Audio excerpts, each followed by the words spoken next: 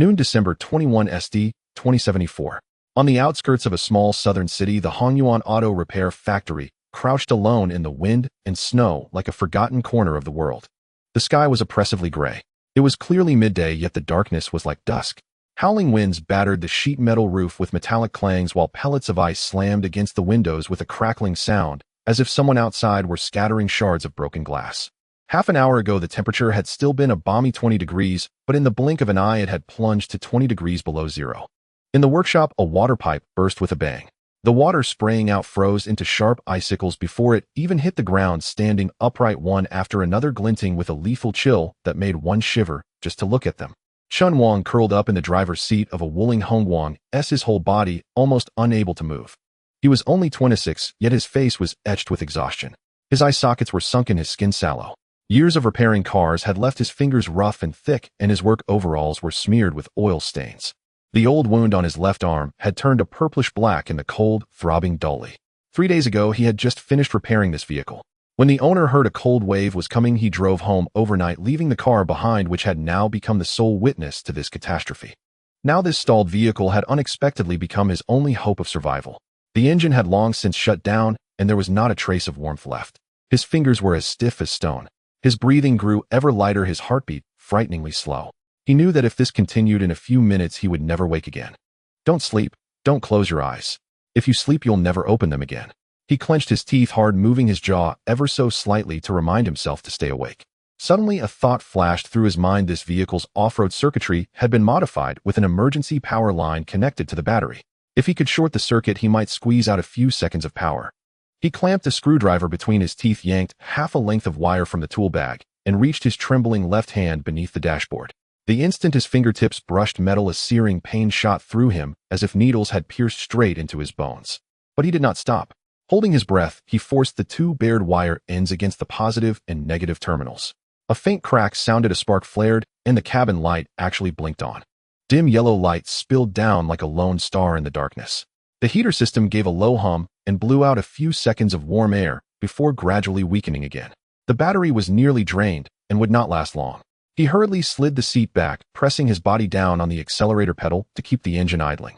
The vehicle trembled lightly, white vapor puffing from the exhaust. Outside the frosted windshield, a thin layer of ice formed. For the time being, he was still alive. Yet he knew this was only buying time. The workshop leaked on all sides. The snow had blocked the gaps under the doors, but the icy wind still forced its way in without pause. Snow on the roof piled ever higher, accompanied by grinding creaks as if it could collapse at any moment. He needed to find a safer place. But he did not even have the strength to stand. As his consciousness grew hazy, a voice suddenly echoed in his mind. It was neither a broadcast nor a sound from outside. It manifested directly. Cold, mechanical, devoid of emotion, detected host's profound understanding of mechanical structures and intense survival instinct under extreme conditions. Spark system initializing. Binding target Wuling Hongguang S. Binding successful. In the next second, a semi-transparent blue screen appeared floating in the air before him, visible only to his eyes. Several lines of text were written upon it. Vehicle status: standby power core uncharged. Survival points 0 SP. Space capacity fixed cabin 4. 2M superscript 3. Map warning: no signal coverage. Chen Wang stared at the panel, and his first reaction was a cold snort. I must have frozen my brain, huh? I've started hallucinating. He had heard that when a person was about to freeze to death, they would see a warm house, hear their mother calling them to dinner, and then close their eyes smiling. He forced himself to blink hard. The screen remained. His hand trembling, he reached out tentatively and touched it. At the instant his fingertip made contact, there was a faint vibration as if he had pressed against a real tablet. Identity confirmed: Chen Wang, qualified user. Remaining life support system runtime 12 hours estimated based on current environment. He drew in a sharp breath, his chest heaving violently. It was not a dream, nor a hallucination. It was real. He still had a sliver of hope. He had no idea where this system came from or what qualified user truly meant, but he understood one thing: this vehicle was now his only lifeline. He clenched his jaw, straightened his back, eased off the accelerator, waited for the revs to drop, then shifted into reverse. The Wuling Hongguang S slowly backed up. He pressed the pedal and turned the steering wheel, inching the vehicle toward the innermost corner of the workshop. 3 walls blocked the wind, there leaving only one side exposed, and the fury of the storm lessened markedly. When the vehicle bumped against the wall, the jolt ran through his whole body, making his teeth ache. He pushed the car door open. The cold wind struck his face like knives. Staggering forward, he shuffled step by step toward the warehouse corner. Their discarded tires and insulating cotton were piled up. He wedged a jack beneath the rolling door to keep it from being crushed by the snow, then tore off strips of insulating cotton to plug the gaps, winding iron wire around them again and again. Every step felt like carrying a mountain on his back. His fingers were long past feeling. He could only haul and pull with his arms. By the time he returned to the vehicle, his lips were purple and his vision blurred. He shut the car door and restarted the engine, pressing down on the accelerator once more. Warm air flowed out of the vents again. Though weak, it was enough to clear his head a little. Leaning back against the seat, he gulped for air. Frost coated the windows, hiding the outside world from view. The engine droned low like a wild beast, exhausted, yet still breathing. The blue interface still hovered before his eyes. Remaining life support system runtime 11 hours, 53 minutes. He lowered his gaze to his own hands. Fingernails, purple skin cracked like the bark of an old tree. Wuling, if you dare stall on me now, I'll haunt you even after I'm dead. He rasped, his voice so faint it sounded like talking to himself. For the first time, he felt that this car was not just a shell of metal, but a companion capable of understanding him. He thought of his father, a man who had driven trucks for 20 years and always said, "Vehicles are more reasonable than people. If you don't mistreat them, they won't abandon you." That sentence had now become the only thing he could cling to in his heart. He raised his hand to touch the watch on his wrist. It had belonged to his father. The watch had long since stopped, yet he still wore it.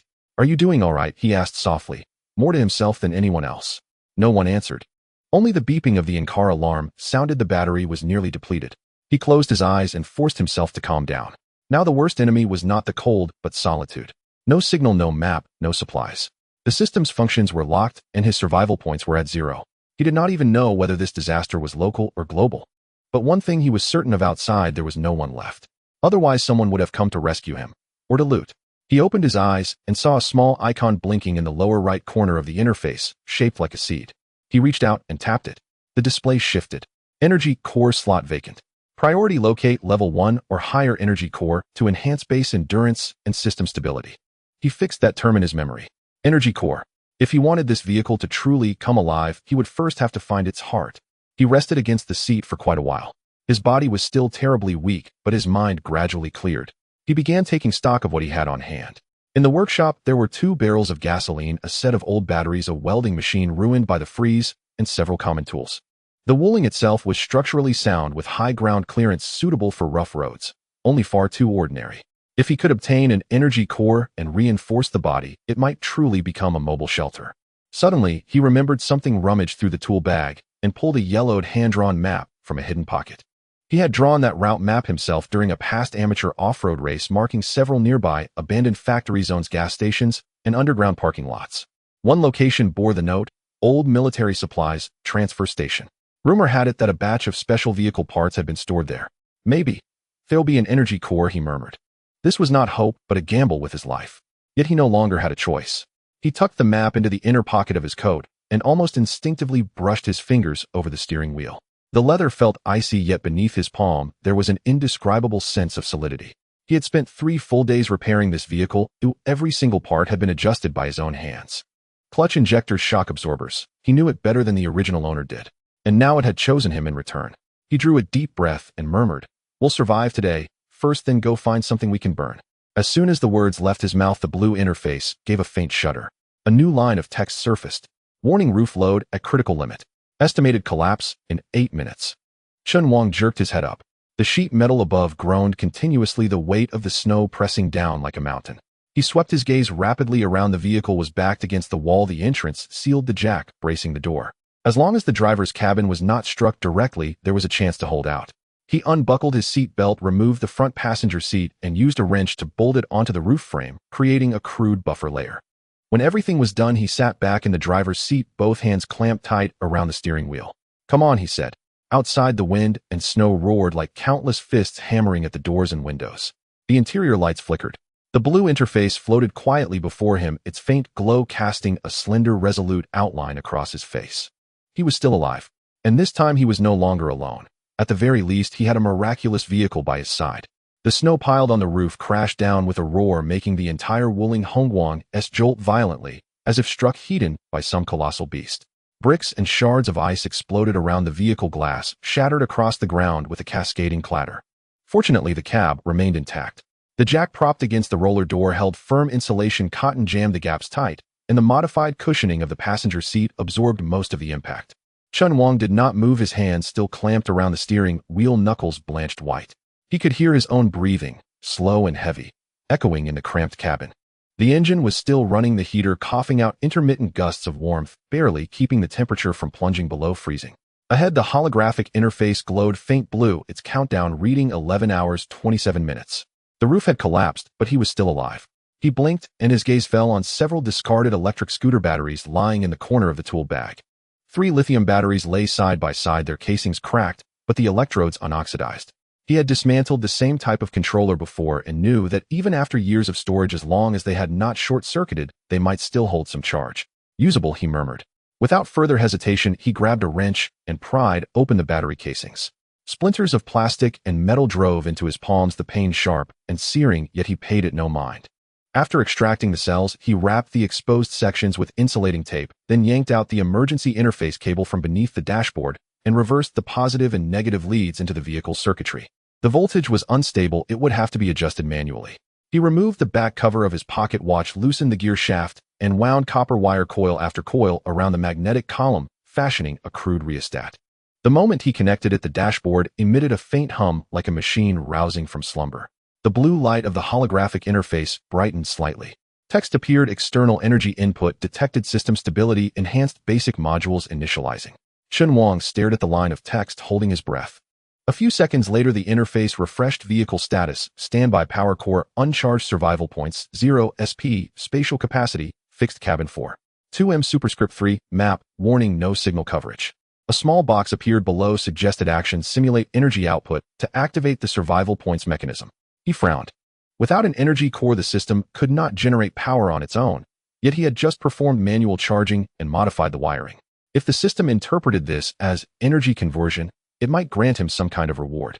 He suddenly recalled watching his father repair cars when he was young, using an old alternator to drive a light bulb and fool the diagnostic instruments. This was no different now, he just needed the system to believe energy was being output.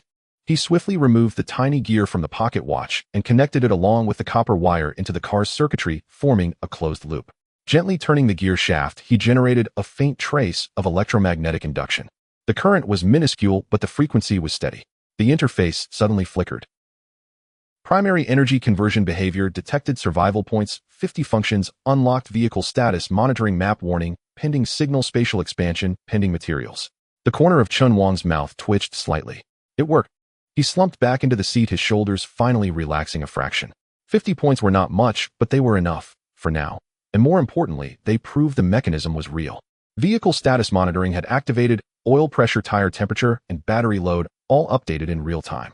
Map warning remained grayed out, marked, awaiting regional signal synchronization. Spatial expansion indicated it required folding components or high-strength alloys.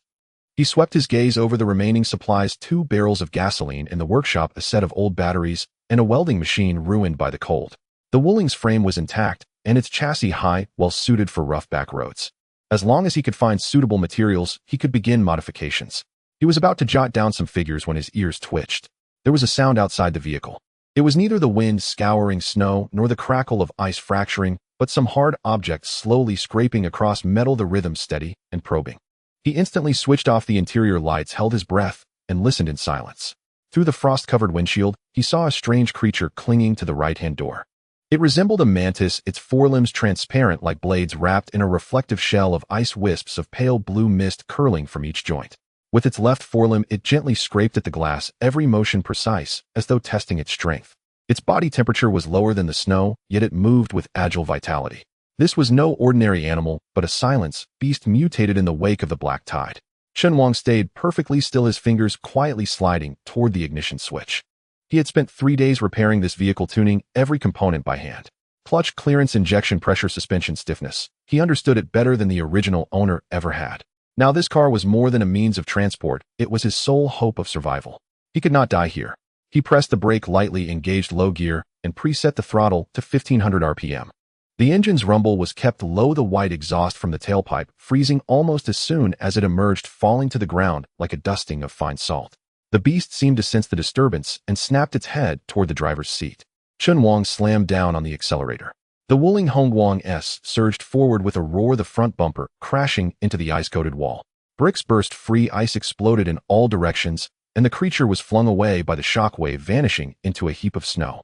The vehicle shuddered violently, the suspension creaking in protest, but the chassis held. Gripping the wheel, Chen Wang used the momentum to keep accelerating, bursting out of the collapsed workshop ruins. Outside lay a world of ashen white. The industrial side road was half buried in snow, the factory buildings on either side reduced to ghostly outlines. The storm had not relented. Visibility was under 20 meters. He opened vehicle monitoring, fuel at 67, tire pressure normal, battery load at 83.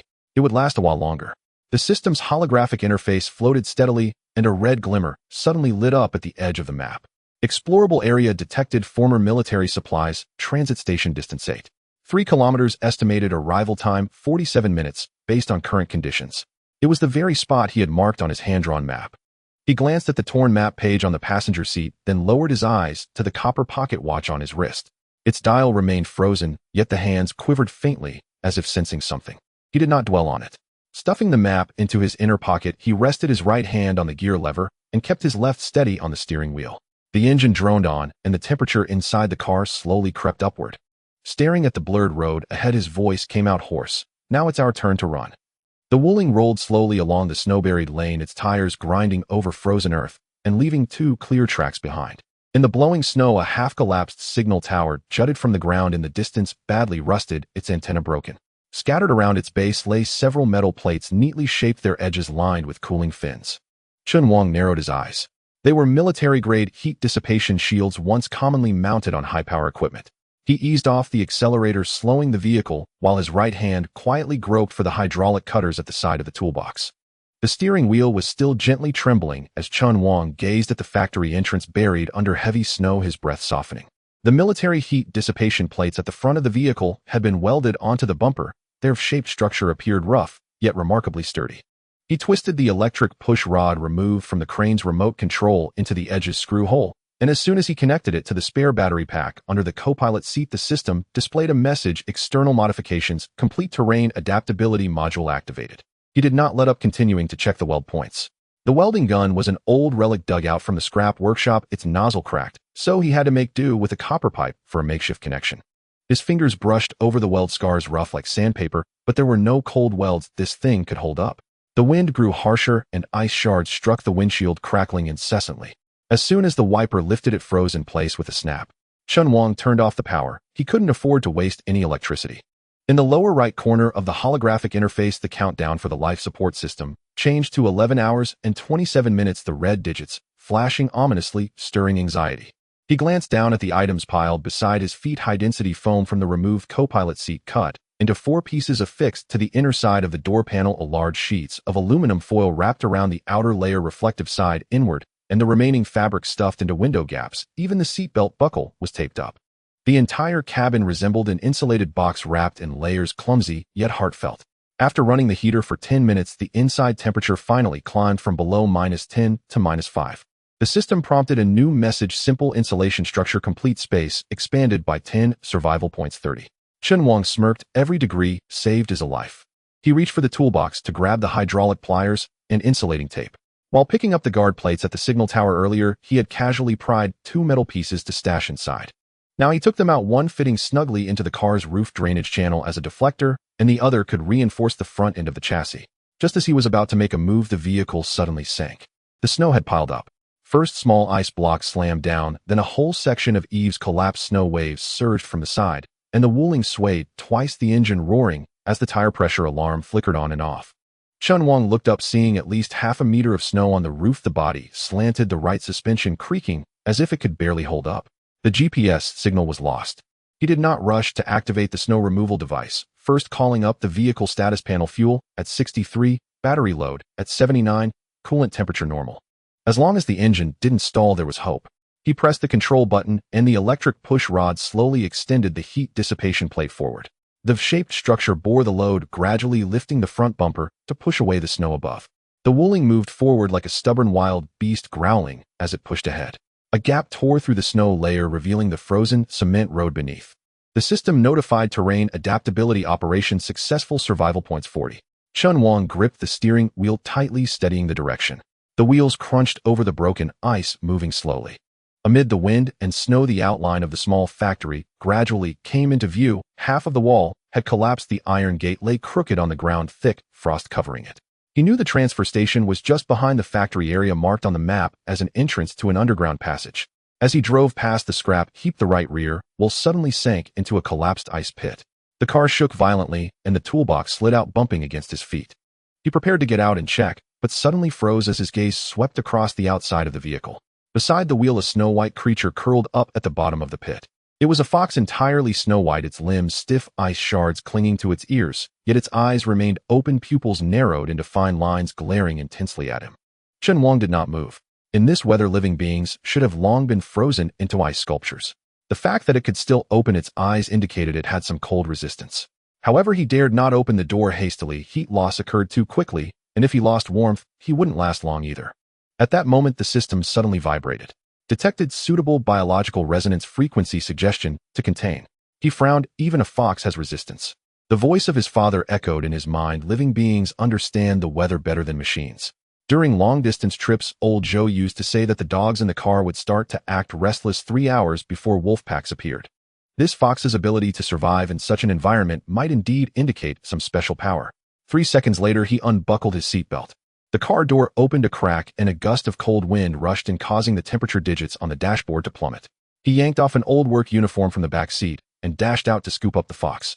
Its fur was as hard as iron, barely giving off warmth, but it did not struggle, only emitting a faint whimper from its throat. Back in the car, he stuffed the fox into the gap of the co-pilot's insulation layer, wrapping its abdomen with a heating pad, and connected the spare battery pack to the circuit. He turned the heater to maximum, directing the air vent toward its position. "If you die, I won't compensate for this gear," he said. The fox lay still, its breathing faint. Chen Wang stared at the system interface, waiting for over an hour. The survival points did not increase, and there were no new prompts. He thought the system had malfunctioned and was about to cut off the power to save energy, when he suddenly noticed the fox's ears twitching slightly. Following that, its head turned toward the northeast, letting out a short, low growl. The system interface refreshed. New member added: white fox, scouting type, survival points 20, unlocked ability, nighttime, heat source detection, radius 50 meters. Chen Wang looked up at the windshield. The snowstorm had lessened, but the sky remained gray. He activated the detection module, and indeed a vague red dot lit up at the edge of the radar, approximately 400 meters away, moving slowly. It was neither a stationary building nor collapsed debris. It was alive. He shifted gears, and the engine roared to life. The Wuling slowly drove out of the scrap area, the snow plow pushing away the snow ahead, the wheels crunching over the ice crust, leaving 2 deep tracks. The white fox still lay in the gap, but its ears remained pointed northeast, like an antenna being calibrated. Chen Wang glanced at his pocket watch. The dial was still stopped, but the hand seemed to quiver a bit more than before. He said nothing, merely lowered the heating pad's power by 15. Energy conservation was a priority, but he couldn't let it die. The vehicle passed through the factory's back door, the entrance to the underground passage, half covered by snow. He didn't stop, driving directly into the snow with the plow, causing the snow to collapse with a crash. The passage sloped downward, entirely dark inside, but with a flat surface clearly of military grade. Just 50 meters in, the system suddenly gave a warning: structural instability risk detected 30 meters ahead. Chen Wang pressed the brake. A faint cracking sound came from above. He looked up to see a crack spreading across the tunnels, sealing the ice layer, peeling off sand and stones tumbling down.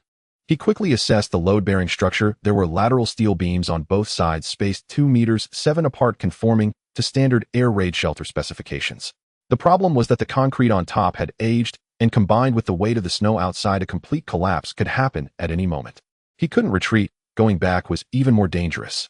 The only option was to accelerate and rush through. He set the throttle to 2,000 RPM while switching the heating pad's power back to the main circuit, ensuring that power would not be affected.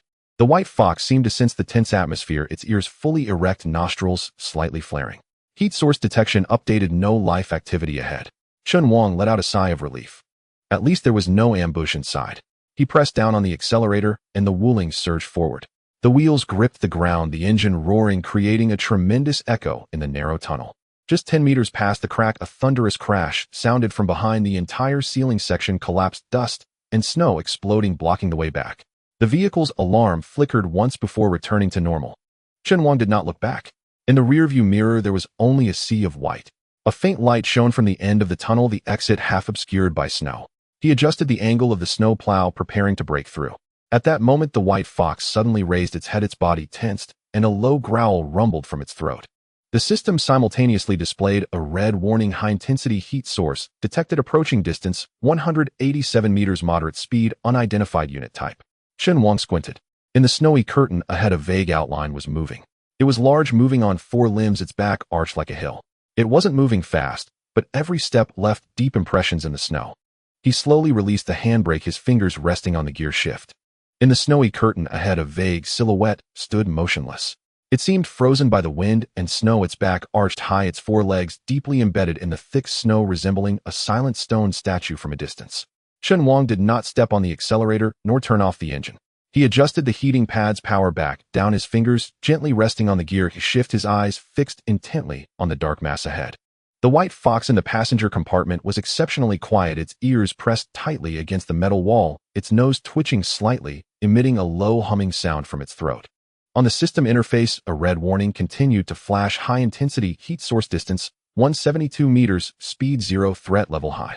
The engine of the Wuling car quietly ran, maintaining an idle state. The thermometer inside the car displayed 4.3, a drop of 0.2 degrees from before. He knew this was the result of the cold air rushing in when breaking through the barrier. No more waiting.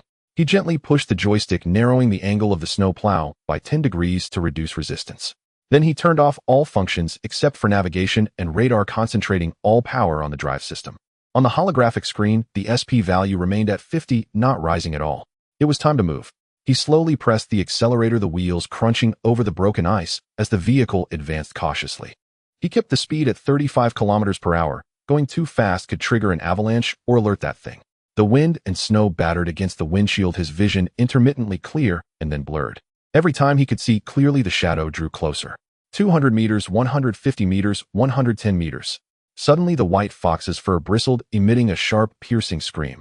Almost simultaneously, the system popped up a new alert: detected secondary heat source approaching, direction, right rear, distance 89 meters, movement speed high.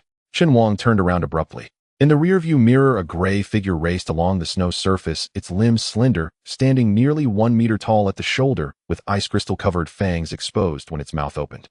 It was a wolf, but not an ordinary one. He immediately realized this was a variant that had emerged after the black tide, capable of surviving in extreme cold fast and adept at pack hunting. But now only one had come.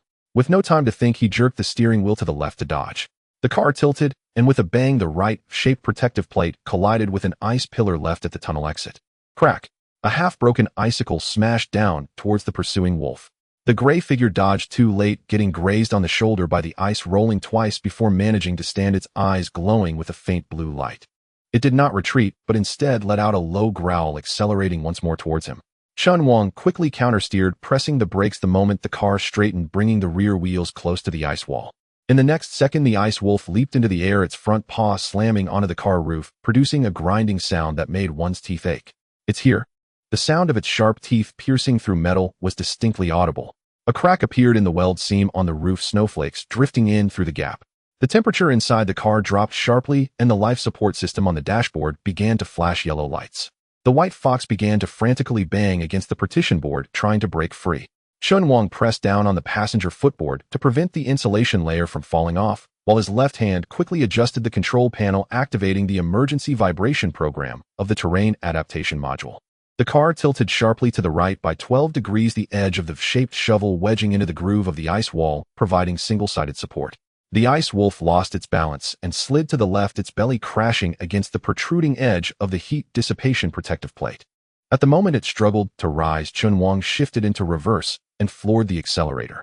The rear wheels kicked up a large amount of snow as the car rapidly retreated, the right rear tire precisely rolling over the ice wolf's still recovering hind leg. A dull thud echoed from the chassis, the sound of bones breaking. The creature let out a wail, still trying to crawl. Chen Wang gave it no chance. Shifting into drive, he straightened the steering wheel, and the Wuling advanced like a bulldozer.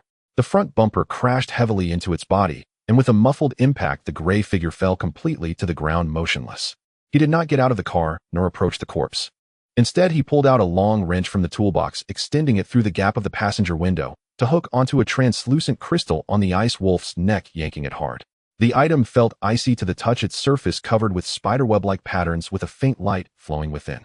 He quickly stuffed it into the isolation compartment under the driver's seat. The system alert popped up: killed ice wolf, normal survival points 80, acquired energy core normal x1. Recommendation: install as soon as possible to enhance power efficiency. Chen Wang exhaled white mist condensing into a thin layer of frost inside his mask. 80 survival points, plus the previous 50 totaled 130 points. Enough to unlock a basic upgrade. Yet he did not rush to operate the interface. Killing one did not mean safety. The white fox remained tense, its ears perked towards the direction of the gas station, continuously emitting low whimpers from its throat. He pulled up the map. The gas station was marked 3.2 kilometers ahead, located at the edge of a collapsed commercial area. According to the system's markings, this had once been a branch point of military supply lines, theoretically still containing fuel and sealed supplies. The current question was whether to go or not. He turned off the headlights, silenced the engine, leaving only the detection module running. The Wuling quietly glided to the top of a gentle slope, using the terrain to observe the target area. The roof of the gas station had collapsed halfway, 3 pillars leaning at odd angles, the fuel tanks frozen and cracked, and the ground was covered with a thick shell of ice. However, several storage cabinets still stood, their doors intact, possibly sealed. Activating infrared scanning. On the screen, 3 red dots moved slowly inside the building, their trajectories regular, converging every 40 seconds, as if on patrol. They weren't wandering randomly, this was organized behavior. Chen Wang stared at the screen, his fingers unconsciously touching the burn scar on his left arm. This rhythm indicated that there was more than one anomalous beast inside, and they had the ability to cooperate. Rushing in would be tantamount to suicide. He attempted to amplify the heat source signal, discovering that 2 of the body temperatures were close to the ambient temperature. The other, however, was over 20 degrees higher, fixed behind the counter. There might be a nest hidden there, or some form of energy source. At that moment, the white fox suddenly lifted its head, its nose flaring, giving a short whimper. It sensed something abnormal beyond the system's detection range. Chen Wang restarted the engine, switched to silent mode, and slowly backed out of the line of sight. The wheels rolled over the soft snow with almost no sound. Only after retreating 800 meters and confirming that the heat source was no longer tracking them did he slightly increase speed. The fuel could still run for 170 kilometers, the electricity was stable, and the energy core he had just obtained could be integrated into the power system immediately. However, what he needed most now was not performance, but information. He glanced at the white fox in the passenger compartment. This little guy not only feared no cold, but could also predict danger in advance. The system described it as a scouting type, or it seemed not to have lied. On the distant horizon, the outline of a half-buried building emerged through the gaps in the wind and snow. The wall bore faded advertisements, and he could vaguely make out the 4 large characters "convenience supermarket." The shelves should still be intact, and the food might not be completely frozen. As long as there were no living creatures guarding it, there would be a chance to quickly go in and grab something. The Wuling continued to move slowly in the southeast direction, the snow plow pushing aside the accumulated snow, the wheels crunching over the ice shell, leaving 2 straight tracks behind. Inside the car, the energy core in the isolation compartment glowed faintly, its pulsing frequency gradually synchronizing with the vehicle. Chen Wang's hand rested on the gear shift, his fingertips somewhat stiff. He moved his wrist, the copper pocket watch he carried had long since stopped, yet still retained a hint of warmth. The headlights cut through the wind and snow, illuminating the increasingly clear entrance of the supermarket. Above the door frame, a rusted metal sign swayed gently in the wind, its edges hanging with long icicles. A rusted chain connected to the bottom of the rolling shutter door, the other end nailed into the wall. The chain was broken in the middle, the door having slid down by a third, revealing a dark tunnel inside. Chen Wang pressed the brakes, stopping about 50 meters from the entrance. He did not turn off the engine or approach. Instead, he switched the detection module to deep scan, quietly waiting for data feedback. The white fox lay at the front of the compartment, its eyes reflecting the faint red light, its ears completely turned towards the gap. At that moment, a mechanical voice suddenly sounded from the car's speaker, detected profound understanding of machinery and a strong will to survive in the host. The fuel warning light flickered on the dashboard, glaring red. Chen Wang stared at the light, his fingers unconsciously tapping twice on the steering wheel, as if to confirm how much longer the car could hold out. He said nothing, but his foot had already eased off the accelerator. The Wuling slowly slid into a sheltered snowbank, and as the engine stopped, the car became silent enough to hear the sound of breathing. The white fox poked its small head out from the seat crevice, its nose pressed against the cold glass, and the breath it exhaled formed a small frost flower on the window. Its ears stood tall, and its eyes squinted into a narrow slit, vigilantly watching the outside. Chen Wang gently tapped, and the system interface appeared before his eyes. The holographic projection was a deep blue, with the vehicle status reading fuel remaining 6.3 liters. At the current consumption rate, it could run a maximum of 47 kilometers. The nearest supermarket was still 3.2 kilometers away. He glanced down at the energy core in the isolation chamber, freshly replaced with a standard model, slowly synchronizing with the power system, its pulse still unstable. If he forcibly activated high-energy-consuming devices, now he might burn out the entire circuit. Only one trip is possible, he murmured, his voice a bit dry. He rummaged through the toolbox and pulled out a roll of aluminum foil insulation from the bottom, tearing it into strips to wrap around his shoe soles for grip, and dragged half a bag of flour from the trunk. The bag had a tear, and the powder floated out, scattering in the wind like snow. He tightly tied the opening, hoisted it onto his shoulder, and opened the car door. A cold wind rushed in, making his clothes flap loudly. Squinting ahead, the outline of the supermarket appeared faintly in the snowstorm. The roll-up door was partially open, the chain broken, and the icicles hanging swayed gently in the wind. He turned off the active detection and left only the passive thermal sensing. He walked lightly, jabbing the snow surface with a wrench with each step to test if it could bear his weight. The white fox followed 3 meters behind him, moving low to the ground, its tail dragging behind like a moving shadow. When he was 20 meters from the entrance, the system suddenly displayed a prompt weak life signal, detected quantity 3, located in the indoor left shelf area. They were not large creatures with very low body temperatures and erratic movement patterns. Preliminary assessment indicated they were small, mutated creatures. Chen Wang stopped, crouched down, and grabbed a handful of snow, compacting it into a solid snowball. He gently threw it to the right. With a bang, the snowball burst, sending up a cloud of dust. There was no movement inside. He circled to the left, stealthily approaching, using a fallen advertisement board for cover. Peering through the crack of the door, he saw the shelves in disarray, the floor littered with frozen packaging and shards of glass. In the left beverage section, 3 small red dots darted about, rummaging through a pile of biscuit boxes. They were ice-field mice. They resembled cats with webbed limbs capable of burrowing under the snow. Generally, they did not attack humans, but when startled, they could spit corrosive saliva. He stepped back a few paces, poured some flour into an empty mineral water bottle, and tightened the lid. Then he took out a broken power line, stripped the copper wire, coiling one end around the bottle while connecting the other end to a small capacitor he carried. It was a simple incendiary device that could ignite upon impact. He tucked the bottle into his coat, hoisted the bag of flour again, took a deep breath, and dashed inside. As soon as his foot hit the ground, the 3 ice-field mice simultaneously looked up. Their eyes were milky white, their mouths stretching to the roots of their ears, and with a kick of their hind legs they lunged at him. Chen Wang hurled the bag of flour. The bag exploded in midair, and white powder instantly filled the air. 2 of the mice were hit in the face and instinctively began to lick. The third one leaped straight for his throat. He turned his head to dodge, blocking with his left arm. The sleeve was bitten through, skin scraped, and it burned with pain. He quickly pulled out the wrench, smashing it onto the mouse's head with a thud. The creature tumbled away and twitched a couple of times before going still. The remaining 2, having just shaken off the flour, were about to pounce again when the white fox suddenly dashed in from the entrance, targeting one of them from behind. With a swipe of its paw, it tore the creature open.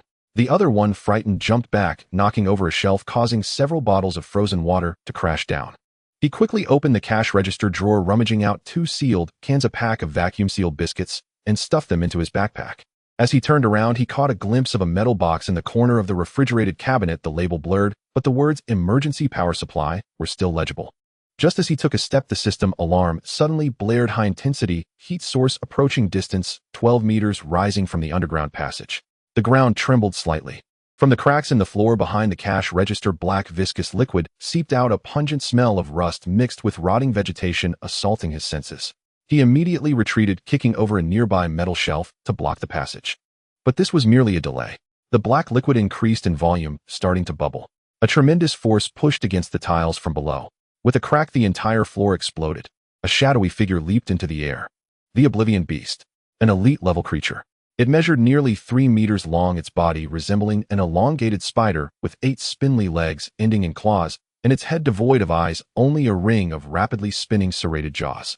As it landed, its 2 forelimbs plunged into the cement, anchoring its body, while the remaining 6 legs spread out in a defensive posture, its mouthparts turning toward Chen Wang. The thermal sensor displayed its core temperature at a staggering 97, far exceeding that of ordinary mutated creatures. This meant it could attack faster, but was also more prone to overheating and losing control. Chen Wang took 2 steps back, reaching for the incendiary device at his chest. But he knew that this rudimentary thing could at most only cause a distraction. It could not kill a creature of this caliber. The white fox crouched low to the ground, its fur bristling. It did not flee, but instead emitted a sharp shriek toward the Oblivion Beast, its unique intimidation sound wave that had previously scared off small ice wolves in the junkyard. The Oblivion Beast hesitated, its mouthparts slowing for a moment. This was the time. Chen Wang pulled the safety off the incendiary device and hurled it at its head. The bottle struck a limb, the copper wire contacting the metal shell, and the capacitor discharged instantly, igniting the flower vapor in the air. Boom! The flames erupted, briefly engulfing its upper body. The shadowy figure thrashed violently, one of its hind legs charred and losing balance. Seizing the opportunity, Chen Wang dashed forward and yanked out the emergency battery pack from the metal box. It was heavy but intact. He also ripped off a section of cable nearby and stuffed it into his backpack. "Let's go," he shouted to the white fox. He sprinted toward the entrance with the white fox closely following. Behind them came the furious roar. The oblivion beast broke free from the flames, dragging its damaged limb and chasing after them, its claws scraping against the ground, creating sparks. Only 5 meters remained to the entrance. He threw the backpack ahead, then rolled out himself. The white fox leaped into the air, landing on his chest to cushion his fall. The oblivion beast lunged for the threshold, but was blocked by an unseen force. The system alert appeared. Terrain restrictions triggered. Target exceeds activity zone determination range, automatically repelling. It turned out that this building still retained signals from military electronic fences. Although most were ineffective, they formed a boundary. The shadow raged against the door, ultimately retreating back into the depths of darkness. Chen Wang lay on the snow, gasping for breath, his face numb from the wind. He opened his backpack to check 2 cans, a pack of biscuits, the emergency battery pack, a cable, and the leftover flour. Survival points 150 popped up. Killed 3 ice field mice, survival points 30. Repelled elite level oblivion beast, survival points 120. Unlocked weapon cache, simple incendiary device, basic. He did not rush to upgrade, instead opening the battery pack casing, connecting it to the vehicle's interface, and attempting to manually charge it. The voltmeter's needle flickered slightly before stabilizing in the green zone. The fuel could last for one more short-distance transfer. Power had been restored to 40%. There was enough food to last 3 days. He returned to the driver's seat and started the engine. The warm air circulated again, gradually warming the car. The white fox crawled back into the crevice, shaking off the snow and curling up. It opened its eyes, gazing at Chen Wang's back, emitting a low rumbling sound from its throat, as if saying it's safe now. Chen Wang glanced at the bag of flour on the passenger seat and suddenly smiled. Heaven's frozen delivery, now even the delivery personnel want tips. He brought up the map, preparing to plan the next route. Just then, a new line of data flashed at the bottom of the system. Anomalous signal source detected, frequency highly resonant with the Wuling vehicle, direction 18 degrees northwest, distance approximately 41 kilometers. He frowned and zoomed in on the coordinates. It was originally an abandoned weather station marked as worthless facility. But now the signal strength was fluctuating rhythmically like a heartbeat. The moment the engine roared to life, Chen Wang slammed the accelerator to the floor. The Wuling Hongguang jolted violently in the snow, the tire treads biting into the icy shell as the vehicle shot forward, as if propelled by a cannon.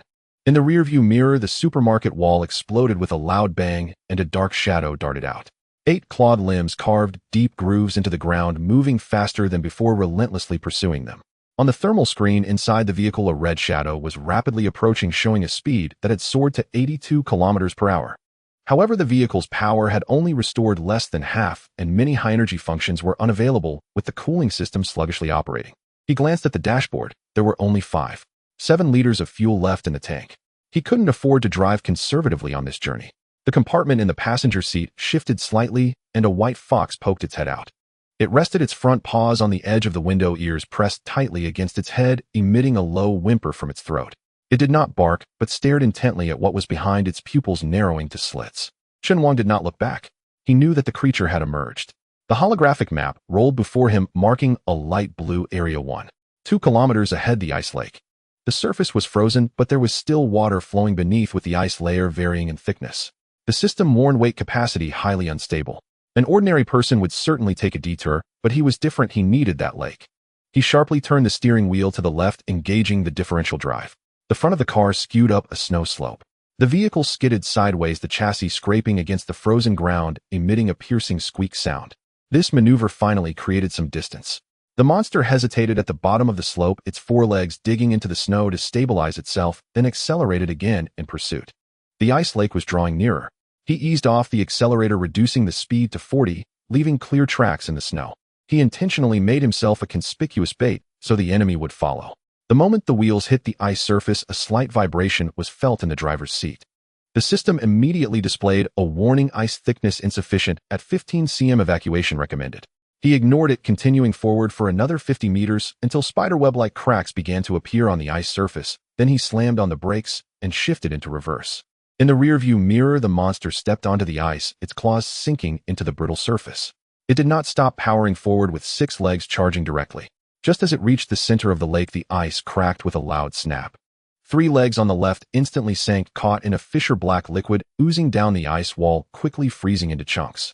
It struggled to lift its upper body, its rapidly rotating mandibles crazily slicing the ice edge, trying to break free. Chen Wang pushed open half the car door, then quickly retreated. The cold wind, laden with snowflakes, stung his face. He knew he couldn't get out of the vehicle. As long as he left the car, he would be exposed within its attack range. He reached for the partition in the trunk and pulled out the last Molotov cocktail. The bottle was cold and the capacitor light flickered weakly. Last time he had relied on flour dust to aid ignition. This time, he had nothing and could only rely on impact to ignite. He had to make the bottle strike its metallic joint, the most vulnerable part. He secured the door, tightly gripping the steering wheel with both hands. His right foot lightly tapped the accelerator, slowly reversing the vehicle, avoiding the most dangerous ice area. The system-worn center of gravity shifted right front wheel at risk of suspension. Before he could finish, the ice surface exploded again. A cold gust erupted from below, carrying shards of ice and black liquid rushing towards the right front wheel of the Wuling. The ground collapsed, causing the vehicle to tilt sharply, the right front wheel hanging in the air, while the left rear wheel pressed firmly against the ice. An alarm sounded. Center of gravity unbalanced, will roll over if not corrected within 32 seconds. The white fox was thrown under the driver's seat, its limbs clinging tightly to the carpet, emitting urgent whimpers. Chen Wang braced himself against the center console with his left hand, while swiftly adjusting the differential control knob with his right. The snow track reversed the left front, while slowly moving, attempting to find a stable point. Time was running out. He released the button sharply, turned the wheel, completing a 180-degree spin using inertia. The vehicle rotated its rear, facing the monster with the left rear, while pressing firmly against the ice, stabilizing temporarily. There was only one chance. He rolled down the window 20 centimeters and single-handedly tossed the Molotov cocktail towards the ice surface. The bottle glided smoothly, heading straight forward. The monster sensed danger and desperately twisted its body to retract its remaining limbs. Too late. The bottle accurately struck the exposed metallic skeleton at the break of its left front leg, exploding with a bang. Copper wires and alloys sparked as they rubbed together, igniting the fuel. Flames swiftly spread along the black liquid, instantly engulfing its torso. Hiss! That sound was not like a beast, but more like high-pressure gas leaking. Its mandibles spun out of control, scattering sparks as it sliced through the ice. Its struggles made the cracks widen, and the entire ice surface began to collapse. Chen Wang immediately shut the window, preparing to evacuate. But the vehicle was still tilting, the engine humming, power output unstable. The system alerted. Core temperature of target drastically dropped, life signal lost. The ice layer completely collapsed, the shadows sinking to the lake bottom, leaving only boiling bubbles and floating charred debris. The wind and snow quickly covered all traces. He released the accelerator, allowing the engine to idle. The warm air duct trembled gently as the temperature inside the car slowly began to rise. The white fox emerged from beneath the seat, shook its fur, and nestled against his arm, rumbling softly in its throat. Chen Wang remained still, staring at the newly appeared black hole in the center of the ice, his fingers unconsciously stroking the pocket watch against his chest. The copper watch had long since stopped, but he would always touch it before making any decision. Survival point 300 received. The system popped up a new prompt: acquired exquisite energy core 1, install immediately. He clicked confirm. The storage compartment opened automatically, revealing a dark blue core module. As the interface connected, blue light spread along the circuit patterns, refreshing the holographic display. Power limit increased by 18. Energy efficiency optimized to level B. 5. 1 liters of fuel remained. Battery charging at 47. Weapon inventory showed Molotov cocktail 0. He pulled up the map. In the northwest by north 18 degrees direction, the signal source was still pulsing. The frequency was stable, the intervals precise, as if some kind of timing device was at work. The car remained. He remained alive. Yet he couldn't understand why that annihilation beast had pursued him. After the failure of the military fence, it should have retreated to the underground passage. But it did not. It broke through the wall and charged directly at the Wuling. Was it because of the heat source? Or? He looked down at a line of small text at the bottom of the system interface. The signal frequency matched the resonance frequency band of the Wuling at 98.6. This number could not be a coincidence. The white fox suddenly raised its head, ears perked, its gaze fixed upward at the roof of the car. There was nothing there, just snowflakes falling on the metal, melting, then refreezing. Chen Wang reached out to disable all external detection modules. The vehicle fell silent, with only the low hum of the engine remaining. He pulled up the installation log of the exquisite core, checking the initialization parameters line by line. The third line contained an abnormal record-bound instantaneously received unknown pulse signal source direction northwest by north 18 degrees duration 0.7 seconds. The timestamp coincided exactly with the moment the ignition system was activated. He slowly sat upright, his fingers hovering over the control key. That abandoned meteorological station, originally marked as worthless facility. But now it not only emitted a signal, but perhaps had long since locked onto this vehicle. He reopened the map and zoomed in on the coordinates. The terrain surrounding the meteorological station was complex with remnants of underground pipelines and old communication tower bases. It was suitable for hiding equipment and ambushing. The Wuling's tracks needed repairs. The right front suspension had deformed slightly due to the previous collapse. If not addressed, it would pose problems for the upcoming off-road journey. He did not rush to set off. Instead, he opened the maintenance panel and took out the hydraulic pliers and spare bolts. As soon as he held the tools, an old injury in his wrist began to throb. It was a burn from 3 years ago while repairing a heavy truck scalded by a high-temperature oil pipe. It would ache in extreme cold weather. The white fox lay by his feet, its tail gently wrapping around his left ankle, as if trying to warm him. He unscrewed the chassis guard screws, checking the drive shafts one by one. The tension of the tracks was normal, but the right shock absorber was slightly leaking oil. He replaced the seal and tightened it again. After finishing these, it was already dark. The wind had calmed down, but the snow fell thicker. He returned to the driver's seat and initiated the self-check program. The system reported vehicle status restored to 76, capable of executing low-intensity mobility tasks. He had accumulated enough survival points for an upgrade, but he did not confirm. Upgrading required a significant amount of power, and the current energy level could not support a complete overhaul. He stared at the holographic interface, his fingers slowly tightening. That battle just now was not a coincidence. That annihilation beast had been lured here, and perhaps the bait was this very vehicle. He pulled out the key, turning off the engine. The warm air ceased, and the temperature inside the car began to drop gradually. Outside, snowflakes pelted the metal, the sound dense like rain.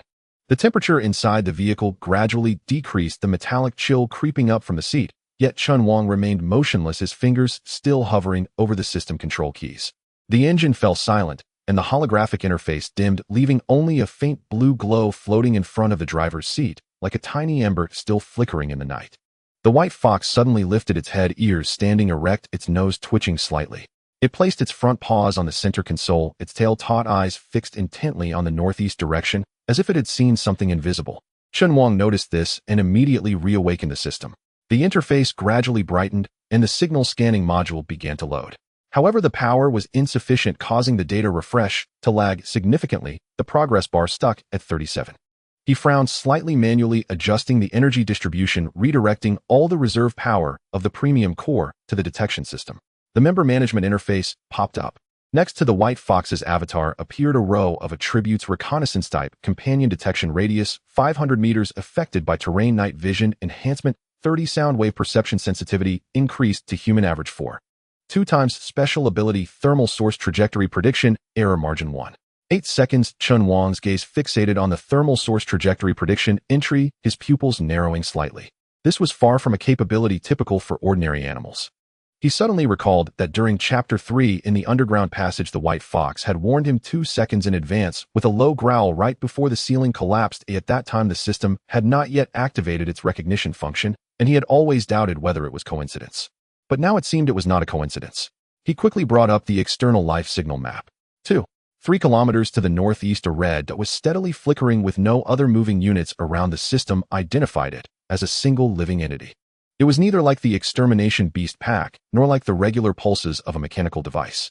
The white fox emitted a low, vibrating sound from its throat, its ears constantly adjusting angles, as if trying to capture some inaudible sound. Chen Wang promptly opened the map marker, drawing 3 warning circles around the red dot. A thought crossed his mind: over there is the abandoned municipal hospital. He remembered the structure being relatively intact. The pharmacy and basement might still hold some resources. Yet the last scan had clearly shown no one there. How could there suddenly be a signal now? He switched back to the signal tracing module, reviewing the log records from the moment the premium core was bound. That anomalous pulse appeared again, originating from 18 degrees northwest, lasting for 0.7 seconds with a frequency match rate of 98.6 with the Wuling resonance frequency band. The timing was precisely at the moment the ignition system was activated. He slid his finger to mark the weather station coordinates in red. The fact that they could be locked onto indicated that there was long-range detection technology, and they might have even set up a beacon. Approaching recklessly would be tantamount to courting death. Moreover, the life signal from the hospital was newly emerged, its fluctuations stable and non-aggressive. More importantly, the alertness of the white fox pointed in that direction, not towards the weather station. He looked down at the passenger seat. The white fox had already crouched down, but its eyes remained wide open, ears constantly twitching, as if listening for some invisible signal. "Are you on alert?" he asked softly. The white fox did not respond, merely turning its head slowly, giving him a glance with one eye before looking forward again. Chen Wang fell silent for a few seconds, reaching for the spare battery pack beneath the maintenance panel. He removed 2 emergency capacitors, connecting them to the main control circuit, forcibly boosting the system's power. The holographic interface refreshed faster, displaying a survival point balance of 820. Upgrading the space expansion required 1,000 points, still not enough. Unlocking the machine gun required 600 points, but the current energy was unstable. Firing a few shots would necessitate a halt. The most practical option was still to enhance the life support system, first ensuring warmth and oxygen supply during prolonged travel. However, he did not rush to click on the upgrade. What was most important now was to clarify 2 things. First, whether the white fox's reconnaissance ability was reliable. Second, whether the signal from the hospital was worth the risk of a trip. He took out a portable thermal sensor and connected it to the vehicle's system for comparison. Once activated, the sensor indeed detected a faint residual body temperature to the northeast, approximately 36.7, consistent with human characteristics. Yet the signal was stationary, not suggesting movement, more like asleep or in a coma. Was it a survivor? Or a trap? He recalled encountering the icefield mice in the supermarket. Those low-level mutated creatures could also simulate life signals. One could not fully trust the data. Just then the white fox suddenly stood up, its front paws pressing against the windshield, emitting a very short cry. It did not sound like a warning, but rather like it had confirmed something. Chen Wang immediately retrieved the environmental audio record from the past 10 minutes. In the playback, apart from the sound of wind and snow striking the vehicle, a very subtle vibration wave was indeed captured at 6 minutes and 13 seconds with a frequency below 20 Hz, belonging to infrasound waves inaudible to the human ear. At that moment, the white fox's muscles exhibited a tense reaction for 0.3 seconds. He turned off the recording and took a deep breath. This was no coincidence. He decided to abandon the pursuit of the weather station. The risks were too high, the intelligence unclear, and with no support it did not align with his principles. In contrast, the hospital was closer, the terrain familiar, and with the white fox acting as an alert radar, the chances of success were greater. He restarted the engine. The motor emitted a low hum as the warm air ducts began to heat up.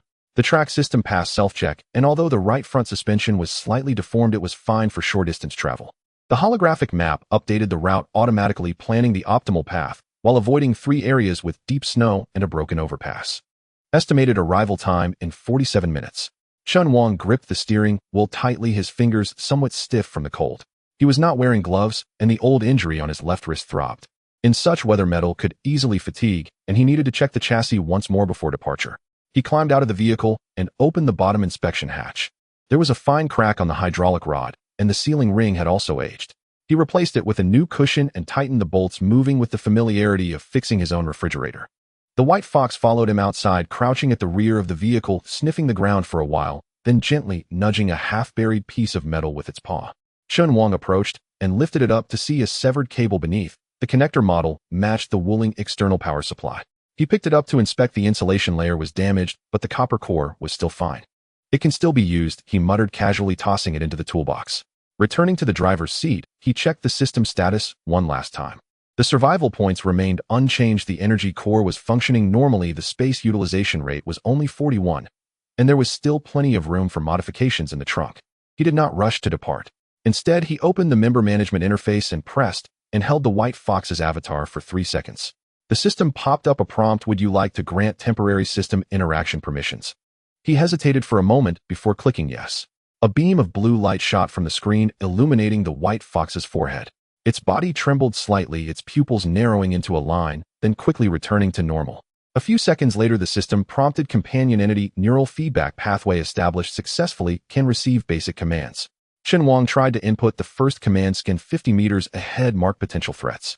The white fox's ears swiftly turned towards the front of the vehicle, its limbs slightly bending, nostrils flaring. 10 seconds later, it lifted its right front paw and gently tapped the lower right corner of the windshield. Chen Wang followed its gaze. All he could see was a thin layer of snow revealing nothing. He zoomed in on the thermal imaging to enlarge the area, noticing some distortion at the edges of the image. It turned out that a drainage cover was buried under the snow, and the cavity beneath might be hiding something. He nodded. The ability was real. Well done, you are quite capable, he said. The white fox ignored him, jumping back into the passenger seat, curling up into a ball, its eyes still wide open. Chen Wang closed the door, shifted into gear, and pressed the accelerator. The Wuling Hongguang S slowly started its tracks, crunching over the ice shell, producing a muffled crack sound. The vehicle turned its direction, heading northeast. On the holographic map, the red dot of the hospital pharmacy was drawing closer. The navigation displayed the remaining distance: 8 kilometers. The interior of the vehicle was very quiet, only the low hum of the motor and the sound of wind and snow brushing against the vehicle's body. Suddenly, the white fox opened its eyes, ears flattened, its tail fluffed up like a dandelion. At the moment the car lights dimmed, the snowy ground outside fell into an eerie silence. Chen Wang had not even waited for the car to come to a complete stop before his hand was already resting on the door handle.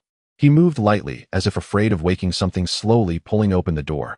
The white fox crouched by his leg, its ears twitching slightly, tilting 15 degrees towards the main building of the hospital, its nose gently quivering. He took out a portable thermal sensor from the trunk and connected it to an emergency power supply. The screen flickered to life. A fragmented infrared signal seeped through the crack of the pharmacy door at the end of the corridor, showing a temperature of 36. For fluctuating every 7 seconds, not resembling a living person nor natural heat dissipation, but rather like some machine intermittently operating. Let's go, he whispered. The white fox swiftly slipped through the door crack, its paws stepping on the broken glass without making a sound. Chen Wang followed closely, pressing his back against the wall, the patch on his work pants brushing against the peeling wall. Inside the pharmacy, the shelves were toppled, medicine bottles scattered everywhere, most of them frosted over, and the labels were illegible. He maneuvered around a pile of collapsed force stands and found an X-ray machine in the corner, its casing intact, the control panel uncracked, and the interface model surprisingly compatible with the modified module from Wuling. Suddenly, a line of text appeared before him: detected modifiable equipment, X-ray imaging unit. Potential use: resource scanner prototype. Modification conditions: requires mechanic skill support, current team not qualified. He stared at the words not qualified for a few seconds, tapping his fingers on the edge of the toolbox. This machine was useful, but now there was no one to adjust the parameters. He took out a marker and drew a triangular mark on the side of the machine, then tore a page from his notebook, writing down the voltage range and interface specifications, which he stuffed into his inner pocket. Just as he was about to leave, the white fox suddenly crouched low, its front legs slightly bent, its tail stiff and straight. Chen Wang immediately turned off the thermal sensor, holding his breath. A faint sound of electricity crackled beneath his feet, the frequency stable around 50 hertz. It was not a power leak, but a continuous power supply. He looked down at the ventilation duct, the iron grating frosted over, but the air wafting out below carried a faint smell of diesel. Is there power? He touched the insulated pliers at his waist. The white fox's ears turned towards the basement entrance, gently tapping its front paws twice. He walked east along the corridor, avoiding the gaping hole in the dome of the central hall. The iron door of the stairwell was locked with 3 chains, the padlock heavily rusted. He first wedged a crowbar into the first lock clasp, pulling hard, and with a click the lock snapped. The second lock shaft was deformed. He switched to hydraulic pliers to cut it, and for the third, he simply unscrewed the hinge screws. Each action was performed slowly, fearing the metallic clatter would echo. The door opened, and a blast of cold air mixed with the smell of machine oil rushed out. The flashlight beam cut through the darkness, illuminating a row of vertical distribution cabinets, their indicator lights blinking green. Further ahead, 2 diesel generators stood side by side, the fuel tanks still holding 57, the cooling lines intact, and the control panel screen flashing standby connectable. A system prompt popped up: detected available energy facility, take control. Take control. The ground vibrated with a low hum as the units began self-checking the lights on the dashboard, illuminating one by one. 5 seconds later, a stable current began flowing back through the cables, awakening the entire hospital's power system. The holographic interface of the ignition system also refreshed survival points: 200 unlock space expansion, secondary authority, electrically powered folding structure, internal living area, expanded to 3 times that of the original vehicle. Warning: current power load only supports basic lighting and short-term high-energy devices operation. Chen Wang did not rush to check the upgrade details. He activated the video function on his phone, recording the operation process at the control panel, then used a multimeter to measure the output voltage, carefully noting it down in his notebook. How long this generator set could last depended on the diesel supply and maintenance conditions. But for now, he only needed it to run long enough to allow Wuling to complete a charge. The white fox walked to the innermost corner of the wall, scratching at a pile of moisture-proof sandbags. Underneath, a metal cover plate was revealed, secured by bolts at each corner. He squatted down to unscrew it, and lifted the cover plate, revealing a set of spare batteries, 12 lead-acid batteries connected in series with a stable voltage of 118 volts. "It can still be saved," he whispered.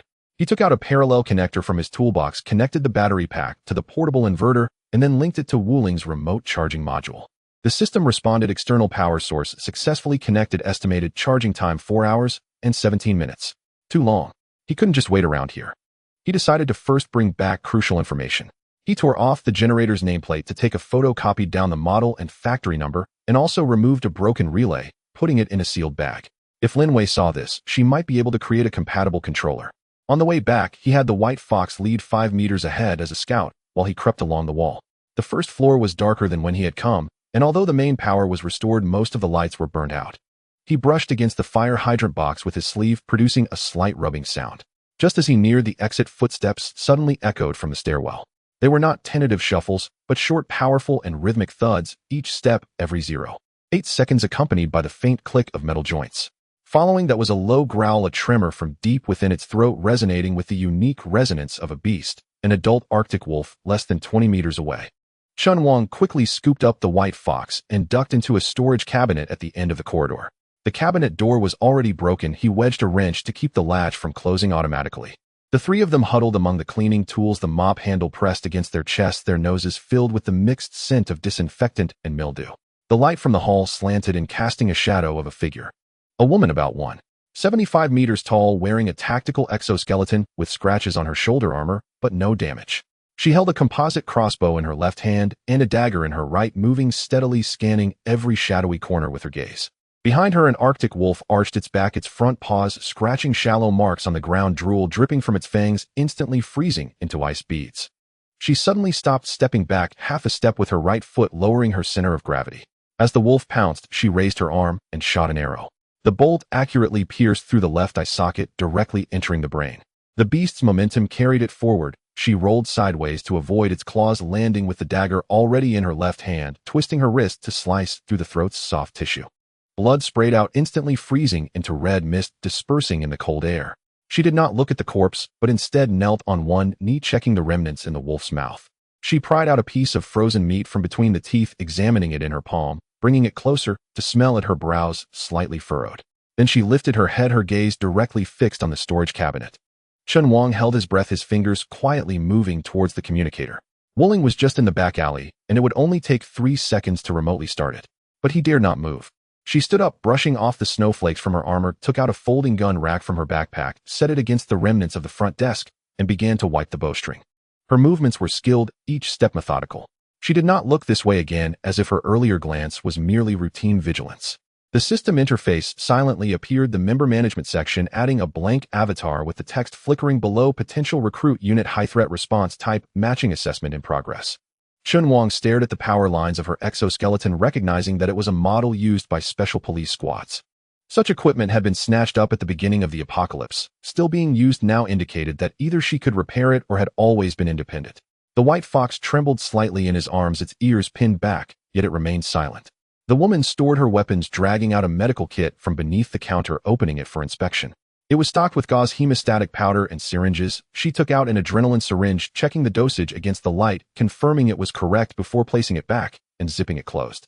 She surveyed the hall, then finally walked towards the elevator shaft. It was piled high with rubble, but she crouched down to clear away the debris, revealing a vertical maintenance ladder. She tested the anchor points, nodding slightly, evidently planning to go down to the basement. Just then the copper watch on Chen Wang's wrist gently trembled. He looked down to see tiny water droplets forming along the inner edge of the watch glass, slowly spreading out. The copper needle trembled gently for 3 seconds, and a droplet of water slid down the edge of the glass, leaving a wet mark on the cold metal case. Chen Wang quickly retracted his hand into his sleeve, using his thumb to wipe away the remaining water stains. The rising temperature indicated that the accumulated snow was becoming increasingly unstable. The underground structure of the hospital might not withstand for 2 hours, and a secondary collapse could occur at any moment. Chen Wang no longer pondered further and quickly picked up the White Fox, hastening through the corridor. The soles of his shoes crunched on the shattered tiles, making a soft clack-clack sound. As he passed by the storage lockers, he casually stuffed a wrench into his tool bag. Although he hoped not to use it, it was better to be prepared. The wind outside had lessened, and the snow surface had formed a thin layer of ice, reflecting a faint light. He could vaguely see the Wuling Hongguang parked at the corner of the alley. The snow on the car's roof had melted into a shallow groove due to the heating layer, as if someone had drawn a circle. Suddenly, the white fox turned its head, ears pressed down, and alertly gazing to the left. Chen Wang immediately stopped and crouched against the wall. 300 meters away, behind the broken wall of an abandoned gas station, there were new marks on the ground, grooves left by a tracked vehicle, deep and continuous, heading straight towards their parking position. He fished out an emergency battery from his tool bag and connected it to the remote control. Data flashed on the screen: battery at 78, fuel at 4. 9 liters, life support system functioning normally. Let's go, he whispered, quickly crossing the open space while holding the white fox. As he approached the car, his finger was already pressing the unlock button. The car door opened silently. He first placed the white fox in the passenger seat before flipping himself into the driver's seat and starting the engine with a single press. The engine let out a low rumble, and the holographic interface emerged from below the windshield, scanning for external threats. No anomalies. The car slowly backed out of the alley and turned onto the main road. Just past the intersection, a snow mound exploded on the left, and a modified snowmobile burst forth, its treads grinding over the icy shell, producing an ear-splitting screech. Immediately, shadows flickered behind the abandoned buildings on either side, and 2 more snowmobiles encircled them, their headlights shining brightly, flooding the driver's cabin with blinding light. Chen Wang instantly turned off the interior lights and gripped the steering wheel tightly. In the rearview mirror, 3 vehicles formed a triangular formation, maintaining a distance of 15 meters, their movements synchronized, clearly indicating a trained hunting tactic. The lead figure wore a thermal mask, revealing only a pair of eyes. He held a metal rod in his right hand and made a downward cut gesture with his left. The first snowmobile on the right accelerated towards them, the rider tossing out a hook-laden iron net. Chen Wang slammed down on the accelerator. The car lurched forward half a meter, the net barely skimming the roof, the hooks scraping against the solar panel with a sharp screech. A system prompt appeared: shield layer depleted by 5. The second vehicle approached from the side, the rider raising a homemade electric spear, aiming directly at the tire. Chen Wang suddenly released the accelerator, causing the car to slow down abruptly. The opponent charged in 2 aggressively, and their attack missed the angle. Seizing the opportunity, he sharply turned the wheel the left while crashing hard into the snowmobile's support, producing a loud clang and sending sparks flying. The snowmobile flipped into the snow ditch motionless. The remaining 2 vehicles immediately widened their distance, repositioning to surround them again. The white fox in the passenger seat growled quietly, its front paws scratching at the window. Chen Wang glanced at it, noticing its pupils had narrowed into slits, indicating a state of high alert. He quietly cracked the window open a slit and whispered, "Wait for me to slow down." Before he could finish speaking, the third snowmobile high-speed cut in from the right, the rider throwing a smoke grenade, which exploded in front of the car, instantly filling the air with thick smoke. Chen Wang slammed on the brakes, the car skidding sideways. Amidst the smoke, he heard the sound of treads closing in. Just as the opponent was about to collide, the car door burst open with a bang, and the white fox shot out like an arrow, lunging straight for the calf of the right-side snowmobile rider. The man let out a startled cry, instinctively lifting his leg to shake it off, but ended up losing his balance, tumbling into the roadside snow pit along with the bike. After landing, the white fox quickly retreated, nimbly leaping onto the engine hood, its tail held high, and in its mouth was a piece of severed metal chain. The tether the opponent had tied around his ankle for stability and control. Chen Wang did not give them a chance to breathe. Engaging the low-speed gear, he slammed the accelerator, and the Wuling Hongguang S, with its reinforced chassis and snow mode, forced its way out of the tight spot, charging onto an old road buried by wind and snow. Behind him came shouts and the roar of engines as the 3 vehicles regrouped and pursued. The road surface began to soften, wet snow rising where the tires passed, indicating that the frozen ground was thawing. Chen Wang focused on the map. 800 meters ahead was a natural ice ditch 4 meters deep and less than 6 meters wide, flanked by steep rock walls, only allowing 1 vehicle to pass. He deliberately slowed down, allowing the pursuers to close in slowly. The 3 men thought he was on the verge of collapse and immediately accelerated to encircle him. 50 meters before entering the ice ditch, Chen Wang suddenly activated the rear fog spray system, releasing a mixture of snow-melting agent, instantly making the road as slick as glass. In the next moment, he charged full speed into the bottom of the ditch. The first snowmobile followed closely behind, losing traction and getting its front wheel stuck on the edge of the slope. The second one attempted to maneuver around, but slipped on the ice, flipping and crashing into the rock wall. The last vehicle couldn't stop in time, crashing into the wreckage of the first vehicle, the 3 riders tumbling into the snow pile, unable to get up for quite a while. Chen Wang stopped at the bottom of the ditch and looked back. The three marauders struggled to get up, the lead figure removing his mask, revealing a prominent old scar running down from his brow bone, his gaze fixed sharply on Chen Wang's car, his breath turning into white mist in the cold air. A system prompt appeared, deterrence level 10. He paid no heed and first checked the car's condition. The right front wheel guard was slightly deformed, but did not affect driving. Energy was stable, survival points at 120, resulting from successfully escaping and cleverly utilizing the environment. Just as he prepared to turn around and leave, he found the other end of the ice ditch blocked by an avalanche with chaotic rocks and broken logs piled tightly, needing at least half an hour to clear. The white fox jumped onto the dashboard, pressing its nose against the glass and emitting a low vibration from its throat. Chen Wang sensed something was wrong and immediately turned off the engine, bringing silence inside the car. A few seconds later, he heard a faint metal scraping sound from above. He looked up to see a thick layer of snow accumulated at the top of the rock wall, but one area was slightly darker, as if it had been disturbed recently. He switched to thermal scanning mode, and indeed detected two weak heat sources hiding beneath the icy eaves. This was not a natural phenomenon. Someone was lying in ambush. He swiftly changed channels, encrypting and sending the coordinates to a preset relay station. This was a skill he self-taught before the apocalypse, using abandoned base stations for frequency hopping transmission, making it impossible for anyone to trace the source. Next, he disassembled the mechanical arm component beside the driver's seat, installing it on the roof bracket, adjusting the angle to aim at the icy eaves. This device wasn't a weapon, but when activated it would deploy heavy equipment enough to intimidate. The white fox lay at his feet, ears constantly swiveling, listening to the sounds of the wind above. The noise from above ceased. 2 minutes later, a snowflake landed on the windshield, slowly melting. Then came the second, the third. Increasingly more, but not because of the wind. It was the weight overwhelming the support. Chen Wang slammed down on the accelerator, pushing the car forward. Almost simultaneously, the entire segment of ice eaves collapsed with a thunderous crash landing where he had just parked, shards of ice flying and the shockwave jolting the car several times. Before the smoke and dust cleared, he had already reached the avalanche's blockage point. The mechanical arm activated the high-speed rotating saw blade, cutting into the tree trunk's connection point, and the Wuling slowly advanced, pushing the obstacles one by one into the ditch. The last boulder tumbled down, finally clearing the road ahead. Chen Wang glanced at the white fox in the passenger seat. It was licking the blood off its forepaw, injured while biting through the metal chain. "You're officially hired now," he said softly. The white fox raised its head, giving a gentle hum, as if in response. He gripped the steering wheel again, his fingers feeling somewhat stiff.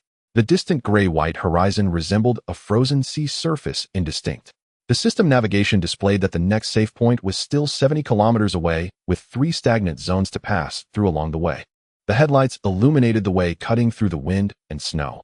The engine sounded steady, and the Wuling Hongguang slowly drove out of the ice ditch, leaving 2 clear and firm tracks in the snow. The wheels rolled over the last broken piece of wood, and the chassis of the Wuling Hongguang slowly climbed up the slope at the exit of the ice ditch. Chen Wang's finger remained at the edge of the holographic screen, not retracting. The engine hummed softly, the vehicle vibrating slightly. 10 meters ahead was a nearly vertical ice cliff resembling a frozen waterfall, glinting with a cold, eerie light. The white fox in the passenger seat laid down. The blood on its front paws had dried, leaving several dark red marks. Suddenly it raised its head, pressed its nose against the glass, and emitted a short, low whimper from its throat. Chen Wang immediately slammed on the brakes. In the rearview mirror, 3 figures were crawling up from the bottom of the ice ditch. One carried a Molotov cocktail, another brandished an electric spear, while the one in the middle held a serrated dagger with the blade pointed downward. "Trying to block my way," Chen Wang murmured, swiping his finger to activate the special module. The icon for Snow Tread's activation pending flashed with a yellow light. He confirmed, and the system began the countdown, power coupling in 5-4. Click, click, click. 3 metallic clashing sounds came from the chassis. Hydraulic rods extended and rubber treads slid out from both sides of the vehicle, rotating half a turn before landing steadily. The car trembled slightly as if it had changed its breathing rhythm. Snow Tread's activated traction increased by 300. The people outside quickened their pace. The Molotov cocktail was ignited, and the flames illuminated the ice wall, casting shadows that danced like phantoms. 3.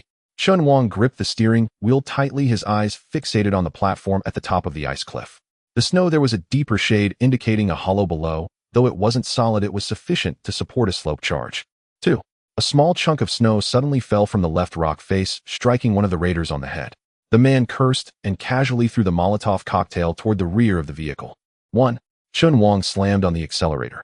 The treads surged with power. The front of the vehicle lifted, the front wheels left the ground, and the entire car jolted forward like a slumbering beast suddenly awakened.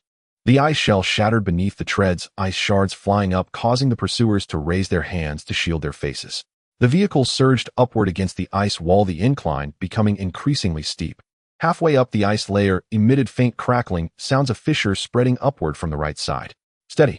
Chen Wang adjusted the backup cooling channel with his left hand while fine-tuning the throttle with his right. The treads automatically adapted to the slope, each step landing on the hardest ice surface. The people below rushed to the bottom of the ditch, looking up and shouting, "Break its treads! Break it!" The electric spear was swung over, sparks flying as it scraped the underside of the vehicle. A prompt appeared on the screen: protective layer reduced by 8. Ignoring it, Chen Wang continued to accelerate. Just 2 meters from the top, the entire ice shell began to crack, the fissures spreading like a spider's web. He yanked the handbrake while pushing the power to the max. The Wuling Hongguang leaped forward with inertia, the treads clamped into the upper platform, the vehicle shaking violently as one side hung in midair for half a second before finally stabilizing. Immediately after, the ice cliff collapsed with a thunderous roar, debris crashing back into the ditch, snow dust billowing into the sky. Chen Wang did not stop, quickly releasing the brakes and moving the car forward 5 meters before halting. He looked back to see the 3 individuals trapped at the edge of the collapse. One tried to climb up, but slipped back and fell into the snow pile. At that moment, the white fox stood up, shook its ears, and lightly brushed its tail across the dashboard. Chen Wang opened the roof hatch, leaning out halfway. He took a Molotov cocktail from the toolbox, ignited it with a flint, and raised it high. The flames illuminated his face as well as the residual ice shards and scratches on the treads. "Come on," his voice was low but carried with the wind. "I'm right here." The 3 froze in place. The leader stared at the flames for a few seconds before finally raising his hand, signaling a retreat. They helped each other, bypassing the collapse area, disappearing into the snowstorm. Strategy: successful, survival points 200, unlocked special module, Snow Master Track efficiency 20. As soon as the prompt appeared, Chen Wang closed the hatch, leaned back in the seat, and took a deep breath. The temperature inside the vehicle displayed -12 degrees. The heating system had temporarily shut down due to the overload from activating the treads. He looked down at the white fox, which was gently licking its injured paw, moving carefully, as if afraid of hurting itself. "Hang in there." Chen Wang rummaged through the toolbox for emergency tape, tearing off a section and carefully wrapping it around its paw. The bleeding had stopped, but the wound was a bit deep and needed proper treatment. "Let's wait until we find a supply point," he said, opening the map. The navigation showed no large danger zones for the next 30 kilometers, but there was an abandoned weather station marked as a low-risk exploration point. The power signal was very weak, possibly because the backup battery was still supplying power. He restarted the engine, and the Wuling slowly moved forward, the treads rolling over the frozen ground, leaving deep imprints. After driving 2 kilometers, the system suddenly popped up a warning: track drive shaft temperature too high, recommended to pause operation for 15 minutes. Chen Wang frowned. This state was not suitable for continuous driving, especially in open areas. He switched to thermal scanning. There was no one around. In the distance, a low ridge lay across the snowy plain, which might block the wind. He decided to turn northeast, where there was a cluster of rocks that could serve as temporary shelter. Just as he adjusted the route, the white fox suddenly raised its head, its ears standing straight. Chen Wang immediately slowed down, activating the external auditory enhancement mode. A low vibration carried through the wind, intermittent, reminiscent of the sound of machinery running, or perhaps a muffled echo from deep underground. He slowed the vehicle further, stopping next to a massive rock, getting out to inspect the treads. The connection point of the drive shaft was somewhat deformed, and the hydraulic oil line's outer skin was worn, leaking a faint yellow liquid. He tightened the screws and wrapped a few circles of backup tape around it. Returning to the car, he found the white fox staring intently toward the southeast, its pupils narrowed to a fine line. There was nothing there, just a gray-white horizon. Yet he did not overlook its reaction. Over the past 9 days, this fox had warned of the approach of the Oblivion Beast 4 times and accurately judged the direction of the black tide 3 times. Chen Wang pulled up the local map, zooming in on the southeastern area. The contour lines indicated a depression, their depth unknown, and no buildings marked. He hesitated for 3 seconds before changing direction to the southeast. The vehicle moved slowly at 20 kilometers per hour. 10 minutes later, the wind shifted, blowing away a layer of loose snow, revealing a glint of metal beneath. Chen Wang parked, put on his cold-resistant gloves, and got out of the vehicle. It was a segment of iron pipe buried in the snow, about 40 centimeters in diameter, the surface engraved with the number M7X419.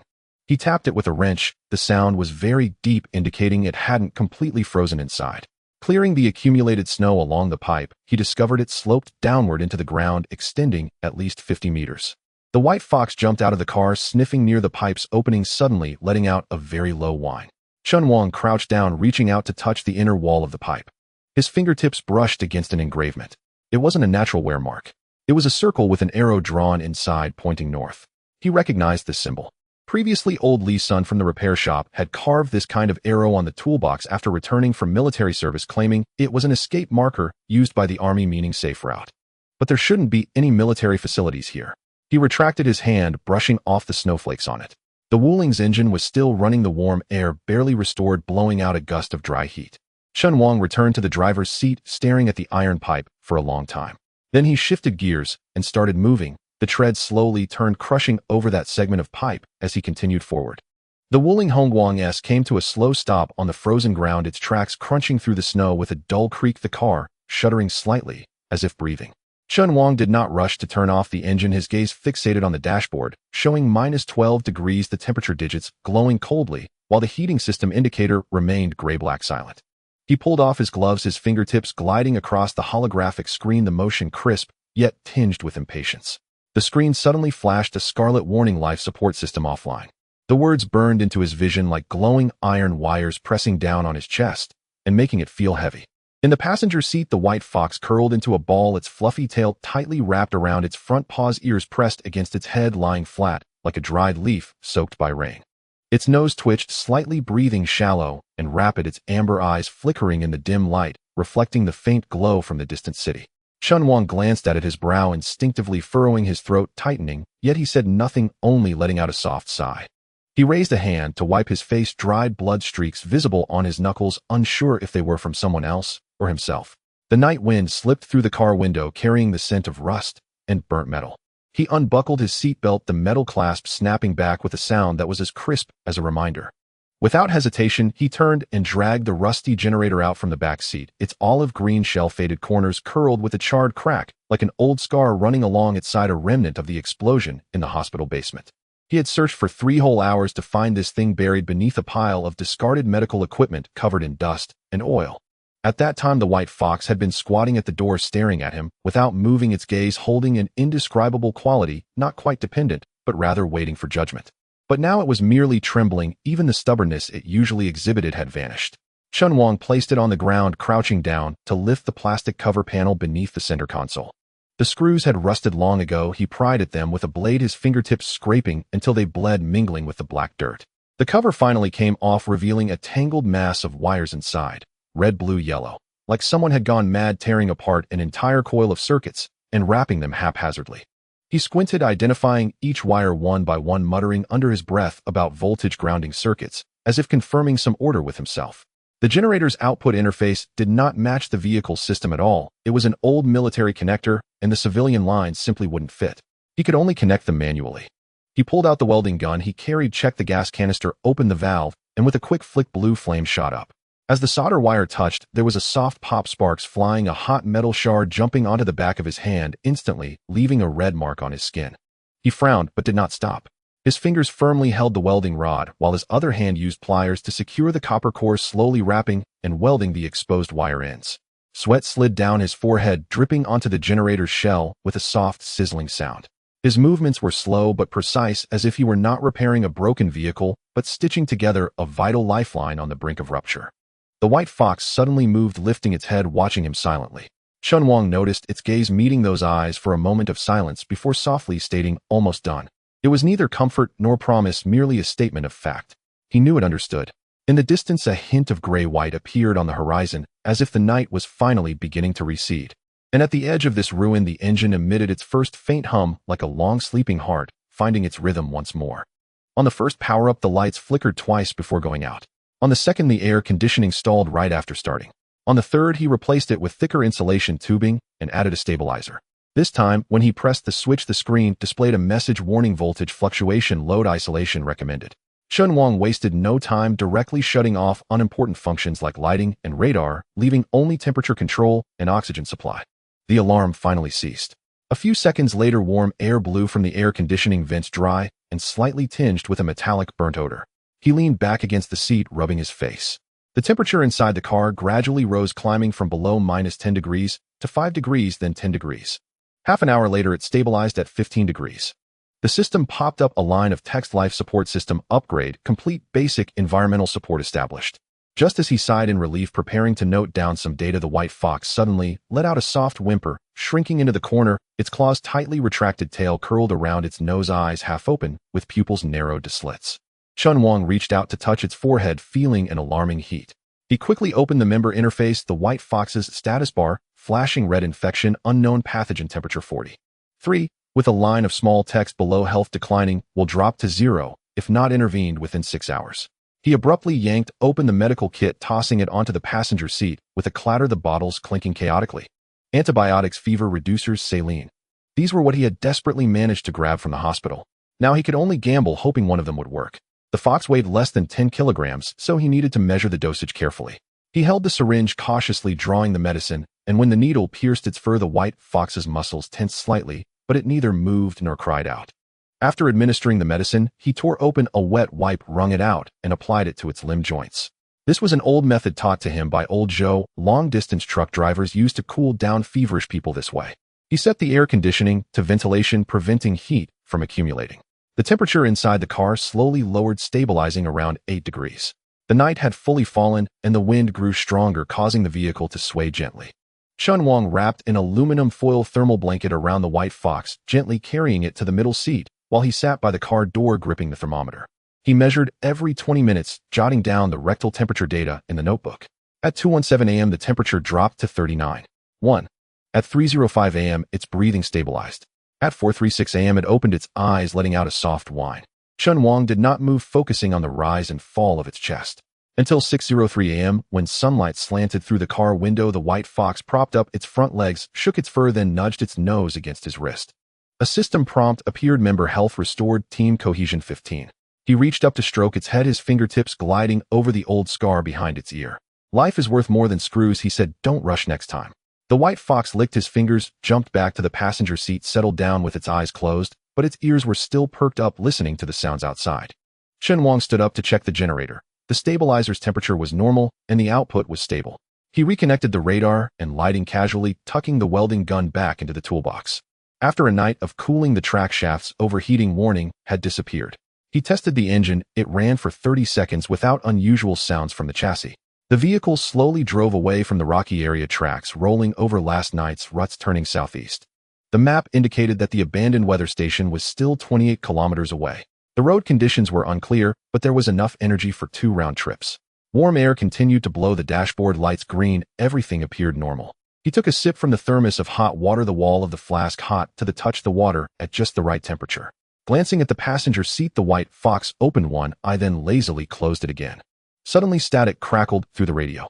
It was not the usual hiss, but a sporadic pulse every 5 seconds, too regular to be a natural phenomenon. He increased the gain. The sound became clearer, like metal scraping glass or gears suddenly meshing after being stuck. He glanced down at the detection interface. There were no alarms, and no life signals were detected outside. But this sound was definitely problematic. The white fox was also awake, its ears standing straight, eyes fixed intensely on a spot in the wind and snow ahead. Chen Wang slowed the vehicle, his right hand subtly moving toward the emergency switch beneath the control panel. It was connected to a manual circuit. Should the system fail, he could still forcibly activate the shield. In the wind and snow, a vague shape gradually emerged. It did not resemble a raider's modified vehicle, nor did it look like a desolate beast. It remained still, its surface glinting with a faint metallic sheen, like a piece of mechanical wreckage buried in the snow or an inverted tower. The radio's pulses grew stronger. He pressed the brake from a distance of 150 meters. The engine growled at idle, the tracks vibrating gently. The white fox jumped onto the center console, its front paws resting on the windshield, its nose nearly touching the frosted glass. Chen Wang unbuckled his seatbelt, taking the welding gun and insulated pliers, preparing to get out and investigate. Just as he grasped the car door handle, that shape moved. As soon as the car door handle was gripped, the pulse sound from the radio abruptly ceased. Outside, the shadow, gleaming with metallic luster, stood motionless in the wind and snow, like forgotten scrap metal, neither approaching nor reacting in any way. Chen Wang's hand froze in midair, his fingers turning white from the strain. He stared ahead for 5 seconds, then slowly released his grip and sat back down in his seat. It's not a living thing, he muttered, his voice quickly swallowed by the car's circulation system, just a residual signal left by the equipment. The white fox lightly jumped down from in front of the windshield and landed in the passenger seat, its tail gently sweeping across the dashboard. It no longer gazed outside but turned its head towards the equipment box in the back seat, its ears twitching slightly. Chen Wang unbuckled his seatbelt and bent down to open the lid of the equipment box. In an instant, a ghostly blue light illuminated his face. It was the energy core they had obtained after eliminating an elite-level obliteration beast quietly lying within the shock-absorbing foam. The crystal was irregularly shaped, resembling a polished diamond with sharp edges and small electric arcs crawling slowly across its surface as if it were breathing. He picked it up, finding it slightly heavier than he had expected. A faint vibration coursed through his palm, the frequency resembling that of the earlier pulse sound, but more stable. Interface mismatch. The system displayed a holographic prompt read warning text: flickering energy frequency mismatch, main power channel obstructed. He said nothing, placing the core on the central console, opening the small inspection hatch beneath the control panel. The wires inside were exposed, with a few wire ends still bearing the solder blobs from the previous night's welding. He skillfully used insulated pliers to cut 2 civilian wires and replaced them with shielded cables taken from old military equipment, his movements precise and efficient. The welding gun sparked to life, the solder wire melted, and the first connection was made. The system immediately issued a warning: overload warning, operation recommended to be terminated.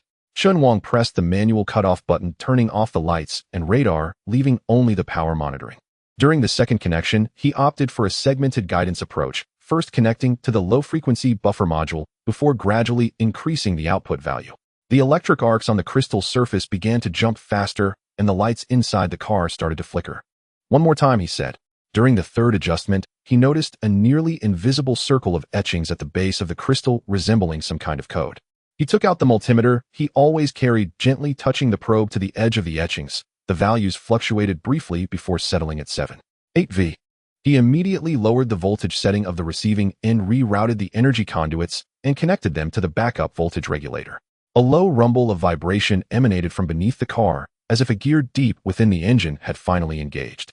The holographic interface refreshed, the red alert disappeared, replaced by a green progress bar, energy core synchronizing. 97. 99. Binding complete. Power module upgrade, maximum output power increased by 30, speed exceeds 90 mph. Chen Wang leaned back against the seat, letting out a long breath. Warm air blew in, and the car's interior temperature remained above 8 degrees. He reached out to touch the engine compartment wall, feeling not the slow warmth from before, but a steady vibration, like a sleeping beast finally opening its eyes. "It's done," he said, raising his hand to turn the ignition switch. The engine roared to life, more powerful than ever before. The tracks slowly began to turn, crushing the accumulated snow beneath, leaving deep tracks behind. He pressed the accelerator, the car smoothly accelerating, the speedometer needle sweeping past 60, 70, 85, finally stabilizing at 92. The white fox stood up, resting its front paws on the central console, its nose pressed against the glass as it looked outside. Its eyes narrowed into slits in the dim light, seeing farther than anyone else. Ahead lay the vast expanse of snow, but the terrain began to change. The originally undulating frozen ground became flat and open, and the view suddenly extended over 1,000 meters, the best route to the abandoned weather station. But just 2 kilometers from the target, the detection system suddenly beeped: obstacle detected ahead, height 3.1 meters, density close to ice rock mixture. Chen Wang squinted and looked ahead. The wind and snow had lessened slightly, and a snow wall spanning left to right suddenly appeared, as if carved from the earth by a giant knife, smooth and solid. The top was covered with a frozen snow crust, glinting with a cold light under the gray-white daylight, with no signs of loosening. He slowed down the car, moving forward at 30 miles per hour, the tracks crunching over the new snow. He stopped 100 meters from the snow wall. The success rate of crashing directly is less than 40%, the system assessed, suggesting detouring or using engineering modules to break through. He remained still. He gently tapped 2 fingers on the steering wheel, his gaze sweeping over the power status bar, fully charged. The energy core was operating normally with no overheating alerts. The chassis structure was intact, and the track's traction rating was excellent. "Last time I used snow tracks and inertia to slide up the slope," he muttered to himself. "This time I won't play tricks, it'll just crash through." The white fox glanced back at him, neither barking nor retreating, but lowered its body, its front paws gripping the floor tightly. Chen Wang shifted to the highest gear and slowly pressed the accelerator. The engine RPM surged rapidly, the car vibrating more intensely, the tracks spinning at high speed, kicking up snow waves on either side. 50 meters, 40 meters, 30 meters. The snow wall grew closer, its details becoming clearer, ice crystals interlaced with frozen earth debris, forming an arch shape, with the thickest part estimated to exceed 2 meters. 20 meters, 10 meters. He gripped the steering, while tightly leaning slightly back in his seat, bracing for impact. 5 meters. Full throttle. The engine erupted with an unprecedented roar, and the car shot forward like an arrow. The tracks drove with all their might, tearing through the snow, leaving 2 deep ruts. At the moment of impact, the entire cabin shook violently, the windshield buzzing, and all the instrument lights flickered once before returning to normal. Boom. The center of the snow wall exploded, ice shards and frozen earth debris spraying out like a fan. The Wuling Hongguang surged through like an icebreaker, the front lifting slightly before landing steadily, the tracks continuing forward. A system prompt immediately popped up, successfully broke through a high-intensity obstacle, unlocking special module crash master impact damage 25. Chen Wang couldn't help but laugh, slapping the steering wheel. Now this is what I call the Wuling divine vehicle. Before the laughter had faded, he suddenly caught a glimpse of something flashing in the swirling snow from the rearview mirror. A metal piece the size of a fingernail with serrated edges and surfaces marked with what appeared to be etchings, slowly spinning down and embedding itself in the new snow. He stepped on the brakes, the car sliding to a halt after several meters. "Let's go back and take a look," he said. Unbuckling his seatbelt, he picked up the welding gun and insulated pliers, pushing the car door open. The cold wind rushed in, yet he did not wear a mask. The copper pocket watch on his left wrist was exposed, the needle on the dial trembling slightly. The white fox jumped out of the car, racing towards the patch of broken snow, its nose close to the ground, sniffing. It stopped in front of a depression, scratching at the ground twice to reveal a half-broken metal part with a faint number printed on it, XJ07. Chen Wang squatted down, using the pliers to pick up the jagged fragment, flipping it over to inspect. The back was engraved with a line of tiny words, half of which had been covered by snow. Sequence activation, countdown, 71443. The steering wheel steadied. Chen Wang's hand still rested on a strange metal fragment when the white fox suddenly lowered its body, letting out a short whimper from its throat. His heart tightened as he quickly stuffed the metal piece into the inner pocket of his work pants, his fingertip accidentally brushing against the cold copper pocket watch hidden close to him, sending a chill through his heart. He swiftly turned and sat in the driver's seat, and as the car door clicked shut, the detection system emitted a soft beep. On the snow-covered plain ahead, heat source signals were rapidly approaching, with 23 red dots fanning out in a coordinated formation, clearly surrounding them. The man at the front was shouldering a flamethrower, dragging another person behind him, whose outline was unmistakably Su Ling. The enemy had yet to open fire, but all retreat routes for the Wuling were completely blocked. Chen Wang silently turned off the engine, the dashboard lights dimming gradually, leaving the interior quiet except for the sound of their breathing. A holographic interface appeared in the corner of the windshield. The words "Intimidation, Level 30" quietly flickered into view. His expression was devoid of emotion, yet his left hand slowly reached out of the window, palm facing outward, as if in a show of weakness, while his right foot lightly pressed the accelerator, ready to burst out at any moment. The raiders stopped in the snow. The leader wore a tattered mask with a crack exposing half of his blackened teeth. He yanked the rope hard, dragging Su Ling forward 2 steps. Her mouth was taped shut, but her eyes shone with intensity, fixed fiercely on the direction of the Wuling. "Leave the vehicle and let her go," the man rasped, his voice like sandpaper against metal, "or I will turn her to ashes." Chen Wang remained silent, merely tilting his head slightly, his eyes scanning the data from the chassis. The Snowmaster module was on standby with the track grip rating excellent, and the starting acceleration could reach 2.8 g. The snow on the ground was 40 centimeters thick, soft underneath, making it difficult for heavy equipment to stabilize, but for their lightweight vehicle, it was a godsend. "You've got the wrong person," he finally spoke, his tone calm. "She has nothing to do with me, and I am not a good person." "What?" The man paused in surprise, then burst into laughter, and the others joined in. But just as the laughter rose, Chen Wang suddenly slammed his right foot down. The engine roared, shattering the silence of the snowfield. The Wuling surged forward like a beast awakened from slumber, its tracks spinning rapidly, sending clouds of white mist flying to either side. The vehicle rushed forward less than 3 meters, and he sharply turned the wheel, the front of the car swinging sideways, charging directly into the gap on the right side of the enemy formation. The man reacted quickly, raising his hand to ignite the flamethrower. But Chen Wang had already calculated the rhythm. Half a second before impact, he activated the instant torque burst function of the Snowmaster module. The vehicle adjusted its angle while skidding, avoiding a heating collision, but the left front wheel guard crashed hard into the enemy's lower leg. A dull thud mixed with the sound of metal scraping. The man screamed and fell to the ground, the flamethrower slipping from his grasp and crashing into the snow, sparks flying. The Wuling quickly corrected its direction, its tracks rolling over the weapon, continuing to charge forward. Inside the vehicle, the white fox had long been poised to strike. With a sudden lurch, it leaped through the half-open window, landing silently and lunging at the wrist of another gunman. Its sharp teeth pierced through the glove, causing the gun to drop. The man yelled and swung his hand, but the white fox bit down fiercely and refused to let go, throwing his movements into chaos. In an instant, confusion erupted. A gap appeared in the encircling formation, and without hesitation Chen Wang floored the accelerator, the vehicle slanting out and heading straight for Su Ling's position. When they were 15 meters away, he opened the passenger door in advance, casually grabbing the insulated pliers beside the seat and hurled them forcefully at the ropes binding Su Ling. The pliers struck the knot, although they didn't cut through the ropes loosened. Su Ling immediately exerted strength, jerking her shoulder, and the ropes slid down halfway. Just then a raider on the side raised his gun, aiming at the driver's seat. Flashes of fire erupted from the gun. Chen Wang slammed on the brakes, the car leaning to the side as the bullet grazed the roof, the shockwave shaking off a layer of snow that fell onto the windshield with a crash. Seizing the opportunity, he shifted into reverse, the tracks spinning backward, the rear of the vehicle accurately colliding with the base of the wooden stake that secured Su Ling.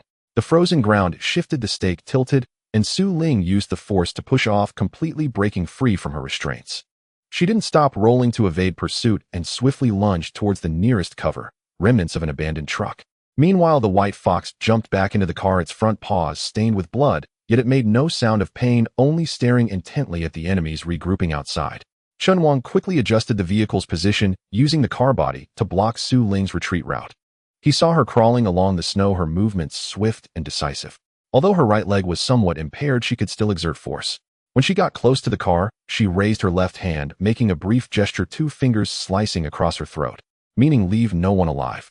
He nodded, saying nothing, only switching the energy output to attack mode. The system prompted shield charging, expected to complete in 67 seconds. That was too long, far from enough. But he had other methods. The remaining raiders began to tighten their formation, 5 of them holding guns guarding the perimeter, while others dragged their seriously injured leader back. In the middle stood a burly man wearing tactical goggles, holding a signal flare. "You can't win," he said coldly. "We have more than just this team." "I'm not here to win." Chen Wang grinned, a cold sneer escaping his lips as he reached under the seat to pull out a modified hydraulic rod, its end welded into a sharp point. This was his tool for breaking windows to escape, and now it was his only melee weapon. "I'm here to collect a debt," he said, his voice low as if squeezed from deep within his throat. Before he finished speaking, he started the engine again, but this time he didn't rush out. Instead, he let the vehicle advance slowly, the tracks creaking against the snow. The front of the vehicle aimed at the center of the enemy formation like a beast fixated on its prey, slowly closing in. The other side clearly hesitated. The man with the flare had his finger on the pull ring, but did not pull it. In that moment of stalemate, Su Ling had quietly circled behind the ruins on the left side of the convoy. She pulled out a dagger from her boot, the blade glinting a cold gray under the snowlight. She advanced along the wall, only 10 meters away from the nearest gunman. The white fox suddenly raised its head, its ears swiveling to the left. Chen Wang immediately understood her position had been exposed. He no longer waited, flooring the accelerator. The Wuling suddenly charged out. The vehicle crashed into the enemy ranks, and at the last moment Chen Wang jumped out, swinging the hydraulic rod down hard onto the knee of the nearest man. The man screamed and knelt down, the gun slipping from his hand. Seizing the momentum, Chen Wang rolled and caught the gun, raising it to fire, accurately shooting down the flare in his opponent's hand. Almost simultaneously, Su Ling erupted into action, the dagger slicing through the air, slashing the throat of the second person.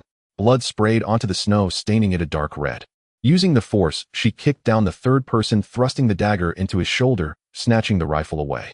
The battle had escalated into a frenzied intensity. Chen Wang leaned against the vehicle, using the engine compartment as cover, firing precise shots to take down 2 approaching enemies. The white fox lunged out again, biting down hard on one man's ankle, refusing to let go despite being punched and kicked. The last 3 began to flee, one of them carrying the unconscious leader on his back. Chen Wang wanted to chase, but Su Ling raised her hand to stop him. She stood in the snow, breathing a bit heavily, blood seeping from her frostbitten left arm, yet her gun-holding hand was steady as iron, aiming at the heart of the fleeing soldier. "Leave one alive," she said, her voice hoarse but clear. "I need to ask questions." Chen Wang nodded, putting away his weapon and turning to inspect the damage to the vehicle. The outer panels of the tracks were dented in 2 places, but the structure was intact. The energy core was normal, and the power module had not triggered an alarm. He walked to the front of the vehicle, bent down to pick up a fragment from the snow, which was the previous metal piece with a countdown.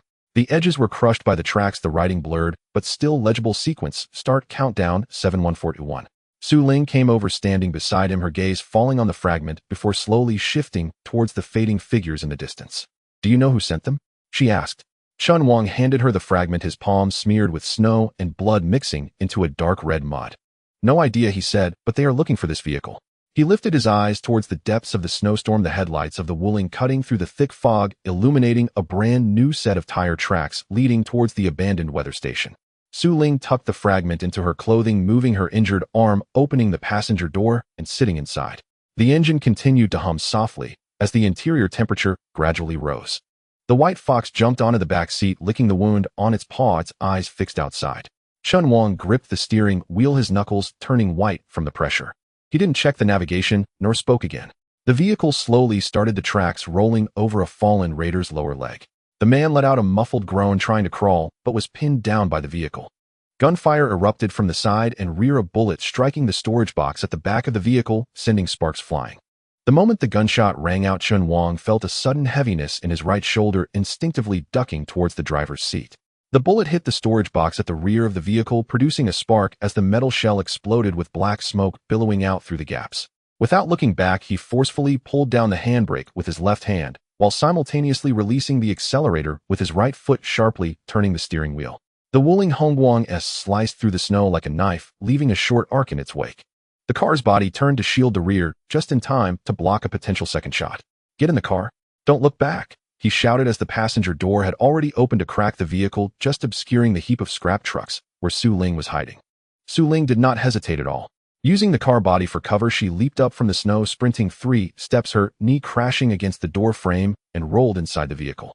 Just as she landed, a cold glint flashed on the outside of her calf as she pulled out a spare blade from the hidden slot, twisting her wrist to cut the rope that remained on her hand. The motion of retracting the blade was swift and decisive, a clear indication of countless repetitions. The white fox lay on the back seat, its ears pressed against its head, emitting a low whimper from its throat. It quickly tapped the right side of the windshield twice with its front paws, the rhythm very regular. Chen Wang immediately lowered his head, his forehead almost touching the steering wheel. In that split second, a faint red dot on the distant snowfield disappeared. 3 o'clock direction, top of the Iron Tower, he announced loudly. Su Ling swiftly retrieved the components of her sniper rifle from her backpack, and with 3 clicks the barrel and scope were instantly assembled. She knelt on one knee on the passenger seat, her upper body leaning out the window, the stock firmly against her shoulder as her gaze pierced through the crosshairs of the scope. The wind was strong, visibility was less than 50 meters, and the target was on the top of the abandoned signal tower, approximately 430 meters away. She slowed her breathing, synchronizing her heartbeat with her breaths. Bang! The gun fired. The distant red dot extinguished and a shadow tumbled from the edge of the tower, crashing into the snow pile, never to move again. "Let's go." She stowed the rifle back in her bag and fastened her seatbelt, her movements clean and efficient with no excess. The vehicle was still warming up its tracks, not yet operating at full speed. Chen Wang stared at the rearview mirror, seeing 2 enemies dragging a motorcycle out of the snow pile, one of which was already ignited, its exhaust spewing grayish-white smoke. He pressed the dual-mode switch on the central control panel, illuminating the green lights for both the Snow Master and Collision Master icons. The system gave a slight tremor. Differential braking is ready. Zaped evasion trajectory can be executed. As the first motorcycle shot out 20 meters, Chen Wang suddenly pressed the accelerator and immediately released it, alternating the left and right tracks for acceleration, causing the vehicle to make a sharp turn in the snow. The pursuers tried to keep up, but the inertia was too great, causing the front wheel to lift and crash heavily to the ground, sending both rider and motorcycle tumbling into a shallow ditch. The second motorcycle closely pursued, closing in to within 40 meters with the rider raising his pistol. Without waiting for him to aim, Chen Wang activated the differential braking once more, the Wuling completing a second turn with an extremely small radius, the rear throwing up a large amount of snow, creating a brief visual barrier. The opponent, attempting to evade, suddenly turned sharply, causing their tracks to get caught in the cracks of the frozen ground, instantly toppling over and rolling several times before skewing to the edge of the ice fracture, completely paralyzed. In the rearview mirror, the battlefield quieted down. Only the sound of the wind howling through the ruins remained. In front of the cockpit, the holographic interface suddenly shimmered with golden light. Successfully rescued hostage, survival points 250, unlocking team coordination module, Sniper Su Ling. The icon stabilized with an explanation below. Remote threat warning, response speed increased by 40. The vehicle-mounted detection system can simultaneously mark potential ambush points for the sniper. Chen Wang glanced at the passenger seat. Su Ling was diligently wiping the barrel with a handful of clean snow, her movement steady, but her knuckles were pale. The cuff of her left arm had torn open with frostbite, seeping blood, forming dark spots on the fabric. She said nothing and did not look at him, simply placing the clean gun back on the rack, then pulling out a bandage from the toolkit, tearing open the seal with one hand, and began to wrap her injury. Chen Wang reached behind the seat to retrieve the first aid kit and handed it to her. She raised her eyes, her gaze falling on a new scratch on the back of his hand, blood droplets running down along his knuckles. You ducked a half-second too late, she said. Not by much, he replied. If you had been any later, you wouldn't have heard me speak. Then you'd better speak faster, he said, tugging at the corner of his mouth. She didn't smile, but the corners of her eyes softened slightly. When she took the first aid kit, her fingertips brushed against the calluses on his palm, like sandpaper, gently scraping against metal. The knot on the rope you used to tie me was well done, he said quietly. She lowered her head to sort through the medicine, her tone calm, as if reading data. Only those who survive care about their methods. The vehicle's speed gradually stabilized at 35 kilometers per hour, the chassis vibrating slightly.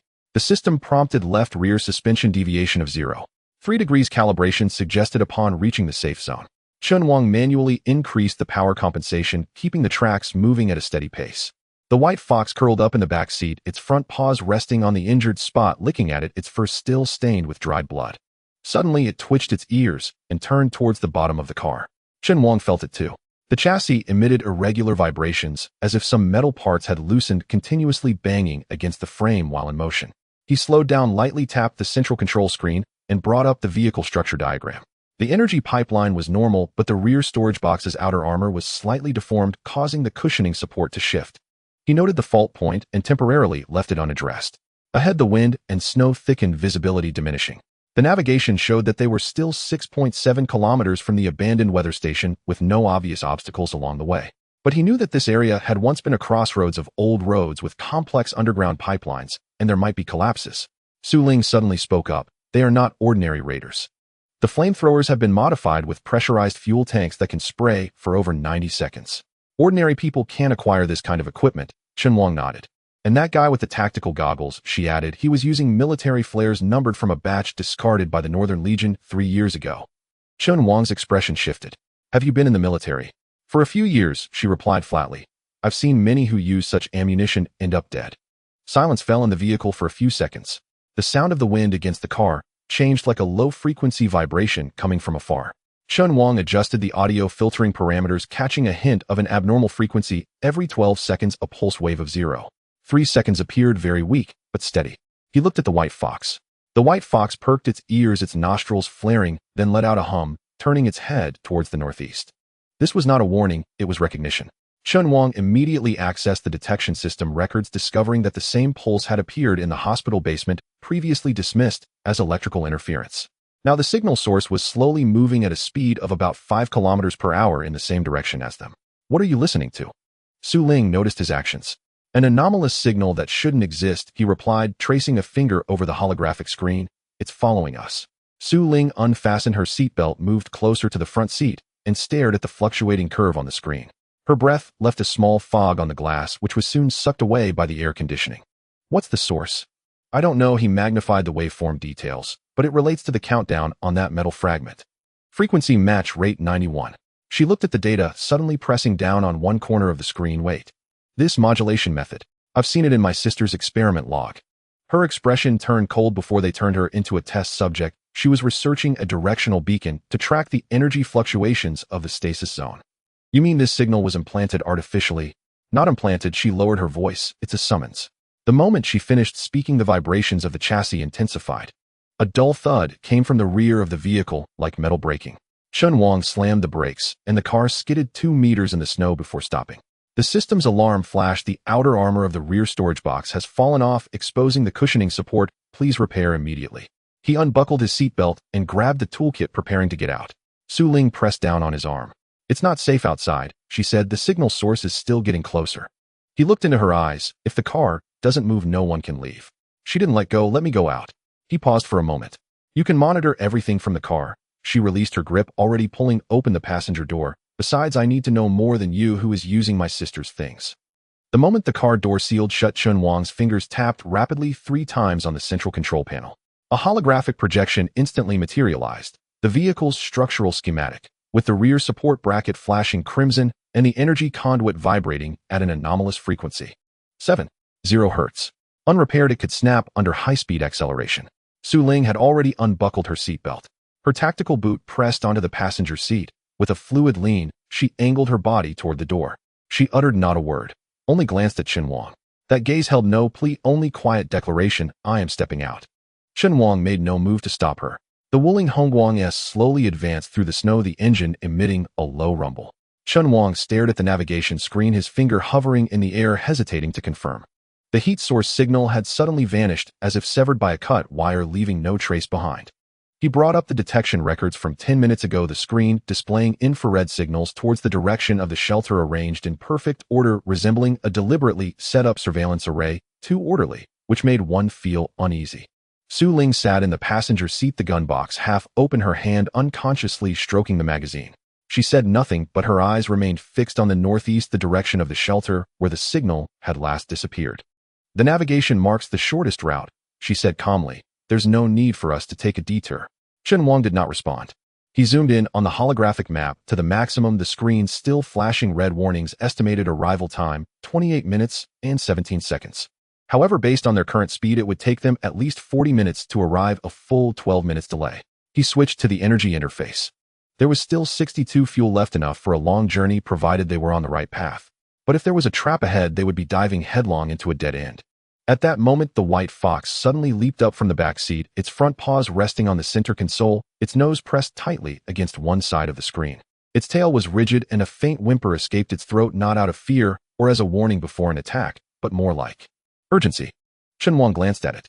Since rescuing this fox, it had given 3 early warnings about ambushes by the silenced beasts, and had accurately predicted the locations where the ice would crack twice.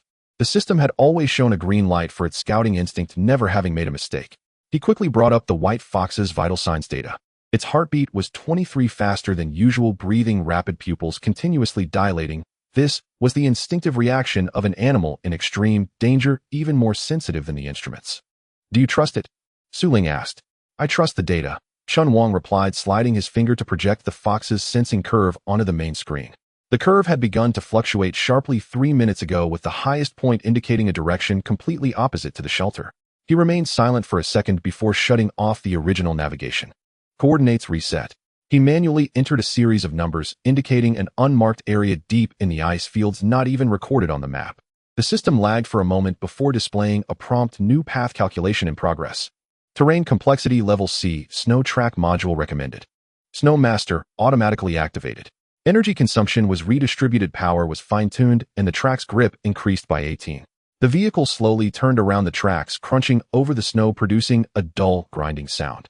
It took 12 seconds to turn 360 degrees. Just as the vehicle's front was aligned with the new direction, the distant horizon suddenly distorted. A dark wave crept along the ground, silent and eerie. It did not roll like wind and snow. Instead, it resembled ink dropping into water, slowly swallowing light. Even the falling snowflakes seemed to freeze in midair. The thermometer's reading plummeted rapidly from -23 degrees to -50 degrees, continuing to drop. Su Ling raised the sighting scope. In the direction of the shelter, 3 signal flares shot up in succession, alternating red, green, and blue, flashing in a regular rhythm, as if transmitting some kind of message. Someone is calling for help, she said. The black tide is pursuing living heat sources. Chen Wang tightened his grip on the steering wheel, his knuckles turning white. Who would send a signal at this time? The vehicle fell silent. The only sounds were the ticking of the dashboard and the soft panting of the white fox. Su Ling lowered the sighting scope, took an armor-piercing round from her waist pouch, and with a click chambered it into the gun. Leave the back to me, she said. Chen Wang pressed down on the accelerator. The Wuling Hongguang S roared into the vast snowfield, the vehicle jolting violently as it passed through a collapsed frozen earth ditch. In the rearview mirror, the lights of the shelter dwindled, ultimately swallowed by darkness. A system prompt appeared: direction change confirmed, new path calculation completed. Estimated arrival at unknown area 58 minutes. Chen Wang gazed ahead at the grayish ice field. Visibility was less than 30 meters, and the radar showed multiple cracks in the ground, with some areas exhibiting abnormal heat radiation, as if hot currents were seeping from underground. This terrain could not be traversed too quickly, but fortunately, it was not on the main route of the black tide. He opened the broadcast channel, pressed the talk button. If there are survivors, please evacuate your location immediately. Repeat, the shelter area has been locked down. This is not a safe point. Only the crackling sound of static filled the channel. No one responded. Su Ling suddenly raised her hand. 3 o'clock to the left rear, there is moving reflection. Chen Wang immediately switched the radar view. A faint metallic reflection point was moving away from the shelter, not fast, but on a stable course. It was not a large vehicle, but more like a person carrying equipment. They are retreating, he said. or they want to lure us back, Su Ling said coldly. Chen Wang remained silent. He kept the accelerator steady at 70%, maintaining a constant speed. Every bit of fuel had to be conserved now. The insulation layer inside the vehicle could only maintain a temperature above 10 degrees for 2 hours. Once they stopped, the cold would quickly invade. The white fox jumped back to the back seat, curling up in the corner, but its ears remained alert. Gradually, its breathing steadied and its heartbeat returned to normal. This change eased Chen Wang's mind slightly. If there was danger ahead, it would not relax. 15 minutes later, the edge of the black tide had already reached the original location of the shelter. On the thermal imaging screen, all heat sources in that area instantly dropped to zero. Even residual warmth was frozen. 3 signal flares hung in the air, their light solidified, as if something had gripped their throats. Shield readiness, Chen Wang said. The vehicle's shield activated, enveloping it in a layer of faint blue light. System prompt: shield strength basic, expected to withstand impact from the black tide's periphery, 4 minutes and 38 seconds. Time was running short. Su Ling suddenly spoke up. Have you considered that the system might also be interfered with? Chen Wang turned to look at her. What I mean is the fire source system issued a warning, but it relies on the data from the detectors. If that mechanical heat source is fake, a device used to forge the trajectory of the black tide, what then? Chen Wang was silent for a few seconds, bringing up the energy tide map. The advancement speed of the black tide, changes in density, and the frequency of electromagnetic disturbances all matched the curves recorded in the last 3 instances. This was not a simulation, it was a real physical phenomenon. It is not fabricated, he said, but we cannot gamble that it only has one route. He glanced at the white fox again. The fox was staring intently at a point ahead, its gaze focused, not seeming to look at the snowfield, but rather penetrating the wind and snow, gazing toward a further place. He slowed down the vehicle, activating the terrain scan. 5 kilometers ahead, a large area of the ground had collapsed, forming a deep ice fissure several tens of meters deep. A faint heat source flickered at the bottom of the gorge intermittently, as if underground facilities were leaking electricity. He zoomed in on the image. The snow at the edges of the crack radiated outward, indicating that heavy machinery had recently entered and exited. We can't go down there, Su Ling said. If we go down, we won't come back up. Maybe it's not a road, Chen Wang said quietly, but a hiding place. He adjusted the direction, moving closer to the edge of the fissure. As long as they could find shelter before the black tide arrived, there would be a chance to withstand the first wave of impact. The tires rolled over a frozen metal fragment, producing a sharp scraping sound. Chen Wang looked down to see it was a bracket part, the surface marked with a number, the last digits identical to the piece he had picked up at the meteorological station.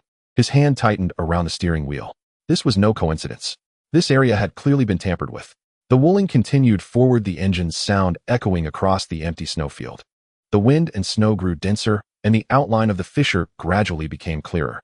Chen Wang pushed the shield energy to its limit, shutting down all non-essential systems, keeping only navigation and life support.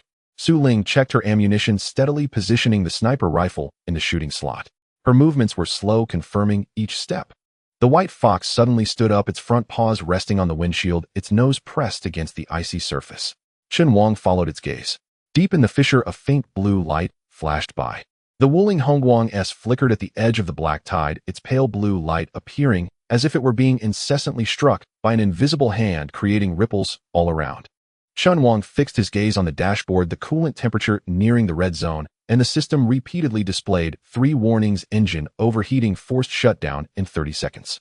With his left hand, he swiftly cut off the power to the car's internal lighting, radar, and life support systems, redirecting all energy to cool the engine and drive the tracks. With his right hand, he grabbed the dry powder fire extinguisher from under the passenger seat, leaning forward to insert the nozzle into the air vent beside the driver's seat, and short bursts sprayed towards the bottom of the engine compartment. The white powder instantly spread, causing the temperature curve to drop slightly, buying them a precious 15 seconds. Su Ling half knelt in the rear shooting position, her sniper rifle steady on the reinforced mount, the scope firmly locked onto the rapidly approaching shadowy figures 500 meters away. She gently squeezed the trigger, the first armor-piercing round accurately hitting the outer joint of the left knee of the leading Oblivion beast, the sound of its metallic skeleton fracturing resonating through the vehicle. The monster's front leg buckled, crashing to the ground, its inertia causing it to tumble forward, knocking down 2 of its kind behind it, leaving 3 long drag marks in the snow. For left, she whispered, quickly adjusting the trajectory parameters. Chen Wang remained silent, his eyes fixed on the windshield where the white fox leaped again, its front paws pressed tightly against the ice, emitting a high-frequency whimper from its throat, not out of fear or warning, but as if urgently urging them forward. Its tail was held straight, pointing towards the gray-blue mist deep within the chasm. The navigation map remained blank, but when he accessed the deep logs of the ignition system, he discovered a fragment of a record during the last 3 black tide cycles. 7 sets of moving signals had entered this coordinate range, 6 of which later disappeared, with only 1 set successfully traversing and escaping the affected area. The data was too sparse to draw conclusions, but it at least indicated that it was not a dead end. What struck him even more was that the life signs of the white fox were in complete sync with the pulses of the underground heat source, with a deviation of no more than 0.3 seconds. This was no coincidence, but a biological resonance. "Are you really going in?" Su Ling asked, putting away her gun and turning to look at him. "We have no choice." Chen Wang pressed the accelerator, the tracks biting into the snow, and the vehicle surged forward abruptly. The body jolted violently as they rushed across the last broken ice field. The ground was covered with sharp ice spikes, standing like vertical steel spears. Ordinary tires would have been ruined long ago, and even the tracks were turning red from high-speed friction, with small cracks beginning to appear in the rubber layer. The black tide was now only 300 meters away, and the temperature inside the vehicle dropped by 2 degrees, with tiny frost particles even floating in the air. "Prepare to charge." Chen Wang activated the Collision Master module, the front armor plate automatically, closing, transforming into a wedge-shaped ice-breaking structure. At the moment of impact, the chassis screeched against the ice spikes, the right side panel tearing off on the spot, exposing the support frame inside. Yet the speed of the vehicle did not decrease. Instead, it continued to surge forward using the slope.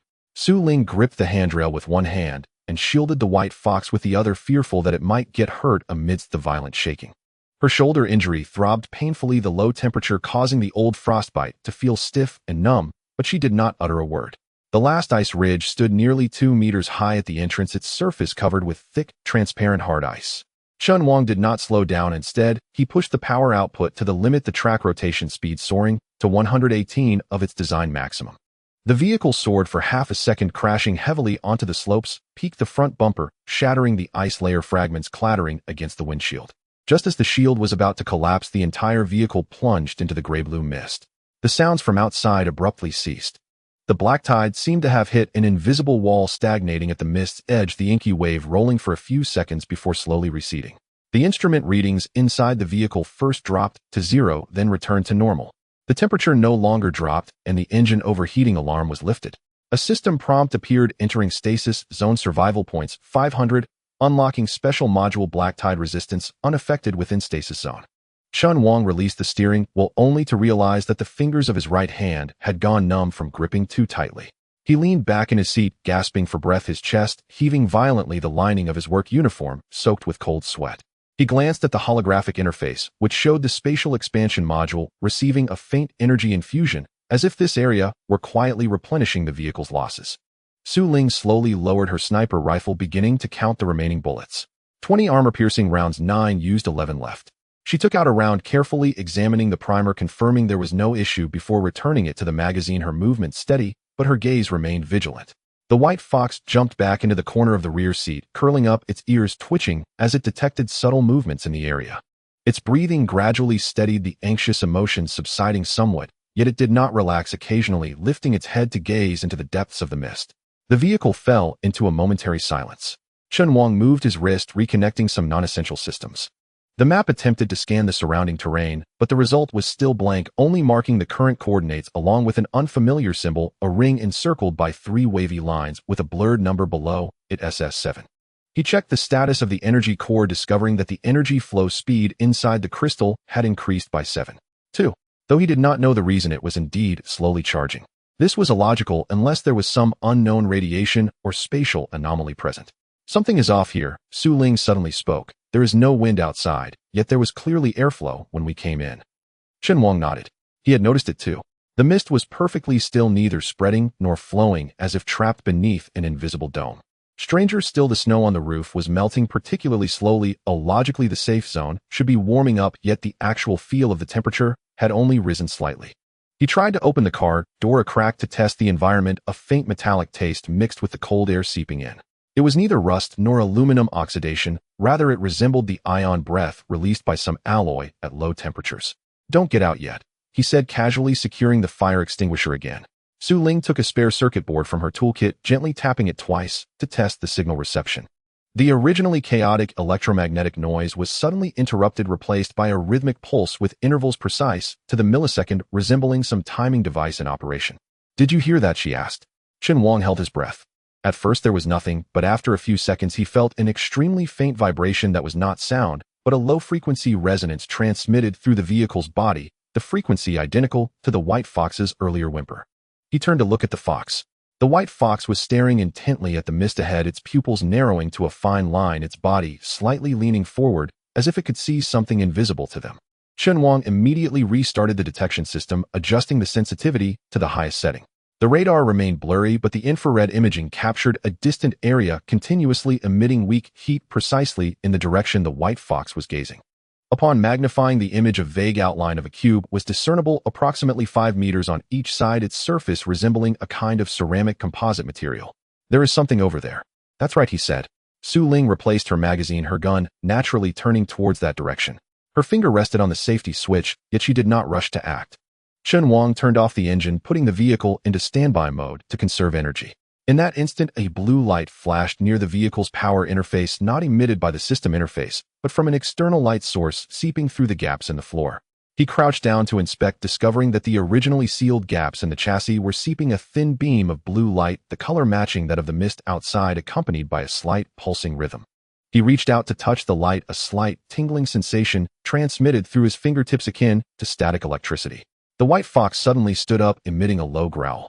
Su Ling immediately raised her gun in readiness. Chen Wang raised his hand to signal her to wait. His gaze fell on a new prompt that had just appeared beneath the steering wheel. Environmental resonance frequency detected. Activate black tide resistance passive defense protocol. There were only 2 options: yes, no. Chen Wang's finger hovered above the confirmation key on the holographic screen, the blue light reflecting off his cracked lips, resembling a silent struggle. The system flashed the message, do you wish to activate the black tide resistance passive defense protocol? He did not rush to click, glancing back at the white fox. The fox had stopped staring at the mist, and instead turned its head, gently nudging his pant leg with its nose, as if urging him to make a decision quickly. Taking a deep breath, he pressed yes. The screen flickered as data scrolled rapidly, then a new message appeared: protocol activation, successful, stability of the stagnation zone, enhanced vehicle can safely exit. The sound of the engine restarting was very faint, almost inaudible. Chen Wang pulled up the system map scan and finally saw the boundary line. They were stuck in the center of a circular ice pit, surrounded by high ice cliffs, with the only exit in the southeast direction. The navigation marked a red. There is a stable heat source signal 10 kilometers ahead, labeled suspected shelter. The fuel level was at 10. That's enough, he said in a low voice, sounding hoarse and unlike himself. As long as we don't run into a hard fight. In the back seat, Su Ling slowly opened her eyes, her fingers unconsciously rubbing the trigger guard of the sniper rifle. The injury on her shoulder began to throb in the low temperature, but she said nothing. The previous battle had drained their energy, and everyone wanted to rest, yet they all knew this stagnation zone wouldn't be safe forever. The vehicle slowly drove out of the gray-blue mist, and the shield automatically closed. The outside world was eerily quiet. The wind had stopped, the snow had ceased falling, and even the distant sound of ice cracking had vanished. This silence felt less like peace and more like a frozen alarm suffocating in its weight. Chen Wang turned off the interior lights, radar, and temperature control, leaving only the basic power and detection. The blue light from the gaps in the vehicle gradually faded, leaving only the faint sound of the tracks rolling over the frozen ground. Suddenly the white fox stood up, its ears perked straight, its tail swaying gently. Something's there. Su Ling immediately raised her gun against the window. Chen Wang quickly decelerated, switching to heat source mode. The screen displayed 3 moving signals forming a triangle heading northwest approximately 2 kilometers away. The outline analysis showed it was a modified tracked vehicle equipped with weapon mounts on the roof, with at least 2 people seated in each vehicle. A raider patrol. He quickly slid the vehicle behind an ice mound, turned off the engine, and activated the stealth module. The vehicle's color gradually faded until it blended into the surrounding ice and snow.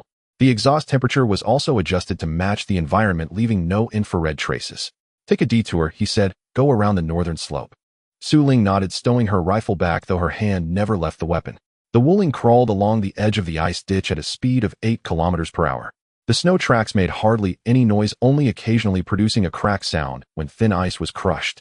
The white fox lay on the front seat, its nostrils slightly flared, as if sensing movement in the air.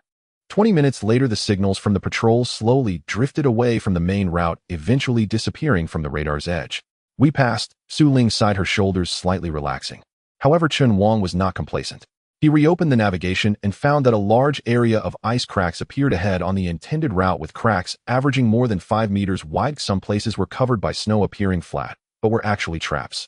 He changed direction southwest, moving along a naturally formed ice ridge.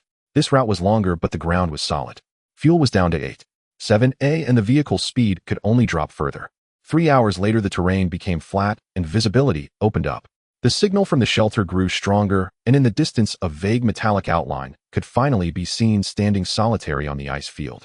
At that moment, the white fox suddenly jumped up and slammed against the windshield. Chen Wang slammed on the brakes. The ground began to tremble, initially with a slight quiver, then growing increasingly violent. The ice surface 30 meters to the right exploded, sending shards of ice flying. A giant ape burst through the ice, its body covered in frost-like fur, its arms stretching nearly 6 meters long, with an old metallic scar on its chest, clearly a failed experimental subject. As it hit the ground, it slammed its fists down, sending shockwaves that blew away large amounts of snow, with half of the Wuling's body directly buried, its tracks stuck in the ice fissures, immobilized. Reverse. Quickly reverse. Su Ling grabbed the sniper rifle and rushed to a shooting position. Chen Wang slammed on the gas, while simultaneously activating the collision master module. Power surged, causing the vehicle to shake violently, its tracks gripping the edge of the ice layer, forcing half a meter of space. The roof-mounted searchlights all turned on, flooding the giant ape's face with bright light. The monster let out a furious roar and swung its arm in a sweeping motion. The armor plates emitted a piercing scraping sound, but did not get punctured.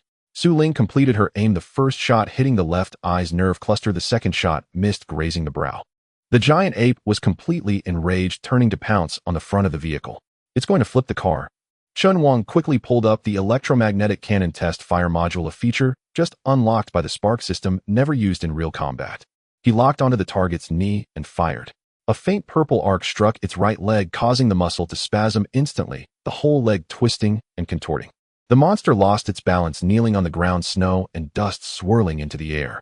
The system popped up a prompt: effective strike, completed, new weapon unlocked, electromagnetic pulse rifle, EMP rifle recorded in the weapon library. Chen Wang had no time to examine it closely, immediately reversing to escape the attack range.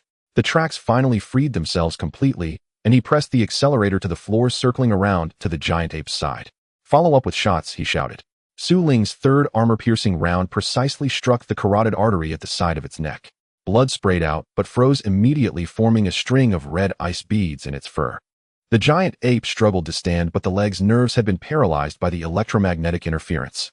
It howled to the heavens, the sound waves triggering a localized avalanche, but by the time the snow settled, the vehicle had long since fled. The Wuling accelerated away, with fuel remaining at 7.2. The interior of the vehicle fell silent for a moment. Su Ling unloaded the magazine to check the bullets, with only 11 remaining. She reloaded, her movements slower than before, her left hand slightly stiff from the cold. Blood seeped from the wound on her shoulder, forming dark brown spots on her cold weather suit. Chen Wang opened the weapon library interface. The icon for the electromagnetic pulse rifle lit up with a description next to it: a single shot can paralyze small mechanical units and has a temporary dazzling effect on biological nerves with a charging time of 12 seconds. He casually set it as a quick weapon. The white fox curled back into a corner, but its eyes remained fixed on the direction of the shelter, its ears twitching continuously, as if receiving signals that others could not hear. The navigation displayed that there were 3 kilometers to go, and the terrain was open ice field without any obstructions. Chen Wang turned off all non-essential systems, keeping the vehicle at a low and steady speed to minimize remote detection. Su Ling leaned back against her seat, closing her eyes to rest, her fingers still resting on the rifle bolt. Suddenly, the white fox emitted a short, low whine. Chen Wang looked up and saw several fresh tire tracks on the ground near the entrance of the shelter, arranged radially, yet there were no life signals. Those tire marks were very new, no more than 2 hours old, but there were no vehicles in sight, nor any signs of human activity. He slowed down and switched to microwave detection mode. The screen returned an anomaly. There was a high-intensity electromagnetic shielding field in front of the door, blocking normal signals. Su Ling opened her eyes and followed his gaze. "Something's off," she said. Chen Wang remained silent, his right hand subtly moving to the activation switch of the electromagnetic pulse rifle. The vehicle continued to glide forward, with only 2 kilometers left to the shelter.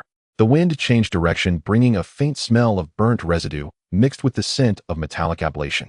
The white fox stood up, its fur slightly bristling. Chen Wang tightened his grip on the steering wheel, his knuckles turning white. Chen Wang's fingers gently moved away from the switch of the electromagnetic pulse gun, grazing half a circle along the edge of the steering wheel. The fuel gauge's needle stopped at 7.2, unmoving. He did not proceed forward, but instead slowly turned the Wuling armored vehicle 30 degrees to the right. The tracks pressed over a frozen snow ridge, causing the vehicle to sink half a foot into a groove formed by the ice layer's fracture, resembling a beast that quietly crouched down. Su Ling had already unfastened her seatbelt, leaning halfway into the back seat towards the weapon rack. She pulled out the lens set for the sniper rifle, quickly wiping it with her sleeve, her movements crisp and efficient. After assembling the barrel, she swiftly slammed the magazine into the magazine well, with a pop, setting the safety to half a pin, and became quiet. Left upper ventilation pipe. Chen Wang whispered, his voice as light as the wind passing over the icy surface. Don't shoot through it, it would just make the people inside look up. Su Ling did not respond verbally, merely nodding slightly. She crawled to the shooting window in the rear, pressing her cheek against the stock, closing her right eye, and scanning the outer wall of the shelter through the scope with her left eye. The metal structure was trapezoidal with 3 exhaust pipes on top. The outer wall of the left pipe was coated with thick frost, but there were subtle air flow fluctuations inside, indicating that someone was using it. The white fox suddenly lifted its head, its front paws resting on the passenger side console, its nose nearly touching the windshield. Its ears stood straight up, and its pupils narrowed into fine lines as if it sensed something. Chen Wang immediately reached out to turn off the vehicle's temperature control system, putting the engine into silent mode. The car's body sank slightly, the tracks ceased moving, and the entire vehicle seemed frozen in place, with not even a breath audible. Su Ling squeezed the trigger. A muffled bang echoed as the bullet skimmed past the outer edge of the ventilation pipe, sending a spray of metal shards flying. Immediately, a cloud of grayish-white smoke burst from the pipe, as if the internal wiring had short-circuited and caught fire. In less than 3 seconds, the sound of metal clashing emerged from behind 2 ice rocks on the side wall of the shelter, as someone pulled back the bolt, and the surveillance cameras quickly turned towards the explosion point. Chen Wang stepped on the gas pedal, and the Wuling glided horizontally across the icy surface, its tracks rolling over the thin snow without raising a speck of dust. The vehicle circled around to the west, using the remnants of a discarded oil pipeline to block the direct line of sight. He came to a steady stop, unbuckled his seatbelt, and pulled out a sealed canister from beneath the seat. This was a homemade combustive agent he had prepared on the last day at the auto repair shop, with the shell welded shut and a fuse made from a friction device he learned from an old master. I will check the rear sentry, he said. You watch the door crack, and if anyone comes out, suppress them. Su Ling raised her left hand thumb up as a response. Chen Wang pushed open the car door, his body sliding down closely against the vehicle. As he landed, he slightly bent his knee to dissipate the impact. He crouched low as he advanced, each step carefully placed on old tire imprints or frozen cracks, fearful of making a crack sound. Stopping 15 meters from the cover, he took out a reflective piece and tied it to a wrench, then gently tossed it out. The reflective piece glided through the low air, shimmering briefly in the remaining light from the searchlight. Immediately, a rustling sound came from behind the ice rock as someone peeked out to check. Chen Wang seized the opportunity, swinging his right hand, the Molotov cocktail arcing through the air, perfectly smashing against a pile of discarded oil barrels. The friction of the firestone ignited the fuse, and flames erupted with a loud roar, the heat wave instantly melting the surrounding snow into swirling white mist. 2 guards jumped out from the cover with shouts, one shouldering a rifle, just as he was about to turn the gun towards them when his companion yanked him down. The flames spread rapidly, and a bare oil pipeline began to leak oil, the fuel dripping onto the hot metal with a hissing sound, igniting in bursts. Without waiting for them to react, Chen Wang turned and withdrew. He leaped back into the vehicle, locked the doors, and activated the track to advance. The Wuling glided forward at the lowest speed, its body remaining parallel to the outer wall of the shelter, ready to shift sideways to block the door. Obstacles breached. Survival point 350. Unlocking member coordination. Assault gunner Chen Wang. A system prompt appeared before him, which he dismissed without even looking. The fuel was now at 6.9 and could not be wasted any further. The vehicle stopped 20 meters from the main door, positioned across the entrance, serving as a temporary cover. Chen Wang rotated the driver's seat to face the main gate, and the mechanical arm automatically extended, gripping a spare power cable ready to connect to an external power source at any time. Su Ling reconfigured her sniper rifle, aiming the muzzle at the door crack. Her left hand inadvertently pressed against an old injury on her shoulder, her knuckles slightly whitening as the recoil from the previous shot disturbed the frostbitten tissue, yet she said nothing, her breathing still steady. The white fox remained crouched before the console, its tail swaying slowly. Its eyes were fixed on a metal plate to the right of the door, where there was an almost invisible seam less than 2 millimeters wide. Its nostrils slightly expanded, the frequency changed, as if it had sensed something beyond human perception. Chen Wang brought up the microwave detection screen, discovering that the electromagnetic shielding in front of the door was still operational and had not diminished in strength. This indicated that there was still a power supply system functioning inside, yet no life signals were leaking out. He switched to infrared mode, scanning around the door frame, finally spotting an anomaly. At the connection point in the lower right corner, there was a slight thermal circulation fluctuation, as if a hidden ventilation port was intermittently exhausting air. He reached for his toolkit, retrieving a modified screwdriver, its handle wrapped in insulating tape and the tip welded with a short piece of copper wire. This was his makeshift method for dealing with old electronic locks, simple but effective. "Are you going to break the door?" Wuling asked. "No." He shook his head. "I'm waiting for them to open it themselves." As soon as the words left his mouth, the white fox suddenly stood up, its front paw slapping down on the console, as if issuing a warning. Immediately, the sound of mechanical operation came from inside the door. The heavy alloy door slowly rose, revealing a gap approximately 80 centimeters high. No light shone through, nor was there any sign of movement. Only a cold wind rushed out from below, carrying a stronger burnt smell, mixed with a pungent scent reminiscent of ozone. Wuling's rifle barrel slowly elevated as the gap widened, locking on to potential shooting angles. Her finger rested outside the trigger guard, her muscles tensed, ready to fire at any moment. But Chen Wang remained still. He stared at the bottom of the gap, noticing a thin layer of water film on the ground slowly crystallizing into ice. This was not caused by natural melting snow, it was condensation produced by the operation of a man-made cooling system. "There is air circulation inside," he said. "The temperature is probably around -10 degrees. Wuling nodded. "That's 70 degrees higher than outside. Enough for someone to survive inside. But also enough to hide a corpse." He pressed the release button on the mechanical arm, aiming the cable head at the metal grounding point below the door crack. As long as there was a grounding circuit in the internal wiring, it could determine whether there were personnel on duty. As soon as the cable touched the system, alarm gently vibrated. Low-frequency pulse current detected, source not natural discharge, suspected remote surveillance trigger. Chen Wang immediately retracted the cable and closed all external interfaces. He turned to Wuling. "They're watching us." Wuling's lips curved slightly. "Then let them watch all they want." Suddenly, she raised her sniper rifle and fired 2 shots at the surveillance camera above the door crack. The first shot went slightly left, while the second hit the center of the lens, shattering the ceramic shell and sending sparks flying. Immediately after, she quickly disassembled the barrel and stowed it away. The entire process took less than 10 seconds. Silence returned outside the door. The gap remained open, its height unchanged. The cold wind continued to blow out, and the water film kept freezing. No alarms sounded, nor did anyone appear. Chen Wang's hand reached for the emergency pull lever beneath the steering wheel, a short-range booster device he had installed capable of forcibly releasing the reserve power of the energy core, allowing the Wuling to reach maximum speed within 10 seconds. The cost was that it would have to cool down for at least 40 minutes afterward. He did not pull it. The white fox's body suddenly leaned forward, its nose nearly touching the glass. It emitted a very low whine from its throat, like a warning or perhaps a call. Chen Wang stared at the door crack, his right hand slowly tightening around the pull lever. Chen Wang's hand tightly gripped the emergency lever, his palm slick with sweat, which he wiped off haphazardly on his work uniform sleeve. The low whimper of the white fox echoed in his ears, seemingly rising from the depths of his heart. He clenched his teeth, no longer hesitating. Pressing his thumb, the short-range booster device roared to life, the energy core emitting a deep rumble as the tracks roared into action. The Wuling Hongguang charged forward like an iron beast cornered. The large door had not fully risen, barely opening to less than a meter high. The vehicle squeezed itself in the roof, scraping against the door frame with a screech, sparks flying, the harsh sound shattering the silence before the shelter. The wheels caught on the threshold for a moment, the chassis thumping loudly, but the power did not falter. The entire car crashed into the hall, coming to a stable stop 15 meters from the entrance. The driver's seat rotated automatically to face the exit, and the mechanical arm retracted.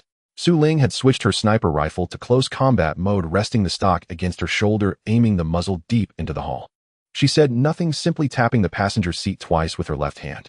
This was their signal: visibility clear, temporarily safe. The white fox leapt onto the control panel, its front paws resting against the windshield, its nose twitching incessantly, ears swiveling, as if listening to sounds unheard by others. Inside the car, it was nearly 70 degrees hotter than outside, yet its fur was still slightly raised, its tail stiff. The hall was dimly lit with rows of emergency lights, flickering, casting shadows of dozens of survivors. Some stood by the corridor, while others curled up on folding chairs in corners. Upon seeing the Wuling vehicle rush in, the crowd erupted into chaos. "It's Wuling. It really is Wuling. They've come. We're saved. Quick, call the medical team. There are still people outside waiting to be rescued." The voices were a cacophony, yet strangely, no one stepped forward to help. There were no security checks, no technical interface, not even a registration. After the cheers, everyone quickly fell silent, all eyes fixated on the vehicle, expressions filled with anticipation and an inexplicable strangeness. Chen Wang did not turn off the engine. With his left hand resting on the car door and his right hand pressed beneath the steering wheel, he was ready to activate the booster system again. The fuel gauge indicated only 6.1 remaining. He could not waste more. An elderly man in a worn military coat emerged from the crowd behind. The clothes were very old with a frayed collar, yet all the buttons were intact and neatly arranged. He walked with a straight back, each step firm, stopping 10 meters in front of the car, hands clasped behind him as he looked at Chen Wang. I am the person in charge here. I was a logistics officer for the Northern Legion, codename Old Camphor. When the black tide broke out, I was here coordinating supplies and later gathered the remnants to establish this point. Chen Wang nodded, not getting out of the car. Is your defense system still operational? Partially functional, Old Camphor replied. The main control room can monitor the perimeter, but there isn't enough power, only enough to maintain lighting and ventilation. What about energy? The diesel generator is holding up, but the solar panels are buried under snow and the clearance is too slow. How many people are there? 87 registered, 64 permanent residents, 12 injured, 19 elderly, and 8 children. Chen Wang noted silently. The number wasn't too many or too few. The key was that these people did not seem to resemble those who had just experienced a life-or-death ordeal. No one had bandaged wounds, no one was undergoing amputations, and the atmosphere was too calm. It was too quiet, unnaturally, so lacking the expected reactions of those witnessing a rescue. He scanned the corners of the hall using the reflection from the car window. 3 guards in uniform stood at the east corridor entrance, guns in hand, but with their muzzles pointed to the ground, their arms stiff, eyes glazed over. One of them twitched slightly at the corner of his mouth, as if chewing something, though his mouth was clearly empty. At that moment, the system suddenly displayed a red alert, high-frequency, encrypted signal pulse, detected source, underground level 3 life, signal distribution, abnormal density, in the eastern area plummeting by 38, judgment, internal rebellion risk exists, advise all personnel to be on alert. Chen Wang remained expressionless, lowering his head to feign interest in the dashboard, while secretly activating the listening function of the White Fox's collar through the communication module. Seconds later, a fragmented voice came through the earpiece. The signal has been blocked. Wait until they disarm before taking action. Don't rush, let them into the main hall first. Wuling is one of the targets. The driver must be captured alive. He immediately turned off the external speaker, initiating the electromagnetic silence protocol, putting the entire vehicle into combat mode. The tracks locked, the engine revved to a point where it could explode at any moment. Su Ling sensed this and gradually lowered her gun's muzzle by 5 degrees, adjusting it to cover the front sector. Her left hand pressed against her shoulder wound, her knuckles turning white, yet her breathing remained steady. Old Camphor took 2 steps forward, lowering his voice. I know what you're investigating. I'm not a traitor, but I cannot control everyone. Since the 3rd day of the black tide, some have been infiltrated by the Eye of the North, now hiding in the underground level, controlling some communications. Chen Wang raised his eyes to look at him. Then why didn't you say this sooner? I have no evidence, and I dare not act rashly, Old Camphor replied quietly. Once alarmed, they will immediately cut off oxygen supply. 2/3 of the people here won't last 2 hours. Footsteps came from the other side. 2 individuals in white coats were pushing a medical cart, which held intravenous bottles and an ECG monitor. However, they moved particularly slowly, their motions stiff, as if performing in a play. The white fox suddenly let out a low growl, its ears pinned tightly against its head. Chen Wang reached for the toolkit, pulling out a screwdriver that had been welded with copper wire. He opened the car door, 1 foot stepping onto the ground, his body still leaning against the driver's seat. We need supplies, he said, fuel, antifreeze, spare tires. How much can you provide? There are 300 liters of fuel, but it requires approval, Old Camphor answered. Antifreeze is tight priority, is given to the medical bay. Who approves it? The safety committee, 3 members must agree.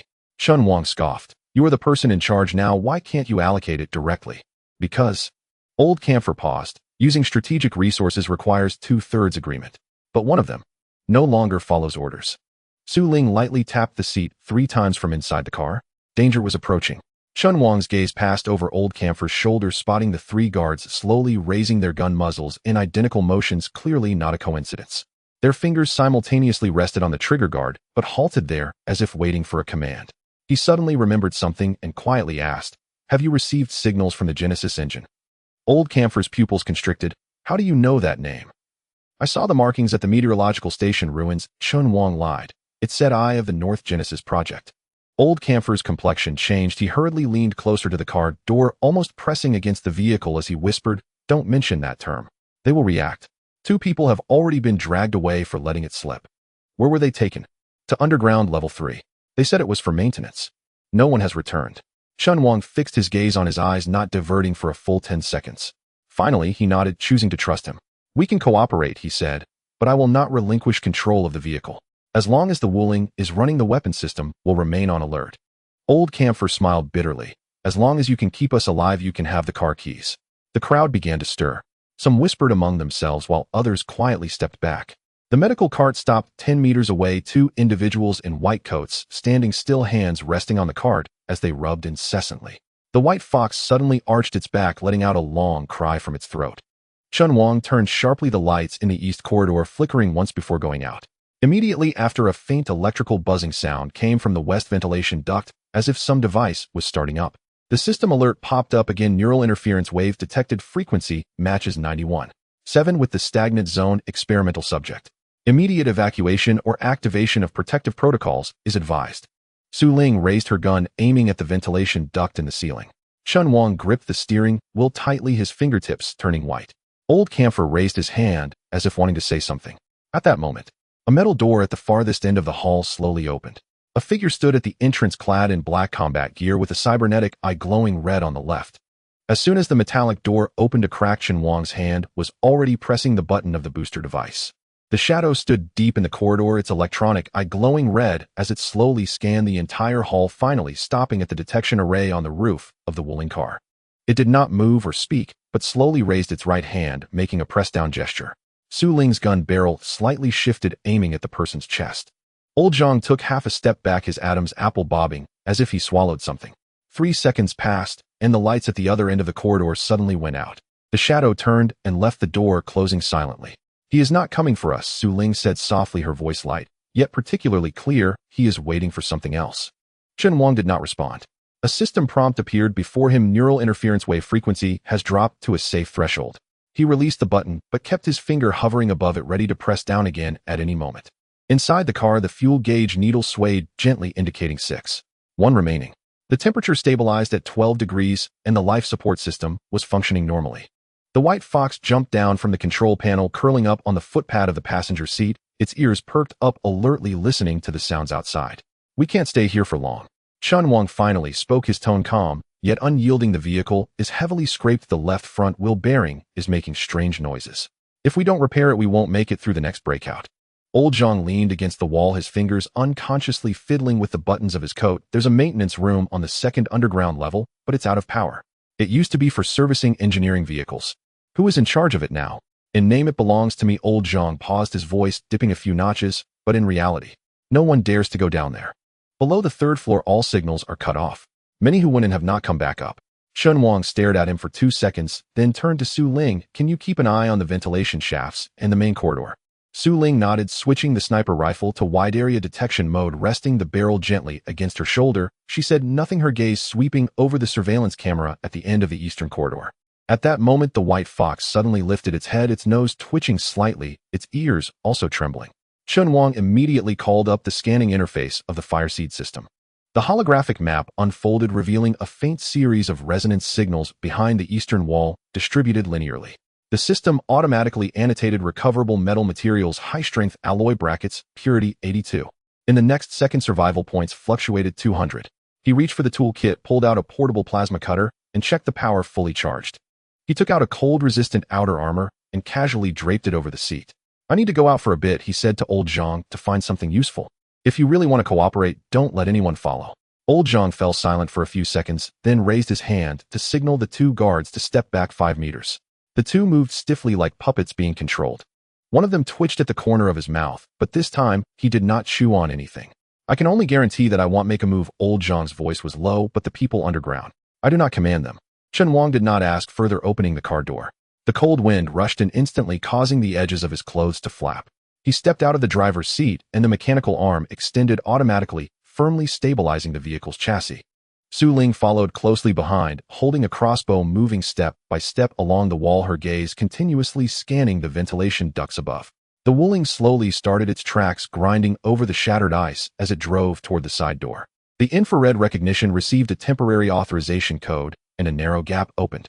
The vehicle squeezed into the external passage, its headlights illuminating the snow-covered street. 300 meters away, the outline of the old industrial park flickered into view. The collapsed factory buildings were half buried in the snow, and several broken gas pipelines jutted into the sky, resembling a row of missing teeth.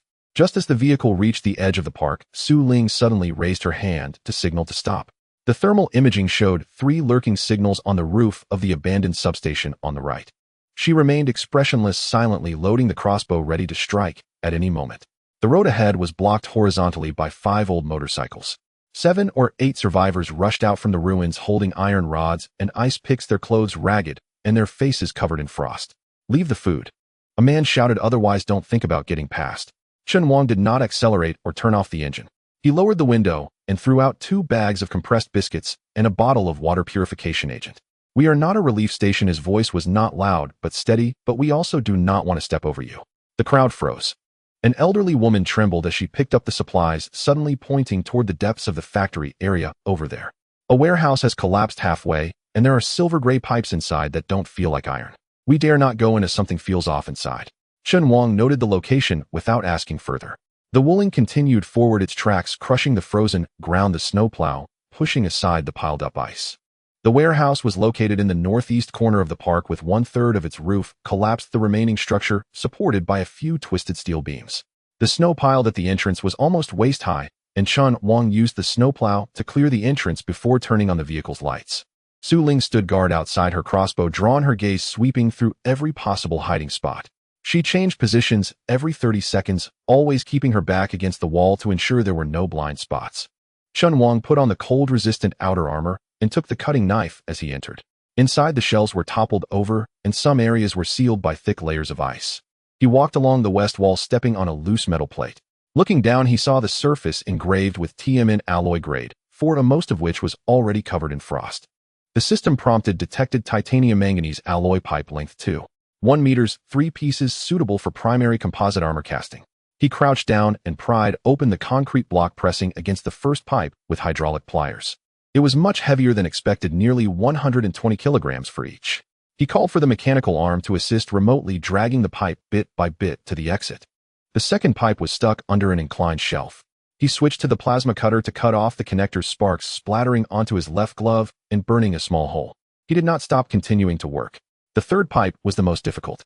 It spanned between 2 shelves with huge icicles hanging precariously above it.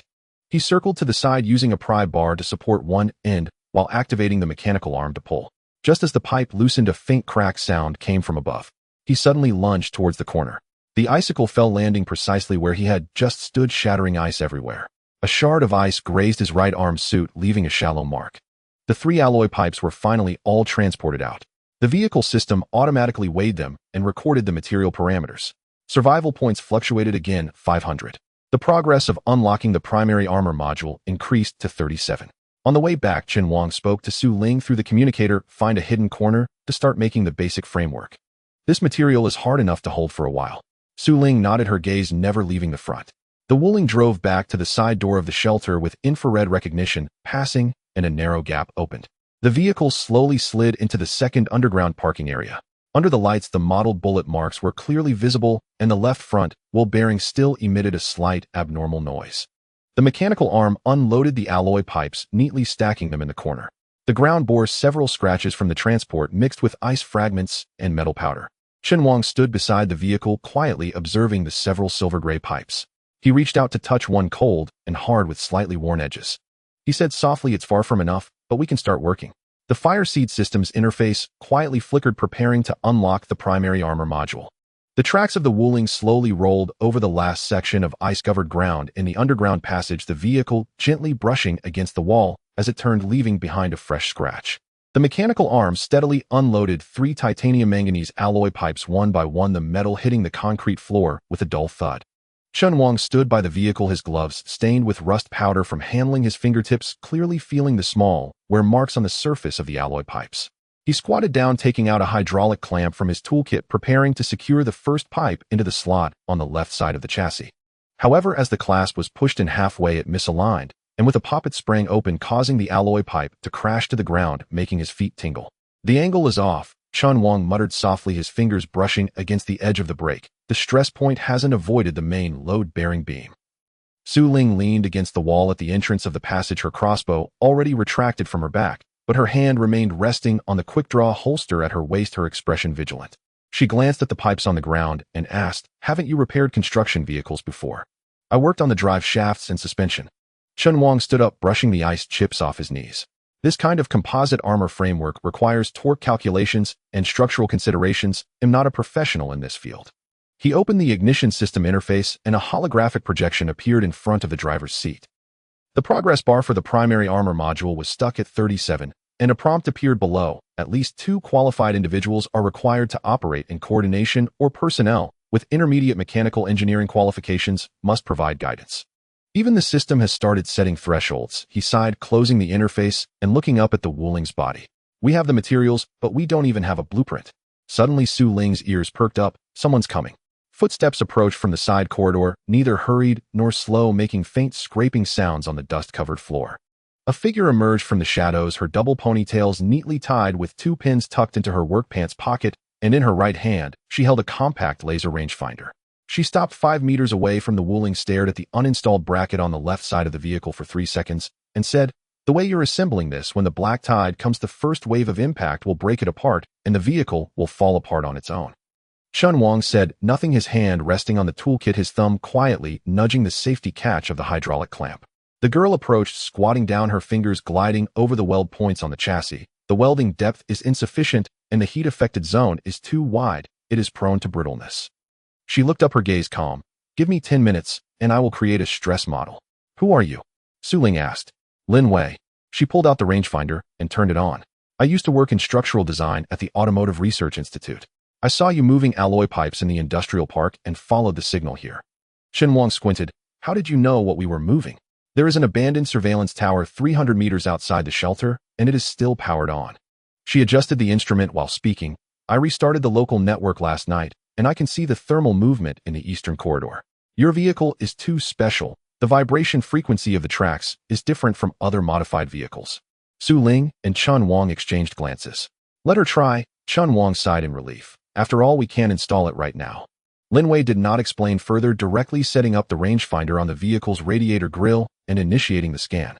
The instrument emitted a low hum, the red light rapidly sweeping over the vehicle's body. She monitored the data stream while quickly entering parameters on the tablet. The yield strength of titanium manganese alloy is 820 megapascals, which is 15 higher than that of ordinary bulletproof steel, she stated without looking up, but it has poor ductility and cannot be directly welded to a low-carbon steel frame. A transition layer with nickel-based welding material is required. Chen Wang frowned. "We don't have a specialized welding machine." "No need." She pointed to the vehicle's power interface. "Connect the main circuit to the maintenance platform, and I can change it to pulse arc mode. Although it's not very stable, it will be sufficient for one use." She finished speaking and took out a palm-sized black box from her backpack, connecting it to the Wuling's OBD port. The system interface flickered and a new prompt appeared. "External engineering terminal detected, temporary collaborative protocol activated. You connected to the system?" Chen Wang's tone tightened. "Just reading the basic framework." She looked up at him.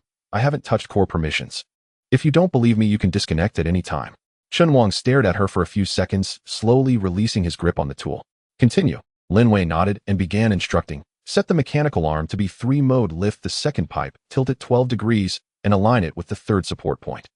Chen Wang pressed the control panel, and the mechanical arm slowly extended, grasping one end of the alloy pipe. Lin Wei calibrated the position with the rangefinder, counting out loud. "Move left 3 centimeters. Lower by 0.5 degrees. Good, secure it." With a click, the clasp locked into place. The system immediately displayed a prompt: effective structural reinforcement action detected, temporary permission exemption activated. Su Ling coughed lightly at the entrance of the passage. "The patrol team changes shifts in 7 minutes. They inspect this line every hour. We have time." Lin Wei had already disassembled the welding gun components, connecting the vehicle's power supply with wires. The last 2 must be done continuously. If interrupted, thermal stress will crack the welds. Chen Wang squatted beside her, helping her organize the cables. Lin Wei's movements were steady, connecting wires, testing, and adjusting the current seamlessly. "Have you done this before?" He couldn't help but ask. "I participated in the impact resistance modification of military transport vehicles." She donned a protective mask, her voice a bit low. "Back then, I was in the testing ground every day, looking at the wreckage of destroyed vehicles." The welding gun started up, a blinding blue light flashed, and the metal seams began to melt. Lin Wei's hands hardly shook as a uniform weld slowly formed. After the second pipe was installed, the system prompted again. Armor frame integrity increased to 68. The last one. She said, this is the crossbeam. It determines the rigidity of the entire vehicle and must succeed in one go. She recalibrated the laser positioning, allowing the mechanical arm to slowly push the third pipe into the U-shaped slot under the vehicle. Just as it was about to be positioned, the overhead light suddenly flickered a few times, and the voltage fluctuation caused a sudden drop in the welding gun's power. The power is unstable. Chen Wang immediately switched to the backup battery pack. Try again. Lin Wei remained silent, waiting for the light to stabilize before restarting the welding program. This time she slowed down, precisely controlling each inch of advance. At the moment the weld completely sealed, the entire vehicle emitted a low hum as if responding to something. Immediately after, a faint blue light appeared on the armor's surface, fleetingly vanishing. The primary armor module has been activated. Armor defense increased by 20. The three of them took a step back simultaneously. The appearance of the Wuling had changed. The silver-gray framework tightly adhered to the vehicle's body, resembling a newly formed skeleton extending from the chassis to the wheel arches and then to the edges of the roof. The originally exposed pipelines were partially covered, and key areas had triangular support structures added. It looks different now, Su Ling said softly. Not just in appearance. Lin Wei removed her mask, a thin layer of sweat forming on her forehead. The center of gravity has been lowered by 2 centimeters, and the resistance to lateral impacts has doubled. Next time we encounter a pack of ice wolves, it won't be easily overturned. Chen Wang reached out to touch the newly installed armor plate, cold and hard, the seams smooth. He looked down at the system interface. Survival points had increased by 400, and the space expansion module was also flickering slightly, as if affected by the structural reinforcement. What's next? Su Ling asked. Debugging, Chen Wang said. Check all connection points for any cold welds, then run a pressure test again. Lin Wei had already opened her tablet, downloading the open data stream of the ignition system. I can create a dynamic simulation to see the deformation under different impact angles. Why are you helping us? Chen Wang suddenly asked. She paused her operation and looked up at him. Because this vehicle is not an ordinary modified vehicle. Its structural logic is very unique, as if it is evolving. I have studied confidential projects from before the apocalypse. No one can achieve this level of complete vehicle reconstruction. She paused, her voice softening. I want to know how it was accomplished. Chen Wang did not answer. He turned and walked towards the tool station, picking up a torque wrench and beginning to check each fixing bolt. Su Ling walked to the entrance of the passage, confirming that the patrol team had not yet approached. The light quietly cast over the three of them, creating shadows of varying lengths. The Wuling stood quietly there, the engine off the surface of the armor, still retaining the residual heat from welding, with a faint metallic, burnt smell in the air. Lin Wei's fingers slid across the tablet, suddenly stopping. Strange, she said. Chen Wang looked up. What's wrong? There is a section of encrypted records in the system logs. Her voice changed. It's not in the standard format of the ignition system. It seems like traces left by another program. The engine of the Wuling trembled gently in the underground passage, emitting a low hum as if just awakened. Chen Wang released the ignition key, and the red warning light on the dashboard finally extinguished, leaving only a pale yellow reminder flashing in the corner. Basic armor module operating stably. Field load testing recommended. Lin Wei closed the tablet, her fingertips gently tracing the edge, remaining silent. Her earlier remark that the system log has encrypted records hung in the air like a block of ice, and no one dared to respond. Let's go, Chen Wang said, opening the driver's door as a cold breeze rushed in. Staying here too long makes it easy for the patrol to discover us. Su Ling had already nimbly jumped onto the roof of the vehicle, kneeling on one knee at the observation point, her binoculars slowly scanning the junction of the vent and corridor. Her arm was tense, her shoulders slightly raised, a habitual movement she made when preparing to shoot, but this time she was only confirming whether there was danger nearby. The Wuling's tracks slowly started grinding over the icy puddles on the ground, producing a dull friction sound. At the end of the passage stood a rusted iron door, which Chen Wang had previously pried open with a hydraulic rod, allowing the vehicle to squeeze through. Outside was the abandoned logistics platform in the eastern district of the shelter, with snow piled nearly half a meter high. As the wheels pressed down, a slight vibration was felt in the chassis. The new armor can handle the weight without issues. Lin Wei focused on the vehicle's screen. Lateral stability has improved significantly, but the steering is 0.3 seconds slower, likely due to a shift in the center of gravity. As long as it moves, that's fine. Chen Wang called up the navigation interface of the Spark system. Red dots popping up on the map as warnings. There's an abandoned town 3 kilometers ahead. The main road data is missing and the signals are chaotic. Lin Wei took the control port, connecting her portable radar. It'll measure the snow depth and avoid the collapse zone. She pressed the button and the instrument began to emit beams into the distance. Su Ling suddenly raised her hand. 50 meters to the left front, there's a reflection on the roof. Chen Wang squinted in that direction and saw a piece of metal debris slanted on the roof of a dilapidated warehouse, glinting faintly under the weak daylight. He didn't pay much attention and continued driving forward. Such things were too common in this area, whether industrial waste or remnants from past battles. The Wuling drove out of the logistics platform and into an open snowfield. The wind began to pick up and visibility dropped to less than 100 meters. The radar displayed that the ground ahead was relatively solid, and Chen Wang switched to Snow Master mode, allowing the tracks to automatically adjust their contact area, ensuring a smooth forward movement. Half an hour later, the entrance to the town appeared in sight. A crooked road sign was half buried in the snow, inscribed with the words "Biling Town," the last stroke slashed brutally by some sharp object. Most of the houses on both sides of the street had collapsed walls cracked by the frost, and utility poles lay scattered wrapped in thick layers of ice. No life signals. Lin Wei gazed at the detection screen. The entire area is eerily quiet. That doesn't mean it's safe, Su Ling whispered. There's a sound of machinery moving from the clock tower.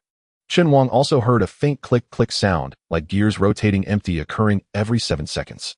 He immediately turned off the exterior lights and activated the stealth module's trial mode. A layer of subtle ripples appeared on the surface of the vehicle, the optical camouflage, not fully effective, but under infrared scanning the thermal signature had significantly diminished. The Wuling slowly entered the main street, and as the tracks rolled over the icy surface, a small section of snow suddenly collapsed beneath, revealing the hard frozen ground underneath. Chen Wang stepped on the brakes and leaned forward to look. Deep in the ice layer, a series of claw marks were imprinted. Each mark was about 80 centimeters long, spaced over 2 meters apart, the edges appearing as if burned at high temperature, and then quickly frozen, leaving traces of erosion.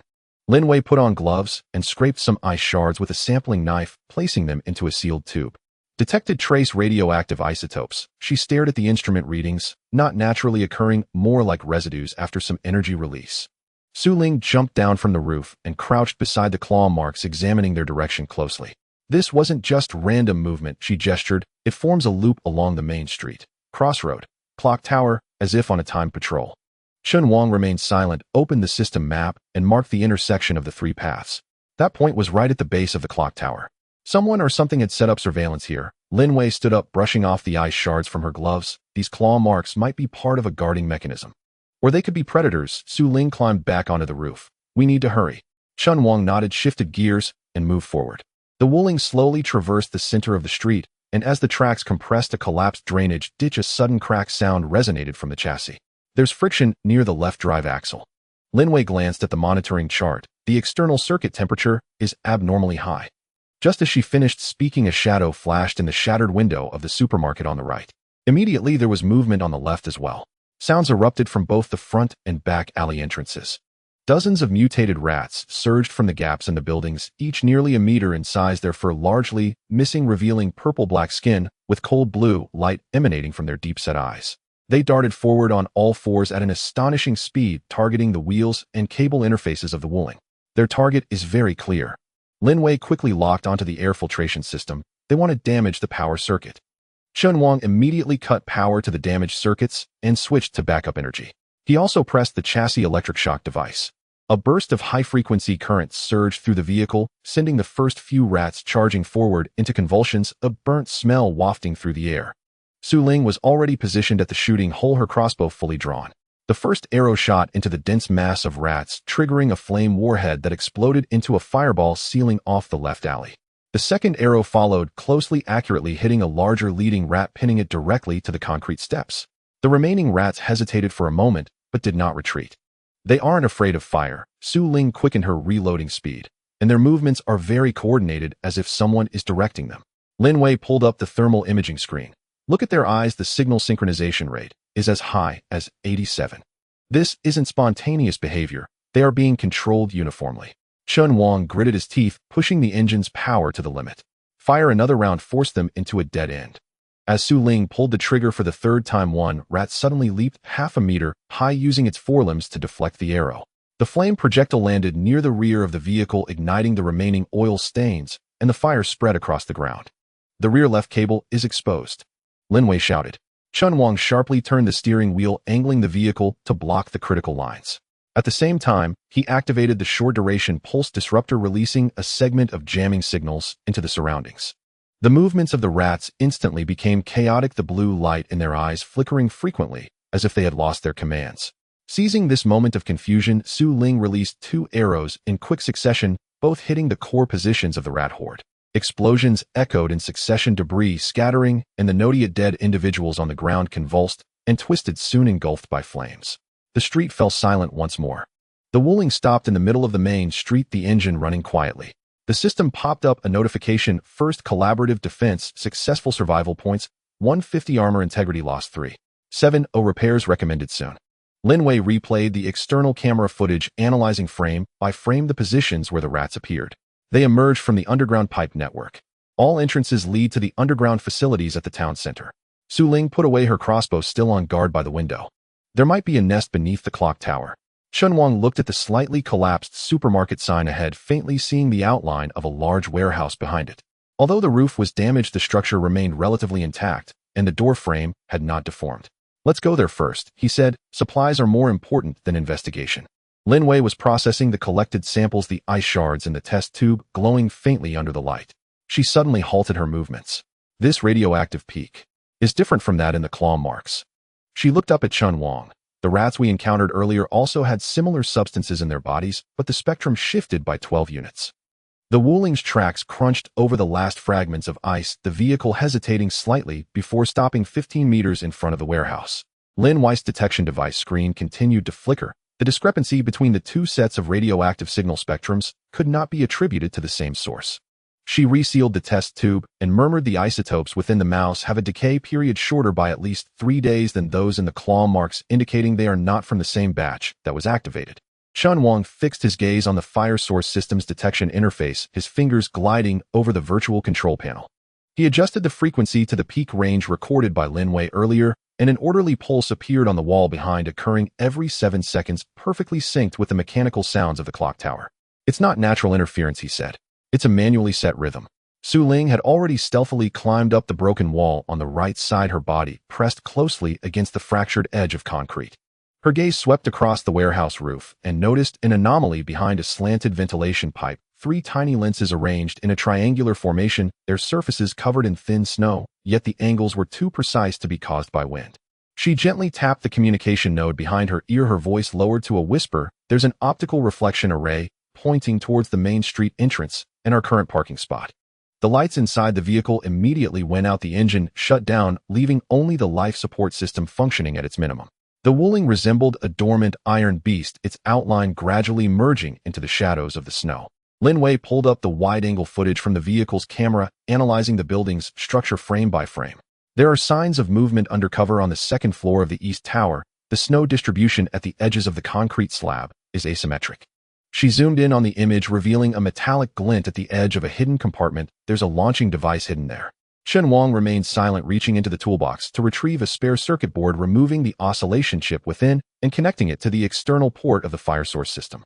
He adjusted the output power to a weak frequency, simulating electromagnetic waves akin to an animal's body temperature, then slowly released it through the chassis antenna. 10 seconds later, a faint mechanical clicking sound came from the compartment within the tower. The triggering mechanism relies on heat sources, or wait. Chen Wang retracted the device. We will step on the pressure-sensitive area as we approach. Su Ling slid down from the wall, landing almost silently. She circled to the back of the vehicle, checking the maintenance hatch for obstructions. Lin Wei activated the engineering module, scanning the surrounding structural supports of the buildings for weak points that could create obstacles. The Wuling remained motionless, its internal air circulation system emitting a low-frequency hum. Chen Wang restarted the tracks, but instead of igniting the engine, he utilized a backup battery to provide minimal power, allowing the vehicle to inch forward at less than half a meter per second. As the wheels pressed upon a concealed metal strip, he suddenly slammed the brakes. Almost simultaneously, compartments on both sides of the warehouse roof sprang open and 3 crossbow bolts shot through the air. Su Ling reacted faster than her thoughts, making a swift dash towards the cockpit, tackling Chen Wang down beneath the seat.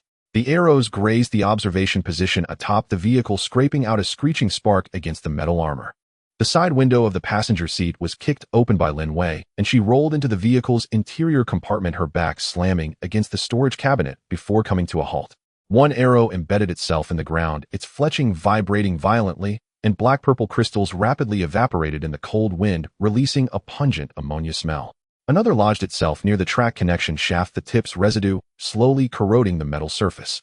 "It's coated with a neuroinhibitor," Lin Wei said, removing one glove to wipe the arrowhead, instantly releasing a white mist. "The concentration is enough to incapacitate an adult male within 7 seconds. Chen Wang crawled back to the driver's seat and immediately activated the stealth module's low-power mode. The vehicle's surface shimmered with subtle ripples. Although the optical camouflage had not fully activated, it was already close to blending with the environmental background under infrared detection.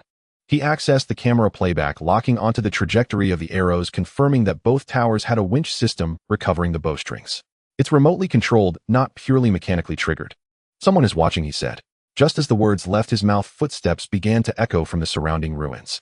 6 armed personnel approached from different directions, clad in patchwork, cold-resistant armor, with exoskeletal supports attached to their shoulders, wielding modified thermal guns. The leader stood on the steps of the warehouse, removing his goggles to reveal an old scar that ran through his brow. "This divine vehicle belongs to us now." He sneered coldly, his voice amplified through a loudspeaker. "Those who know what's good for them should come out, or will be forced to burn your oxygen tubes." Chen Wang glanced at the system map. Their positions were dispersed, but formed a semi-encircling formation. Their fire coverage was tight, yet they deliberately avoided targeting the front of the vehicle. Clearly the goal was to seize the Wuling intact rather than destroy it. Su Ling had opened the rear maintenance hatch and curled herself into the bottom pipeline passage. Her movements were slow, the specially designed tread of her shoes reducing friction noise. Meanwhile, Lin Wei quickly input commands at the control panel. The engineering module marked the load-bearing columns of a 3-story building on the west side that showed signs of cracks, indicating that localized demolition could trigger a collapse and create cover with dust. "They've upgraded their equipment," Lin Wei whispered. "The leader's right arm exoskeleton has a signal relay module, possibly an Imperial Standard component." Chen Wang nodded, his finger resting on the activation key of the short-range booster. He did not start the engine, but instead concentrated energy to supply the chassis electroshock system and shield precharge module. The Wuling remained still on the surface, yet its interior had entered a state of battle readiness. The raiders began to advance. The two of them secured the front and rear routes, one setting up a portable thermal cannon aimed at the cockpit, while the others gradually compressed the available space. Chen Wang suddenly pressed the fire source system's alarm simulation program, sending a burst of high-frequency noise spreading outward. In an instant, snowflake interference appeared on all the raiders' helmet displays. Seizing the opportunity, he forcefully pushed the joystick. The Wuling's tracks reversed at full speed, the rear colliding precisely with a slanted power pole. The reinforced concrete structure, already fragile, collapsed with a thunderous roar, crashing down upon 2 of the raiders. Amidst the swirling dust and snow, Su Ling leapt out from the underground pipeline, delivering a flying kick that sent the nearest enemy tumbling into a snowdrift, seizing their weapon. Lin Wei simultaneously activated the engineering printing module, firing 2 microshock bombs from the side of the vehicle that landed on the flank of the enemy group. The explosions were not fatal, but the bright light and shockwave forced the remaining 3 to retreat. "The west side won't work." Lin Wei glanced at the structural diagram. "Their backup team is flanking from that direction." Chen Wang quickly assessed the situation and abandoned the original supply plan. He pulled the steering valve, and the Wuling changed direction, slowly moving towards the industrial area to the west of the town center.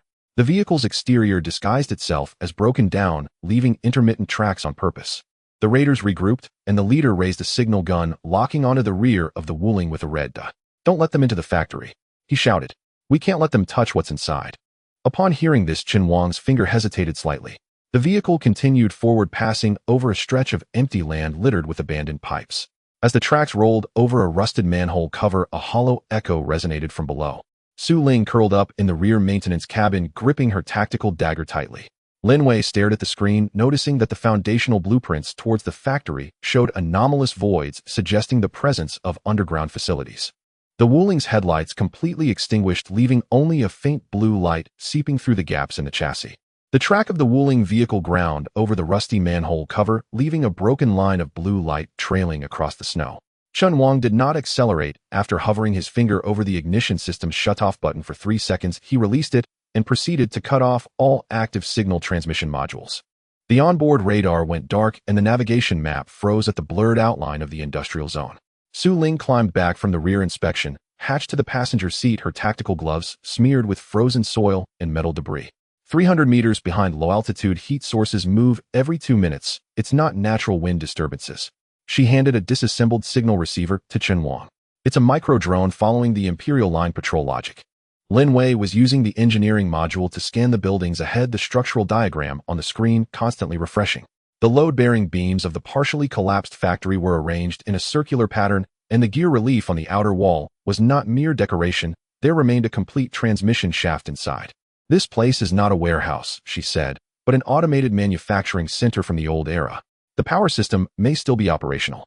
Chen Wang glanced at the hand-drawn terrain map. Old Zhou had circled this area, with a red pen labeling it as Machine Factory Magnetic Storm Source. He pressed down on the brake, and the track sank into the snow, coming to a stop. We cannot force our way in. The raiders are watching this place, indicating there is something inside that they fear being disturbed.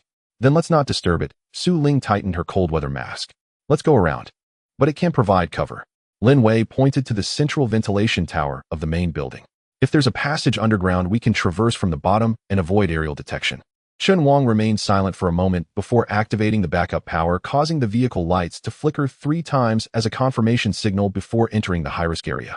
Su Ling nodded, gripping the sniper rifle secured beside her seat.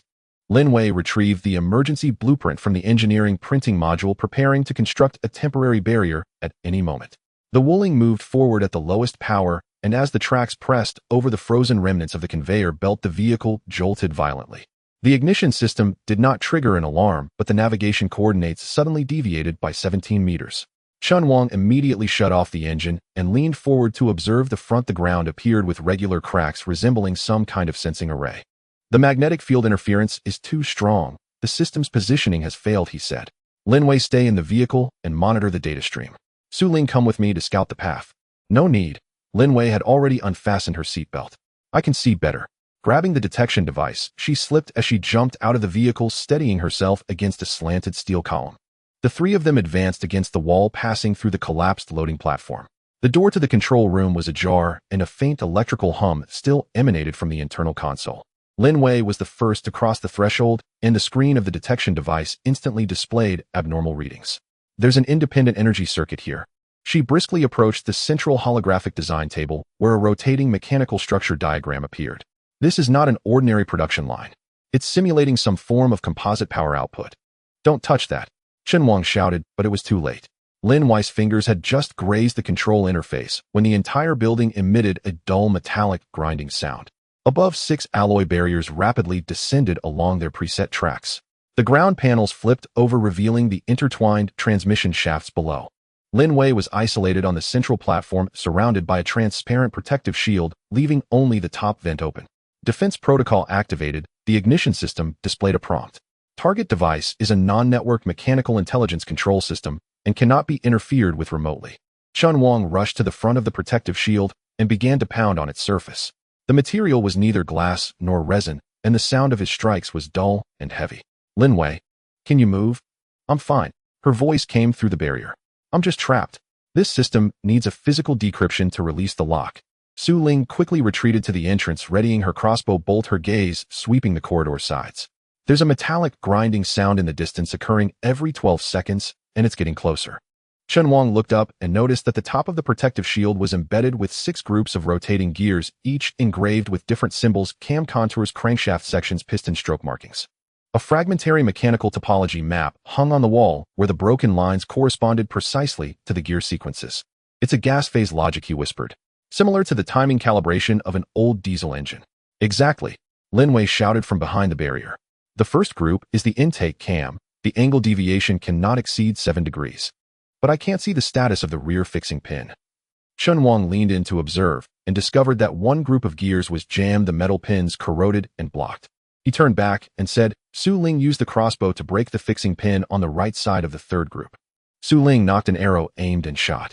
The arrow struck true, causing the jammed gear to loosen instantly, and the remaining 5 groups began to rotate slowly. Now they will automatically reset, Lin Wei shouted. We must complete the angle matching within 30 seconds. Otherwise, the secondary traps will be triggered. Chen Wang stared at the topology map, his mind rapidly reconstructing the original settings. The advance angle for intake, the delay angle for exhaust, and the ignition sequence were parameters he was already familiar with from the repair shop. He reached out to adjust the first group of gears to the standard position. The second group is a dual eccentric shaft. Lin Wei reminded him. Turn it counterclockwise by 19 degrees. He followed her instructions. The third group was a synchronous belt wheel that needed to achieve a 3:1 gear ratio with the main shaft. The fourth group was the variable pump adjustment ring, where the angle determined the hydraulic output pressure. The metallic grinding sound grew louder as an automatic patrol unit from deep within the building had entered a 200-meter range. Just as the fifth group of gears was adjusted into place, the sixth group remained unresponsive. Chen Wang discovered that the drive link was broken and that he needed to apply torque manually. No tools, Su Ling whispered. Chen Wang pulled out a multifunctional wrench from his waist, inserting it into the side hole of the gear while bracing his feet against the wall.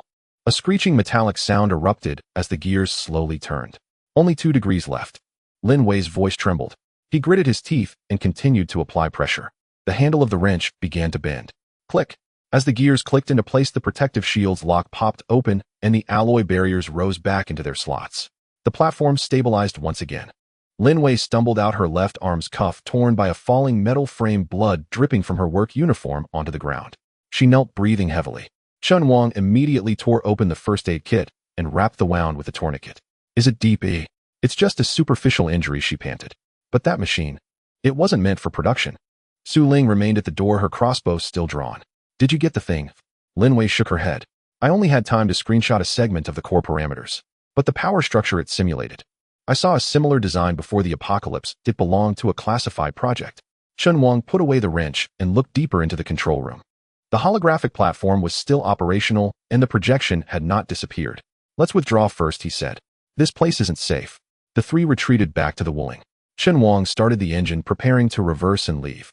Lin Wei leaned against the back seat, tightly clutching the detection device. Su Ling climbed to the roof to observe, her gaze piercing through the snowfall. The drone's signal has disappeared. That doesn't mean no one has come. Chen Wang shifted gears and moved forward, the tracks grinding over the shattered sensing plates. Lin Wei suddenly spoke up. That puzzle. How could you understand it so quickly? Parts don't lie, Chen Wang replied, looking ahead. You design machines, I repair them. It's the same language. She looked down at her bloodstained cuff, her voice softening. But I almost got everyone killed. You discovered the clue? Su Ling leaped down from the roof. That's what matters. The Wuling drove out of the factory gates, and Chen Wang pressed the brakes. He got out and walked to the front of the vehicle, picking up a fallen metal fragment that bore half a gear imprint with the edge stained in dark red blood. He clenched the fragment tightly and turned to look at the silent factory. At the top of the ventilation tower, a faint green indicator light continued to blink. The tracks of the Wuling vehicle rolled over the icy crust, causing a slight tremor in the car body. Chen Wang did not look back, using his left hand to shove the bloodstained gear fragment into the analysis slot of the engineering module. A brief click sounding as the metal surface engaged with the interface. The system interface displayed a waveform graph, its jagged edges perfectly overlapping with Lin Wei's wound profile. It's not a scratch, he said, his voice subdued. It was bitten out. Lin Wei leaned against the back seat, her left arm bandaged and seeping dark red. She raised her hand to bring up a holographic screenshot, parameters scrolling through the air. I've seen the model number of that machine's power structure in the classified files. The military once used it to test the neural coupling efficiency of bioexoskeletons. She paused, but the frequency it's outputting now resembles that of a simulated biological heartbeat. Su Ling stood at the observation point on the roof of the vehicle, the sniper scope aimed southeast. The claw marks in the town have a radioactive isotope decay period that is 3 hours and 17 minutes earlier than the rodent population. She switched to thermal imaging mode. There are clusters of moving heat sources here, with the trajectory converging at the underground sewage treatment plant. Chen Wang pulled out the fragment, his fingertip brushing over a fine groove along its edge. That was the wear mark left when biological exoskeletons merged with mechanical structures. He recalled an old news piece from the night before the black tide at the repair shop, an experimental laboratory leak incident where 3 researchers were dragged into a ventilation shaft by an unknown creature. They're using the factory as a hatchery, he said. Let's go dismantle the nest. The Wuling engine roared to life, the tracks humming low. As the navigation loaded to 2/3, a black tide warning signal suddenly cut in low-frequency pulses, causing the vehicle's screen to flicker erratically. On thermal imaging, 6 moving heat sources appeared in the area ahead, circling erratically. Shut down the engine. Chen Wang switched the power off. The interior lights turned to emergency red, switched to silent electric drive. The vehicle glided into the snow valley, the tracks crushing the thin ice layer without causing any noticeable tremor. Su Ling removed the silencer from her electromagnetic sniper rifle, while Lin Wei connected the signal enhancement module, adjusting the detection sensitivity to its limit. 10 minutes later, steam erupted from the drainage outlet. Su Ling captured the reflection signals of particles in the mist. There are fragments of hemoglobin and high concentrations of uric acid metabolites. This is the outlet for excretion, she reported. Chen Wang pressed the brakes. The front snow plow slowly pushing aside the accumulated ice. A rusty iron plate revealed half of its inscription, high-risk biohazard containment facility. The ignition system displayed a red warning box text rapidly refreshing strong life signals, concentrated radiation exceeding limits, evacuation recommended. He closed the prompt window and shifted into low-speed torque mode. What's the shield charging progress? 60%. Lin Wei pressed down on her bandage on the left arm. Give me 2 more minutes. We don't have that much time. Su Ling crouched at the edge of the roof. The heat sources are starting to converge. They've sensed something. Chen Wang stared at the gap of the alloy door, the width insufficient at 15 centimeters.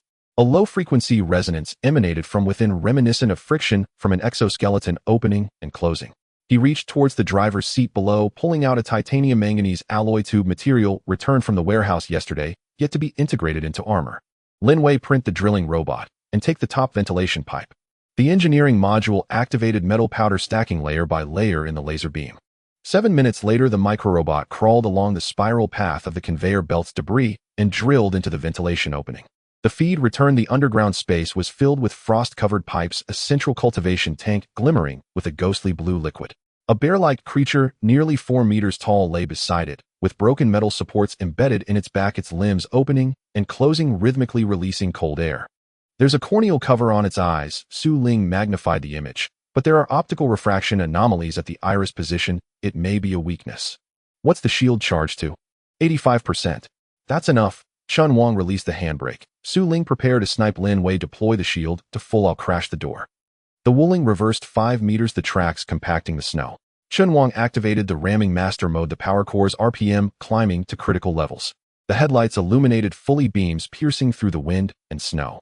The first impact caused the alloy door to cave in, one hinge breaking. The second impact twisted the door frame, the gap widening to 30 centimeters. On the third impact, the entire door detached from its frame, tumbling deep into the passage. A bright light surged into the darkness, directly illuminating the center of the nest. The creature suddenly raised its head, its limbs fully extended, emitting a shrill scream like the tearing of metal. Su Ling pulled the trigger. The electromagnetic projectile shot through the air. The sound of impact coincided with the activation of the energy shield. The front bumper of the Wuling wedged into the door frame, the vehicle shaking violently. Lin Wei gritted her teeth to maintain system stability, her left arm's bandage seeping blood once again. The creature leaped to dodge the electromagnetic projectile, hitting the rear pipeline, explosive sparks igniting leaking gas. The flames illuminated its fused mechanical frame, inscriptions barely visible on its shoulder. X7 type, experimental subject. It has been designated by the military. This isn't a natural mutation, it's an escaped experimental subject. Lin Wei gasped. Chen Wang remained silent, fixated on the copper pocket watch in the glove compartment, a crack running through the glass of the dial. Before his father last went out, he had mentioned that several boxes of live parts were transported from the northern base. Su Ling fired the second shot at its right hind leg joint. Why? Its center of gravity shifts to the left when it lands. The third limb bears the most weight.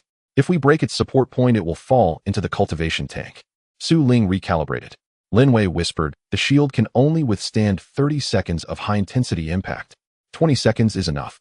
The creature lunged again, its limbs tearing through the air. Su Ling fired. The electromagnetic projectile struck the connection point of the right hind limb, the metal axis, shattering instantly. The massive beast lost its balance and tipped over.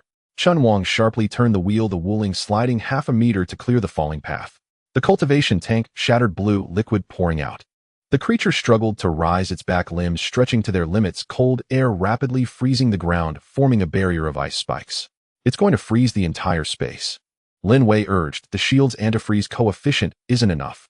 Chen Wang removed the pocket watch and pressed it into the auxiliary slot of the ignition system. A new option popped up on the interface, manual injection of external kinetic energy buffer. Lin Wei, transfer all remaining SP to the shield module. Are you planning to use the pocket watch as an energy intermediary? Parts don't lie. He tightened his grip on the steering wheel. As long as the gears are still turning, we can leverage it. The watch's hands trembled, counterclockwise, system readings skyrocketing. The shield generators buzzing intensified the thickness of the light membrane, increasing by 40%. The creature forcefully steadied itself, turning towards the Wuling and exhaling a low-temperature gas. The ice layer spread visibly, approaching the wheels. Su Ling, the last shot. Wait until it fully exposes the nerve cluster in its chest. We don't have time to wait. Just a moment longer. The ice spikes touched the right rear tire, the rubber layer instantly becoming brittle and cracking. Now, the gun fired. The bullet penetrated the soft tissue below the throat, striking the glowing node in the chest cavity. The creature howled, its limbs thrashing uncontrollably, slamming against the roof of the Wuling. The shield fluctuated violently, alarms blaring. Chen Wang slammed on the accelerator, the vehicle lunging forward half a meter, narrowly avoiding a fatal blow. The green light flickered in the crack, resembling an unextinguished indicator light. He reached for the pocket watch, the casing now warped, the hands frozen in place. The headlights illuminated the depths of the passage, revealing more metallic debris scattered on the ground, each piece marked with the same serial number. A newborn entity was slowly crawling out from beneath the ice, its head not yet fully formed, but a red electronic eye was already embedded in its right eye socket. Su Ling reloaded the magazine. Lin Wei activated the backup power of the engineering module. Chen Wang shifted into the highest gear, driving the tracks forward. The tracks of the Wuling were stuck at the edge of the ice pit, the front wheels caught on a broken metal beam, and the vehicle tilted at a 15-degree angle. In the driver's seat, Chen Wang gripped the steering wheel tightly with his right hand, while his left hand pressed down on the ignition system control panel, his knuckles turning white from the exertion. The shield's energy bar flickered in the red alert zone, pulsing every 2 seconds with a low resonant hum. Lin Wei leaned against the repair chair in the back row, her left arm wrapped in a fresh bandage that was still seeping blood. She stared at the red glowing electronic prosthetic eye on the head of the new life form, her pupils suddenly constricting. The pulsing was not random. It was a pulse code identical to the gas phase locking control system she had triggered in the automated manufacturing center. Its neural signals are traveling through mechanical channels. She abruptly sat up, bringing up the holographic interface and dragging the waveform chart from her last recording onto the main screen. We can counter it with resonance. Chen Wang didn't turn around, only glancing at her through the rearview mirror. Su Ling had already reloaded the electromagnetic round, aiming her gun at the seam of the new life form's eye protection. How do we do it? Chen Wang asked. The engineering module still has audio oscillation coils along with a malfunction alarm buzzer, which we can modify into a narrowband signal transmitter. Lin Wei rummaged through the material slot, her fingers brushing over several burnt circuit boards. As long as the frequency matches, we can overload its neural interface. The printing accuracy is insufficient. Chen Wang glanced at the system prompt.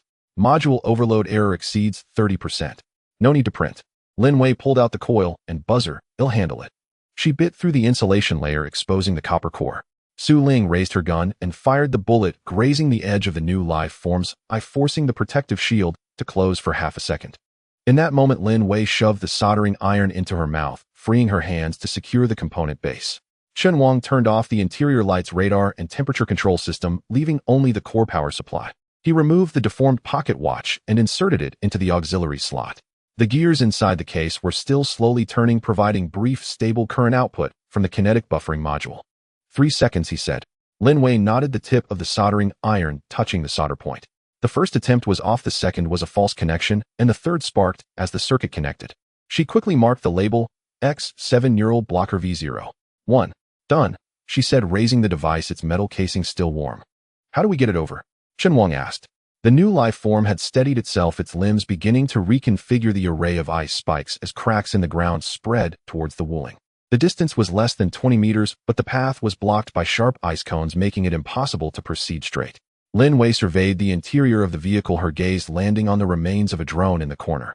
The wings were intact, and the motor still operated. She removed the propeller mount and used zip ties to secure the jammer beneath the body.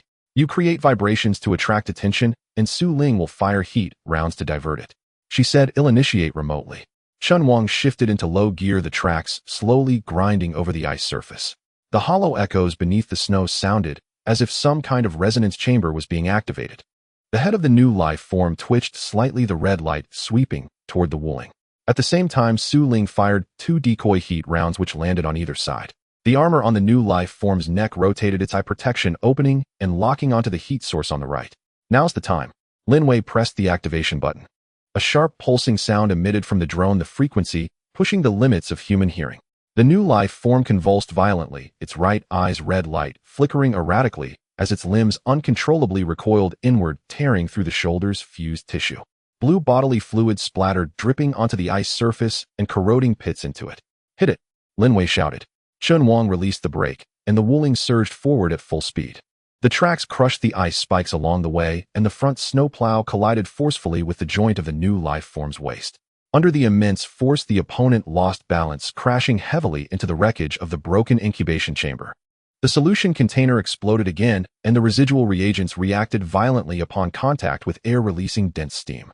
The new life form struggled to rise, but its third limb had already twisted and deformed the electronic prosthetic eye, flickering erratically.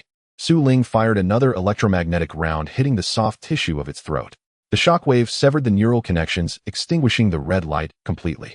The Wuling came to a stop, the front bumper severely deformed, with smoke rising from the shield generator. The alarm inside the vehicle blared continuously, and the temperature of the energy core approached critical levels. Lin Wei slumped in the repair chair, still gripping the palm-sized jammer in her hand. Her forehead was drenched in cold sweat, her breathing rapid, yet the corners of her mouth curled slightly upward. Chen Wang pulled out the pocket watch. The hands had long since stopped moving. He looked down at the slot interface, then raised his gaze to the rearview mirror to meet Lin Wei's eyes. "What made you think of that?" he asked. "The locking control system in the factory also uses biosimulated signals," she panted. "I accidentally triggered the main control circuit, and the waveform chart was saved. The conduction method of this thing is exactly the same as that one." Su Ling climbed down from the roof of the vehicle to check the sniper rifle's cooling situation. She glanced at the device in Lin Wei's hand, then at the twitching creature in the wreckage. "Next time, let me know the plan in advance," she said, stowing the magazine in her tactical bag. "Don't make me switch targets halfway through." Lin Wei nodded, her fingers tracing the scratches on the surface of the jammer. The ignition system suddenly popped up. A new prompt detected: unknown mechanical blueprint fragment, source X7 experimental body wreckage. Would you like to record it? Before Chen Wang could respond, Lin Wei already reached out to confirm. Just then she paused, her fingers. "Wait," she said softly. The Wuling's detection system caught a faint vibration coming from deeper underground. The frequency was extremely low and fixed in interval, as if some large machinery was rebooting. Lin Wei brought up the sound wave analysis chart, magnifying the waveform details. Her eyes widened little by little. "This isn't a single signal," she said. "It's a cluster synchronization startup sequence." Chen Wang immediately reconnected the power system, attempting short-range boost mode. The engine responded sluggishly. Fuel pressure was insufficient. Su Ling climbed onto the roof of the vehicle to observe re-establishing the sniper rifle. She did not aim at the wreckage, but instead at the darkness at the end of the corridor. Lin Wei connected the jammer to the vehicle's antenna to expand the reception range. The screen switched to deep scan mode, revealing the underground pipeline structure.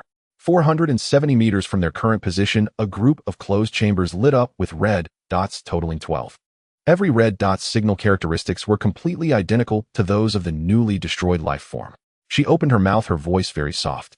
"They are not escape experimental bodies. They are mass production models." The tracks of the Wuling vehicles slowly rolled over the crushed ice, the body inching back from the edge of the ruins.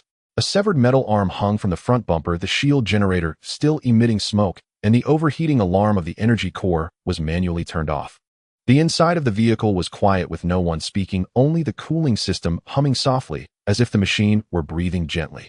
Chen Wang released the steering wheel, his fingers gliding over the ignition system interface. The holographic projection lit up, displaying the mission record of the past 72 hours, 3 tactical interruptions, 4 response delays, and 2 instances where overlapping operations affected the rhythm. He opened the timeline of the last battle. When Su Ling reloaded her weapon, Lin Wei had not yet finished deploying the signal jammer. Meanwhile, he himself had missed the best timing to strike while dodging the enemy. That last battle was won by a narrow margin. He spoke, his voice not loud, but it broke the silence in the cabin. "We all gave it our all, but our coordination was a bit chaotic." Su Ling was dismantling the cooling pipe of the sniper rifle, pausing at his words. She did not look up, merely placing the disassembled parts gently into the storage compartment. "When I took the second shot, the jammer hadn't transmitted yet. The target turned too quickly, and there was no time to wait." Lin Wei, seated in the maintenance chair in the back, still held the X7 neural disruptor. The solder joints were a bit charred, and the connections were slightly misaligned. She stared at it for a while, and then said softly, "If someone were specifically responsible for deploying the signals, or if I could have prepared a backup module in advance." She did not finish her sentence. The 3 of them understood that this was not a matter of who made mistakes. Facing those mass-produced new entities, their makeshift team was on the verge of collapse. Chen Wang brought up the system logs, enlarging the mission heat map. The middle section was densely packed with red dots, all indicating where their coordination had fallen apart. "We need to divide the work." He tapped the screen. "It's not about who is the leader, but rather who is better suited for what." Su Ling looked at the driver's seat. "You say it. I am most familiar with this vehicle." Chen Wang said, "When to charge, when to retreat, which route saves electricity, and is safe, I know it all. Route planning, resource allocation, and overall decision-making will be my responsibility." Su Ling thought for a moment and nodded. All right. I will handle vigilance, long-range shooting, and close defense. But I need real-time intelligence. Oh, I can't rely on guesswork. I will handle engineering and repairs. Lin Wei interjected. I need independent operational authority to adjust the scanning system and printing devices at any time. Technical support must be prepared in advance. We can't wait until something goes wrong to act. Agreed. Chen Wang nodded directly. Battle commander is Su Ling. Technical supervisor is Lin Wei. Oh, I will coordinate actions. Just as he finished speaking, a prompt suddenly popped up from the ignition system. Efficient collaboration model. Detected team collaboration efficiency. Improved survival points 300. Lin Wei immediately connected to the deep scanning system to relocate the 12 sealed chambers underground. The red dots remained still, but the vibration frequency was stronger than before, with the intervals shortening by 0.3 seconds. She displayed the passage structure diagram overlaid with material density analysis, discovering that the nearest exit led to the main sewage pipe, with a corrosion-resistant coating on the interior wall suitable for rapid passage. Su Ling had already climbed to the observation position on the vehicle's roof, beginning to assemble her sniper rifle. She switched to thermal imaging mode, directing the lens deep into the ruins. The view was a haze of gray and white, with only a few faint heat sources moving slowly. She adjusted the focus, locking onto one that was approaching the corner of the passage. Chen Wang initiated power, preheating the engine, emitting a deep rumble. At the same time, he opened the map module, planning 3 evacuation routes, the first returning along the original path, passing through the main building of the industrial area with many shelters, but a long distance, the second cutting into the underground pipeline, short distance, but narrow space, the third circling around the western frozen soil belt, stable surface, but prone to exposure. He projected the 3 routes onto the central screen, marking the power consumption and concealment rates for each segment. Lin Wei took over control, marking 2 structural weak points on the second route, suggesting using micro-explosives to pre-clear the blockages. Su Ling marked 3 sniper ambush points at the end of the first route, noting where the blind spots were and what to be cautious of during magazine changes. Throughout the entire process, no one asked, "What should we do next?" After setting the parameters, Lin Wei casually inserted the X7 neural disruptor into the device slot for charging. She noticed a fine crack on the shell, possibly caused by the earlier impact. She took out her toolkit, intending to reinforce it. Su Ling, after checking the status of her weapon, pulled out a folded piece of paper from her tactical vest and laid it on the dashboard. It was a copy of her sister's experimental log, the edges already frayed. She gently tapped one line with her fingertip, neural synchronization threshold 87, then folded the paper back up and gripped the gun's handle tightly. Chen Wang glanced at the energy cores, charging progress 78, still slowly rising. He shut down non-essential systems, concentrating power supply to the shield and drive module. The short-range boost mode entered standby status, the countdown displaying 000147. Just then the detection system emitted a short beep. Lin Wei quickly switched back to the scanning screen. 3 red dots began to move, converging from different chambers towards the main passage. The nearest one was only 180 meters from the exit, moving steadily without abnormal fluctuations. They are not wandering around. She said they are releasing in an organized manner. Su Ling immediately switched to night vision mode, sweeping the lens towards the depths of the ruins. The snow surface showed no obvious traces, but she noticed an abandoned pipeline's vent with signs of frost layer peeling off. There is a change in airflow, she whispered. Chen Wang placed his hands back on the steering wheel, lightly tapping the edge with his knuckles. He did not issue orders or ask further questions, just focused on the dynamic markers on the route map. Lin Wei updated the concealment rates of the shelters, synchronously calculating the optimal evasion window to be 12 seconds. She pushed the data to Su Ling's scope interface while loading the micro-explosive program for the engineering module. Su Ling adjusted her breathing, resting the stock against her shoulder, her index finger resting on the trigger guard. Her gaze was fixed on the shadow area beneath the vent, waiting for the first figure to appear. Chen Wang pressed the communication button, his tone calm. "Prepare for short-range boost. Do not engage in combat for now." Lin Wei confirmed that the explosive module was ready, her finger hovering above the trigger button. Su Ling nodded slightly, her peripheral vision catching a red dot approaching at a steady speed in the lower right corner of the thermal image, 150 meters from the exit. All systems in the vehicle entered a state of readiness. The power module's hum intensified, and the shield's charging bar jumped to 91. Chen Wang's gaze fell on the cooperation efficiency indicator of the ignition system, which was steadily resting in the efficient range, the green light bar flashing. The nearest red dot was 120 meters from the exit. All systems in the vehicle entered a state of readiness, with the shield charging halting at 91. The power module emitted a low hum, drowning out the soft sounds of the cooling system. The 3 red dots finally settled at the intersection of the main corridor, and the vibration frequency gradually calmed down. Lin Wei stared at the scanning interface and lightly tapped twice on the screen to confirm that the signal had remained stable for over 4 minutes. "They haven't come out," she said softly.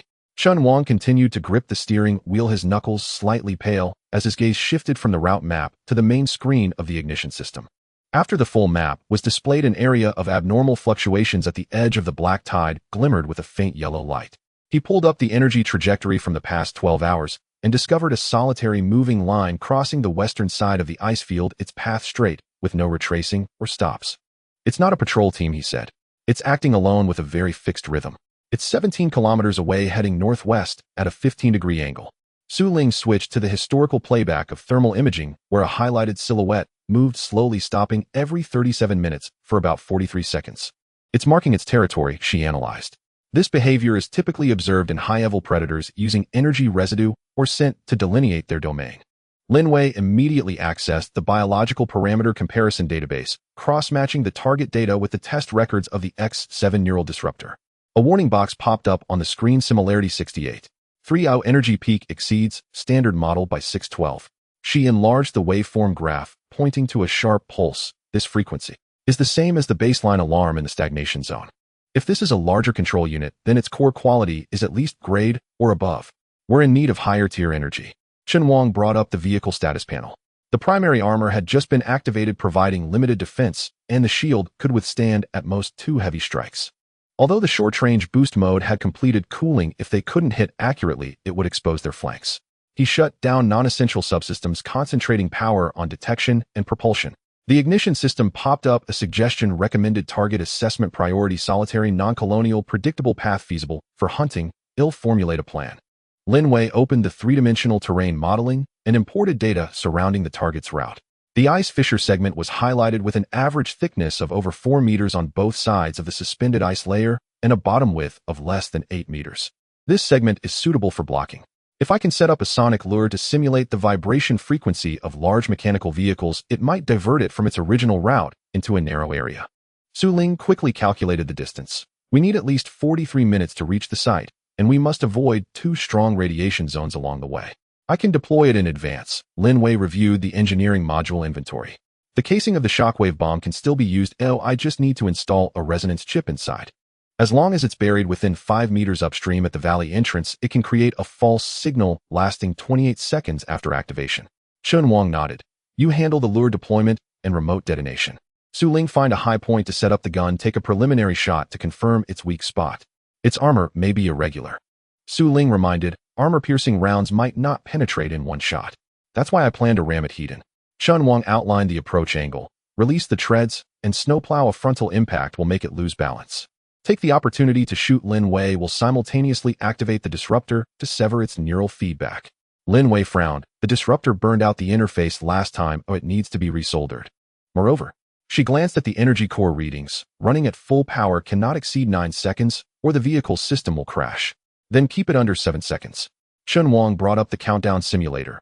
"It'll crash and you release the disruption immediately, and Su Ling will fire in the 3rd second.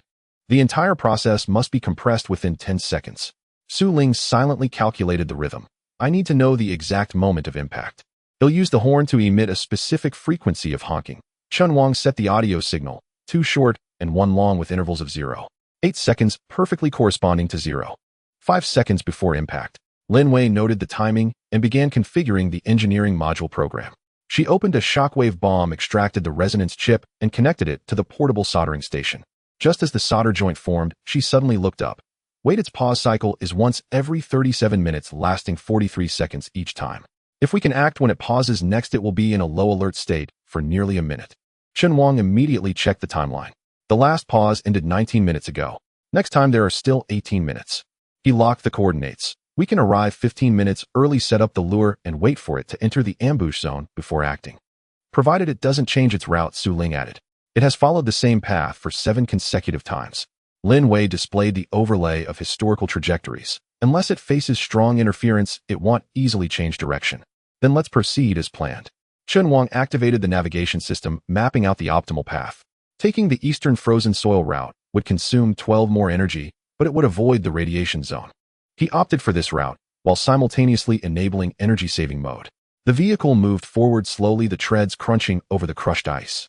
Lin Wei continued to fine-tune the disruptor, replacing the aging interface with a backup line.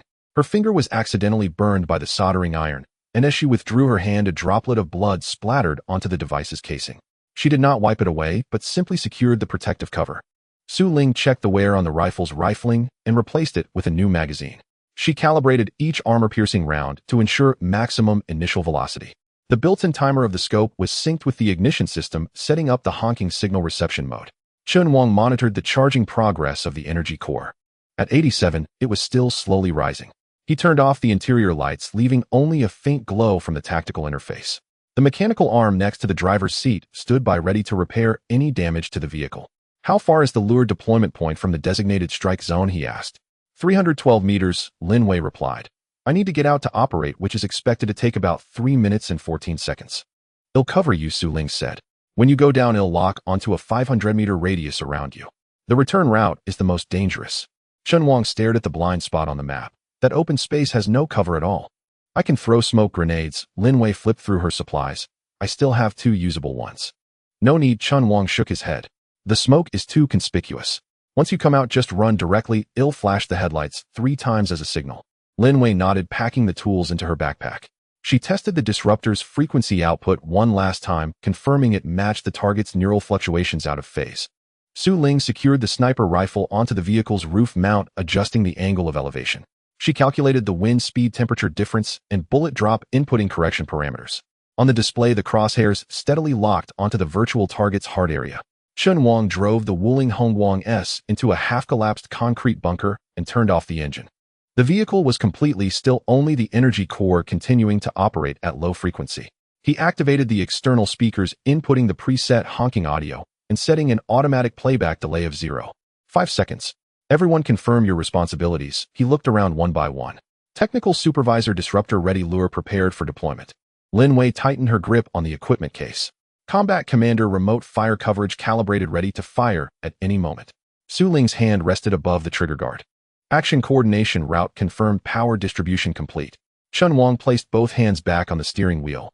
"Once it enters the ambush zone, we act." The ignition system popped up, a prompt: cooperation efficiency maintained in a high-performance range, survival point reserves sufficient, suggesting execution of high-risk tasks. Lin Wei unbuckled her seatbelt and opened the side door. The cold wind blew into the vehicle, tousling a strand of hair across her forehead. She stepped onto the outer edge of the tread, jumped down, and her boots thudded against the snowy ground. Su Ling elevated the observation platform, slowly raising the gun's muzzle. She scanned the icy surface through the scope, but found nothing unusual. Chen Wang focused on that yellow light spot on the map. It continued to move forward at a constant speed, still 11 kilometers from the ambush zone. Lin Wei bent down, carrying the equipment case toward the deployment point. Her figure became smaller and smaller in the snow. Su Ling pressed the communication button. Countdown for lure deployment began. Lin Wei walked forward, her feet crunching on the thick snow beneath her. A heavy equipment case was strapped to her back with burn marks from a welding torch still visible on its metal edges. The 300-meter distance was especially arduous to traverse in the biting cold, each step a battle against the chill. Su Ling lay on a distant high ground, the scope of her sniper rifle locked onto the direction behind Lin Wei. She remained motionless, breathing lightly, her eyes fixed ahead, ready to strike at any moment. Chen Wang sat inside the Wuling war vehicle, watching the yellow dot target on the map continue to move at speed unchanged, the route unnaturally straight. His finger slid across the control interface of the ignition system, setting the power preheat to the critical value. The vehicle's tracks began to tremble slightly, like a beast poised to pounce. 2 minutes remaining. Lin Wei's voice came through the headset, short and clear. She had finally reached the designated position, crouching down to open the equipment case. The resonance chip was carefully embedded into the explosive device, the welds quickly solidifying. She pressed the test button and the device emitted a soft sound, its frequency just right to interfere with the target's neural fluctuations. Installation complete. The fuse was set for remote control. She stowed her tools, stood up, and glanced back at the Wuling's direction. "Decoy in position." "Received," Chen Wang replied, gently pushing the joystick, the Wuling slowly advancing out of its cover, its tracks crunching over the broken ice as it crept along the icy wall, trying to keep its body concealed. Meanwhile, Su Ling raised the observation platform, her sniper rifle firmly positioned on the stand, the crosshairs aimed at the area where the target was about to appear. Time ticked away. The 18th minute. Suddenly the ground trembled slightly. First came a faint hum followed by a rhythmic vibration through the ice layer. The target was approaching. Lin Wei activated the interference device's self-check. The red light turned yellow, indicating everything was normal. She retreated behind the safety line, gripping the remote control tightly. Chen Wang took a deep breath, turning off all the lights inside the vehicle, leaving only a faint glow from the tactical screen. The mechanical arm was in standby mode, ready to respond to any emergencies. He pulled up the countdown synchronizer, setting it to play an audio signal 0. 5 seconds before impact. The target continued to approach, only 80 meters away from the preset impact point. 70 meters. 60 meters. When the massive dark shadow finally entered the narrow gorge, Chen Wang abruptly slammed down the accelerator. The Wuling shot out like an arrow, its tracks spinning rapidly, kicking up 2 waves of snow. He honked the horn in a 2 short and 1 long sequence spaced 0.8 seconds apart when he was 30 meters from the target. In the 3rd second, Su Ling pulled the trigger. The armor-piercing round cut through the air, accurately hitting the connection point at the neck of the Annihilation Beast. As the metal armor shattered and the internal nerve bundles were exposed, Lin Wei immediately pressed the interference button. A 7-second pulse was released, the reverse energy wave directly severing the monster's neural feedback. But Chen Wang did not stop. The Wuling crashed heavily into its front limb joint, the tracks grinding over at the sound of bones breaking, sending chills down the spine.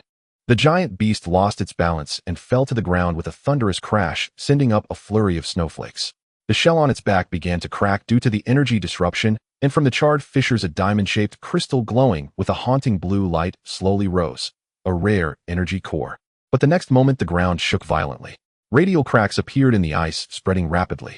A high radiation field began to spread and the dashboard alarm blared wildly. External radiation exceeded evacuation recommended. Grab it, Chen Wang shouted. Lin Wei immediately activated the magnetic grabbing arm of the engineering module. The mechanical arm extended from the bottom of the vehicle, its end magnet activated, aiming at the core suspended in the air. Just 1 second before the ice surface completely collapsed, the crystal was successfully pulled into the vehicle's sealed chamber, the door closing automatically to complete the isolation. A system prompt appeared: successfully recovered rare energy core quality, rating B level. Chen Wang quickly reversed, exiting the danger zone. The Wuling steadily stopped in the snow 300 meters outside the chasm's exit, the engine rumbling low, waiting for the next command. Lin Wei immediately connected to the vehicle's system, preparing to bind the core. She opened the energy chamber interface and placed the crystal into the main slot. However, the moment it made contact, the voltage surged, the red light flashing wildly, the shield alarm blaring, the power system descending into chaos. Overload, she exclaimed, hurriedly cutting off non-essential power and manually adjusting the energy diversion valve. The coolant accelerated its circulation, raising the temperature inside the vehicle. Using a screwdriver, she pried open the panel to rewire it, her fingertips tingling from static electricity. Chen Wang decisively selected emergency stabilization operation. The system received the command and automatically injected the buffering protocol. After a few seconds of screen flickering, the alarm ceased and all the red lights turned green. Immediately afterward, a golden prompt appeared: acquired rare energy core, unlocking high-efficiency energy circulation system. Vehicle's maximum output power increased by 30, a range extended by 45. The engine's roar transformed into a powerful growl, the power metrics steadily rising. The ignition system's interface refreshed with the evolution bars for survival enhancement and weapon system visibly advancing significantly. Lin Wei stared at the data flow, her heartbeat quickening involuntarily. This was the first time she had witnessed the rare core's deep interaction with the system firsthand. The energy conversion efficiency had increased by nearly 40%, meaning future modifications would no longer have to worry about excessive power consumption. She unconsciously bit her pen cap, her eyes shining with the kind of excitement only an engineer could understand. We can go now, Su Ling said, putting away her gun and checking her old shoulder injury. The frostbitten area felt slightly numb, but it did not impede her movements. She scanned the surroundings, confirming that no other heat sources were nearby. The black tide alert could activate at any moment. We can't linger. Wait a moment, Lin Wei pointed at the core in the sealed chamber. I need to record the initial energy fluctuation curve. This is important for upgrading the module later. There's no time for detailed collection, Su Ling replied firmly. Once the radiation cloud spreads, our route back will be sealed. The two exchanged glances, the atmosphere tense. At that moment, Chen Wang leaned against the driver's seat, his left hand resting on the edge of the steering wheel, while his right hand lightly tapped the surface of his pocket watch. The copper exterior had been polished to a shine, the hands moving silently. He did not look at them, only raised his gaze to the observation window on the car roof. The night sky was clear, the stars hanging low. In the distance, the remains of the Annihilation Beast were slowly extinguishing, the last glimmer of blue light sinking into the snow. 15 minutes, he said. Rest for 15 minutes. You gather data, and she keeps watch. He'll handle the countdown. No one objected. Lin Wei immediately connected the recorder, starting to capture the initial vibration frequency of the core.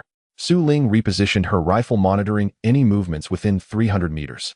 Chen Wang opened the car roof window, cold wind rushing in to dispel the stifling heat inside the vehicle.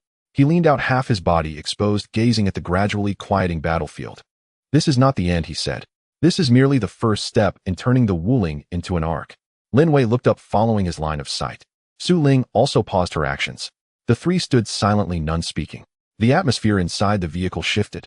The previous tension gradually dissipated, replaced by a solid sense of determination. They had just completed a high-risk hunt, obtaining scarce resources, and the vehicle's performance had achieved a leap. The future was still uncertain, but at this moment hope was right before them. Lin Wei closed the recorder, the screen freezing on a complete waveform graph. She softly said, "Next time we can try using the core to reverse charge the shield module. Provided we don't encounter such a behemoth again," Su Ling said, pulling back the bolt for one last check. Chen Wang returned to the driver's seat, placing his hands back on the steering wheel. The dashboard was filled with green lights, power levels maxed out, and the route planned. He pressed the start button, and the engine responded with a deep rumble. The headlights illuminated the vast expanse of the snowy field ahead. The last beam of light from the car's headlights swept across the snow-covered ground before Chen Wang released the ignition key and turned on the main interface of the ignition system. The power module had been running steadily for 27 minutes, with the energy circulation curve remaining firmly in the green safety zone. He gently swiped the screen, locating the space expansion option, but a red alert was blocking the progress bar. Requires Class B or higher energy core drive. Current conditions not met. Ready. His voice was not loud, yet it clearly pierced through the lingering scent of coolant in the cabin. Lin Wei was focused on the waveform on the recorder, and upon hearing this, she immediately closed the device and swiftly plugged the data cable into the onboard terminal. The screen flickered a few times before settling on a set of three-dimensional coordinates. I backtracked the resonance threshold of the folding engine using the initial frequency of the energy core and simulated 3 flow paths, keeping the error within 0. 3. She looked up at the driver's seat, a hint of anticipation in her eyes. If we connect now, the success rate is at least 80%. Su Ling had finished disassembling the sniper rifle's barrel and was carefully wiping each part. She said nothing, silently putting the tools away in the compartment under the seat, then turned off all non-essential systems in the vehicle, including the interior lights, radar, and temperature control, to free up enough power for the expansion. Chen Wang took a deep breath and pressed the confirmation button. The prompt "Basic Space Expansion Protocol Activated" appeared on the screen. Immediately, the rare energy core in the sealed chamber began to rotate slowly, its azure glow seeping through the isolation layer, flowing along the preset lines deep into the chassis. Lin Wei's fingers tapped rapidly on the keyboard, monitoring the energy flow in real time. Suddenly, the energy diversion value on the left side surged sharply, and an alarm sounded softly. Left anchor point overload. She quickly switched to the backup channel and manually adjusted the output ratio. Chen Wang also reacted in sync, slightly shifting the vehicle's center of gravity to rebalance the internal gravitational field. The gyroscope on the dashboard shook briefly before gradually stabilizing. A low humming sound emanated from the floor, and the right wall of the cabin began to warp slightly, as if being gently pulled by an invisible hand, causing the metal surface to ripple like water. Lin Wei closely monitored the data stream and discovered that the folding engine's activation had triggered a localized gravitational shift. Paused the process, she decisively inputted the command, and the system immediately froze the energy flow. A few seconds of silence passed. "Restart it," Chen Wang said. "This time I'll adjust the suspension weighting in advance." Lin Wei nodded and reset the anchor point coordinates.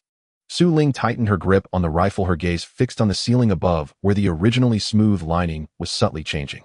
The second startup signal was sent, and the humming grew deeper and steadier. The wrinkles on the wall gradually flattened, and the floor began to extend outward, with 2 metal steps silently rising to lead to a newly created small compartment at the back. The ceiling also lifted by about 80 centimeters, and the hidden light strips lit up section by section, casting soft and warm light. With a click, a folding bed popped out from the side wall, automatically locking into a reinforced bracket, transforming into a complete small bed equipped with safety belts and insulation. On the other side, the storage compartment opened to form a locked equipment chamber, perfectly accommodating Su Ling's sniper rifle components.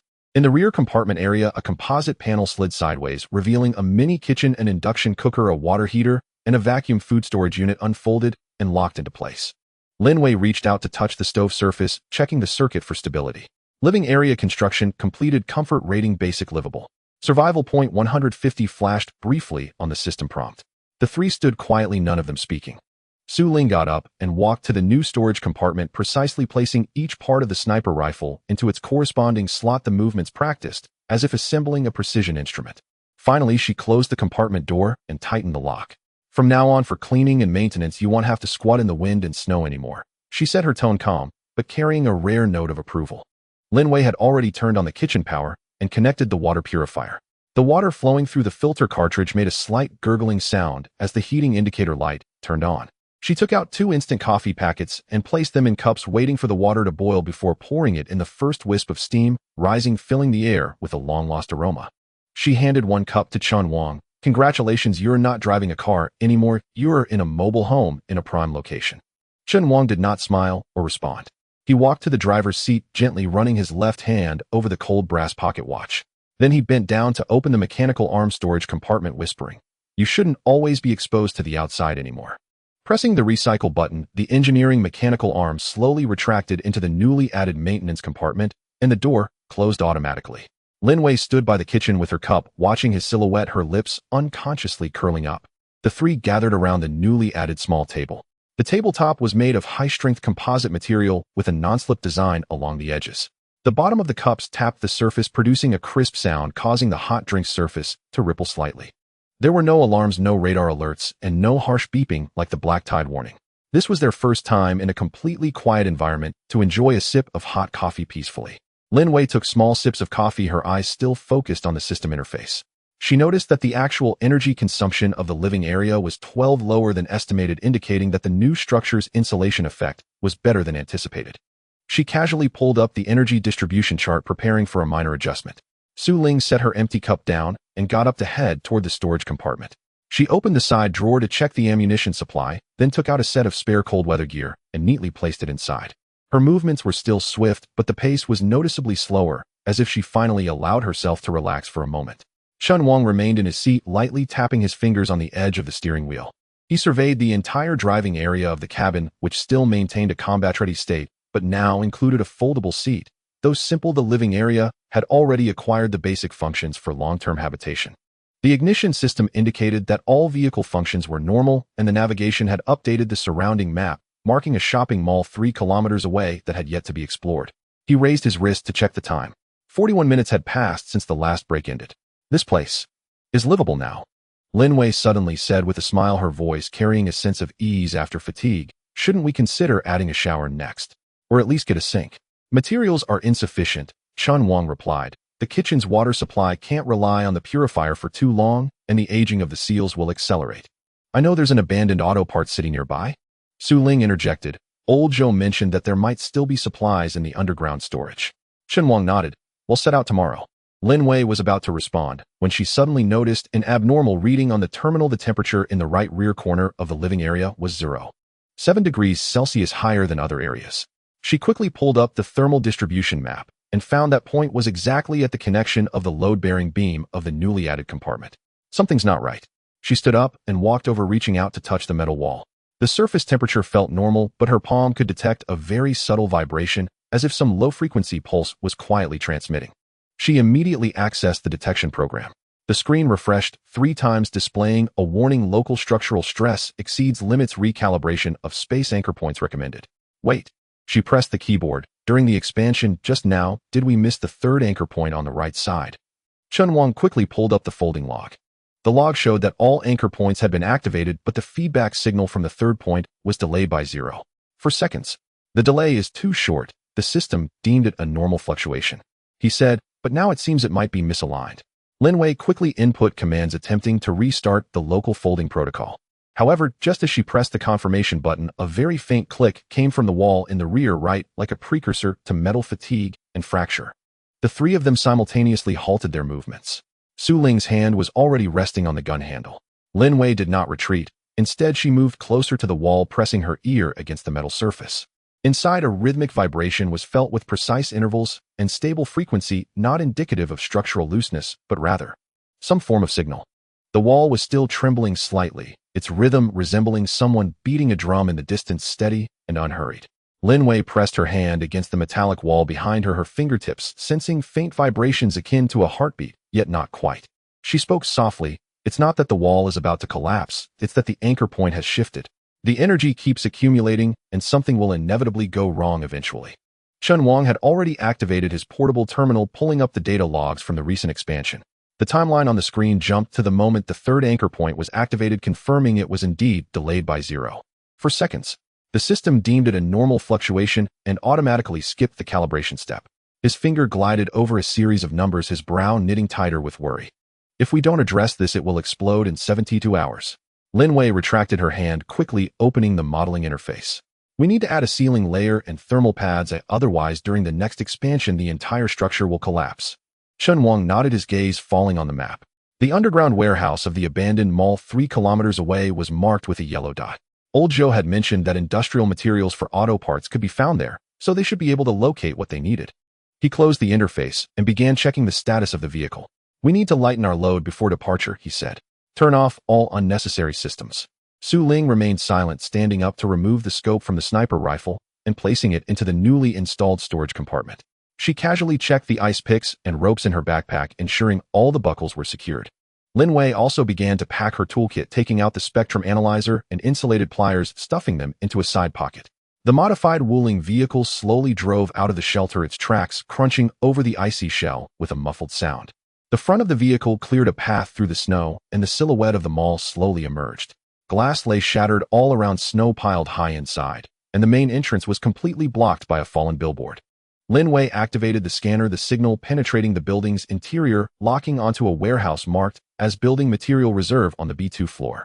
The coordinates indicated it was over 100 meters from the entrance, requiring traversing 2 corridors and an emergency staircase. Is there a heat source inside? Chen Wang asked. Lin Wei adjusted the frequency, and the image refreshed. 6 red dots moved between B1 and B2, their trajectories chaotic, but some routes were repeated. She zoomed in on one of them, analyzing for a few seconds. The walking pattern seems off, the joints bend unnaturally, unlike a human. It might be a mutant. Su Ling took the tablet, staring at the claw marks on the infrared image. The clawed traces were embedded in the ice, each stride exceeding 80 centimeters, with a forward center of gravity, resembling a crawling creature.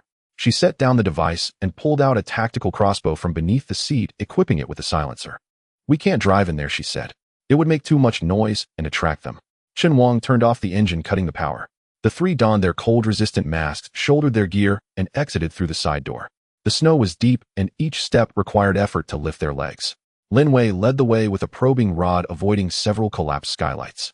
Su Ling walked ahead, gripping the crossbow in her right hand, her left resting lightly on the wall, feeling the vibrations of the ground. The main hall had long collapsed steel beams hanging down, and the ground was covered with a thick layer of snow and ash. They navigated around the atrium and found the freight elevator leading to B2. The cabin was stuck in midair, the shaft filled with icicles. Chen Wang pried open the maintenance hatch, and the 3 climbed down the maintenance ladder. B2 was even colder, their breaths freezing inside the masks. At the end of the corridor lay the target warehouse. There was not a glimmer of light seeping through the door crack. The lock was an electronic magnetic latch that had long lost power. Lin Wei took out a short-circuit device and plugged it into the control line. The screen flickered, and the door creaked open half a foot. Just as she was about to push the door, a sudden ding of an alarm shattered the silence, ringing for only half a second before cutting off, as if the circuit could no longer hold. But footsteps were heard on the ground, chaotic, yet drawing nearer. Someone's guarding the door, Su Ling whispered. Chen Wang quickly scanned the surroundings. The ventilation shaft was just 10 meters away. He walked over and used a hydraulic wrench to unscrew the bolts. The 3 squeezed into the pipe, crawling 15 meters before sliding down the side exit, landing in the shelving area behind the warehouse. The warehouse was filled with unopened material boxes. Chen Wang rushed to the labeled area, searching for low-temperature sealant. On the 3rd shelf, he found 2 boxes of HN9000, which he immediately stuffed into his backpack. In a corner, Lin Wei discovered a complete composite thermal insulation board, the core layer, made of vacuum ceramic fibers, matching their specifications perfectly. Just as she pulled out the board, an old detection device at her feet caught her attention. The outer shell was cracked, but the core module still emitted a faint signal. She quickly removed the main control chip and oscillation coil, stuffing them into her toolkit. We can modify this into a sonic disruptor, she remarked. It will hold them off for a while. Chen Wang hoisted the supply pack, checking for balance. They retreated through the emergency ladder on the other side. The walls of the stairwell were covered in claw marks, and the handrails were twisted and deformed. Just as they reached B1, a loud crash echoed behind them as the warehouse door was being forcibly torn open. The three quickened their pace, rushing into the atrium. The collapsed counter became a natural cover. Chen Wang placed the pack in a hollowed-out spot ready to move at a moment's notice. Su Ling climbed onto a half-broken spiral staircase, taking a high position, loading her crossbow and aiming at the entrance to the main passage. Lin Wei crouched behind the counter, opening the detection device's casing and connecting it to a portable battery. The screen lit up as she adjusted the frequency knob, attempting to simulate a human heat source signal. Her fingers felt somewhat stiff from the cold, but she forced herself to steady her hand. The footsteps drew nearer, at least 4 mutants closing in from different directions. They did not call out or roar, but each step caused the ground to tremble slightly. Su Ling held her breath, catching a glimpse of a gray shadow at the far end of the left corridor, its arm bent backward at the joint, nearly dragging on the ground. Lin Wei finally stabilized the waveform and pressed the button. The detection device emitted a low-frequency hum, the sound waves spreading out. The footsteps in the distance paused, and then turned towards the source of the sound. "It worked," she whispered. Chen Wang checked the backpack to confirm the materials were intact. He looked up at Su Ling, who gently shook her head, indicating that the enemies had not yet fully dispersed. Just then a loud crash echoed overhead. A billboard from the right ceiling crashed down, landing less than 5 meters from their cover, kicking up a cloud of snow and mist. Lin Wei's detection device signal instantly went haywire, the screen flickering several times before going black. She immediately reconnected the wires, her fingers swiftly switching between the exposed interfaces. Chen Wang gripped the hydraulic lever at his waist, intensely focused on the direction shrouded in smoke and dust. Su Ling had her crossbow aimed at the source of the noise, her thumb resting on the trigger. Amid the smoke and dust, a grayish-white hand slowly grasped the edge of the broken beam. As the smoke and dust slowly dispersed, that grayish-white hand had just touched the beam when Chen Wang moved. He swiftly pulled Lin Wei behind him and kicked fiercely at the base of the shelf. The entire row of metal racks crashed forward, smashing at the break, while fragments of snow and rust fell down, with a clatter temporarily blocking the passage above. Su Ling stood atop the debris of the spiral staircase, her fingers quickly pulling the trigger. The first arrow pierced through the smoke, accurately nailing into the area just behind the creature's head. It had no eyes, but its skull bore a ring of concave structures. She remembered Chen Wang mentioning that it was a neural cluster concentration zone. The second arrow shot straight into the shoulder joint, its tip exploding and releasing a miniature shockwave that emitted a brief, buzzing sound. The monster trembled violently, its arm twitching as it retracted into the darkness. "It's not a mutant," Lin Wei gasped, quickly swiping on her handheld terminal. "The energy readings are off. The core frequency is close to the fluctuation value at the edge of the black tide." As soon as her words fell, the walls suddenly began to tremble. Low-frequency vibrations emanated from all directions, as if some sound were resonating within the structure. The screen of the recently repaired sonic disruptor flickered, and the signal was instantly interrupted. "It's actively jamming." Chen Wang stared at the exit on the other side of the atrium. "Don't rely on the equipment anymore." He pressed the button on the side of his watch, activating the remote wake-up program. In the distance, the sound of tracks crushing the snow echoed, and the beam of headlights pierced through the smoke, coming closer. The Wuling Hongguang automatically drove into the northwest corner of the atrium, turning its body to face the source of the threat, the engine, growling, ready for battle. Lin Wei crouched on the ground, quickly dismantling the disruptor's casing and rewiring it. She reversed the connection of the vibration coil to the power supply, forming a pulse inversion wave. It can only hold for 10 seconds. After she finished speaking, she pressed the switch. The alarm inside the vehicle sounded simultaneously. High-energy conglomerate detected, classified as level threat, minor annihilation beast. Suggested avoidance of contact. A wall of sound waves spread out, and the blurred outline in the dust instantly distorted, revealing its semi-transparent body. It lay curled at the edge of the ceiling's inner layer, resembling a hybrid of an arthropod and a human spine, with a glowing energy sac protruding from its back. Chen Wang seized this brief opportunity, flipping onto the vehicle. The cockpit cover automatically closed, and the holographic interface illuminated. He activated the electromagnetic cannon's test fire mode, locking onto the target's spinal node. "Cover me." Su Ling immediately acted, moving behind the remaining service counter on the left. She retrieved a specially made arrow with a sensing electrode at the tail. Lin Wei shouted through the data stream from her earpiece, 3, 2, 1 now. At the moment the arrow was released, the electromagnetic cannon roared to life. Blue arcs of electricity gathered at the front of the cannon, bursting forth. The shockwave shot out in a conical shape, striking the annihilation beast's abdomen, heating, sending it flying several meters into a pile of collapsed display cases. But it wasn't dead yet. As it hit the ground, it braced itself with its limbs, and suddenly sprang up, lunging towards Lin Wei's hiding spot. Su Ling had no time to change arrows, grabbing a tactical dagger to meet it head-on. In a critical moment, the Wuling Hongguang lunged forward, using its body to block the impact. The sound of the collision was muffled like thunder. Sparks flew from the left front axle, and the system immediately prompted crack detected in the left front axle. Power output decreased by 15. Lin Wei quickly rolled into the vehicle, connecting to the repair module. Nano-repair fluid was pumped from the chassis reservoir, flowing through the conduits to the damaged areas. She manually switched to the backup energy circuit, forcibly maintaining pressure. It can hold for 5 more minutes. She fixed her gaze on the temperature curve, but it can't withstand another direct impact. After rolling to dissipate on the dashboard of the Wuling Divine car, the red dot continued to blink. Chen Wang stared at it for several seconds in silence, then quietly brought up the scanning map of the ignition system. He overlaid the load-bearing structure and thermal source trajectory of layer B2 for analysis, tracing possible routes on the screen with his fingers. The target remains unchanged. He spoke in a low voice. Sealant thermal insulation boards anchoring components. None can be missing. But now there's an added complication. This red dot could be a warehouse or a trap. In the passenger seat, Su Ling was crouched down, stuffing the last shock arrow into the magazine. Without lifting her head, she said, "I'll draw those mutants away. They have keen hearing but slow reactions. As long as the rhythm is disrupted, we can buy 4 minutes." Lin Wei had already connected to the vehicle's terminal, her fingertips gliding back and forth on the holographic screen. She glanced at the 3D model of the central storage area and suddenly noticed something odd with the reflective eye shells on either side of the entrance. "There are pressure-sensing devices," she whispered. "Stepping on it won't trigger it immediately, but if the vibrations exceed 0.3 seconds, the entire ice layer will collapse." Chen Wang nodded and activated silent mode. The engine switched to electric drive, and the car hardly made a sound. He gripped the steering while tightly adjusting the left front axle gently. There was a crack that required manual correction with each turn. "Follow the original plan," he instructed. "Su Ling will handle distractions. Lin Wei will lead the way, and I'll drive in to retrieve the items. Keep the communication channel clear. Don't waste time." Su Ling stood up, taking out 2 sound wave shock bombs from her backpack, setting an 8-second delay and tossing them 3 meters apart. She walked forward along the side corridor, her footsteps as light as the wind on the ice. Frost covered the seams of the ventilation ducts. She lightly tapped a loose metal pipe with the tip of her dagger, producing a short ding sound. Immediately, dragging footsteps echoed from the eastern corridor. 2 hunched figures slowly emerged from around the corner, their skin gray and joints twisted. Clearly mutants tormented by the low temperatures. They inched closer to the sound, testing the ground with each step.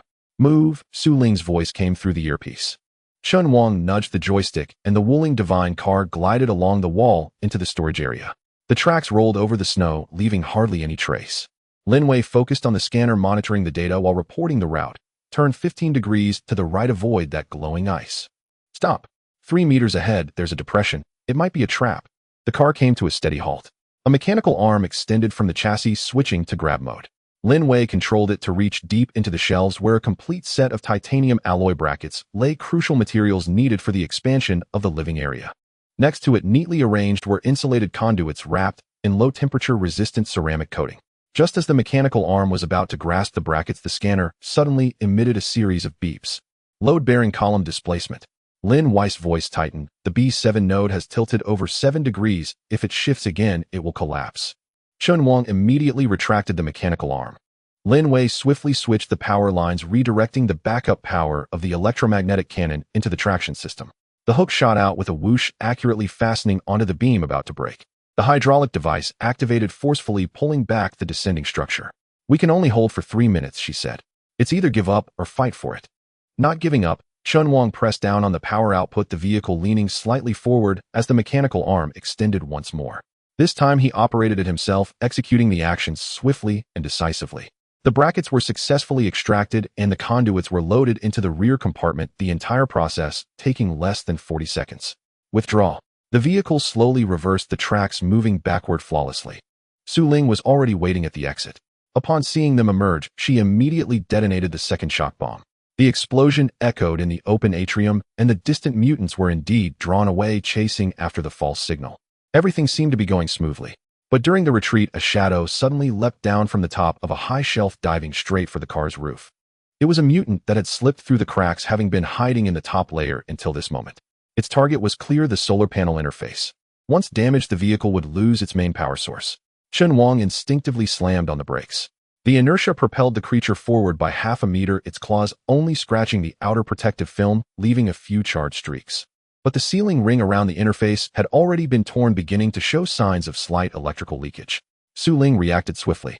She turned and leapt onto the side handrail of the vehicle, throwing her knife, which struck the creature's shoulder. The mutant staggered, and she seized the opportunity to leap up, locking her arms around its neck, and using the force of her spin to throw it away, smashing it down onto the ice with a thud. Lin Wei simultaneously activated the self-repair program. The nanocoating poured out from the chassis nozzles, swiftly covering the damaged area. The sealing was completed, and the power returned to normal. No one spoke throughout the process. The car returned to silence. Chen Wang removed his gloves and glanced down at the copper watch on his wrist. The scratch on the watch face was still there. He gently blew off the dust and closed the watch cover. Then he began to input the newly acquired materials into the system one by one. The holographic screen displayed a prompt: titanium alloy brackets 3, insulated conduits 12, material integrity 100. Su Ling leaned against the passenger seat, disassembling the crossbow for a routine check. Repositioning the replacement parts, her movements were practiced. She looked up at the rearview monitor, confirming no abnormal heat sources were approaching. Lin Wei closed the toolbox, the last weld solidifying automatically. She leaned back against the seat, closing her eyes for 3 seconds. A small smile appeared at the corner of her mouth. This was her first time independently completing an emergency response without waiting for orders or making mistakes. The Wuling Divine car stopped inside the main exit of the mall, its headlights extinguished, leaving only the dashboard glowing faintly blue. The cabin door remained open as the three of them organized supplies, preparing for the return trip. Chen Wang conducted a final check of the space expansion protocol. The signals from the 3 anchor points were stable, and the previously misaligned one had also been calibrated. The gap in the living area construction was filled in, and they would be able to start reinforcing it upon return. Lin Wei suddenly opened her eyes. Wait a moment. She reopened the scanner. During the retreat, the towing hook brushed against a wall, and I recorded a strange echo. She called up the data stream, amplifying the frequency for analysis. On the screen, a segment of an extremely low-frequency pulse signal emerged, its cycle precise to the millisecond. This isn't a building reflection, she whispered. It's a manually sent coded signal. And she paused, her expression shifting. The signal content is the identification code of the Wuling Divine car. Lin Wei's fingers hovered above the holographic screen, her eyes fixed intently on the pulsating signal waveform. The low-frequency pulse had repeated 7 times, each coding structure perfectly matching the identification code of the Wuling Divine vehicle. Without looking up, she spoke in a hushed tone. It's not a miscode, nor a reflected residual wave. Someone is actively sending our location. Chen Wang was bending down to insert the last piece of insulation tube into the backup cabin when he heard this, his movements suddenly pausing. He said nothing, turning back to the driver's seat, his fingers swiftly gliding over the ignition system interface, pulling up the external communication log. Just milliseconds ago, an anomalous data packet was automatically highlighted by the system, originating from a faint relay signal on the west wall of the mall. The transmission format was identical to the optical array they had encountered in the trap in the small town. It's the same set of equipment. Lin Wei quickly disabled the automatic synchronization function of the vehicle's beacon, shutting down all non-essential external communication modules. The tracker might have been buried at some node we passed through long ago.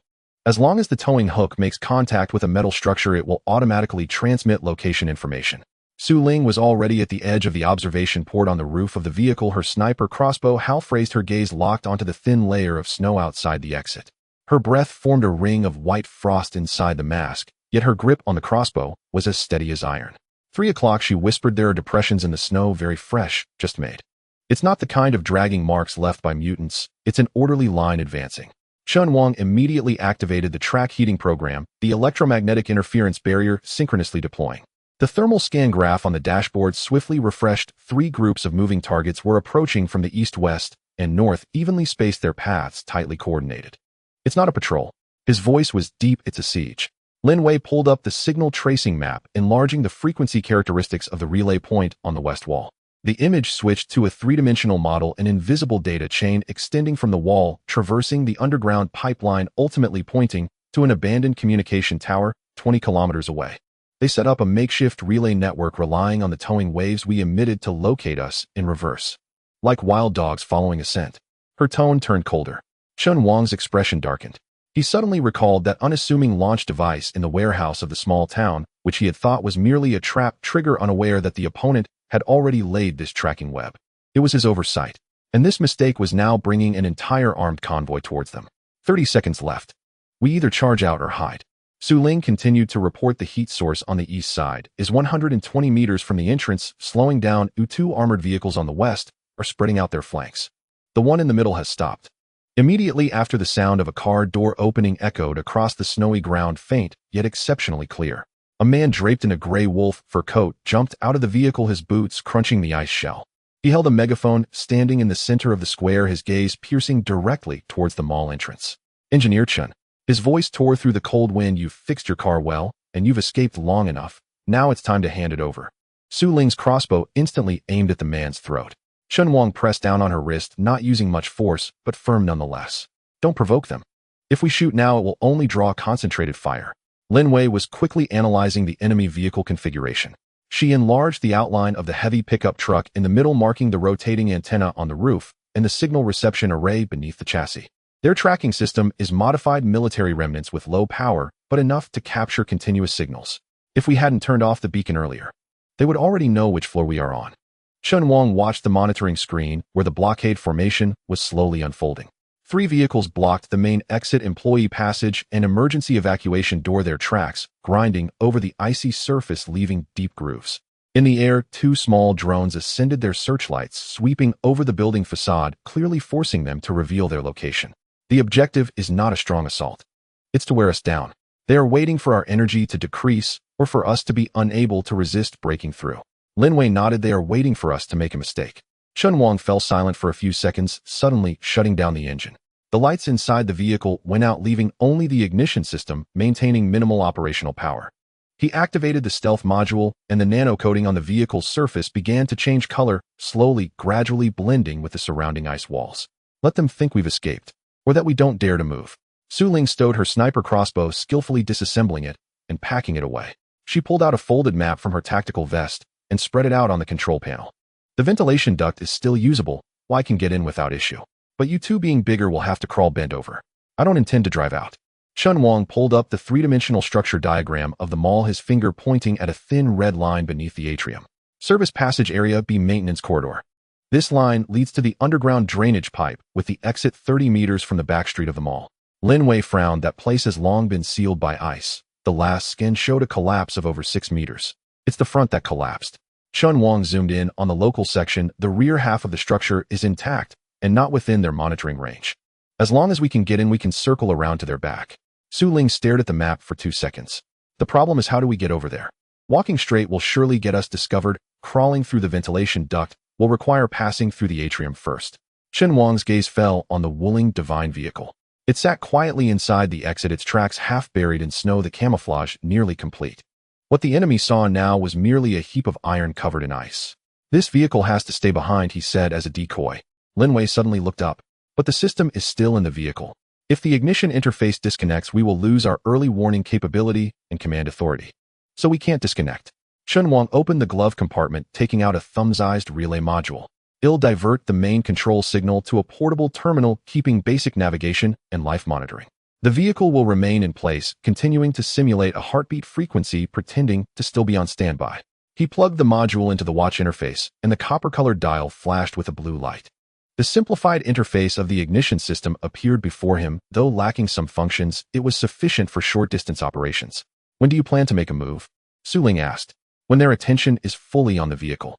Chen Wang observed the monitoring screen. The drones have already started hovering at low altitude, indicating they suspect we're still inside. "In a few minutes they will send people to search, and that will be the opportunity." Lin Wei suddenly raised her hand. "Wait, there's a change in the heat source on the east side." The scene switched. An armored vehicle of the raider was reversing, clearing the main passage. Another larger transport vehicle slowly entered the square, its body adorned with a blood-red wolf head insignia. The doors opened, and 2 people stepped down, one of whom was carrying a square metal box. "That's a signal amplifier." Lin Wei's pupils constricted. "They are going to forcibly activate a full scan, penetrating obstacles with high-intensity pulses." Chen Wang immediately ordered, "Prepare to evacuate." Su Ling leads, Lin Wei brings up the rear. "Remember, no lights, no sounds, and maintain a gap of no less than 2 seconds between steps." The 3 quickly packed their gear. Su Ling was the last to check the lock state of her sniper crossbow, securing it to her back support. Lin Wei removed the backup battery from the vehicle's main unit and stuffed it into a shockproof bag.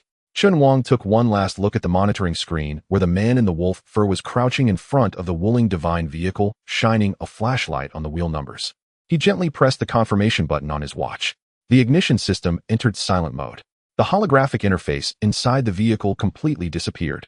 The Wuling divine vehicle lay like a slumbering iron beast nestled in the shadows of the ice, no longer making a sound. Su Ling was the first to push open the side door, slipping into the narrow passage. Lin Wei followed closely behind. Chen Wang was the last to leave, sealing the hatch gap with a magnetic lock. The three moved close to the wall, avoiding the blind spots of the surveillance, advancing towards the service passage at the north side of the atrium. 10 meters, 8 meters, 5 meters.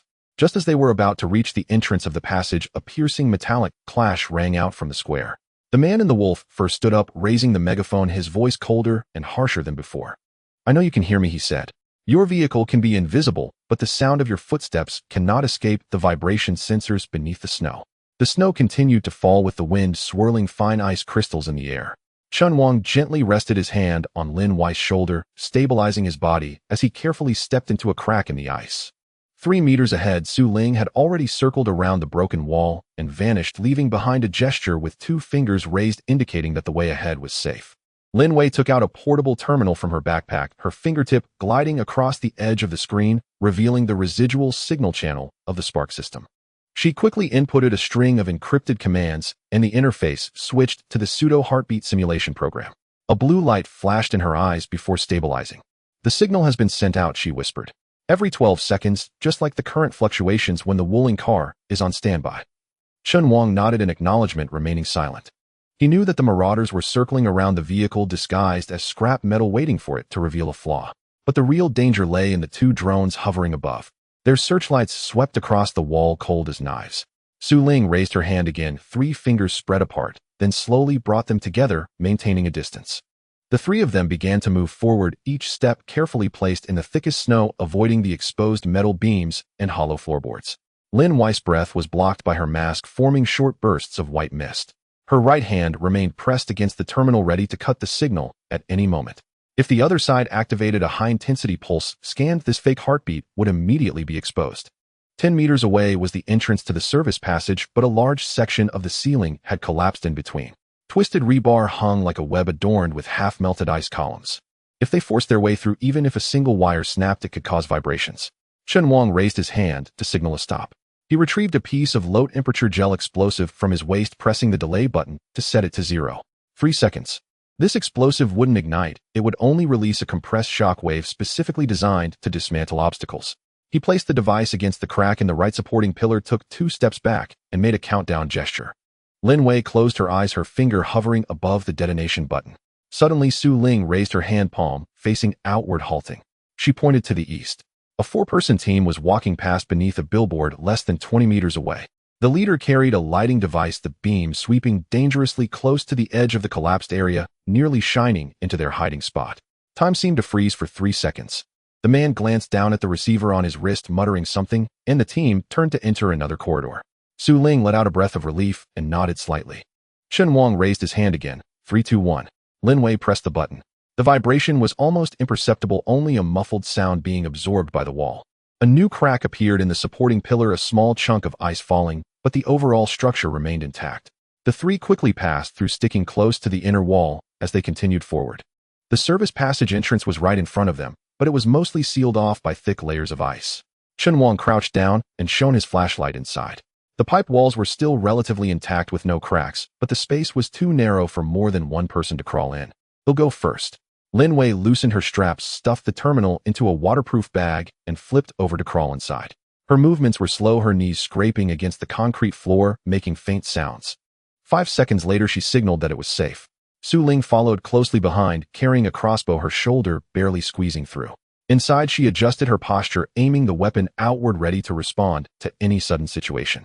When it was Chen Wang's turn, he looked back for one last glance in the direction of the square.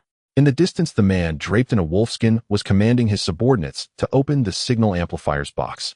At the moment the metal cover was lifted, a faint blue arc flickered. No more time to wait. He drew in his stomach and hunched his shoulders, forcing his way into the passage, his work pants snagged by sharp ice edges. As soon as he landed, he immediately pulled out a magnetic insulating panel and handed it to Su Ling. The two of them worked together to wedge it into the door frame, sealing the entrance tightly. This material could block over 90% of thermal radiation, enough to conceal their whereabouts. The passage was instantly engulfed in darkness, with only the faint green light from the three watches illuminating their blurred faces. Lin Wei immediately checked the terminal. The signal tracking map showed that the Marauders' main control frequency was still locking onto the main area of the mall without any signs of abnormality. However, she noticed a brief interruption in the communications channel of the Western team, lasting about 7 seconds. "There is interference within their ranks," she said. "It's not us," Chen Wang said, leaning against the wall as he opened the log replay. Sure enough, at the same time as the explosion, just now a segment of erroneous audio had mixed into the enemy's communications. "High-energy reaction detected on the west side, all personnel on alert." "It wasn't me who sent it," she shook her head. "But I saw that the eastern antenna was down, and I took out the lighting while they were in disarray." Chen Wang understood. Su Ling's small action had created confusion, while Lin Wei's technology had perfectly complemented it, forming a double misdirection. "They now think we're to the west," Lin Wei whispered, "and they believe a greater threat has emerged." Chen Wang stared at the map. Area B's maintenance corridor extended in an L shape, leading to the backstreet exit. The entire route avoided all surveillance points and steered clear of areas where mutated entities were active in the underground piping. As long as nothing unexpected happened, they would reach the safe point in 30 minutes. But he didn't turn off the alarm module. A few minutes ago, he had seen a scratch on the ice that didn't look natural or like it had been made by an animal. It was a mark left by a metal tool during rapid excavation, pointing directly toward this passage. Someone knew about this route earlier than they did. "Don't let your guard down," he said. "This place shouldn't have anyone coming through."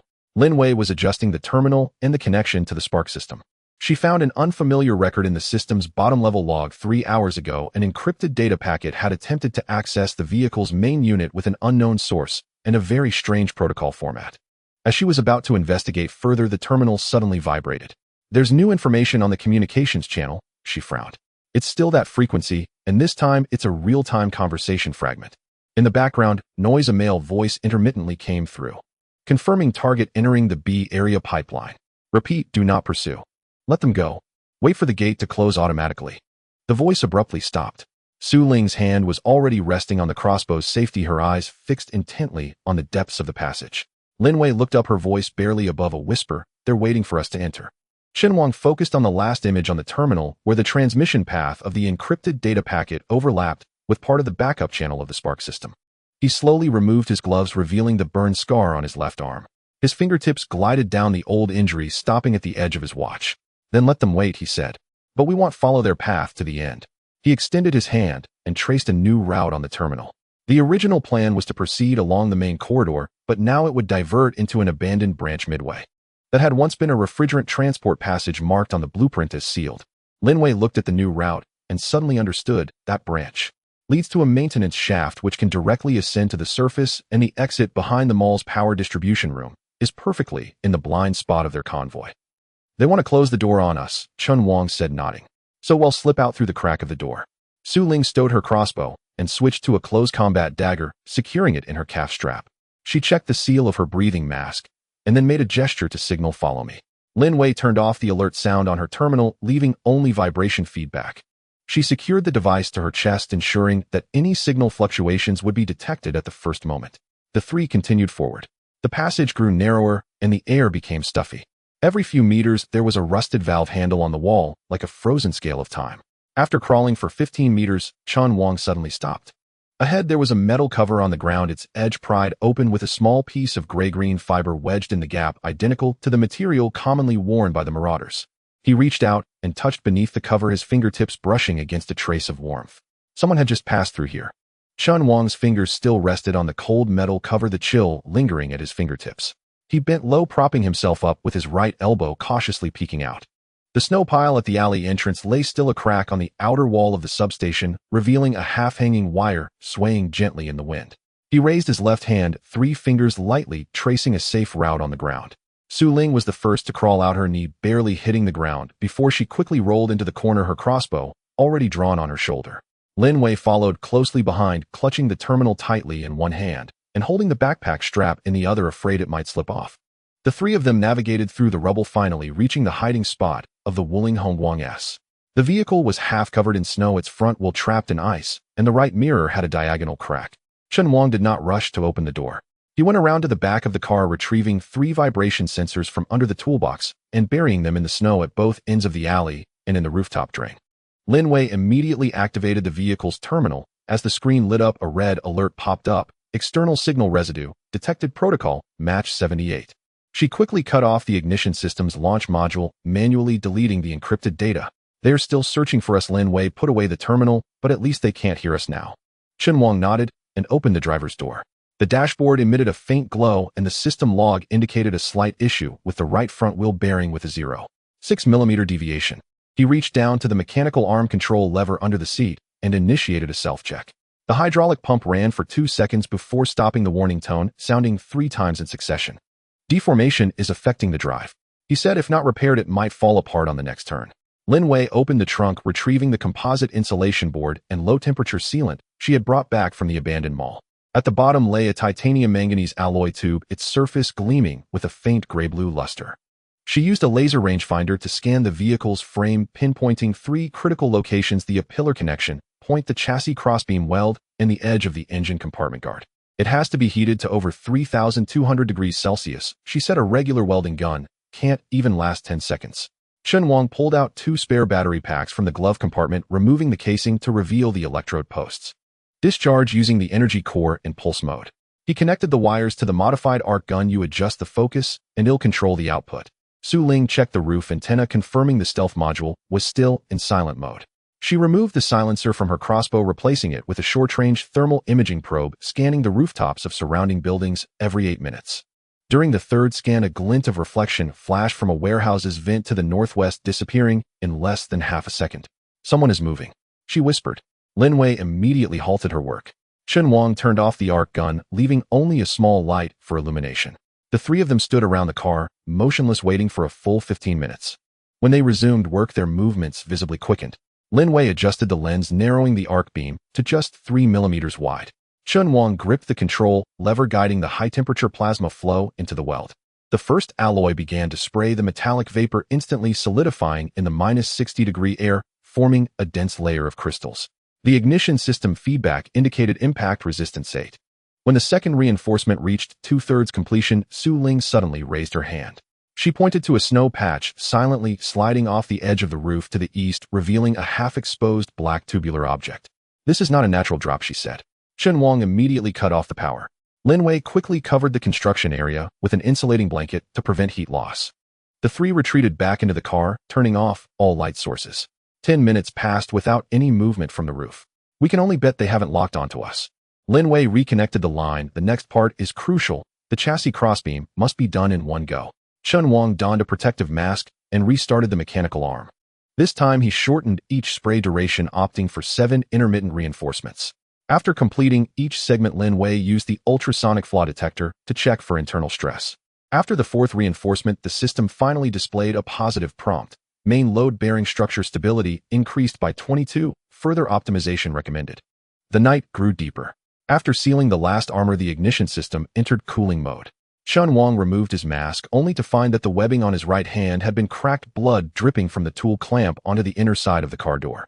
He tore open the first aid kit and hastily wrapped a layer of bandage. Lin Wei began to calibrate the suspension system. She retrieved the driving records from when they fled, comparing them with the current chassis data, and discovered that the left shock absorber link had a rebound delay of 0.3 seconds. Upon inspection, it turned out a sharp ice shard had lodged inside, causing damping imbalance. Printing replacement parts will take too long. Chen Wang looked at the brake, but we can first use metal powder mixed with resin to patch it. He took out a portable 3D printer head from the repair kit and loaded in the remaining titanium manganese alloy powder. After setting the parameters, he began to repair layer by layer. The printer buzzed for 17 minutes, and after the last layer cured, he tried turning the link, finding it relatively smooth. That's about it, he said. Lin Wei input the new parameters into the vehicle's AI, recalculating the overall center of gravity model. The system self-check initiated the lights, sweeping through power, defense, and control. Finally, it stabilized on the green status bar. Vehicle reinforcement completed. Overall defense power increased by 40, steering response improved by 15, fuel efficiency optimized by 9. 2. Chen Wang returned to the driver's seat, his palm gently brushing over the steering wheel. The chrome-plated surface gleamed coldly, and the once mottled Wuling logo now appeared particularly sharp. He pressed the horn 3 times, the deep sound echoing through the alley, quickly swallowed by the wind and snow. Su Ling finished her last patrol. She sheathed her knife, leaning against the wall as her breathing gradually steadied. Lin Wei completed the modification log, noting composite armor fusion, successful future energy, plating interface expandable.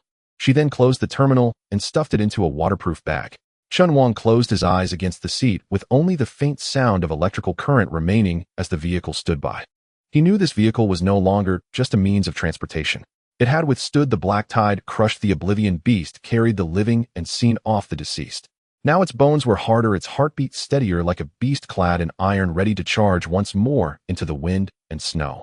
Lin Wei suddenly opened her eyes. Wait. She pulled out the terminal, reconnecting to the ignition system, the prompt for the upgrade, just now. Doesn't feel right. Chen Wang opened his eyes.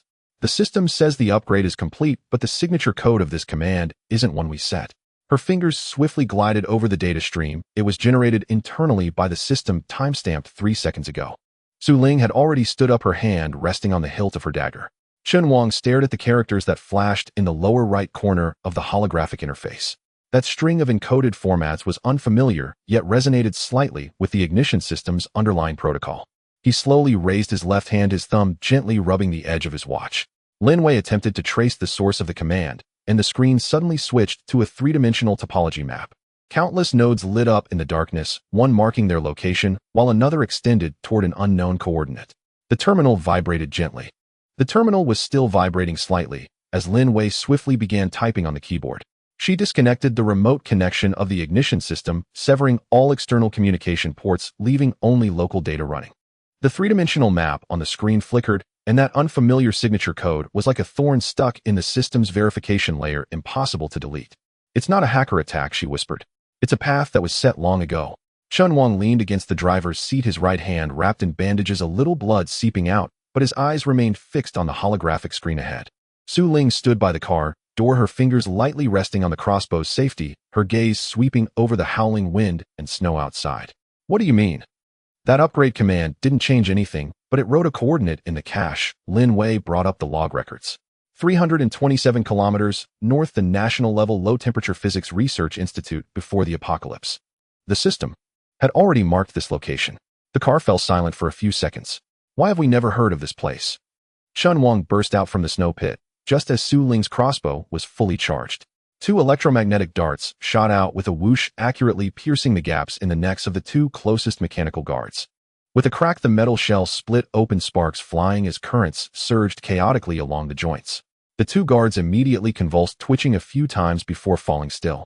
Lin Wei was not idle either. She quickly activated the jammer in her hand, injecting a garbled signal into the system.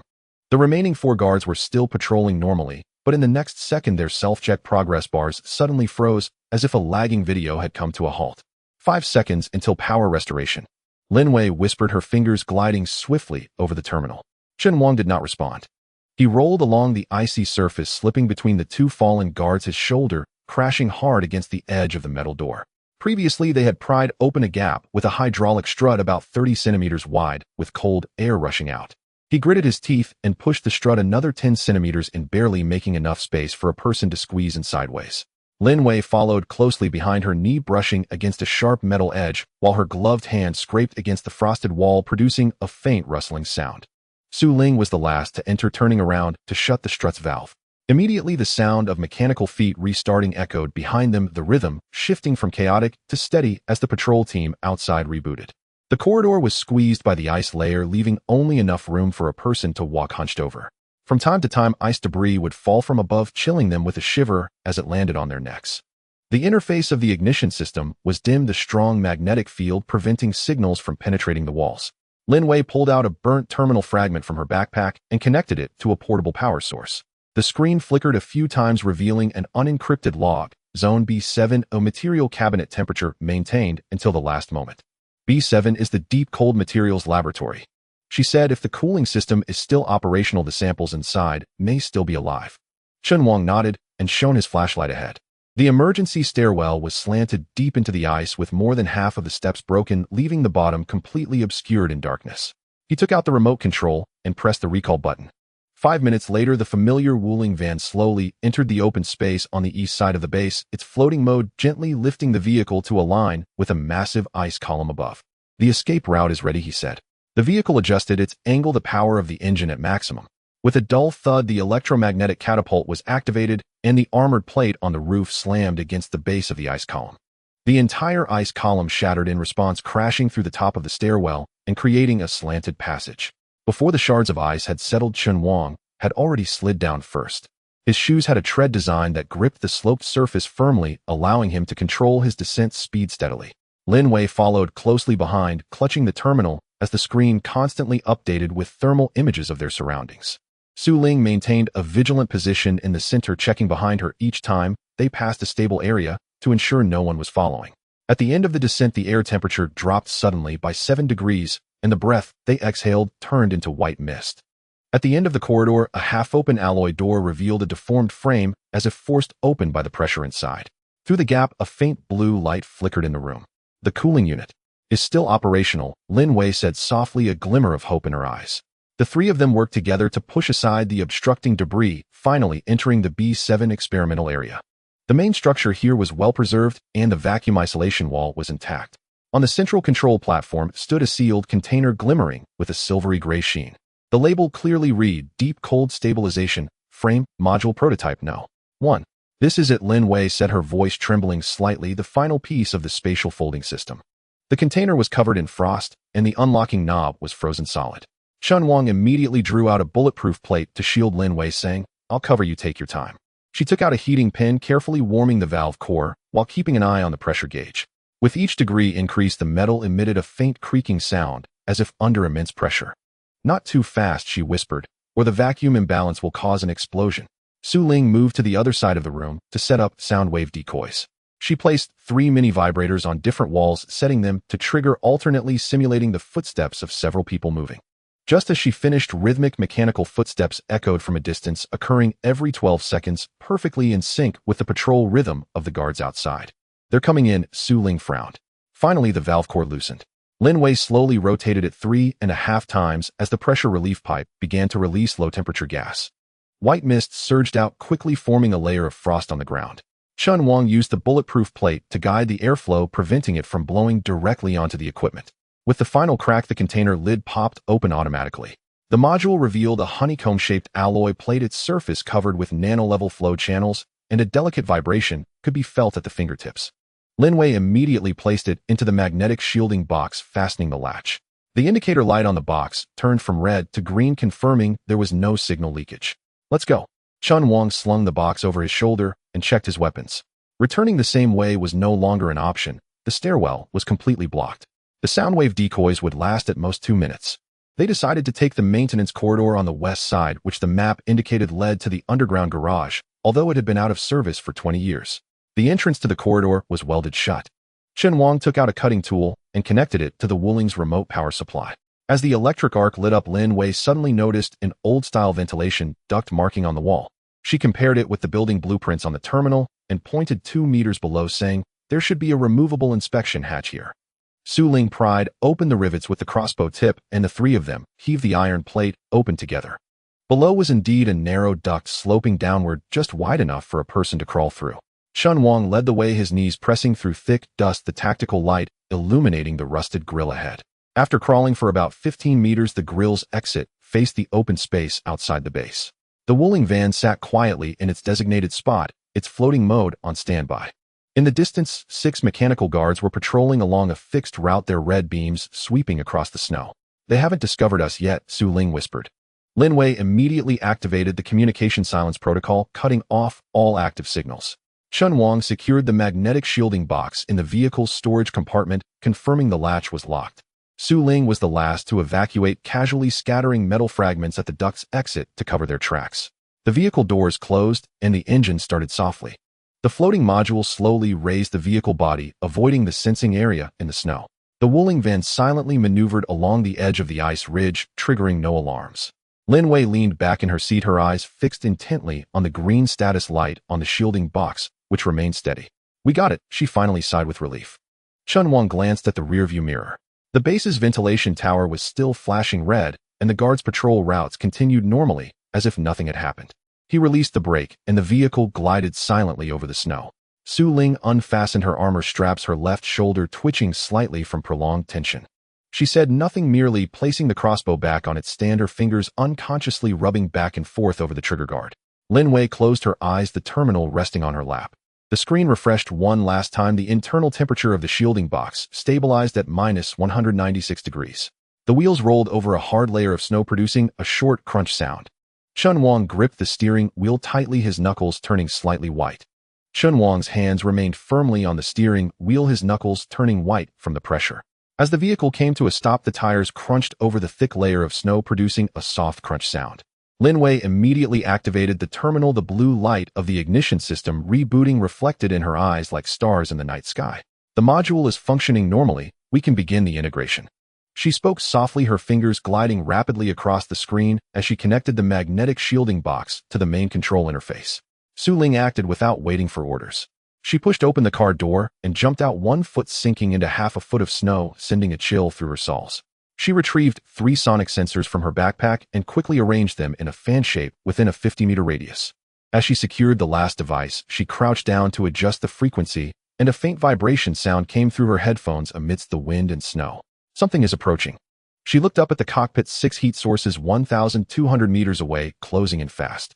Chen Wang nodded, his gaze sweeping over the data flashing on the ignition interface. Let's complete the modifications first. Lin Wei, initiate the spatial folding protocol. I need to lock the armor and weapon base in place all at once. Energy redistribution is in preparation. Lin Wei operated with both hands, inserting the deep cold stabilization framework module into the energy slot on the main control cabin wall. A faint blue light emanated from the metal connection points, as if ice flowers were slowly spreading through the gaps. The system's prompt sounded: core load connected, structural stability testing passed. Spatial expansion level upgraded to level 2. Combat expansion module can be released. Chen Wang unbuckled his seatbelt, picked up the engineering arm toolkit, and stepped out of the vehicle. The cold quickly coated the metal surface with frost, and he used a heating gun to warm the connection points before welding the composite armor onto the chassis piece by piece. As the honeycomb armor covered the engine compartment, sparks flew, shining brightly against the reflection of the snow. He tested each weld 3 times to ensure there were no issues before proceeding. The living area inside the vehicle automatically retracted, freeing up space that was filled by the combat module. The base of the electromagnetic cannon slowly rose, precisely locking into the turret with a low click. The armor plates on both sides of the vehicle's roof slid open, revealing the multi-tube rocket launcher, which calibrated its angle automatically. Once the shield generator connected to the energy core, it began charging, and the dashboard displayed that the power had reached 76. Retract the tracks and switch to hover mode. Chen Wang returned to the driver's seat, and before he finished speaking, he issued the command. The hydraulic supports at the bottom of the vehicle retracted, the hover module activated, and the entire vehicle rose silently by 30 centimeters, leaving only shallow impressions in the snow.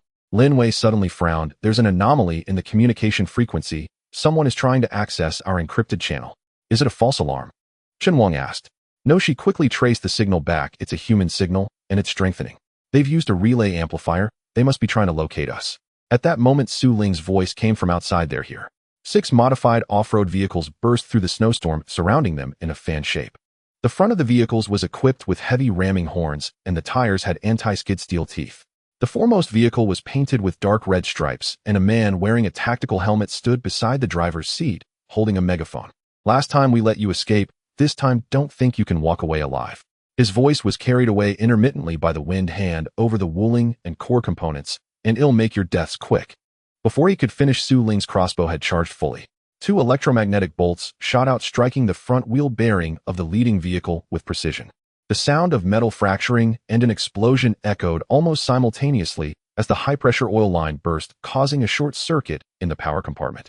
The vehicle flipped violently, carving a deep furrow in the snow as it lay sideways, blocking the vehicles behind it.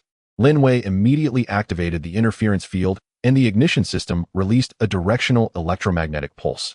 The enemy convoy's communications were thrown into chaos, navigation systems failed, and 3 vehicles collided, creating a scene of utter disarray.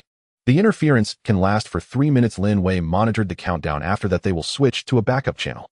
That's enough. Chen Wang manipulated the control stick with his right hand while pressing the confirmation key on the ignition interface. With his left, load integration complete, switching to combat mode. The Wuling Hongguang completely retracted its tracks, rising another 10 centimeters. The turret slowly turned. The electromagnetic cannon's muzzle gathered a ring of electric arcs, locking onto the power core of the second enemy vehicle. The first armor-piercing round was launched.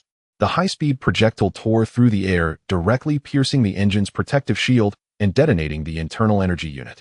Flames erupted skyward and debris struck the adjacent vehicle, forcing it to brake sharply to avoid a collision. Immediately after, the rocket launcher fired in unison.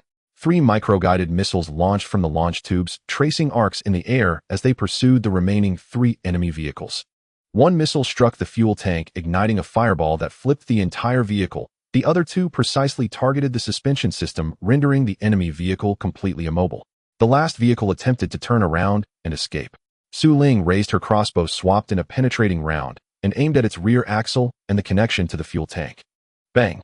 A crisp sound echoed as flames shot out from the chassis. The vehicle spun out of control, finally coming to a crooked stop 100 meters away, with no one emerging from the driver's seat.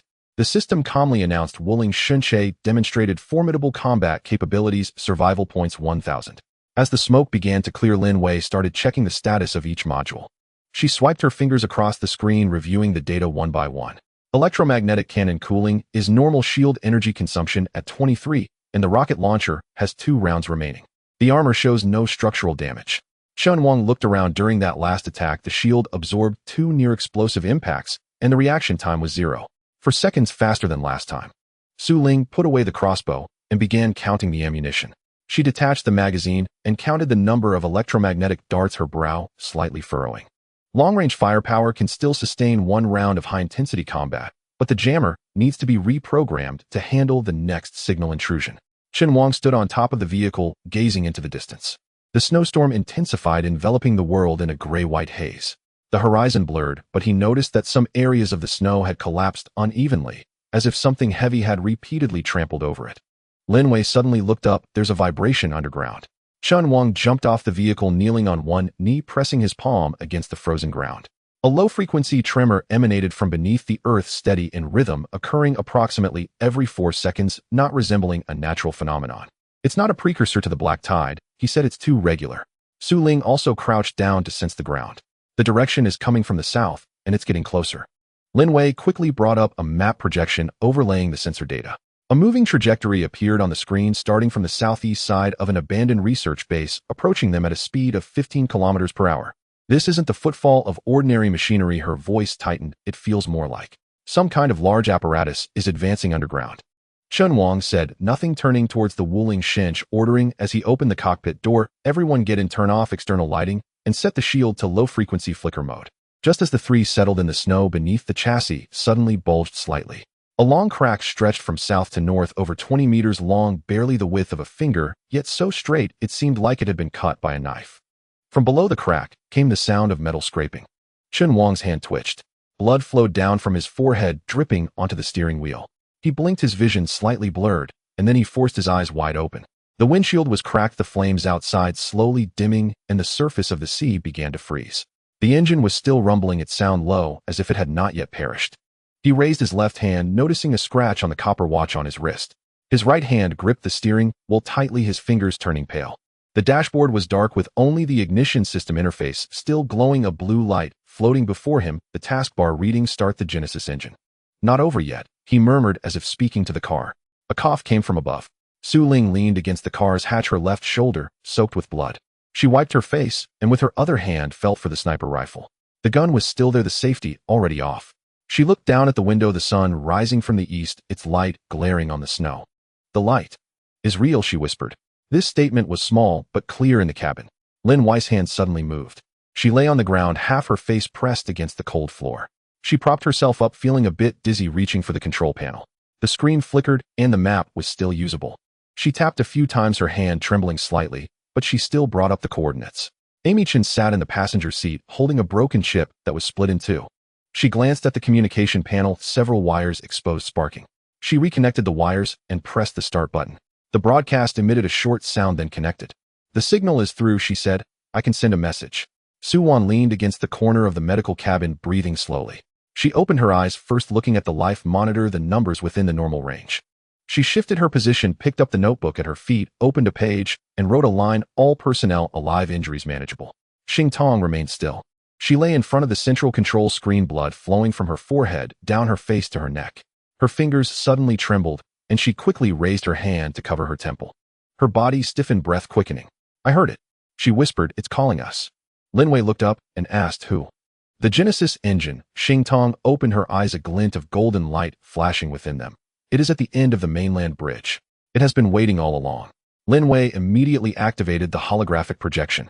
A red dot appeared at the edge of the map, flashing position far away, almost at the very edge of the map. She stared at the red dot, confirming it was correct. "The direction is right," she said. "It's right there." Chen Wang gazed at that point, silent for a long time. He turned to look at the people in the car.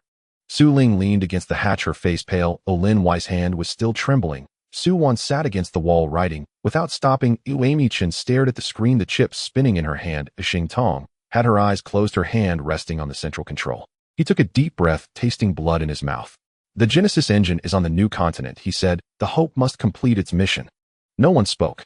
Lin Wei input the heading, and the system emitted a prompt tone.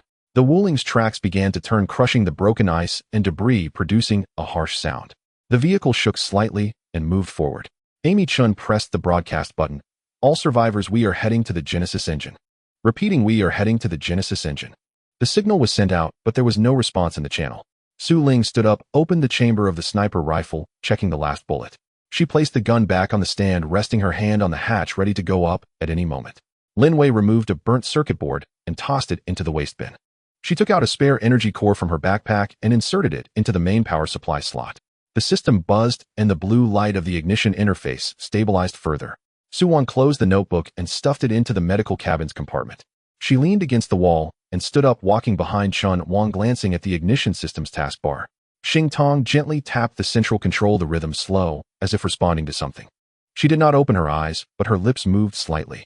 The Wuling continued to move forward. The dilapidated vehicle cast a long shadow in the morning light. The ice field bore signs of explosions scattered with charred metal fragments, and in the distance the wreckage of the Xuanwu Revised could be seen, half submerged in the sea, half exposed above the water, no longer glowing. Sunlight streamed into the cockpit, illuminating everyone's faces. Chen Wang had not let go of the steering wheel. The right arm of his work suit was tattered, revealing a burned scar. He looked down at the ignition system, the survival points reduced to only 17, the space expansion module offline, the weapon system completely destroyed, and the shield energy at 0. But he knew the vehicle could still move. Lin Wei suddenly said, "Heading stable, expected to arrive at the target area in 72 hours provided nothing goes wrong on the way." "The road won't be peaceful," Su Ling said. "But we have no choice," Amy Chen said. "It's either move forward or wait to die." Su Wan walked over to Xing Tong, crouched down, and felt her pulse. It was a bit fast, but still regular. She took out a sedative from the medicine box, hesitated for a moment, and then put it back. "Let her hold on a bit longer," she said. "She can't sleep now." Xing Tong's hand moved again. She slowly raised her head, looking at the ignition system's interface. The blue light flickered slightly, as if breathing. She reached out her fingertips, touching the projection. "It knows us," she said. "It has known from the very beginning that we would come." Chen Wang looked ahead at the ice field. The sun rose higher, and the distant horizon gradually became clearer. There were no obstructions beyond the mainland bridge, only a vast expanse of white. He pressed the accelerator. The Wuling emitted a muffled sound, the tracks speeding up, heading towards the light in the east. Lin Wei focused on the map, the red dot still flashing. She suddenly noticed that the flashing frequency of that red dot matched the vibration of the Wuling's emblem. Amy Chun organized the chips, placing the good ones aside and collecting the bad ones. She opened the resource list, starting to calculate how long the remaining fuel and medicine would last. Su Ling climbed onto the roof, opening the hatch. The cold wind blew in, and she squinted her eyes towards the distance. The sky was gray with no clouds or birds. But she knew this tranquility would not last long. Su Wan supported herself against the seat and walked back to her position. She picked up a silver scalpel, wiped it, and put it back in her pocket. The last page of the notebook read, "Hope is not the outcome, but the choice." Xing Tong leaned against the central control, her hand resting on the interface. Her breathing gradually steadied, her eyes closed, a slight smile at the corner of her mouth. Chen Wang's right hand rested on the steering wheel, while his left hand grasped the copper watch. He glanced at the rearview mirror, where the faces of 6 people were reflected, all injured, all weary, but all alive. The vehicle continued forward. The tracks crushed the ice layer, producing a continuous grinding sound. The ignition system's interface operated stably, the taskbar unchanged. Sunlight fell on the shattered windshield, refracting a faint light that landed on Chen Wang's hand. The tracks of the Wuling crushed the black metal fragments on the ground, producing a clattering sound. Chen Wang gripped the steering wheel with his right hand, while his left hand traced the scratches on the bronze gauge. The windshield was cracked, and the outside sky was just beginning to lighten, turning pale. No one spoke inside the vehicle. Su Ling leaned against the hatch, her shoulder wrapped in bandages. She closed her eyes and her ears twitched slightly. Lin Wei crouched in front of the control panel, her fingers tapping on the screen, checking if the energy core was properly connected. Su Wan sat in the corner of the medical pod, writing numbers in a notebook. Amy Chun arranged the chips on her lap, by size, flipping through a small calculator in her hand. Xing Tong lay beneath the central control screen, her fingers gently touching the console, her breathing light. Suddenly the sky darkened. The wind slammed against the vehicle, ice pellets hitting the windows with a dense sound. The fire system alarmed. It's too cold outside. We need to activate the antifreeze. Chen Wang immediately turned off unnecessary systems and switched to manual driving. He focused ahead, struggling to see clearly. The wind speed is 37 meters per second. Lin Wei looked up and said, "This is not an ordinary storm." Su Wan stood up and quickly walked to the life support system panel. The pressure gauge of the oxygen pump was fluctuating erratically, and the heat dissipation bar changed from green to red. "The heat dissipation vents are blocked," she exclaimed. "If we don't clear them, the core will burn out." Lin Wei opened the structural diagram, showing that all 6 heat dissipation vents under the vehicle were frozen. Remote clearing failed. The software can't do it. She tried again. "We can't stop," Chen Wang said. He jerked the steering wheel, and the vehicle drove in a zigzag pattern on the ice. The vehicle shook violently, the metal screeching painfully. The tires ground against the ice, sparks flying, glimmering in the snow. Su Ling felt the seatbelt tighten around her, letting out a grunt. She steadied herself against the cabin wall, reaching for the gun, only to find the magazine was missing. Amy clutched the chip box tightly, which slipped slightly, causing a copper coin to fall into the seat gap, which she did not retrieve. Su Wan stuffed a tranquilizer into the first aid kit and turned to look at Xing Tong. Xing Tong curled up, her hand pressing against her temple. Her lips moved slightly, her voice barely audible. "It's breathing. It's getting closer." Chen Wang glanced at her through the rearview mirror. He pressed the accelerator, the tracks spinning faster, making the vehicle jolt more violently. The ice layer cracked, producing explosive sounds. "Survival points are decreasing," Amy observed the panel. "Dropping by 0.1 each minute. No battles, no upgrades. The system isn't wrong, but the consumption is off." Lin Wei checked the meteorological database, comparing wind speed, air pressure, and humidity. The screen displayed no matches. "We've never experienced this kind of weather before," she said. "The ice density is 4 times that of a normal snowstorm. It doesn't melt upon landing, and there's faint electromagnetic interference." Chen Wang looked through the cracked glass ahead. Everything was white, visibility reduced to 5 meters. He gritted his teeth, blood seeping from the corner of his mouth. Flooring the accelerator, the vehicle plunged into the wind and snow. Sparks erupted continuously. The vehicle swayed side to side, screeching with each turn. Lin Wei knelt at the control panel, her glasses fogging up, but she didn't wipe them, her hands still tapping the keyboard. She was writing a cooling program to lessen the burden on the core. "The cooling efficiency has dropped to 8%, she said. "If it doesn't recover within 10 minutes, the life support system will shut down." Chen Wang remained silent. His hands gripped the steering wheel, his fingers turning pale. There was sweat and oil on his sleeves, and the burn on his left arm turned red. He could only look ahead, even though he couldn't see. Su Ling sat down against the hatch, listening to the sound of the wind.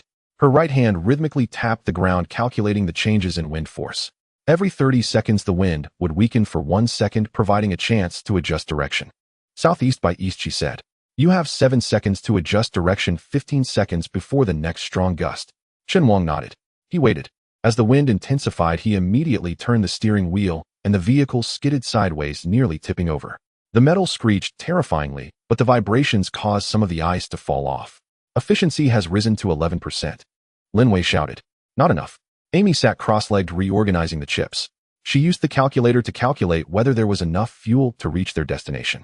Currently, their speed was 18 kilometers per hour, and the fuel saved wouldn't allow them to travel 40 miles. She looked up at Chen Wang. "We won't make it," she said, "unless we speed up." Chen Wang knew. He also understood the danger of speeding.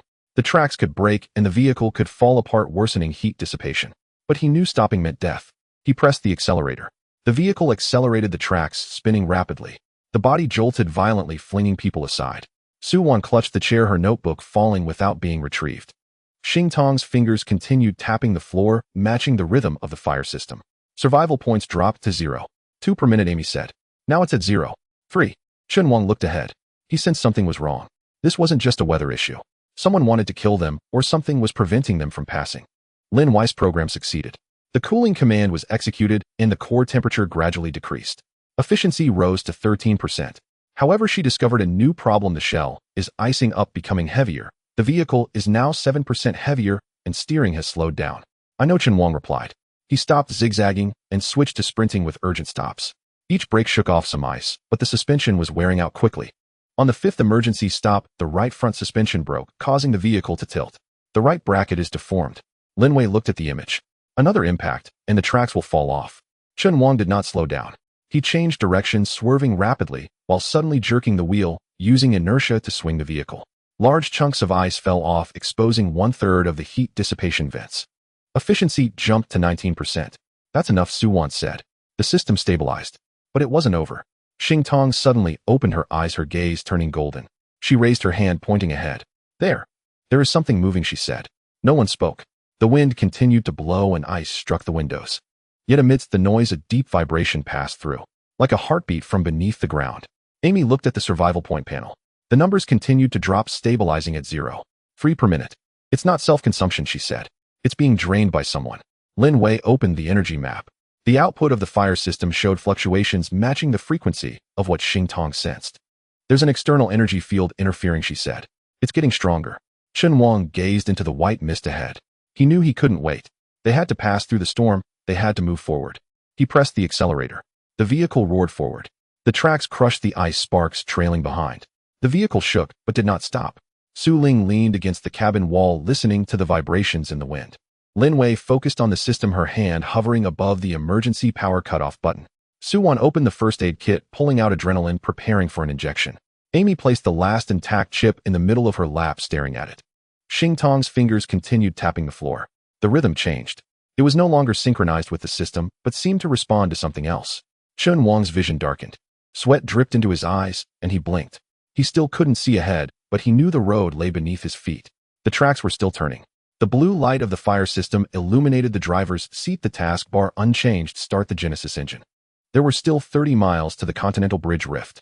The Wuling continued on. Suddenly the wind weakened for a second. Chen Wang seized the opportunity and jerked the wheel.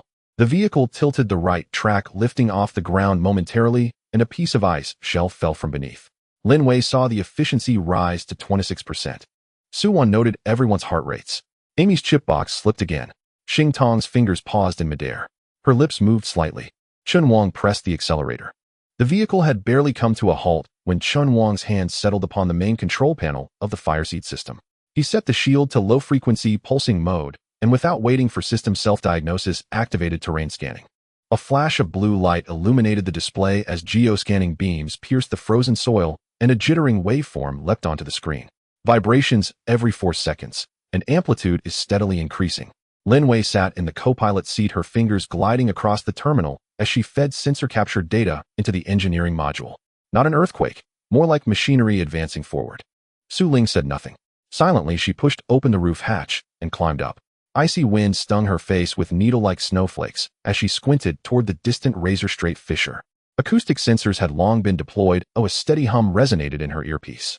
She calibrated the thermal imager and traced the energy signature along the crack. Direction is 15 degrees south of true north. The estimated depth exceeds 30 meters, she murmured, lowering her voice to relay the update. But the signal is refracted by ice rock layers. Visibility remains poor. Chen Wang stared intently at the screen, then tapped once, switching to multiband spectral overlay analysis. Gradually, the subterranean structure emerged, a cylindrical object moving at constant velocity, its outer shell vibrating rhythmically, precisely matching the propulsion signature of a drilling apparatus. Not a standard armored vehicle, he said. It's an underground burrower, likely a scavenger-modified mining tunnel borer. Lin Wei immediately cross-referenced the Fireseed system's historical database and swiftly identified 3 vintage heavy-duty machines matching the observed profile.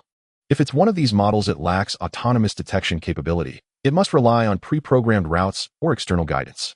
Then someone is controlling it. Su Ling interjected, either it's headed straight for us, or merely passing through. We cannot afford to gamble, Chen Wang replied, switching off all external illumination and leaving only a faint glow within the cabin. All personnel, absolute silence. Conserve power. Wait until it passes. The cabin fell utterly still.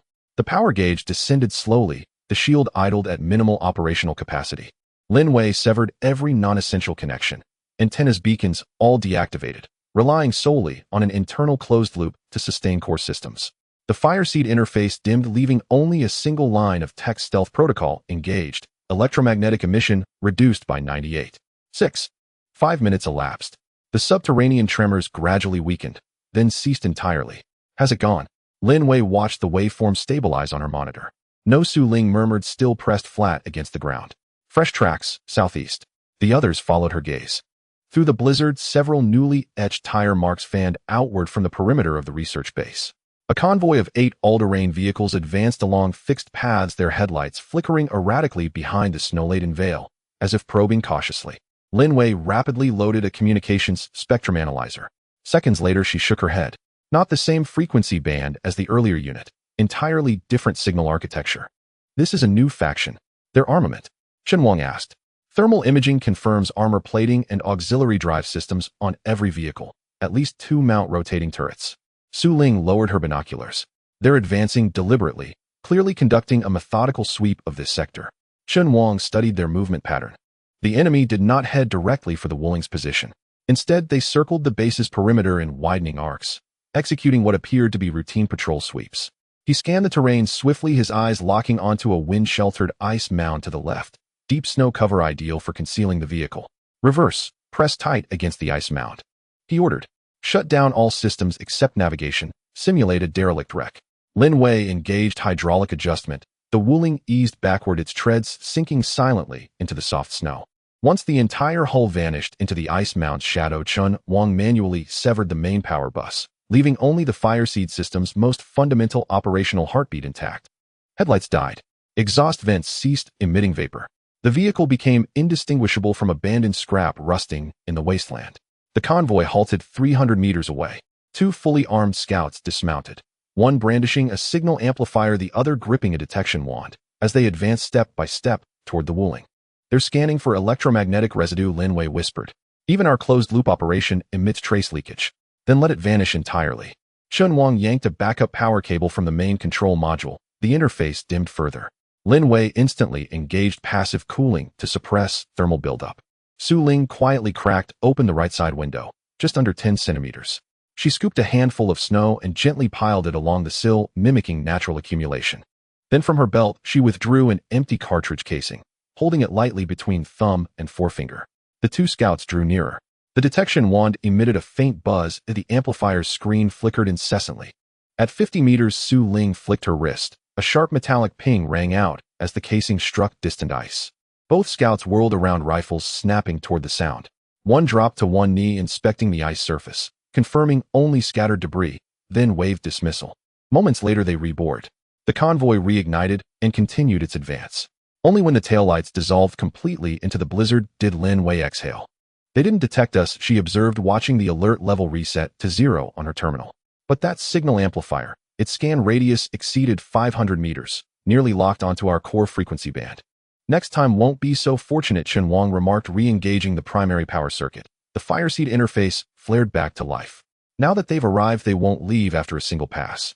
Su Ling descended from the roof, brushing snow from her shoulders. This unit isn't like Zhao Tieju's brute force crews. Their movements are disciplined, likely remnants of formal military training. Or perhaps peripheral units of the Northern Empire, Lin Wei added. That vehicle's paint insignia bore the prefix Base 7, a designation from the former military district registry. Chen Wang remained silent.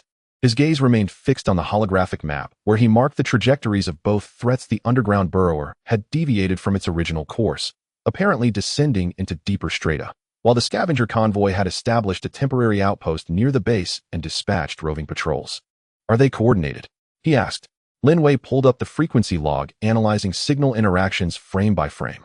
No direct communication detected yet, but if their allied convergence is inevitable, then we cannot remain here. Chen Wang rose. We must seize initiative before they encircle us. How? Lin Wei turned to him. They believe we're fleeing, he said, tracing a path across the map with his finger. What if, instead, we begin tracking them? Su Ling understood instantly. You want them to think we've withdrawn, then follow their supply line back to their stronghold. Not just that. Chen Wang opened the Fireseed System's tactical simulation module. I intend to make this vehicle appear even more convincingly abandoned. Even plant deliberate clues for them to find. Lin Wei's eyes brightened. A fragment of maintenance log, or half a spent energy core casing. Make it more authentic. Chen Wang retrieved a scorched armor plate from the toolkit, its edges still bearing weld scars. This was replaced after our last engagement. Bury it in the snow pit eastward, and splash some lubricant oil nearby. They'll assume we fled critically damaged, abandoning wreckage, Su Ling added. Then chase the false trail. Once they're far enough, we double back, Lin Wei smiled. and slip in behind them to uncover their true strength. Chen Wang nodded, handing her the armor plate. Remember, bury it shallowly, just deep enough to register on scans. Smear the oil across adjacent ice, but avoid continuous trails. Lin Wei accepted the item, stepping toward the hatch, then suddenly raised her hand. Wait. She pointed at the terminal screen. On the previously placid map, new red dots flared in the southeast corner. The scavenger convoy hadn't departed at all. Instead, 3 vehicles had broken formation, now converging directly on the ice mound concealing the Wuling. They've returned. Su Ling scrambled back onto the roof, repositioning her observation gear. And this time, they're coming straight for us. Chen Wang's expression hardened. He launched the Fireseed System's camouflage integrity diagnostic, rapidly scanning the vehicle's external thermal profile. Where did we leak? Lin Wei reviewed the data stream. A faint pulse persists during shield standby, likely residual calibration signals from the last battle, still unflushed. No time to repair. Su Ling tightened her grip on the crossbow. They're under 400 meters, and closing in for encirclement. Chen Wang watched the approaching blips, his finger hovering over the Fireseed interface's stealth mode activation key. Prepare optical camouflage activation, but don't deploy it fully. Let them glimpse a fleeting silhouette, then make it vanish. His voice was barely audible. The headlights of 3 off-road vehicles carved long beams of light through the wind and snow, slicing through the swirling snowflakes like knives, shining directly towards the distant ice hills. Lin Wei's finger hovered above the activation key of the optical camouflage system, her fingertips slightly cold and her heartbeat involuntarily quickened. Don't move. Chen Wang suddenly spoke, his voice not loud, yet it silenced the entire cabin. She was taken aback and turned to look at him. What? Chen Wang fixed his gaze on the 3 rapidly approaching red dots on the screen, his tone light, but exceptionally firm. Turn off the cloaking system and prepare to ignite. Su Ling slid down from the observation pod on the roof, bending her knees slightly upon landing to steady herself. Are you sure? They've already locked onto us. Precisely because they've locked onto us, they will think we are trying to hide. Chen Wang unfastened his seatbelt, leaned forward, hands resting on the steering wheel, his expression calm, as if he were not fleeing. The last thing we should do now is to hide. Lin Wei bit her lip and quickly cut the power to the disguise system. The holographic display in the vehicle flickered briefly before stabilizing. She swiftly brought up the weapon status interface, main cannon charging at 67, a machine gun on standby, but a low temperature warning icon popped up in the corner, flashing twice before disappearing. The shield wasn't completely shut down. Residual signals are still spreading, she said. They will track us along this frequency. Then let them chase us. Chen Wang activated the power core, the engine humming softly, the tracks slowly grinding over the snow. Turn on the headlights for 1 second, then turn them off immediately. Lin Wei complied. The blinding white light suddenly tore through the snow curtain and extinguished in an instant.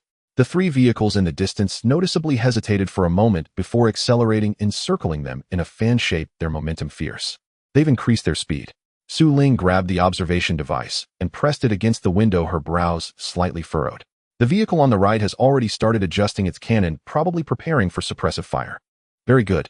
Chen Wang called up the topographical map, pointing southeast with his finger. Do you see that ice fracture zone? It looks solid on the surface, but underneath it's actually hollow with cracks extending over 200 meters. These modified vehicles are too heavy. Once they sink, any movement will cause a collapse. Lin Wei enlarged the area data, watching for a few seconds, her voice a bit tense. The weight limit is less than 4 tons per square meter. Their vehicles are at least 6.5 tons. Then it's not a road, it's a trap.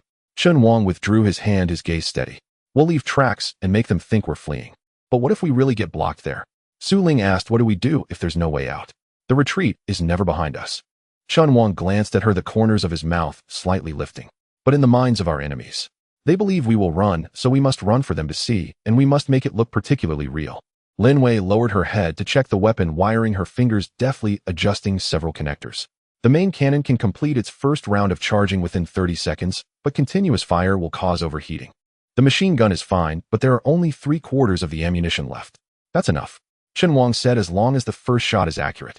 Su Ling fell silent for a moment before suddenly shaking her head. I don't agree with directly luring them into the ice crevice. What if they split their forces to flank us or send people to follow on foot? We could end up being encircled. Lin Wei nodded as well. And the weather is too cold, the circuit response is slow. Just now the main cannon delayed its response by 0.8 seconds. In real combat, this could mean the difference between life and death. The cabin fell silent. Chen Wang did not refute. He slowly removed his gloves, pulling out a piece of ablated armor from the bottom layer of the toolbox, the edges charred and uneven, as if it had been forcibly pried off from a previous battle. He rubbed his finger over the charred marks, then gently placed it on the control panel. Have you ever repaired a vehicle? He asked. The two were taken aback. I'm not asking if you can drive, he continued. I'm asking if you've ever listened to the sound of an engine at midnight and could tell whether this vehicle is really charging ahead or just trying to intimidate. Lin Wei blinked, judging faults by sound. Isn't that basic skill? Correct. Chen Wang picked up the piece of armor and gently tapped it twice in his palm. If the engine is roaring, it might genuinely be charging, or it might also be that the driver is scared and trying to intimidate the opponent. If the wheels are slipping, it could mean a loss of control. It could also be a tactic to create chaos for a stealthy escape. The enemy currently thinks we're still injured, our equipment is broken, and we just want to escape. That's their judgment. He paused, his voice lowering even more. Then we will show them a vehicle that wants to escape, but cannot. Su Ling's eyes flickered slightly. We leave clear tire tracks, deliberately create some skid marks, throw out some remnants and magazines to feign a hasty retreat. Chen Wang pointed at the map. The ice crevice area has a gentle slope and poor visibility. They want to see how empty it is below. As long as one vehicle sinks and the other two will definitely slow down to check, and that will be our opportunity. Lin Wei thought for a moment, reconnected to the weapon system, manually switching to the emergency power supply circuit. If I set the main cannon and machine gun pre-charged to parallel dual channel, the response time can be compressed to within 0.3 seconds. But it can only maintain a single volley. Once is enough. Chen Wang said, what I want is not firepower suppression, but to make them panic. He stood up, pulling down the mechanical arm latch next to the driver's seat, the metal joints emitting a faint clicking sound. This was a maintenance device he had installed himself, capable of temporarily reinforcing the external armor while driving. Lin Wei checked all external mounting points to ensure they are secure. Su Ling, you are responsible for laying false clues along the road. Empty shells, oil stains, drag marks. The messier the better. I'll drive so they can see clearly. Lin Wei immediately got to work, her fingers rapidly sliding over the terminal, checking the locking status of the weapon rack, energy pipes, and folding armor one by one. She removed the cover from the main cannon's cooling vent, used a blowing pump to clear the frost inside, and sealed it again. Su Ling took out several discarded magazines and a bottle of old engine oil from the storage compartment. She squatted at the rear of the vehicle, scattering the shells on the snow artfully, creating an escape route that looked haphazard, then unscrewed the bottle cap, letting the oil drip into the snow. Chen Wang started the vehicle, the tracks slowly turning, leaving clear imprints on the hard snow. He intentionally let the right rear wheel spin for a few turns, creating a distinct skid mark, then suddenly yanked the handbrake, causing the vehicle to slide half a circle and stop at the edge of a shallow pit, as if it had almost lost control. All right, he said. Lin Wei turned off the last detection program and looked up. Weapon systems ready, can fire at any time. Su Ling jumped back into the vehicle, tossing off her gloves. The false traces have been laid out, or it looks just like an emergency evacuation scene. Then let's begin. Chen Wang shifted gears, the Wuling slowly driving away from the ice hill, the tracks grinding over the traces they had left, deepening the imprints. The headlights remained off, relying only on the dim light from the ignition system for navigation. The three vehicles behind indeed chased at full speed, not splitting their forces or sending infantry scouts, clearly believing that they were at the end of their strength. Along the way, Lin Wei followed the plan and threw out the piece of ablated armor and an empty magazine from the rear of the vehicle. The metal fragment struck the ice surface, bouncing twice before rolling into a snow hollow. They saw it. Su Ling stared at the thermal imaging display. All three vehicles are accelerating. The one on the right even turned off its cannon stabilizing system, clearly eager to close in. Very good. Chen Wang lightly pressed the accelerator, controlling the vehicle's speed to be slightly slower than that of the opponents. Let them feel like we are about to collapse. The Wuling continued forward, heading towards the concealed ice fracture zone. The ground gradually sloped, the snow becoming softer, and the track imprints began to sink slightly. Lin Wei continuously monitored the surface pressure feedback. 50 meters ahead is a high-risk zone. The average thickness of the top snow crust is less than 18 centimeters, and the deepest cavity below is 7 meters. Stop 20 meters ahead. Chen Wang said, then turn off the engine, cut off all external signals, leaving only the ignition system's heartbeat. Su Ling checked her crossbow, confirming that the electromagnetic bolt was loaded and the safety was off. She positioned the observation device at the left window, pointing the lens toward the rear approach. Lin Wei switched to weapon standby mode, the main cannon's charge indicator slowly rising, eventually stopping at 98. She did not activate the final step, but locked the firing permission to manual command. The Wuling stopped at the predetermined position. Chen Wang closed the power core, the exhaust no longer puffing white mist. The entire vehicle fell into silence. The roar of engines behind grew closer. They're coming in. Su Ling whispered, the first vehicle has already entered the soft snow zone, speed unchanged. The vehicle body trembled slightly, a vibration coming from beneath. The second vehicle has also entered. She continued to report. The third vehicle paused at the edge for a moment, but still followed. Lin Wei focused on the pressure sensor's sudden weight change in the front left. The front wheels of the first vehicle are sinking. The snow crust has cracked. Don't move. Chen Wang raised his hand to stop any action from her. Let them struggle by themselves. An eerie silence filled the cabin, only the occasional soft beeping from the ignition system terminal as it refreshed data. Outside, the sound of metal twisting and scraping mixed with the frantic roaring of engines. The first vehicle clearly attempted to break free by force, but the front axle sank deeper and the vehicle began to tilt. The second vehicle braked urgently, but it was too close. The edge of the tracks, already pressing onto the fragile snow layer. They've realized something is off. Su Ling said the second vehicle is reversing and the third vehicle is beginning to turn. Chen Wang slowly raised his right hand, grasping the main control lever of the ignition system. Wait until the third vehicle is completely in the center of the ice fracture zone. His voice was deep, yet carried an undeniable strength at that moment. The faint glow of the fire seed system flickered in the cockpit, resembling fireflies in the night. Chen Wang's hand rested firmly on the main control lever, not letting go. Outside, the wind and snow were fierce, and the sound of the tank tracks spinning in place pierced the ears like a struggling beast trapped. Su Ling pressed against the glass to observe outside, her voice suppressed. The vehicle on the right wants to reverse, but the left track is already stuck in the ice. Lin Wei stared at the holographic screen before her, her fingers sliding rapidly. The ice is about to crack. We have at most 3 minutes. Chen Wang retracted his hand and quickly switched to the backup power mode. The dashboard dimmed momentarily before lighting up again, retaining only the fire seed system and maintenance circuits. Now's the time, we need to hurry. Lin Wei immediately unfastened her seatbelt, grabbed the toolkit, and dashed towards the engine compartment. Chen Wang followed closely behind her. As soon as the hatch opened, the cold wind mixed with snowflakes rushed in, and a layer of white frost formed on the metal surface in an instant. Lin Wei took out a silver-gray energy core from the storage compartment with military codes clearly engraved on it, but the interface shape did not match the original Wuling model. It's off by 2 units. She gestured at the old circuit. A regular adapter won't work. Chen Wang casually dismantled a section of a discarded electromagnetic cannon energy conduit and threw it to her. Set it to maximum output. Well, make one ourselves. Lin Wei nodded, activating the 3D printing module. A high-temperature nozzle expelled crimson, molten metal, slowly taking shape in the mold slot. Chen Wang steadied the energy regulator while listening to the notification sound from the fire seed system. The material cools too quickly and becomes brittle. Lin Wei frowned at the progress bar. Even if we make it, it won't be sturdy. Add a layer of copper film. Chen Wang rummaged through a roll of old circuit board, an old method. It's conductive and frost-resistant, plus it can buffer pressure. Lin Wei took the circuit board, tore off the copper foil, and tossed it into the furnace. The newly made coupler gradually took shape. Although the design was asymmetrical, it could barely match the 2 interfaces. She carefully pinched it out with tweezers. There were small bubbles on the surface, but under the current conditions it was considered quite good. We can only try once, she said. If we connect it wrong, the entire power system will burn out. Chen Wang checked the ground wire and confirmed there were no issues. It'll stabilize the voltage. You handle the connection. Move quickly. Lin Wei inserted the coupler into the energy core base with a click. She took a deep breath and pressed the synchronization button. A warning popped up on the screen. Non-standard connection detected. Force merge protocol. Merge. Chen Wang directly clicked confirm. The data flow surged violently, the voltage curve fluctuating dangerously.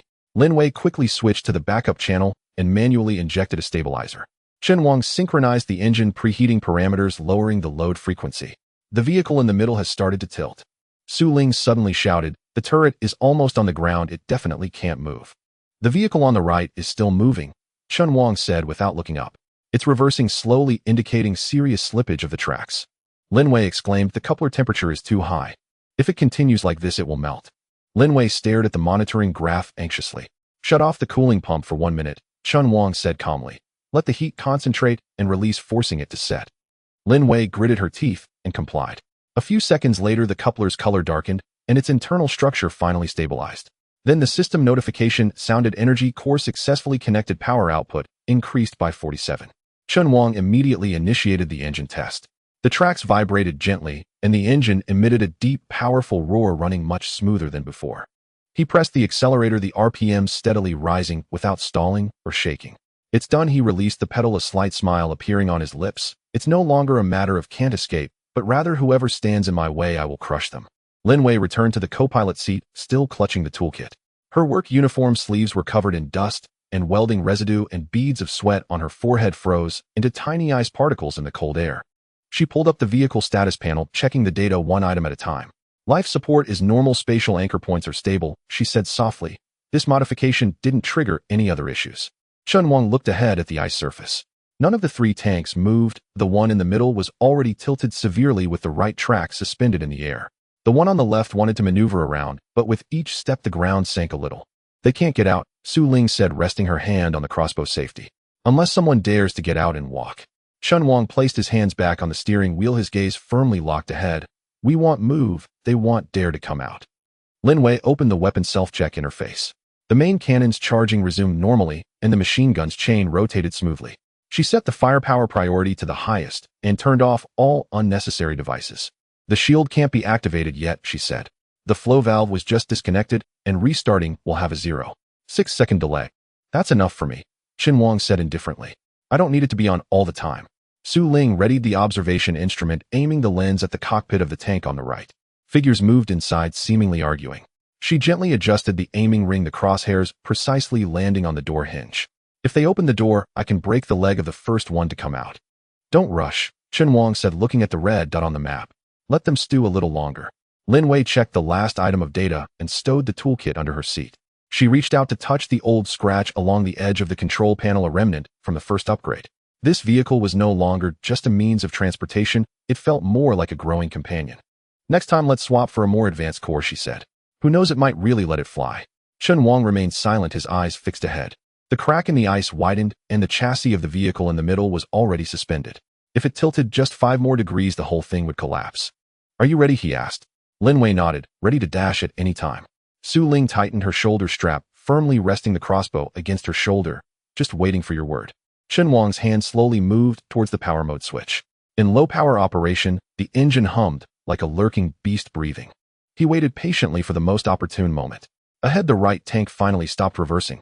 The hatch cover loosened slightly, and a hand reached out tentatively, pushing open the door. Su Ling's fingertips tightened softly. Lin Wei held her breath. Chen Wang's thumb hovered above the button. Deep within the ice, a crisp, cracking sound echoed. A muffled thud came from deep within the ice, as if the earth itself were sighing. Chen Wang's gaze tightened, his finger moved swiftly to the power mode switch. The engine roared, the tracks bit viciously into the frozen soil, and the vehicle lunged forward 3 meters before braking hard. With a lateral slide, it wedged itself into the blind spot of the enemy on the right, like an iron wall that sealed off any chance of retreat. Su Ling unfastened the safety almost in the same instant, her movements as clean and sudden as a leopard's. She flipped onto the roof weapon station, dropped to one knee, braced the machine gun mount with her left hand, and snapped the safety off with her right. The first controlled burst went out without warning. Bullets skimmed the rim of the enemy's sight, sparks scattering. 2 thermal imagers crackled and sparked, then died, rendered useless in an instant. Left flank disabled, Lin Wei said, her eyes locked on the holographic display, her voice calm. The central vehicle's main cannon has limited traverse, it can only fire blind now. Chen Wang did not reply. He kept both hands clenched on the wheel, his gaze fixed on the tilted enemy cockpit ahead. Shadows shifted within as someone was desperately trying to reboot the systems, but the power readouts were falling. The emergency lights inside had turned a glaring red, pulsing like a heart on the verge of stopping. Su Ling swapped in a belt of armor-piercing rounds with practiced ease, squinting with her right eye as she took aim at the hinge of the third vehicle's side door. She slowed her breath and gently squeezed the trigger. 2 shots rang out, precise and lethal. The man at the front, who had been trying to climb out, went weak at the knees and collapsed onto the snow with a thud. Blood quickly stained the white ground. The others recoiled back into the cabin in panic, and the side door slammed shut with a heavy clang. Infantry target suppressed, Su Ling reported softly as she pulled open the ammo cover to check the remaining rounds, her motions decisive. Lin Wei activated the cooling pump in tandem. The machine gun barrel temperature dropped from 187 to 163 degrees. She set the main cannon charge to 78% and pre-programmed 3 attack modes: armor-piercing, explosive, and electromagnetic interference. The shield module remained on standby, but the backup lines had already completed self-check and could be brought online at a moment's notice. They are still communicating, she added. Lin Wei frowned. I detect data packets on an encrypted band, an unstable signal like a manually sent distress message. Chen Wang eased off the throttle, and the engine RPM sank. He engaged the external loudspeaker, his voice cut through the wind and snow, low and cold. Both your tracks are broken, and your energy is down to 12%. If you do not open and surrender now, the next round will be the cockpit. A silence answered. Su Ling crouched on the roof, one hand on the trigger, her eyes never leaving the gap in the enemy's hatch. Lin Wei swiped the screen and pulled up pressure readings from beneath the Wuling Hongguang. The ice was still within the safety margin, but the edges of the fissure were beginning to shift. Static burst across the enemy channel, then a muffled voice, "We can't retract at the main console, is dead." Chen Wang did not wait for a reply. He restarted the engine, and the tracks inched the vehicle forward half a meter. The plow at the bow scraped the ice with a grating sound like a dull blade on bone, each scrape wearing at the other side's nerves. Su Ling obeyed the order and sent a long, continuous burst into the sky. The hot tracers tore the gray firmament, streaking like a string of crimson meteors and rending the battlefield's hush. When the gunfire ceased, the snowplane fell briefly into a different kind of quiet, only wind and the engine's low hum braided together. Lin Wei noticed violent fluctuations in the enemy's power core, as if someone were forcing the backup systems online. She switched to Defense Plan B, at once shutting down all non-combat systems and leaving only the Huazhong system weapons control and navigation modules operational. "They're testing the last line," she said. "It could be a detonator or a distress beacon." Chen Wang nodded and moved his right hand to the weapon dial, switching the main cannon to electromagnetic pulse mode. The EMP would not obliterate the vehicle, but it would instantly cripple all electronics and prevent any signal from getting out. "Fire the moment they open the hatch," he said calmly. "Don't give them a chance to press a button." Su Ling reloaded with brisk efficiency. She slotted a specially made marking round into the secondary feed. If the enemy stuck their head out, that bullet would leave a high-temperature mark on their armor for later tracking. Lin Wei brought up the enemy vehicle schematics and confirmed the electromagnetic gun's energy reserve was full. She set a 0.3-second firing delay to ensure the pulse would sever the signal at the precise instant the enemy's devices came online. At the same time, she quietly embedded a reverse protocol into the Huazhong system's backend. If a strong signal leak is detected, the system would automatically short-circuit, cutting off transmission completely. Seconds stretched. Lights inside the enemy vehicle flickered, the occasional metallic clang echoed. The severely tilted middle vehicle began to leak. Tiny bubbles rose where the hull met the ice. "The ice is starting to seep through," Lin Wei warned. "If they don't open, they'll freeze to death within 20 minutes. "Then let them choose," Chen Wang said flatly. "Die inside or come out and surrender." At that moment, the emergency escape hatch on the left vehicle loosened with a slight twitch. Su Ling raised her gun, but did not fire. A head poked out for only a moment before vanishing again. Not a commander, she assessed. Too low in rank to decide. Lin Wei noticed the enemy's communication frequency jumping in a steady pattern every 3 seconds like a coded rhythm. She recorded the waveform and fed it into the analysis system. 10 seconds later, the result came back. It's a distress code. The content reads, B7 area lost, requesting air support. Chen Wang's eyes went cold. The B7 National Low Temperature Physics Research Institute, the place where they had recently seized the space folding module, could not be allowed to be alerted. "We cannot let that message go out," he said. Su Ling switched the marking round mode. She took a steadying breath, centered herself, and eased her finger onto the trigger. The bullet struck the hatch rim, leaving high-temperature residue that adhered to the metal in a distinct red blemish. Lin Wei activated the electromagnetic jamming array. The Huazhong system emitted directional noise waves that blanketed the distress band. The enemy's signal died, instantly unable to complete its encoding. The three of them remained in combat posture. Chen Wang's knuckles were pale where he gripped the wheel. Su Ling crouched on the roof, the machine gun's barrel still rising a faint wisp of white smoke as she threaded a fresh belt of ammunition. Lin Wei sat in the co-pilot seat, her fingers sliding across the holographic display as she monitored shield status and power fluctuations. Her lips moved as if silently reciting emergency procedures. Ahead, the right side vehicle's hatch trembled again. A shaking hand reached out and clung to the rim. Su Ling's crosshair drifted down and steadied on the wrist joint. As the hand emerged from the hatch, Su Ling's scope had already locked onto the opponent's wrist joint. She did not fire. Instead, she swiftly stowed her sniper rifle and leaped down from the weapons station, delivering a powerful kick towards the escape hatch cover on the vehicle's roof.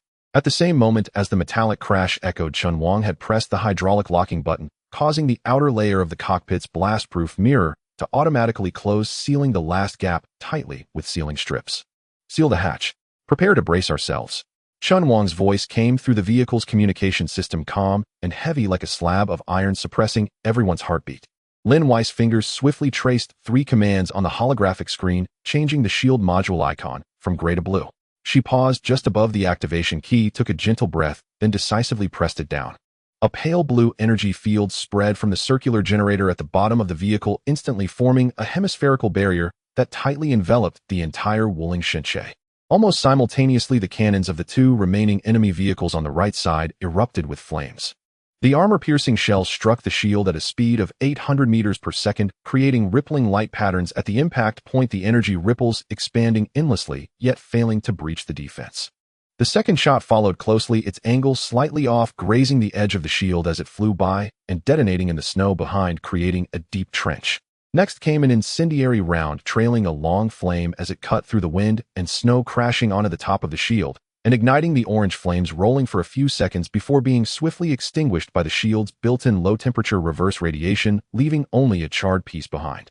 The third wave of attack originated from the central command vehicle, which activated the shockwave generator.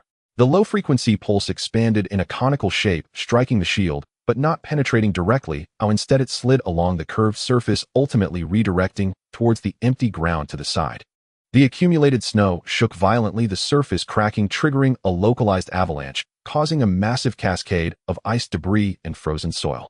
Chen Wang stared at the rearview mirror, his pupils slightly constricting at the location of the avalanche, which was precisely where he had deliberately left false clues pointing to the edge of the ice fissure. At that moment, an enemy vehicle made a sharp turn to dodge the residual shockwave, its tracks slipping out of control as the vehicle spun sideways, its front wheels crashing into a weak spot in the concealed ice crevice. Crack! The sound of the ice layer breaking was distinctly audible. The front half of the tank plunged sharply, the cockpit tilted, and the track spun freely, scattering large chunks of crushed ice. The driver desperately reversed, but the more power he applied, the wider the fissure became, and the entire vehicle slowly slid towards the abyss, leaving only the tail lights flickering weakly on the snow surface. The enemy has lost 1/3 of its forces, Lin Wei reported calmly, her gaze sweeping over the radar echoes. The main cannon vehicle is unbalanced, deviating by 12 degrees, and its shooting accuracy has dropped by at least 40%.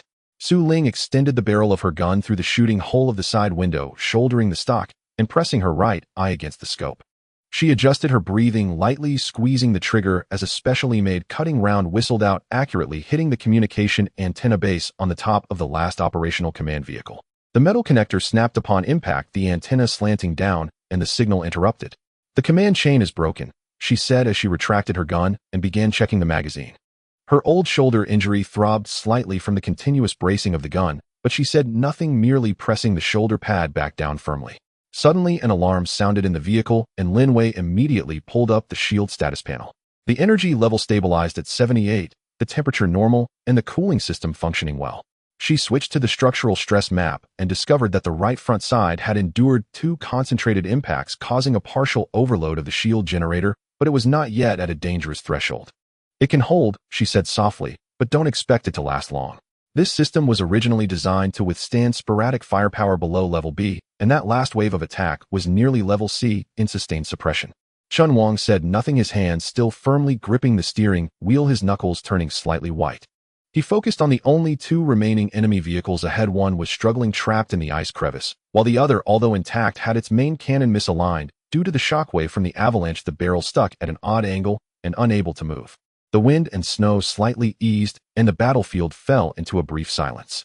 The smoke mixed with ice crystals hung in the air, illuminated by a faint blue light from the shield. In the distance, a metallic groan of distortion could be heard. The fallen vehicle was completely disintegrating. Just then, the remaining intact vehicle suddenly revved its engine, spewing out thick black smoke from its exhaust. It did not retreat. Instead, it slammed on the gas, charging straight towards them, the front-mounted battering ram aimed directly at the center of the shield. "Are they insane?" Su Ling frowned, reloading the belt. "It's not a charge," Chen Wang squinted. "It's a cover." As soon as he finished speaking, the vehicle braked sharply 30 meters from the shield, and a small drone ejected from the top, with a bang, its propellers spinning rapidly as it flew southeast. "They want to transmit data." Lin Wei immediately recognized the model, mini reconnaissance type, equipped with encrypted storage, flying below the radar scanning threshold. "Interference won't be fast enough," Chen Wang assessed. "It's already entered the blind spot." Lin Wei's fingers flew over the controls to open the vehicle's electromagnetic array control interface. "There's still a way." She switched to the subsystem menu and activated the decoy protocol. The Wuling Hongguang released a fabricated identity broadcast code from its bottom, the frequency remarkably similar to the real fire source system, but with slight frequency hopping deviations.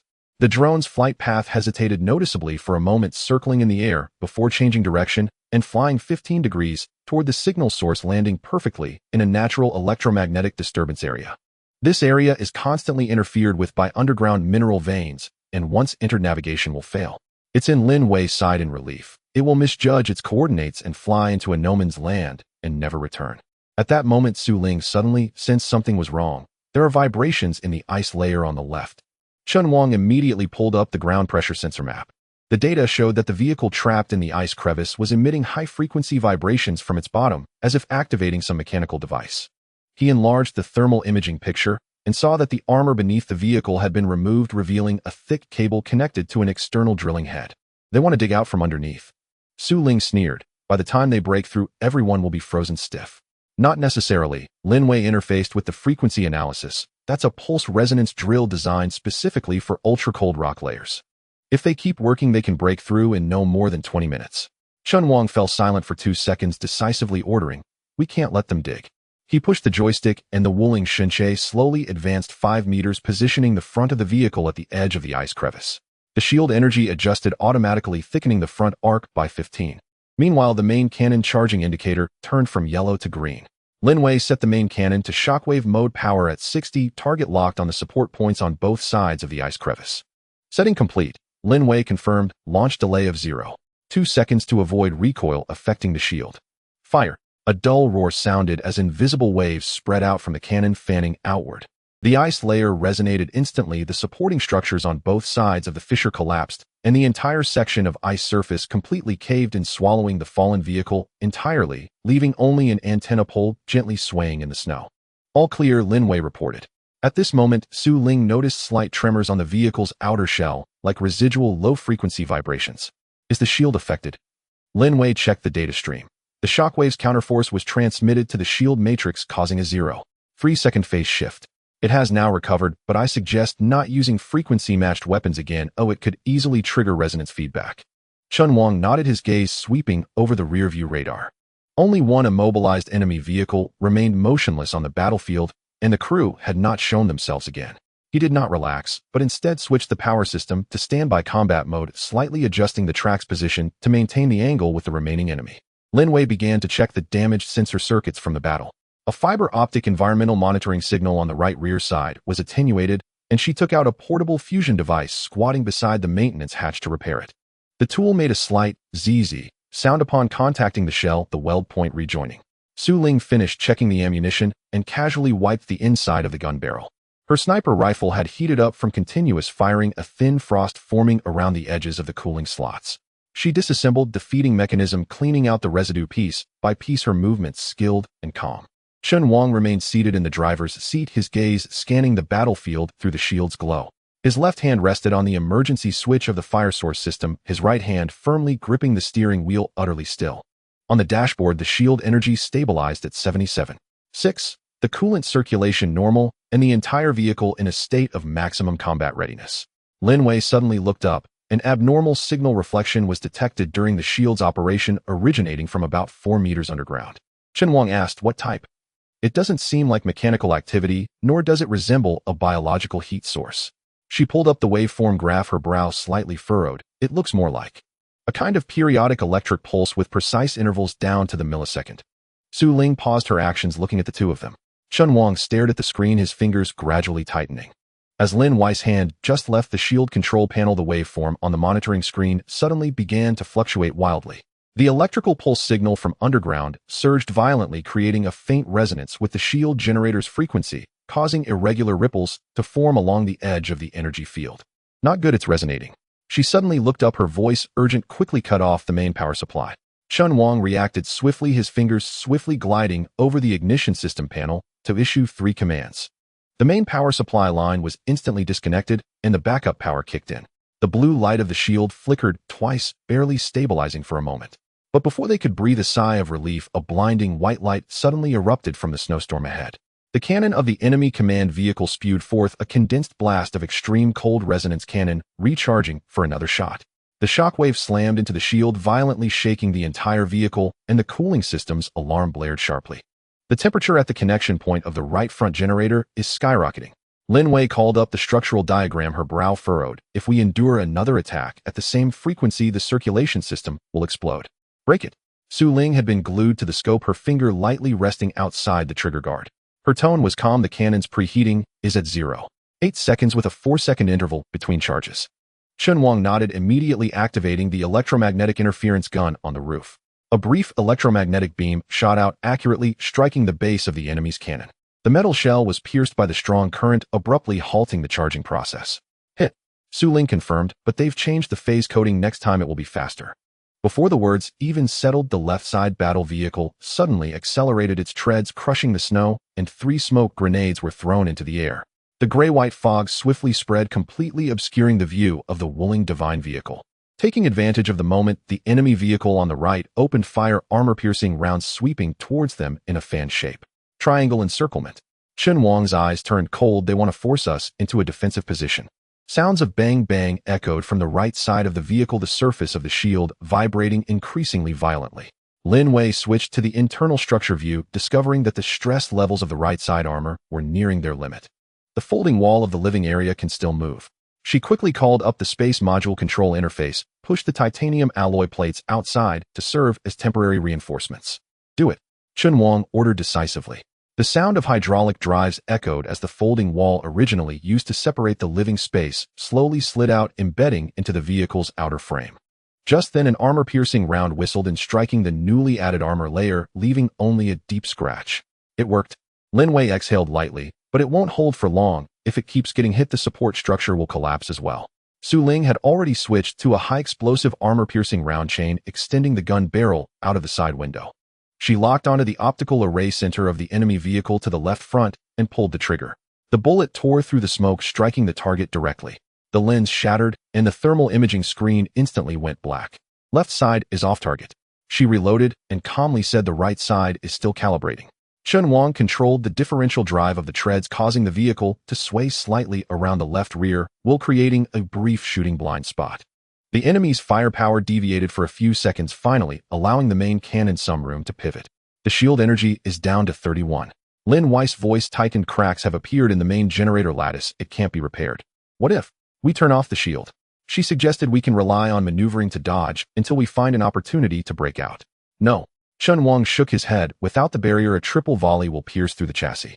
He fixed his gaze firmly ahead. The smoke gradually dissipated, and the 3 enemy vehicles reformed an encircling angle, their cannons all aimed at the weakest point of the shield. Prepare for a power boost, he said. Lin Wei immediately understood his intention. The newly upgraded engine from Chapter 43 had the capability of a short-term full power outburst. As long as the operation was precise, they could tear a path before the enemies closed in. Switch to manual mode. She operated quickly. The energy storage buffer is full, but full power can only last for 97 seconds. That's enough. Chen Wang gripped the steering wheel tightly, his knuckles turning white. Wuling had also completed the final round of reloading, returning the gun to position. Her right eye pressed against the scope. Her breathing became extremely light and steady, her entire being entering a sniper state. I'll cover the right side, she said. When you charge, I will take out their steering systems. Wait for my command, Chen Wang instructed. The shield energy continued to drop. 29-28. The cooling liquid pipelines emitted faint metallic fatigue sounds, and the red lights on the dashboard kept flashing. The enemy command vehicle once again activated the extreme cold resonance cannon, this time charging at a terrifying speed. The electromagnetic interference gun simply couldn't react in time. Here it comes, Lin Wei warned. The shockwave struck Heaton, distorting the shield. The right front arc almost turned transparent. The cooling system's alarm transformed into a continuous wail. The shield is about to break.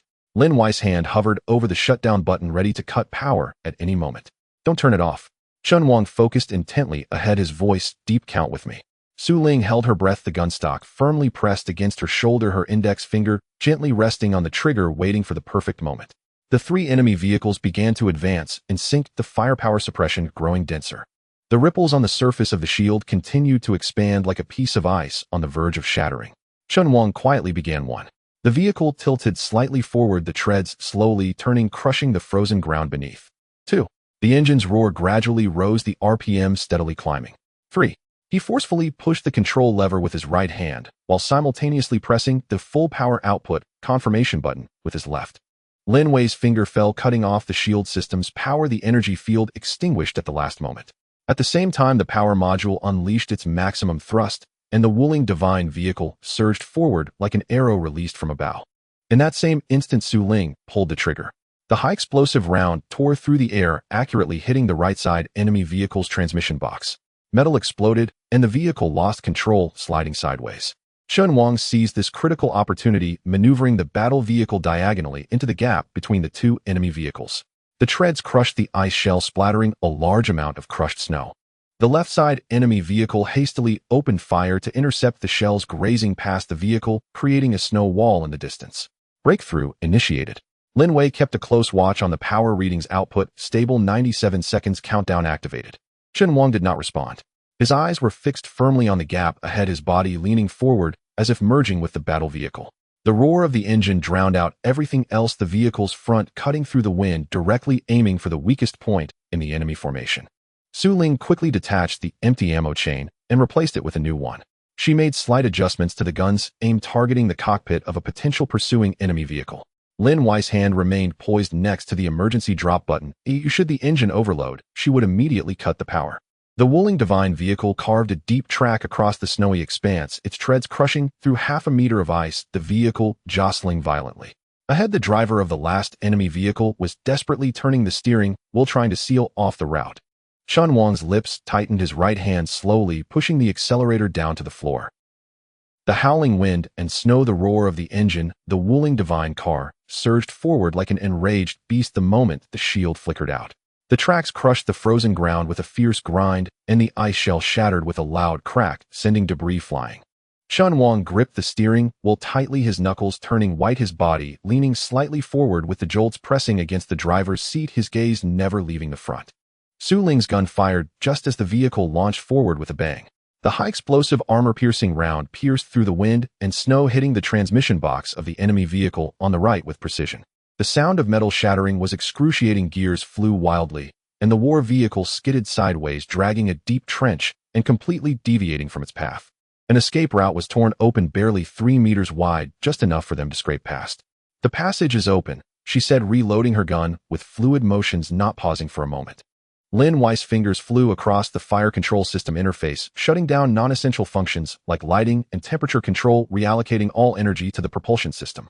The power metrics skyrocketed, directly entering the red alert zone, the alarm beeping incessantly, but she decisively pressed the shield button. She stared at the countdown on the screen, 97 seconds to launch, energy reservoir stable.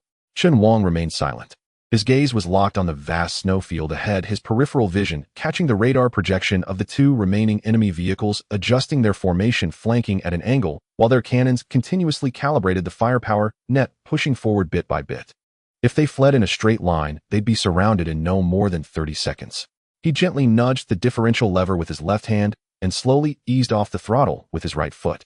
The speed dropped sharply, and the vehicle shifted from a straight path to a curve beginning to zigzag. Each turn was timed perfectly to the enemy's predictions, relying on the Wuling Divine car's compact agility to narrowly evade being locked on.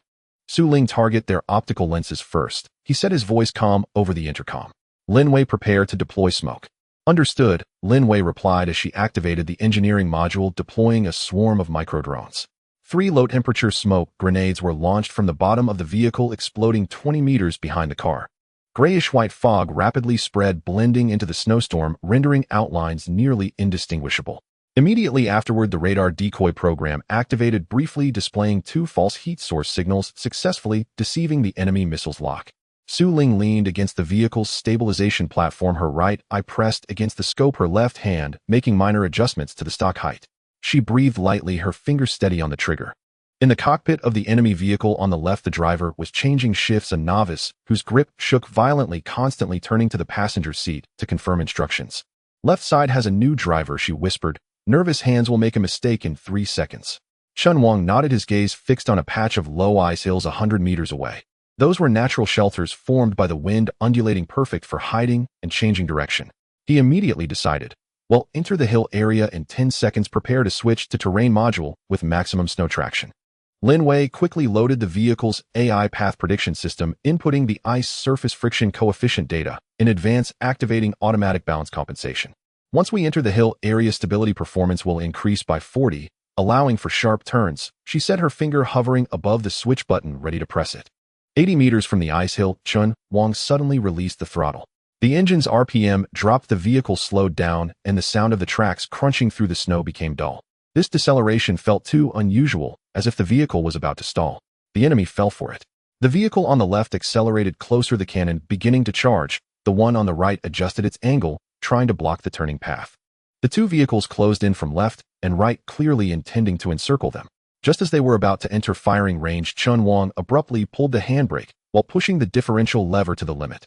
The Wuling Divine car spun rapidly on its front wheels, the left and right tracks powering in opposite directions, carving a semicircle in place, and swiftly darted into the nearest gap in the ice hill. The entire process took less than 2 seconds, perfectly evading direct fire. "We made it in," Lin Wei sighed in relief, but her finger remained poised over the emergency unload button. The power system was still outputting at full capacity, the temperature climbing, and the cooling pump began to emit a faint noise. "Don't let your guard down," Chen Wang warned, watching the rearview radar. "They're coming after us."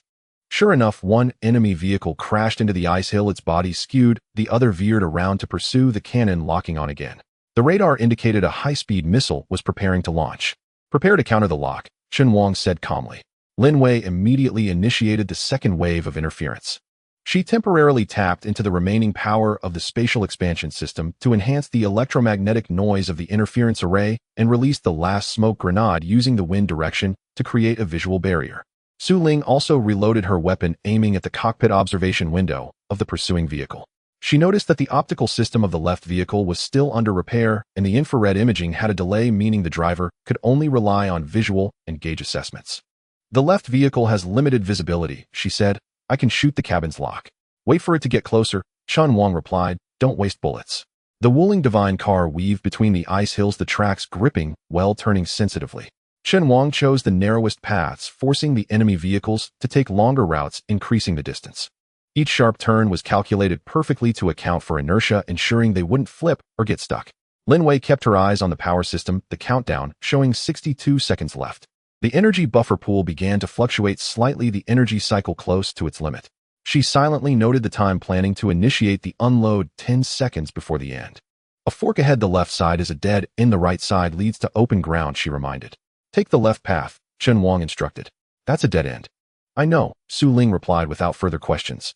She understood Chen Wang. He never took risks without certainty. She checked her weapon, ensuring the ammunition chain was secure and the scope was correctly zeroed. The vehicle entered the left passage, which ended at a thick ice wall 5 meters high, leaving no retreat. The enemy vehicles clearly saw this, the one on the right accelerating to block the exit, while the one on the left stopped slowly, raising its cannon, preparing to eliminate them. Chen Wang stopped 15 meters from the ice wall. The engine still roared, the tracks lightly shifting to maintain traction. Lin Wei, "Turn off all external lights." "All off," she replied. Su Ling, "Shoot the support beam under its cannon." "I can't see the angle." "Wait for my move." Chen Wang took a deep breath and slammed on the gas. The vehicle surged forward 5 meters, then abruptly braked, the body skidding sideways, the right track scraping against the ice wall, creating a shower of sparks. This position aligned the rear of the vehicle perfectly, with the exit fully exposing the main turret and providing a shooting space. Seizing that brief moment of stability, Su Ling squeezed the trigger, the penetrative round bursting forth accurately, hitting the metal support under the enemy's cannon. The weld point burst apart, the cannon barrel lost its balance and fell with a thunderous crash. Just then Lin Wei interjected. "Countdown at 51 seconds, power fluctuations intensifying, suggest unloading early." Chen Wang did not reply. He focused on the radar, noting that the pursuers were readjusting their positions, preparing to attack from the side. He slowly pushed the joystick of the Wuling Divine car's tracks, beginning to reverse slowly. The Wuling God car slowly backed up on the icy surface, leaving 2 neat tracks. The wind was strong, whipping snow against the vehicle, producing a rustling sound. Chen Wang gripped the steering wheel tightly, his fingers turning pale, his eyes fixated on the 2 red dots on the radar, moving behind them, as if enemies were closing in. Although the cannon barrel of the left vehicle was lowered, the vibrations could still be felt. The system indicated that the shockwave shell was about to be launched with 7 seconds remaining. The vehicle on the right was even more dangerous. The locking light spot reappeared, and the missile system had warmed up to 63, scanning for heat sources. 8 meters to the ice wall. Lin Wei's voice was low, transmitted against the cabin wall. She was watching the navigation, her eyes unblinking. "The energy storage pool temperature is 96.8, and the cooling effect has decreased by 41. We must reduce the load in 30 seconds, or the main control chip will burn out." Chen Wang remained silent. His breathing was steady. He eased off the accelerator, cutting off the power. The vehicle suddenly fell silent, gliding 3 meters on inertia, with the front wheels just pressing against the ice wall, perfectly aligned. He then abruptly pushed the differential lever. The left and right tracks rotated in opposite directions, with the left wheel gripping the ground tightly, while the right wheel spun rapidly in reverse. The vehicle pivoted 90 degrees around the left front wheel, moving laterally against the ice wall with a decisive and agile motion. The main turret also turned, aiming its barrel at the exit like a sword being unsheathed. "It's turned," he said, his tone calm. Su Ling immediately climbed up from the side, resting her sniper rifle on the top platform. The wind tousled her hair, which she swiftly brushed aside with a deft motion. She adjusted the rifle's muzzle, aiming at the side window of the enemy vehicle's cockpit. Through the scope, she saw the passenger bowing down to pick up equipment, fingers tapping on the panel, while the helmet's light changed from yellow to red, signaling the establishment of a command chain. "They want to connect to the network," she said softly, without panic, merely stating the fact. "Then don't let them connect." Chen Wang's gaze remained unchanged as his left hand switched the terrain mode to snow track high traction, then activated the short-distance jump program. This action was highly risky. If he lost control, he could crash into an ice pile or fall into a crevice. Lin Wei set the suspension response to maximum. Lin Wei's fingers flew over the control panel, opening multi-layer permissions. She dismantled the stability module of the spatial system, transferring the computing power to the suspension control. The vehicle's AI immediately updated the parameters, reducing the delay from 0.3 seconds to 0.07 seconds, and completing the recalculation of the balance model. Dynamic balance has been strengthened. It can support sharp turns within 5 seconds. She said, a bit out of breath, but it can only be used once, then the system needs to restart for 3 minutes. That's enough. Chen Wang pressed down on the accelerator. The vehicle suddenly surged forward, the tracks screeching against the ground, ice shards flying everywhere. Just 5 meters out, 2 shockwave shells exploded behind them simultaneously, the shockwave lifting a large amount of ice dust that hit the rear of the vehicle like rain. He did not look back, pulling the differential lever with his left hand and gently pressing the brake with his right foot. The vehicle stopped instantly, then abruptly turned left, following a zigzag path. The infrared alarm blared briefly before going silent. The enemy could not keep up with his rhythm, losing their target. First jump successful. Lin Wei watched the radar, her lips curling up slightly. The vehicle on the right has lagged by 1.2 seconds. A window of crossfire has appeared, about 4 seconds. Prepare for the second jump. Chen Wang accelerated forward, charging towards a group of uneven ice hills.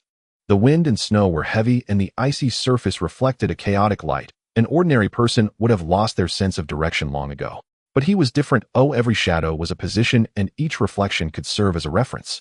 He slammed on the brakes 10 meters from the first cover, the vehicle sliding sideways, the right track scraping against a sharp ice ridge, sending fragments of ice flying. One of the pieces struck the outer shell of the top instrument, producing a ding sound.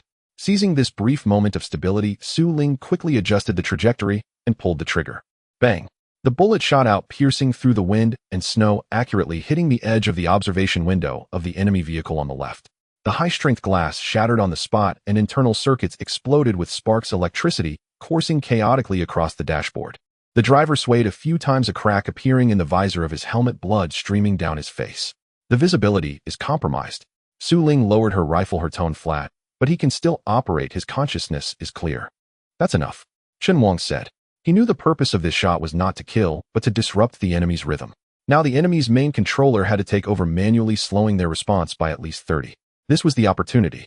He drove around the central ice pillar, suddenly shifting to a serpentine jump, accelerating for no more than 4 seconds at a time, then braking sharply to change direction, using the ice piles to obscure the heat signals. The Wuling moved like a needle on a knife, slipping through the gaps of enemy fire. A missile flew by, grazing the rear of the vehicle, exploding against a distant ice pile, with waves of snow rushing and separated by the pre-deployed deflector, not touching the vehicle. Lin Wei's fingers continuously slid across the control panel, constantly checking terrain data and satellite scan results, assessing where collapses might occur. Sweat beaded on her forehead, but her gaze grew increasingly focused. Finally, she marked out 3 safe routes, projecting the best one onto the screen in front of Chen Wang. The middle route is passable, but the right has a hidden crevice very deep, exceeding 1.8 meters. Avoid it, she cautioned. Chen Wang nodded, selecting the middle route and charging forward. As the tracks compressed against a raised section of ice, the vehicle shook violently, and the left front suspension emitted a dull sound, as if the parts were nearing their limit. He quickly switched to shock absorption mode, keeping the steering steady without allowing the vehicle to deviate even slightly. The suspension load has reached 87. Lin Wei warned, her voice a bit tense. No more collisions, or otherwise the structure may break. No need to collide. Chen Wang observed the gradually widening area ahead, his gaze resolute. We just need to be 1 step faster than them. The radar displayed that the enemy vehicle on the right had raised a metal rod with a flashing red light on top. This was the command insignia of the Northern Empire, indicating that a commander was aboard the vehicle. Other units began to act in synchronization, the cannon calibration, accelerating, clearly entering a state of unified command. The rhythm of the entire battlefield had changed. The boss is in the vehicle. Su Ling reloaded, switching to high-explosive armor-piercing rounds, her movement steady. He's wearing an anti-dizziness helmet. Ordinary intimidation won't work. Unless you interrupt the nerve conduction, he won't stop. Then aim for his mouth. Chen Wang suddenly pulled the control stick, tilting the vehicle to the right, exposing part of the side armor. This action was quite risky as it actively exposed a weakness. The enemy definitely took the bait. Both main cannons charged simultaneously, their muzzles glowing brighter as the sound of energy gathering pierced through the wind and snow. Just as the cannons were about to fire, Chen Wang abruptly switched to the left track's single-drive mode. The vehicle slid sideways at 45 degrees, completely exposing the sniper platform on top, while the main turret naturally aimed at the target. Su Ling had already locked onto the base of the communication antenna. She held her breath, her heartbeat slowing, gently squeezing the trigger. Bang! The bullet flew out, hitting the seam perfectly. The high-explosive round exploded inside, triggering a chain detonation of the signal amplifier, fire bursting from the cabin's top, thick black smoke rolling out. The command vehicle shook violently, the flagpole tilted, and the red light extinguished. Connection lost. Lin Wei watched as the enemy's radar signals became chaotic, her tone unable to hide her joy. They have lost unified coordination. Their firepower is scattered, now fighting independently. Chen Wang did not stop. He retracted the main cannon and accelerated forward. The Wuling surged past the last ice crack, climbing onto the outer high ground. The tracks crushed the snow, leaving a clear trail. The engine rumbled softly as the vehicle came to a halt. Chen Wang removed his gloves, wiping the cold sweat from his forehead. The sweat was icy, mixed with dust, leaving a mark in the palm of his hand.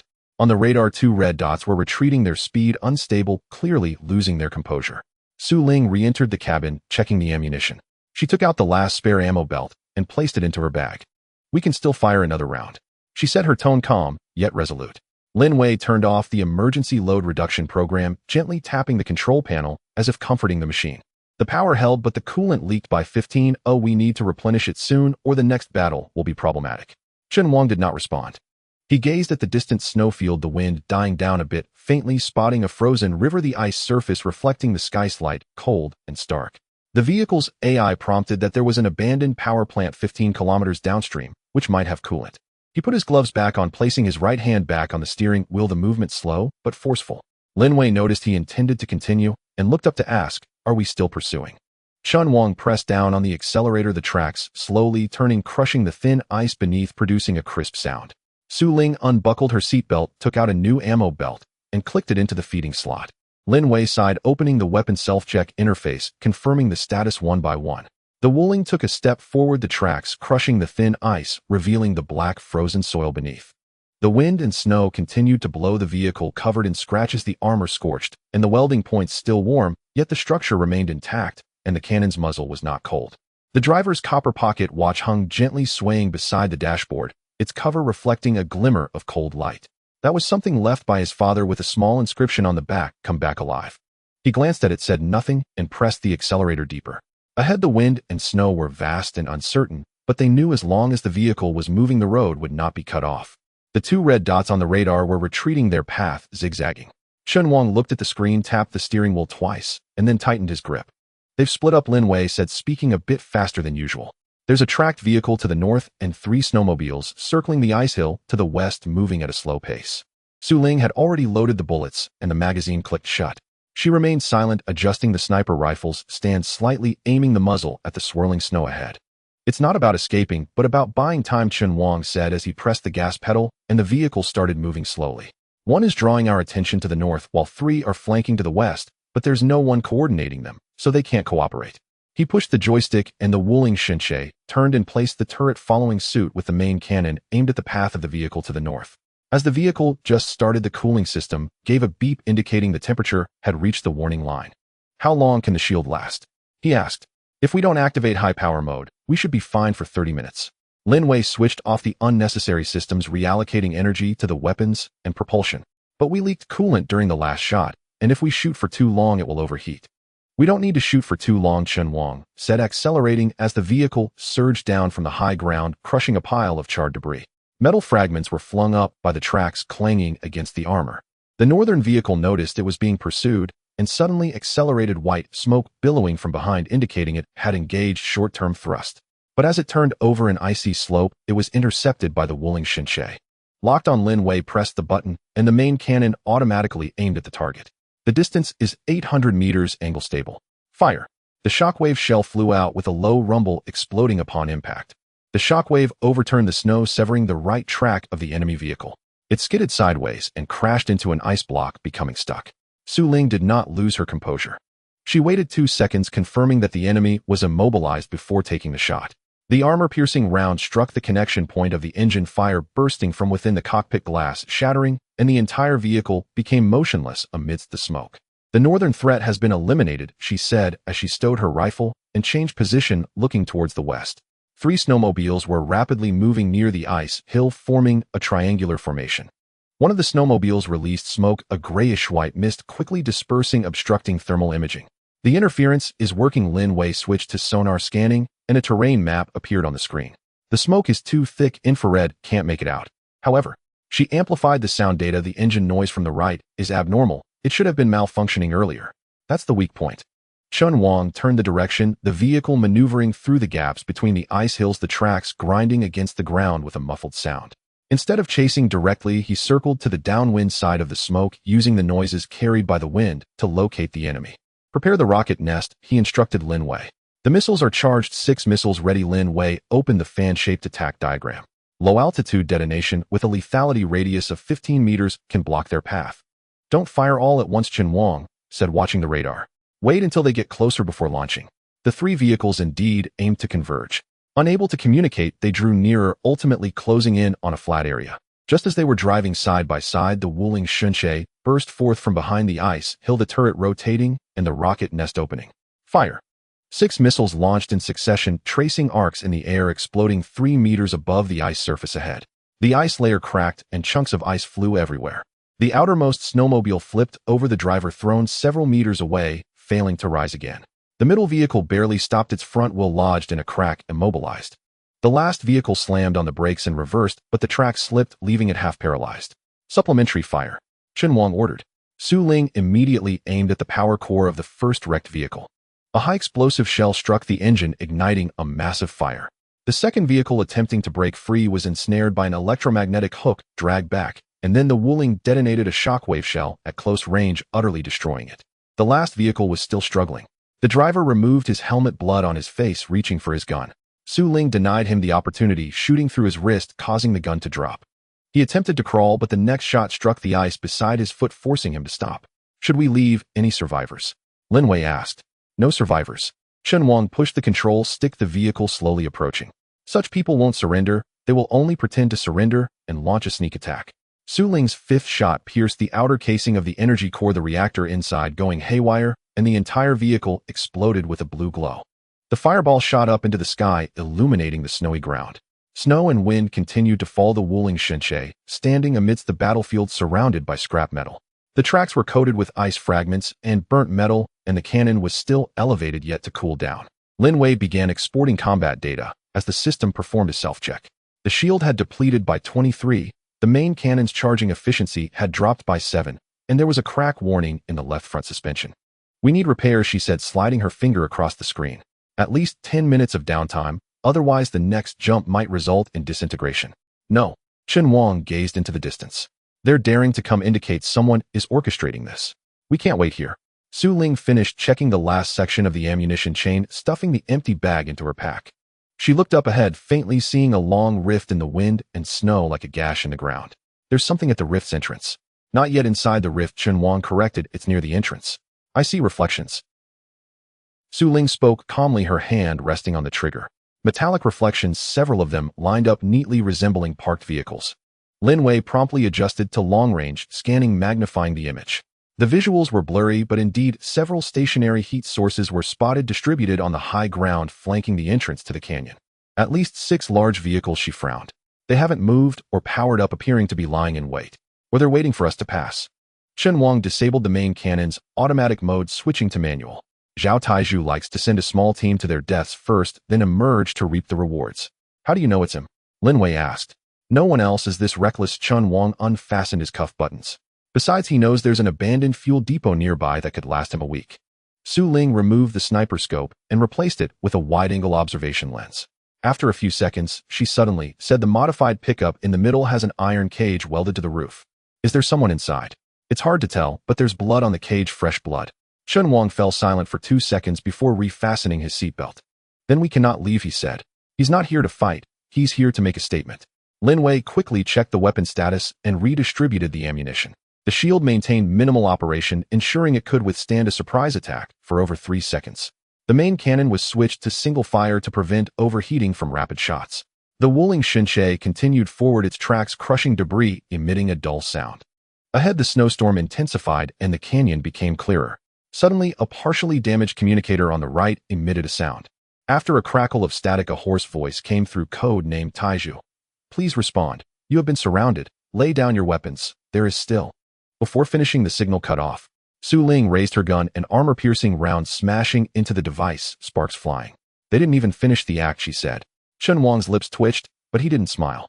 The vehicle continued forward 800 meters from the canyon entrance. In the snowstorm, those vehicles remained motionless. Until the Wuling crushed a section of collapsed ice, the tracks hit a loose metal plate, producing a crisp sound. Lin Wei suddenly looked up. That sound is wrong. Chen Wang slammed on the brakes. The next second, the snow in front violently shook and a metal hook shot out of the snow, heading straight for the cockpit. As the metal hook collided with the left front wheel compartment of the Wuling vehicle, Chen Wang immediately turned the steering wheel while pressing the brake. The vehicle slid half a foot, swaying slightly, and the system emitted a buzzing sound. The tracks scraped against the icy surface, producing a harsh sound. Lin Wei quickly operated the panel to activate the camera feed in front to the right. The hook was shot out from the tunnel below the ice slope. She said, at 3 o'clock, there's residual heat, someone just left. Su Ling's sniper rifle was already aimed at that position. She adjusted the mirror and saw a new scratch at the exit of the tunnel. She said nothing, merely nodded. She then looked at the high ground on both sides of the canyon entrance, where 6 modified vehicles were parked, but 2 of them had engines beginning to heat up with steam rising from their exhaust vents. They are preheating their weapons, Su Ling whispered. It's not that they are waiting for us to enter the canyon, but they want to force us into open battle. Chen Wang turned off the radar, switching to passive detection mode. The screen darkened, leaving only the terrain outline and the thermal signatures of the enemies. He focused on the pickup truck in the middle, which had an iron cage welded onto it, elevated 2 meters off the ground. Inside the cage was a shadowy figure, hands shackled with iron chains, blood seeping from the shoulder. This wasn't just captured recently, he said. It's been tied up for a while. Lin Wei accessed the records from the ignition system, comparing them with previous battle data. Zhao Taiju likes to intimidate people with live victims. In the 3rd volume, he froze someone outside to make a spectacle, using the same method of injuring them first before locking them up, just to instill fear in us. Before she could finish her sentence, the sound of tracks compressing snow came from the left snow slope. A shadow dashed out, riding a heavy snowmobile, the front fitted with a ram and a spotlight shining directly into the cabin. This person had a mechanical left eye, its red light blinking, and was carrying a loudspeaker on his shoulder. He stopped 800 meters away, just outside the main cannon's targeting range. With your junk of a vehicle, do you dare to wreak havoc on my territory? His voice changed pitch when amplified, but the familiar rhyming accent remained. Leave the vehicle, hand over the core, and roll away to save your lives. Lin Wei quickly analyzed the audio. Voice print match is 98.6. The model of the left eye prosthetic is Crimson Eye 3, consistent with the logs captured in the 3rd volume. It's Zhao Taiju. Chen Wang did not respond. He examined the map for the opponent's route. That individual had circled around, sticking close to the back of the hillside, avoiding all angles that could be directly shot at his path, precise, clearly having scouted in advance. He's not in a hurry to shoot. Chen Wang said, he's waiting for us to move. Su Ling adjusted the scope to zoom in, clearly seeing the person in the cage face down, breathing weakly, but his chest still rising and falling. Her crosshair slowly moved down, aiming at the left track's connection point on the snowmobile, which had no armor protection. A single shot could disable the track, sending it tumbling into the ditch. Chen Wang raised his hand to signal her not to shoot. He turned on the external speaker and simply said, the power exoskeleton you wore last time is now a parts rack in my warehouse. In the wind and snow, Zhao Taiju paused for a moment before bursting into laughter. He kicked open the cockpit cover, withdrawing a bloodied frozen pork chop and holding it up. Look, he shouted, this is the meat of your comrade. Captured last month on the northern front, the bones are frozen solid. When I slice through it, it makes a crunching sound. He tossed the meat into the air and caught it. Want to take a bite? I still have 3 corpses here, enough to stew a pot of soup. Lin Wei frowned, quickly comparing the images of the corpses. The wounds are inconsistent, she said, biting on the pen cap. The cuts are too clean, like they were made in a laboratory, not from battle. These corpses are meant to scare us. Chen Wang remained still, but he noticed the change on the high ground. The two previously stationary vehicles began to rotate their turrets, one of which had its electromagnetic cannon charging electricity, flickering in the seams of the armor. He's stalling for time, he said, letting his subordinates prepare. Zhao Taizhu tucked the loudspeaker under his arm and pulled out an oil drum from behind the motorcycle, smashing it to the ground. He threw out a second one and lit it with a flint. Flames rose, illuminating two naked corpses lying next to the fire pit, limbs twisted, skin gray, clearly frozen for a long time. In the distance, several more dark shadows appeared, resembling more corpses. I am the master of this snowy plain. He stood in the firelight, his shadow projected onto the ice wall like a monster. Let you go today, but next time you won't be so lucky. One more step forward, and this will be your fate. Su Ling's finger rested on the trigger, breathing steady. She shifted her aim from the track to the fuel line connection point beneath the driver's seat, which had no armor protection. Once hit, the motorcycle would ignite within 3 seconds. Lin Wei suddenly whispered, "The command vehicle behind him, the antenna, is sending signals direction northwest." Chen Wang's expression tightened. "It's not coming towards us," he said. "He's performing for someone else." "Who?" "I don't know, but he needs someone to watch his show." Zhao Taizhu put away the loudspeaker, jumped onto the motorcycle, and started the engine. He glanced at the Wuling one last time, the red light in his prosthetic eye flickering, a grin spreading across his face. "Remember what I said," he shouted loudly. "Leave the vehicle, get out. Otherwise," he slammed the accelerator, causing the motorcycle to spin half a circle on the spot, kicking up a flurry of snow. "It'll freeze you all into ice sculptures and use you as road markers at the canyon entrance." After saying this, he turned around and left. The two vehicles behind slowly started up, keeping their turrets aimed at the Wuling as they retreated, disappearing into the snowstorm. Lin Wei immediately activated the thermal imaging tracking. They are retreating steadily, not in a panic. There are at least 12 ambushers, all well armed. Su Ling lowered her gun, but did not unload the bullet. "The hostage is still alive," she said. "The heartbeat is very weak, but it's steady. He knows we will rescue him." Chen Wang watched as the pickup with the cage slowly drove away. That's why he dared to stop and brag. Lin Wei swiped on the screen, marking the enemy's movement route. They went deeper into the canyon, but at a slow speed, as if they were waiting for something. Chen Wang said nothing. He touched the burn scar on his left arm, unfastened his cuff, revealing the brass pocket watch on his wrist. The watch case was engraved with 4 characters, "Return alive." He gently wiped it and fastened the button again. "Turn off all signals," he said. "Prepare for stealth."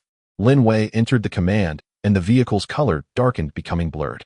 Su Ling disassembled the optical components of her sniper rifle, replacing them with a silencer. The Wuling slowly reversed 10 meters, stopping behind a collapsed concrete wall. The tracks pressed over a metal plate, producing a faint sound. Chen Wang suddenly raised his hand. Everyone stopped. He stared at the edge of the metal plate that had been pressed down in front, where a faint yellow liquid was slowly seeping out, flowing into the ice cracks below. Chen Wang stared at the pale yellow liquid seeping from the edge of the metal plate, sliding his finger across the ignition system interface. He no longer glanced in the direction Zhao Taizhu had departed. Instead, he zoomed out the map, looking towards the entrance of the canyon, covered by wind and snow. The ice walls on both sides were steep and narrow at the bottom, only allowing 2 vehicles to pass. He tapped on the terrain analysis, marking 3 hazardous areas. "They want us to fight in the open area," he said, his voice steady. "Then we shall let them come in on their own." Su Ling put away her sniper rifle and picked up the tactical tablet from the back seat. She zoomed in on the left rock wall and found several suspended ice platforms blown by the wind, looking rather unstable. Blow up the ice above, the falling ice blocks will block the entire path. She circled 3 critical points with her pen. As long as the explosions are accurate, lightweight vehicles will be crushed directly. Lin Wei accessed the detection data and pulled up the inventory list. "We have 7 sets of detonators left, and the scrap metal is enough to make 6 directional bombs." She quickly modeled. "The fuse will connect to a vibration sensor plus a heat source identifier, only activating on moving objects." Chen Wang nodded and activated the engineering module. The bottom hatch of the vehicle opened, and 2 maintenance robots slowly drove out. They moved along the canyon's outer side, avoiding angles that could be seen, reaching the crack at the first bombing point's turning corner. The mechanical arms dug through the ice layer, placing the first bomb inside, while hiding the wires along the crack.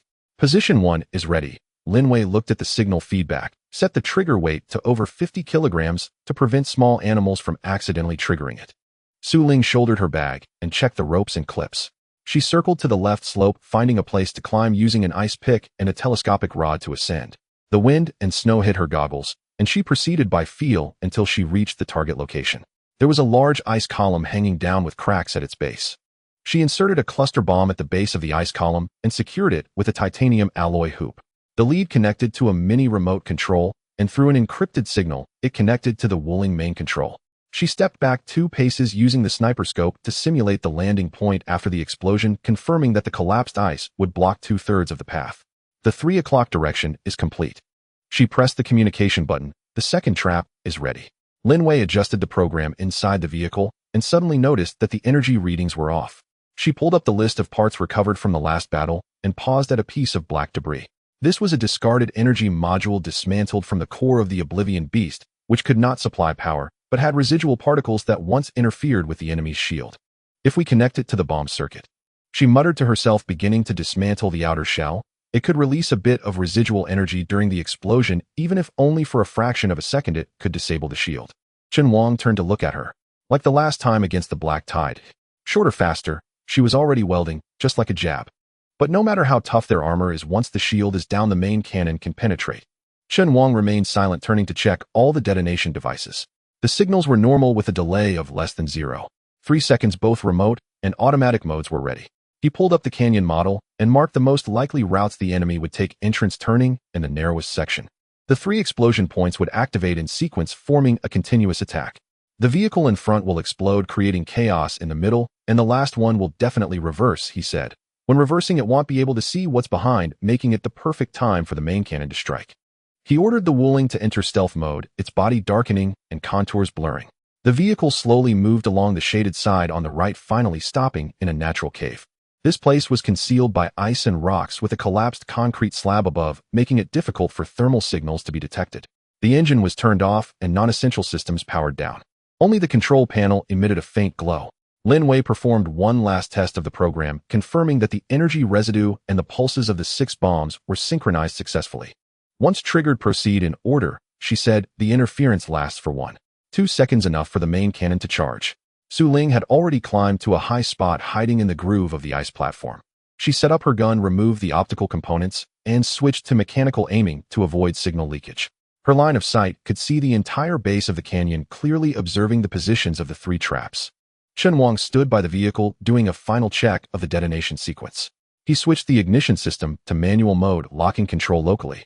All remote signals were cut off to prevent interception. What if they bring hostages in? Lin Wei asked softly. They won't, Chen Wang replied. Zhao Taiju wants to intimidate, not negotiate. He needs people to see his victory, so the hostages are still waiting outside as decoration. But he left so calmly just now. Lin Wei frowned. It doesn't seem like he would come back. So he's not acting alone. Chen Wang gazed deeper into the canyon. He's performing for those behind him. As long as they want results, he must return. The wind and snow continued to fall, and the canyon was very quiet. The Wuling was hidden in the shadow of the cave, its surface frosted and blending in with the surrounding ice and stone. On the control panel, the status lights of the 6 bombs turned green, waiting for instructions. Su Ling's hand rested beside the trigger, her body heat transferring through the gloves to the metal. She adjusted her breathing, slowing her heartbeat. The gun's muzzle was aimed at the entrance bin, the center point of the first bomb. Lin Wei sat in the operating seat, her hand hovering above the control panel. The modified detonation program was ready, the indicator light of the energy residue flickering slightly, like a small light about to extinguish. Chen Wang stood at the rear of the vehicle, watching the small road covered in snow. He raised his wrist, wiping the ice off his pocket watch. The words on the copper casing were still clear: return alive. He gently closed the watch cover and placed it back in his pocket. He walked back to the driver's seat, not sitting down, but placing his hands on the center of the steering wheel. The ignition system interface appeared in front, all parameters at a standstill. He input the final command, setting the main cannon charging to manual trigger. Wait for them to come in, he said. There won't even be time to escape. Su Ling's eyes never left the target. She saw a set of tire tracks slowly extending towards the canyon entrance in the distant snow. The trace was shallow, seeming both tentative and deliberately left. Lin Wei's terminal suddenly vibrated. She looked down and saw that one of the bomb sensors had detected a faint heat source about 800 meters from the entrance, moving very slowly. They're coming, she said. Chen Wang did not respond. He turned off the interior lights, leaving the control panel at its lowest brightness. The Wuling was completely silent, the sound of tracks compressing the snow long gone. The only sound in the entire canyon was the wind blowing across the icy surface. Su Ling's fingers tightened gently. She saw the tire tracks continue forward, less than 500 meters from the entrance. A modified pickup truck appeared in the snow with an iron cage welded to the roof, and the figure inside remained motionless. Lin Wei's hand hovered above the detonation key, her breathing becoming lighter. The 6 green lights on the control panel lit up, and the frequency of the energy residue began to rise slowly. Chen Wang focused on the distance numbers on the screen: 300 meters, 250 meters, 200. 200 meters, 180 meters, 150 meters. Chen Wang's finger paused beneath the fire seed system interface, not pressing down. The console's light illuminated his wrist, a layer of frost forming on the surface of his watch. He didn't wipe it away, instead fixating on the moving red dots. 6 vehicles lined up, slowly advancing forward. The first vehicle crossed the starting point of the bend, its tracks crushing the buried sensor in the snow. "Signal is normal," Lin Wei whispered, her finger resting on the manual detonation confirmation button. "Automatic identification is delayed by 0.7 seconds, and the particle interference remains within a safe range." Chen Wang nodded, pushing his hand down slightly. Lin Wei immediately understood, canceling the automatic mode. Su Ling hid above, breathing lightly, almost inaudible. Her gun was aimed at the support point beneath the ice platform, her gloves wearing a mark on the trigger guard. She didn't move, but her shoulder tensed slightly. Zhao Tai's vehicle appeared around the corner. It was a heavily modified truck equipped with tracks on both sides and a serrated collision beam welded to the front. It was 10 seconds slower than the vehicle in front, clearly testing the waters. The spotlight on the roof swept across the rock wall, illuminating the place where Su Ling was hidden before moving away. "It's coming." Lin Wei's voice was low. Chen Wang raised his left hand and opened his pocket watch. The hands pointed to 3:17. He closed the cover and swiftly pressed the physical detonation switch beside the driver's seat. The first bomb exploded. The blast overturned the front 2 motorcycles, frozen soil and shattered ice flying up. A piece of half-a-meter-long ice pierced a motorcycle's fuel tank, igniting the fuel into a fiery orange blaze in midair. The sound reverberated through the canyon, making people's ears ring. The foremost hostage vehicle was pushed sideways by the shockwave, getting stuck at the edge of the ice pile. Those inside the vehicle swayed back and forth. Someone shouted, quickly lost to the wind. The second wave of explosions followed. The ice platform shook, igniting the cluster mines within. The entire ice cliff collapsed, hundreds of tons of ice crashing down, burying 3 battle vehicles that were turning around. The observation window of one vehicle was shattered while another's track was pinned down, the drive shaft snapping during reverse, producing a deafening grinding sound. "Third group moved," Chen Wang shouted. Lin Wei pressed the button. The composite bombs buried at the bottom of the narrow path exploded simultaneously, releasing residual particles of the Annihilation Beast's energy. A strong wave of energy spread out. The surfaces of 2 enemy battle vehicles with shields flickered, the shield lights changing from green to red, then extinguishing. Static crackled in the communication, followed by Zhao Tai's roar, "Deactivate the shield. Restart the shields. Group B, cover the retreat." His vehicle began to reverse quickly, but 2 vehicles were already blocking the way behind. One was stuck in a crack, its tracks spinning in vain, the vehicle tilted over 15 degrees. "They want to clear the path," Su Ling said, adjusting her aim at the observation window on the right side of the command vehicle. "No rush." Chen Wang observed the terrain map. 2 vehicles in the middle of the narrow path had not yet entered the kill zone and were turning in place. He was waiting for this moment. "4th and 5th blast points detonate separately," he instructed. Lin Wei complied. 2 muffled explosions sounded from different positions, causing the vehicle in the middle to slam on the brakes. One vehicle, trying to avoid the flying debris, crashed into the rock wall, its side armor denting, hydraulic rods beginning to leak oil. Zhao Tai's vehicle finally backed out, but the retreat path was already half obstructed by collapsed ice blocks and damaged vehicles. He ordered the soldiers to disembark and clear the way, simultaneously activating the machine gun turret on the roof. "Disrupt their command," Chen Wang said. Su Ling fired. A armor-piercing round struck the rotating base of the machine gun turret, scattering metal fragments everywhere. The machine gun jammed, and the operator withdrew back into the vehicle. "One more time," Chen Wang said. Su Ling reloaded, aiming at the communication antenna. The second shot hit, severing the antenna, which hung limply at the side of the vehicle. Zhao Taiju burst out of the vehicle, his left electronic eye flashing red. He stood on the roof of the vehicle, shouting into the loudspeaker. "Whoever finds the ambushers will be rewarded with 5 liters of fuel. Capture 1 alive, and you'll get a set of exoskeleton." His subordinates looked up, some firing wildly at the rock wall. Bullets struck the ice, sending up white powder. "They are looking for us," Lin Wei said. "Then let them see us." Chen Wang disabled stealth mode, initiating the floating preparation program for the Wuling Hongguang. The tracks retracted, the hovering engine running at low speed, lifting the vehicle 3 centimeters off the ground. On the console, power remained at 78. "Don't rise too high," he said. "Wait until they look up." Su Ling noticed an enemy sniper climbing onto a wrecked vehicle, setting up a scope. Calculating the angle in advance, she shifted her gun 10 centimeters to the left. As soon as the opponent adjusted their focus, she fired. The bullet pierced through the scope, the fragments embedding into the man's forehead. He fell back, landing on the rooftop, rolling into a snowdrift. The chaos intensified. Zhao Taizhu shouted, commanding everyone to concentrate their fire on the high ground. Several machine guns opened fire simultaneously, ice shards flying everywhere. But the angle was too poor and most bullets missed. Have the shields been restored? Chen Wang asked. 2 vehicles are rebooting with a success rate of 31. Lin Wei observed the data. Energy residue is still interfering with the circuits. That's enough. Chen Wang picked up the communicator, then set it down. He unplugged all remote signal modules, leaving only the direct connection inside the vehicle. Now they can't hear us, he said, and we can't hear them. Lin Wei confirmed the system was disconnected. The Wuling Hongguang entered a silent state, only the hovering engine still running.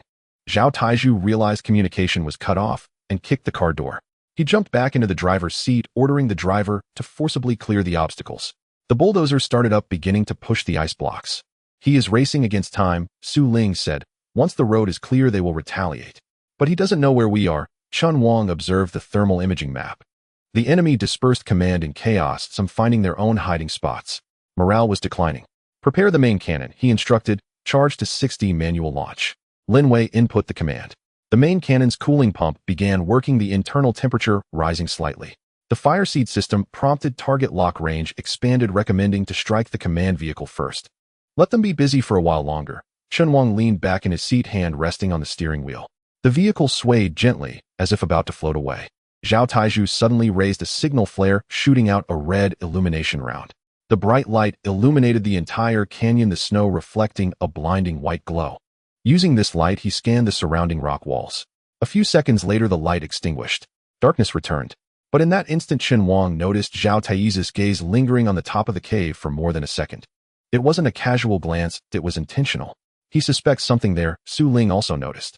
We can't wait any longer. Chen Wang stood up, unfastening his seatbelt. Give me the main cannon. Lin Wei moved aside. Chen Wang sat in the driver's seat, gripping the control stick. The fire seat system displayed a targeting frame, automatically locking onto the engine of Zhao Taizhu's vehicle. Hovering height raised to 1.5 meters, he instructed. Advance 10 meters, exposing half of the vehicle. The Wuling Hongguang slowly slid out of the cave. The ice surface slightly melted, leaving shallow watermarks. The enemy noticed immediately and raised the alarm. Zhao Taizhu abruptly looked up, his electronic eye flashing red as it focused rapidly. Chen Wang did not fire. He let the vehicle stop there, the outline clear, as if it had grown out of the stone. Now you know who it is. He whispered, his finger poised above the firing button. Zhao Taizhu lowered the loudspeaker, picking up the intercom. His voice came through the speaker, slightly rhythmic. Wuling, is that you? Can you still stomach the taste of the frozen pork chop from last time? Zhao Taizhu's voice echoed in the canyon as Chen Wang pressed the firing button of the ignition system's main cannon. The illumination flare extinguished, plunging the surroundings into darkness. The enemy's team had yet to reorganize and communication was cut off.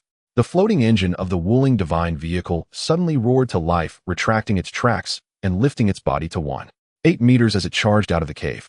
The high-temperature nozzle melted the icy surface, leaving 2 wet trails steaming with white vapor. Main cannon locked and loaded. 70 charge target is the right rear axle of Zhao Taizhu's war vehicle. Lin Wei spoke steadily, her fingers inputting the final data on the control panel. A dark red glow appeared around the cannon's muzzle. In the next second, the armor-piercing round shot out, piercing through the snow mist and striking the target directly.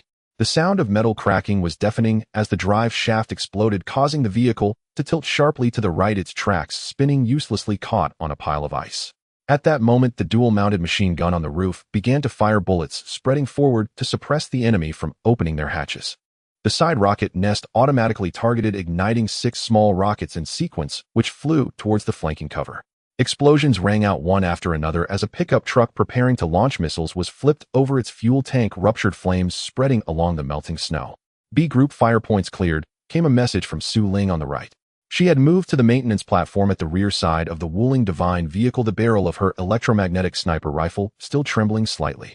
The second bullet struck the gap in an enemy soldier's helmet, causing him to freeze momentarily before collapsing into the snow. Lin Wei activated the sonic interference device. Low-frequency vibrations spread from beneath the vehicle, accompanied by a faint buzzing sound. 2 shoulder-fired missiles that had just been launched suddenly changed direction, diving deep into the canyon, and exploding hundreds of meters down, sending up a cloud of gray-white smoke. Interference successful can last for 30 seconds. Lin Wei reported beads of sweat on her forehead. Main cannon cooling at 41, ready for second charge. Chen Wang remained silent, his gaze fixed on the thermal imaging display of the ignition system, watching as Zhao Tai's vehicle hatch began to open, a high-temperature signal leaping out and swiftly moving along the icy wall. The red glow of the electronic bionic eye flickered in the snow mist circling to the left rear of the Wuling divine vehicle. 3 o'clock on the left, 80 meters away, approaching quickly. Chen Wang ordered, activate bottom jets for evasion. Lin Wei pressed the button.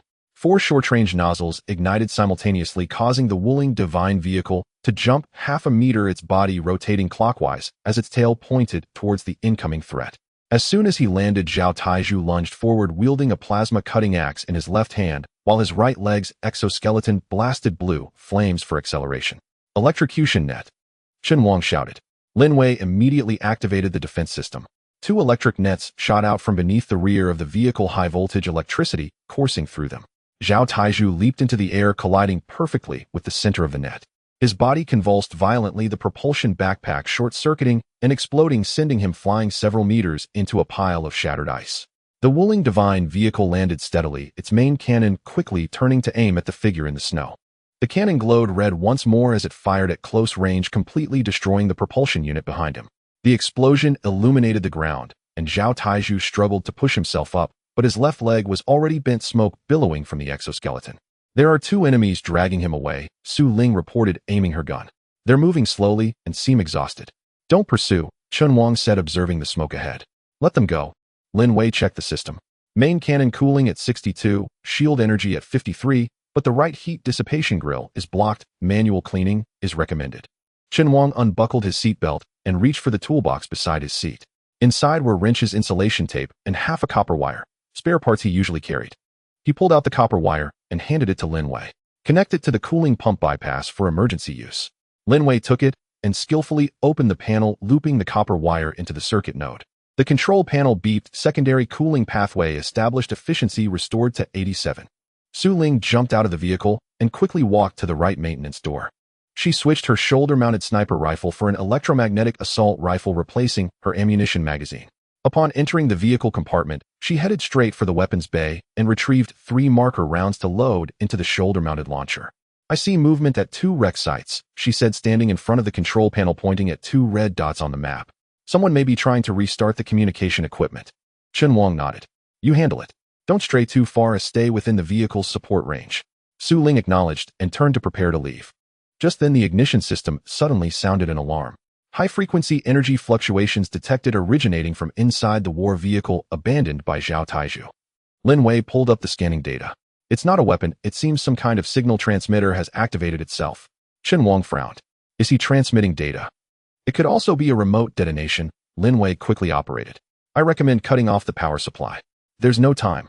Chen Wang grabbed the communicator switch to a wideband channel and warned, everyone be advised that vehicle may self-destruct, keep away from the radiation zone. No sooner had he spoken, the disabled war vehicle suddenly erupted with a blinding light. It wasn't an explosion, but a beam of energy shooting straight into the sky. Moments later, the beam cut off, the vehicle's shell cracked, and the core collapsed, releasing a large amount of white vapor. Signal terminated, Lin Wei confirmed. Content unknown only lasted for 3 seconds. Chen Wang remained silent, watching Zhao Taiju being dragged away in the distance. The man had already been pulled to the edge of the canyon, struggling to climb over an ice ridge. His 2 subordinates moved slowly, clearly exhausted as well. He left a backup plan. Chen Wang said, this signal wouldn't be sent out casually. Could it be a distress signal, eh? Lin Wei asked. Doesn't seem like it. Chen Wang shook his head. If it were a distress call, it would have been sent out much earlier. It indicates he was forced to activate it, meaning this device shouldn't be used lightly. Su Ling stood at the door holding a marker round. Should I go dismantle that vehicle? Perhaps we can find the recording module. No, Chen Wang refused. Going over now would be a death wish. If the signal was sent, it means someone is receiving it. If we get too close, we might attract even stronger enemies. Lin Wei checked the system log. The energy pulse from earlier. The frequency seems familiar. It seems like the encrypted channel used in early experiments in the stasis zone. Chen Wang's expression tightened. Is it the kind that Dr. Tang mentioned? The one that can remotely awaken experimental subjects? Yes, Lin Wei nodded. But that technology has long been obsolete due to its tendency to cause mental instability. The vehicle fell silent. Su Ling slowly placed the marker round back into the magazine, her hand gently stroking the stock of her rifle. If Xiao Taiju has such equipment, she whispered, it means someone is providing him with technical support. Not just ordinary raiders. Chen Wang stared at the map, the vanished signal point marked as unknown protocol access. He disabled the floating mode, slowly lowering the tracks until they met the icy surface. The engine continued to roar, and the cannon still felt warm. We must ascertain who is receiving these signals, he said, but for now let's hold this position. Lin Wei continued to monitor the surrounding heat sources while Su Ling returned to the maintenance platform. The Wuling divine vehicle stood in the middle of the canyon like a mobile fortress. In the distance, Zhao Taizi's figure finally disappeared around the corner of the ice cliff. His two subordinates dragged him along their steps uneven as they entered the wind and snow. Chen Wang raised his wrist, wiping the frost off the watch face. The hands pointed to 325. He closed the pocket watch and returned his hand to the steering wheel. The ignition system interface flickered and a new warning appeared. Detected long-distance electromagnetic scanning direction, northwest approximately 17 kilometers away. Scanning frequency matches the stasis zone's guard system. The red scanning line of the fire seed system interface continued to flicker while the electromagnetic wave frequency from 17 kilometers to the northwest remained unsettlingly stable. Chen Wang did not take his eyes off his fingers, gliding over the control panel, bringing up the thermal imaging of the wreckage of Zhao Taizi's disabled war vehicle. The circuit interface of the missile launcher on the left side of the vehicle still had a faint current pulsating, and although the bottom energy core had been pierced by incendiary rounds, the outer armor had not completely melted, suggesting that there might still be active modules inside. Shut down all non-essential outputs, he said in a low voice. Only keep the weapons ready, thermal tracking and basic life support. Lin Wei immediately executed the command. The interior lights of the vehicle went out, leaving only the holographic interface hovering in front of the driver's seat, emitting a ghostly blue glow. The engine switched to low-frequency operation, the cooling fans gradually shut down, and even the weapon cooling pump entered intermittent mode. The Wuling Shenshai resembled a beast holding its breath, with thin ice forming along the edges of the tracks, and the barrel slightly drooping, no longer emitting any energy signals detectable from a distance. Silence completed, Lin Wei reported. Current electromagnetic characteristics are 3. 2 below the environmental background value. Chen Wang nodded, his gaze fixed on the left wing of the wreckage. Su Ling, do you see that exposed silver conduit? It's 3 centimeters downward from the third junction, which is the last connection point of the main control circuit. Su Ling crouched on the maintenance platform, her sniper rifle pressed against her shoulder. She switched the scope to pulse thermal mode, and a series of intermittent red trajectories appeared in her view, indicating that the enemy remnants were manually connecting to the backup power supply. A figure crouched behind the wreckage, holding a broken wire with pliers, while another person handed over a toolkit. Target confirmed. She said, the enemy is starting to repair. Don't shoot them, Chen Wang said. Shoot the high-voltage capacitors in the toolkit. Once short-circuited, the entire circuit will self-destruct. Lin Wei quickly activated the vehicle's cooling spray system for emergency cooling of the sniper rifle. At the same time, she released a miniature drone that transmitted an overhead view from 10 meters above the wreckage. The screen clearly displayed a cylindrical metal can at the bottom right corner of the toolkit with 3 yellow warning stripes printed on its surface.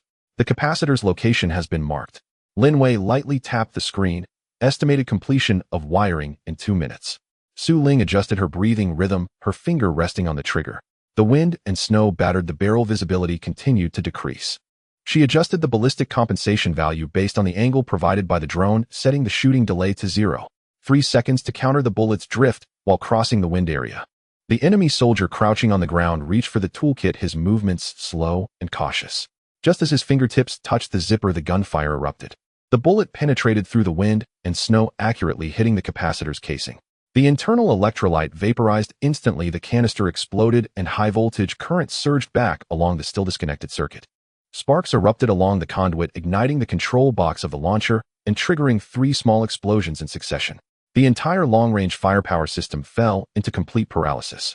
Left-wing firepower unit failed, Su Ling reported as she retracted the gun, circuit burn rate at 97, irreparable. Chen Wang stared at the scanning data from the fire seed system, his brow furrowed. They have changed course. Lin Wei brought up real-time footage. 2 enemy remnants had abandoned the left side repair and were now circling to the bottom of the tank, using hydraulic pry bars to forcibly open the energy channel's protective cover. Once open, they could connect to a portable energy core, reboot the shield and communication systems. We can't let them send signals again, Chen Wang said. The direct firing angle is blocked by ice and rocks, Lin Wei quickly modeled, Conventional shelling deviation exceeds 4 meters, unable to hit the narrow entrance. Chen Wang stood up, opening the maintenance hatch beneath the driver's seat. He took out a 35-centimeter-long modified armor-piercing incendiary round the head conical, its surface covered in dark gray powder. High-density carbon crystals extracted from the bones of the annihilation beast, capable of continuously releasing high-temperature plasma after penetrating metal. Raise the robotic arm to the maximum angle, he instructed Lin Wei. I need to load this round into the sniper rifle's chamber. Lin Wei activated the special module, Terrain Adaptation Fine-Tuning Hover, as the vehicle's body slowly lifted 10 degrees, aligning the maintenance opening with the sky. Chen Wang extended the robotic arm to its limit, steadily holding the ammunition, and slowly fed it into Su Ling's sniper rifle. Ammunition loaded, he said, delay fuse set to 3 seconds. Su Ling resumed her prone position, slightly tilting the gun barrel. She observed the bottom energy core through the scope, waiting for the perfect moment. The 2 enemy soldiers finally pried open the protective cover, revealing the complex internal energy transmission structure. One of them leaned inside, beginning to connect the cables. Prepare, she said.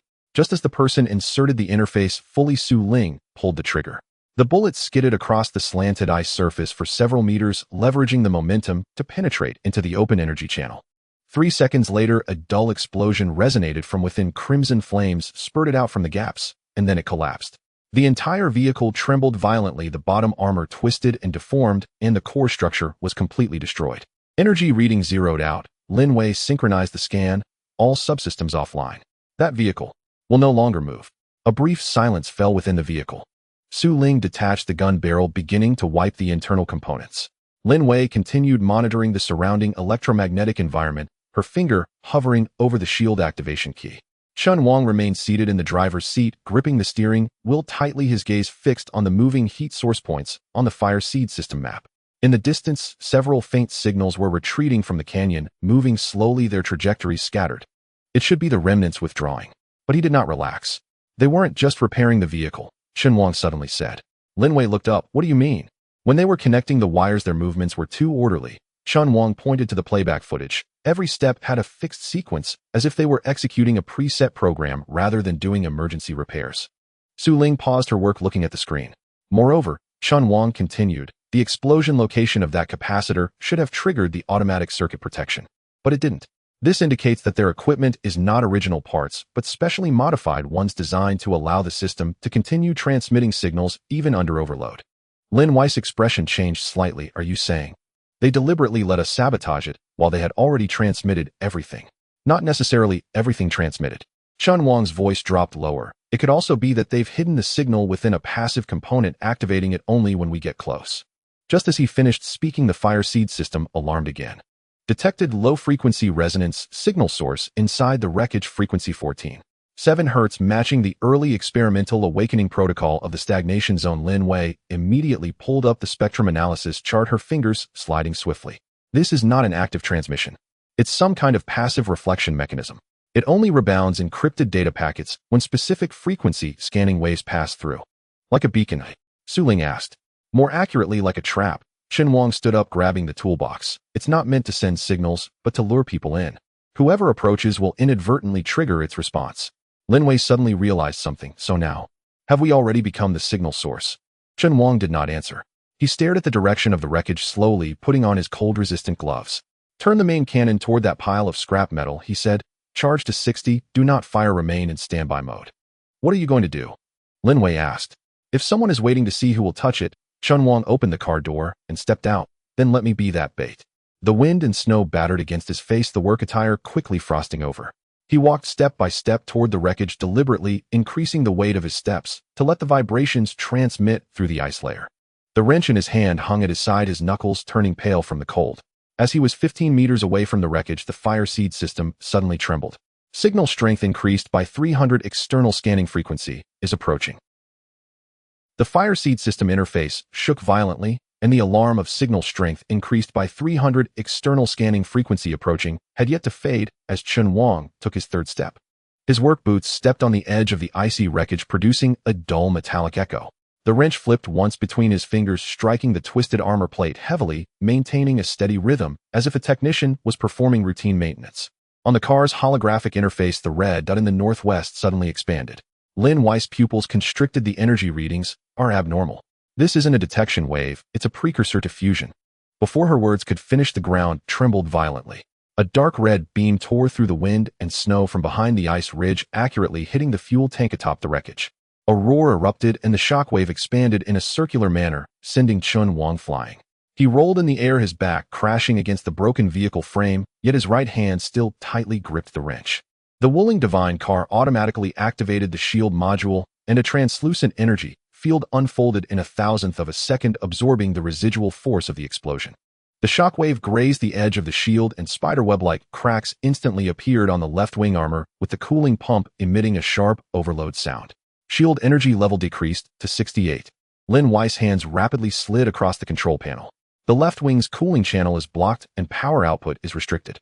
Su Ling had already set up her sniper rifle, locking the scope onto the area above the ice ridge. There's a device. A semi-buried artillery platform with a rotating base. Her finger hovered outside the trigger guard, waiting for the next shooting window. Chen Wang propped himself up on the wreckage, blood seeping from the corner of his mouth. He didn't wipe it away. Instead, he took 2 steps forward, standing on the exposed ground, raising the wrench to strike the metal again. The sound was crisp, piercing through the wind and snow. He's baiting it for a second shot, Su Ling murmured. Don't let him die for nothing. Lin Wei gritted her teeth, bringing up the weapon system menu, ready to forcibly activate the main cannon for a counterattack. Wait. Su Ling pressed the communication button. It will only expose the cooling port when it is charging. 1 second, 2 seconds. Amidst the howling wind and snow, a thin layer of white mist emerged at the top of the ice ridge, slowly rotating around the cannon muzzle. It's coming. Lin Wei immediately switched to thermal imaging mode, capturing the trajectory of the internal temperature surge of the artillery platform. The pressure in the cooling pipes has reached critical levels. Su Ling held her breath, adjusting the gun barrel by 0.3 degrees. Just as the white mist thickened, she pulled the trigger. The bullet sliced through the wind and snow, striking the side of a man's helmet at the entrance of the cave. The communications module shattered instantly, metal shards scattering everywhere. Oh! A roar came through the remaining channel. You cannot destroy my throne. Zhao Taizhu staggered back, covering his ear with his left hand, while his right hand quickly reached for the remote control at his waist. He pressed the last button heavily with his thumb. A rumble erupted from underground. The ice layer at the exit creaked and cracked, and a circular metal platform broke through the ice, rotating dual launch tubes on its surface, glowing with a ghostly blue light. The air temperature plummeted, moisture condensing into frost mist that adhered to the surface of the Wuling Divine car. A freezing lightning launcher. Lin Wei's voice tightened. The dual tubes have a coverage angle of 120 degrees. There's no way to avoid it. Chen Wang did not slow down. He focused on the ever-rising weapon platform ahead, swiftly sliding his fingers across the control panel to pull up the latest terrain data. Left track reduced by 15. Right track maintains full thrust. He commanded. Lin Wei immediately complied. The vehicle tilted slightly at high speed, bypassing a collapsed ice pit with the cannon always aimed at the launcher base. Main cannon charging complete, she said. Don't fire at it. Chen Wang focused on the fire seed system map, aim for the load-bearing ring beneath it. Once it loses balance, the entire platform will collapse on its own. Su Ling recalibrated the trajectory. The load-bearing ring is rotating, exposing a seam every 3 seconds. I'll control the distance. Chen Wang gripped the steering wheel tightly, his gaze fixed ahead. You find the right moment. The vehicle continued its charge. The distance narrowed to 200 meters, 150 meters, 120 meters. The launch tubes began to charge, the ghostly blue light gradually intensifying. The seam has appeared, Su Ling shouted. Chen Wang slammed on the brakes while pushing the differential lever. The Wuling Divine car executed a short-distance emergency stop on the ice, shifting half a meter sideways with the cannon precisely aimed at the target seam. Now, Su Ling pulled the trigger. The shockwave of the explosion still reverberated through the air, scattering shards of ice, like rain, onto the armored roof of the Wuling Divine vehicle. Chen Wang did not loosen his grip on the steering wheel. His knuckles whitened with strain as his gaze remained locked on the collapsed wreckage of the platform ahead. The cryogenic lightning cannon had been crushed deep into the ice. Only a fractured barrel jutted diagonally from the snow, resembling a snapped beast's bone. Lin Wei scanned the wreckage for thermal signatures. Any energy fluctuations? His voice crackled over the intercom. Calm, unnervingly so for someone who had just stepped back from the edge of death. Lin Wei's fingers were already gliding across the control panel. The detection spectrum unfolded rapidly. She narrowed her eyes, her fingertip halting over a highlighted zone, 30 meters to the right front. High-purity residual energy buried beneath the snowdrift. Frequency, stable quality, at least rare tier. Su Ling knelt single-kneed atop the vehicle's weapons station, the sniper rifle's barrel sweeping slowly across the western snow slope. Movement. She murmured softly, 3 o'clock, figures shifting behind the slope, roughly 400 meters out. Pace slow, but not wandering machinery. Surviving hostiles. Chen Wang nodded. Su Ling secure the perimeter, swiftly. Lin Wei prepared to descend with me. The moment the door opened, a frigid gale rushed in. They disembarked swiftly. Lin Wei led the way, gripping an engineering scanner. She stepped across a warped metal plate and crouched to pry open a shattered armor cover. A sharp staccato beep emitted from the scanner. Not a standard core. Her voice rose sharply. It's an Arctic-adapted fusion unit. Its efficiency surpassed even legendary-grade cores by 20%, equipped with built-in thermal regulation and civilian-compatible interface protocols. Such technology had no place in the hands of raiders. Chen Wang had already pried open the mounting clamp with a wrench. The alloy casing, blackened by frost, pulsed faintly with blue light within. He reached in and felt warmth radiating against his palm. Perfect replacement for the left-wing coolant pump's old core, he said. Shield recharge speed gains 1 tier. Main cannon charge time shortens by several tenths of a second. Together they extracted the core. Lighter than anticipated, its casing bore a fine concentric etching. A serial identifier, perhaps. Lin Wei immediately activated her portable terminal for recognition. The system reads it. Direct slot insertion is possible. But the interface is frozen. We'll need to heat it first. She retrieved a thermal lance, cycling focused heat onto the hexagonal base connector. Meanwhile, Chen Wang moved to the vehicle's left flank, unlatched the main control housing, and exposed a dense array of flow valves. With a screwdriver, he tapped lightly along the edge of the third circuit board. 3 precise, evenly spaced strikes. The ignition system interface flickered briefly before displaying external power module detected, initiating protocol verification. Match confirmed, he murmured. Lin Wei, having finished heating the interface, hurried forward, cradling the core. Chen Wang took it and slid it smoothly into its socket. A crisp metallic click echoed. The instant before, cobalt-white energy surged outward from the core, racing along conduits to permeate the entire chassis. The engine's low thrum shifted from muffled rumble to resonant clarity. Interior lights brightened from amber to pure white. Instrument readings leapt in unison.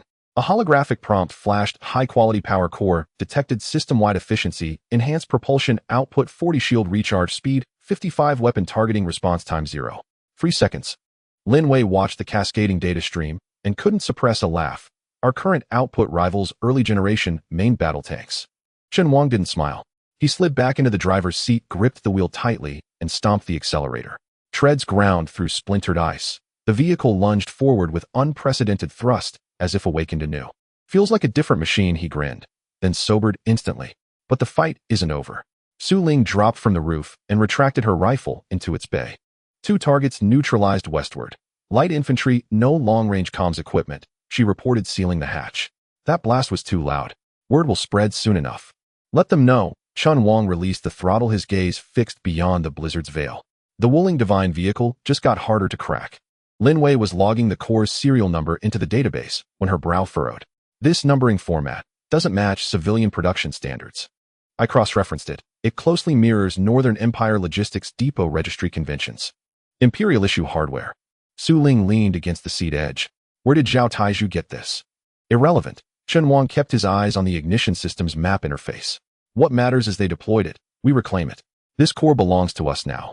Before the words settled, the system alarm blared.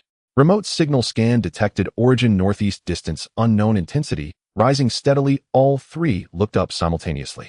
Not thermal imaging, not radar. Lin Wei rapidly pulled up spectral analysis.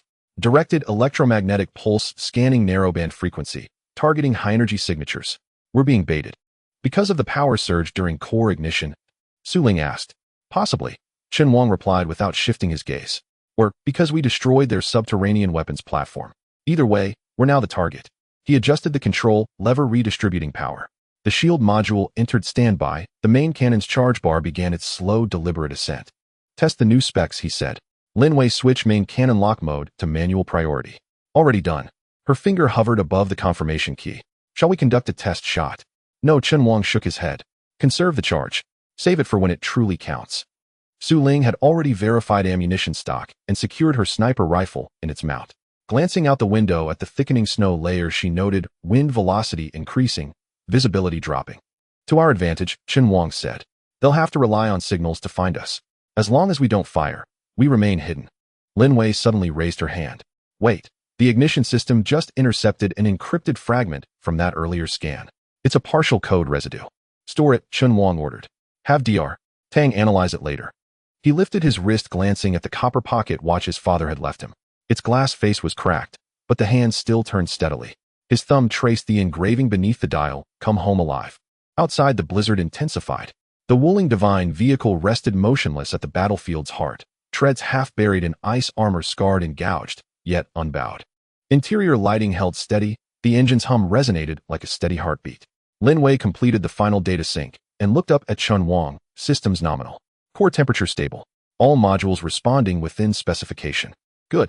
Chen Wang drew a slow, deep breath. All personnel return to stations. Maintain combat readiness. No one knows when the next wave will strike. Su Ling leaned back in her seat, fingers resting lightly outside the trigger guard. Lin Wei powered down non-essential systems, retaining only surveillance and power standby modes. Chen Wang remained still, hands still gripping the wheel, his gaze fixed beyond the windshield, into the churning white curtain ahead. The ignition system interface held silent for several seconds. Then the alarm lights flared again. Ground tremor detected, direction due east, distance 800 meters, source count single velocity 6 meters second. Chen Wang slowly raised his right hand and pressed the ignition button. Treads began to rotate, faintly crushing snow beneath the chassis. The engine's roar swelled steadily. Su Ling unfastened her harness and reclaimed her sniper rifle. Lin Wei pulled up the weapon menu and advanced main cannon charge to 75. Chen Wang stared at the moving red dot on the ignition system display, his lips parted slightly. Here it comes.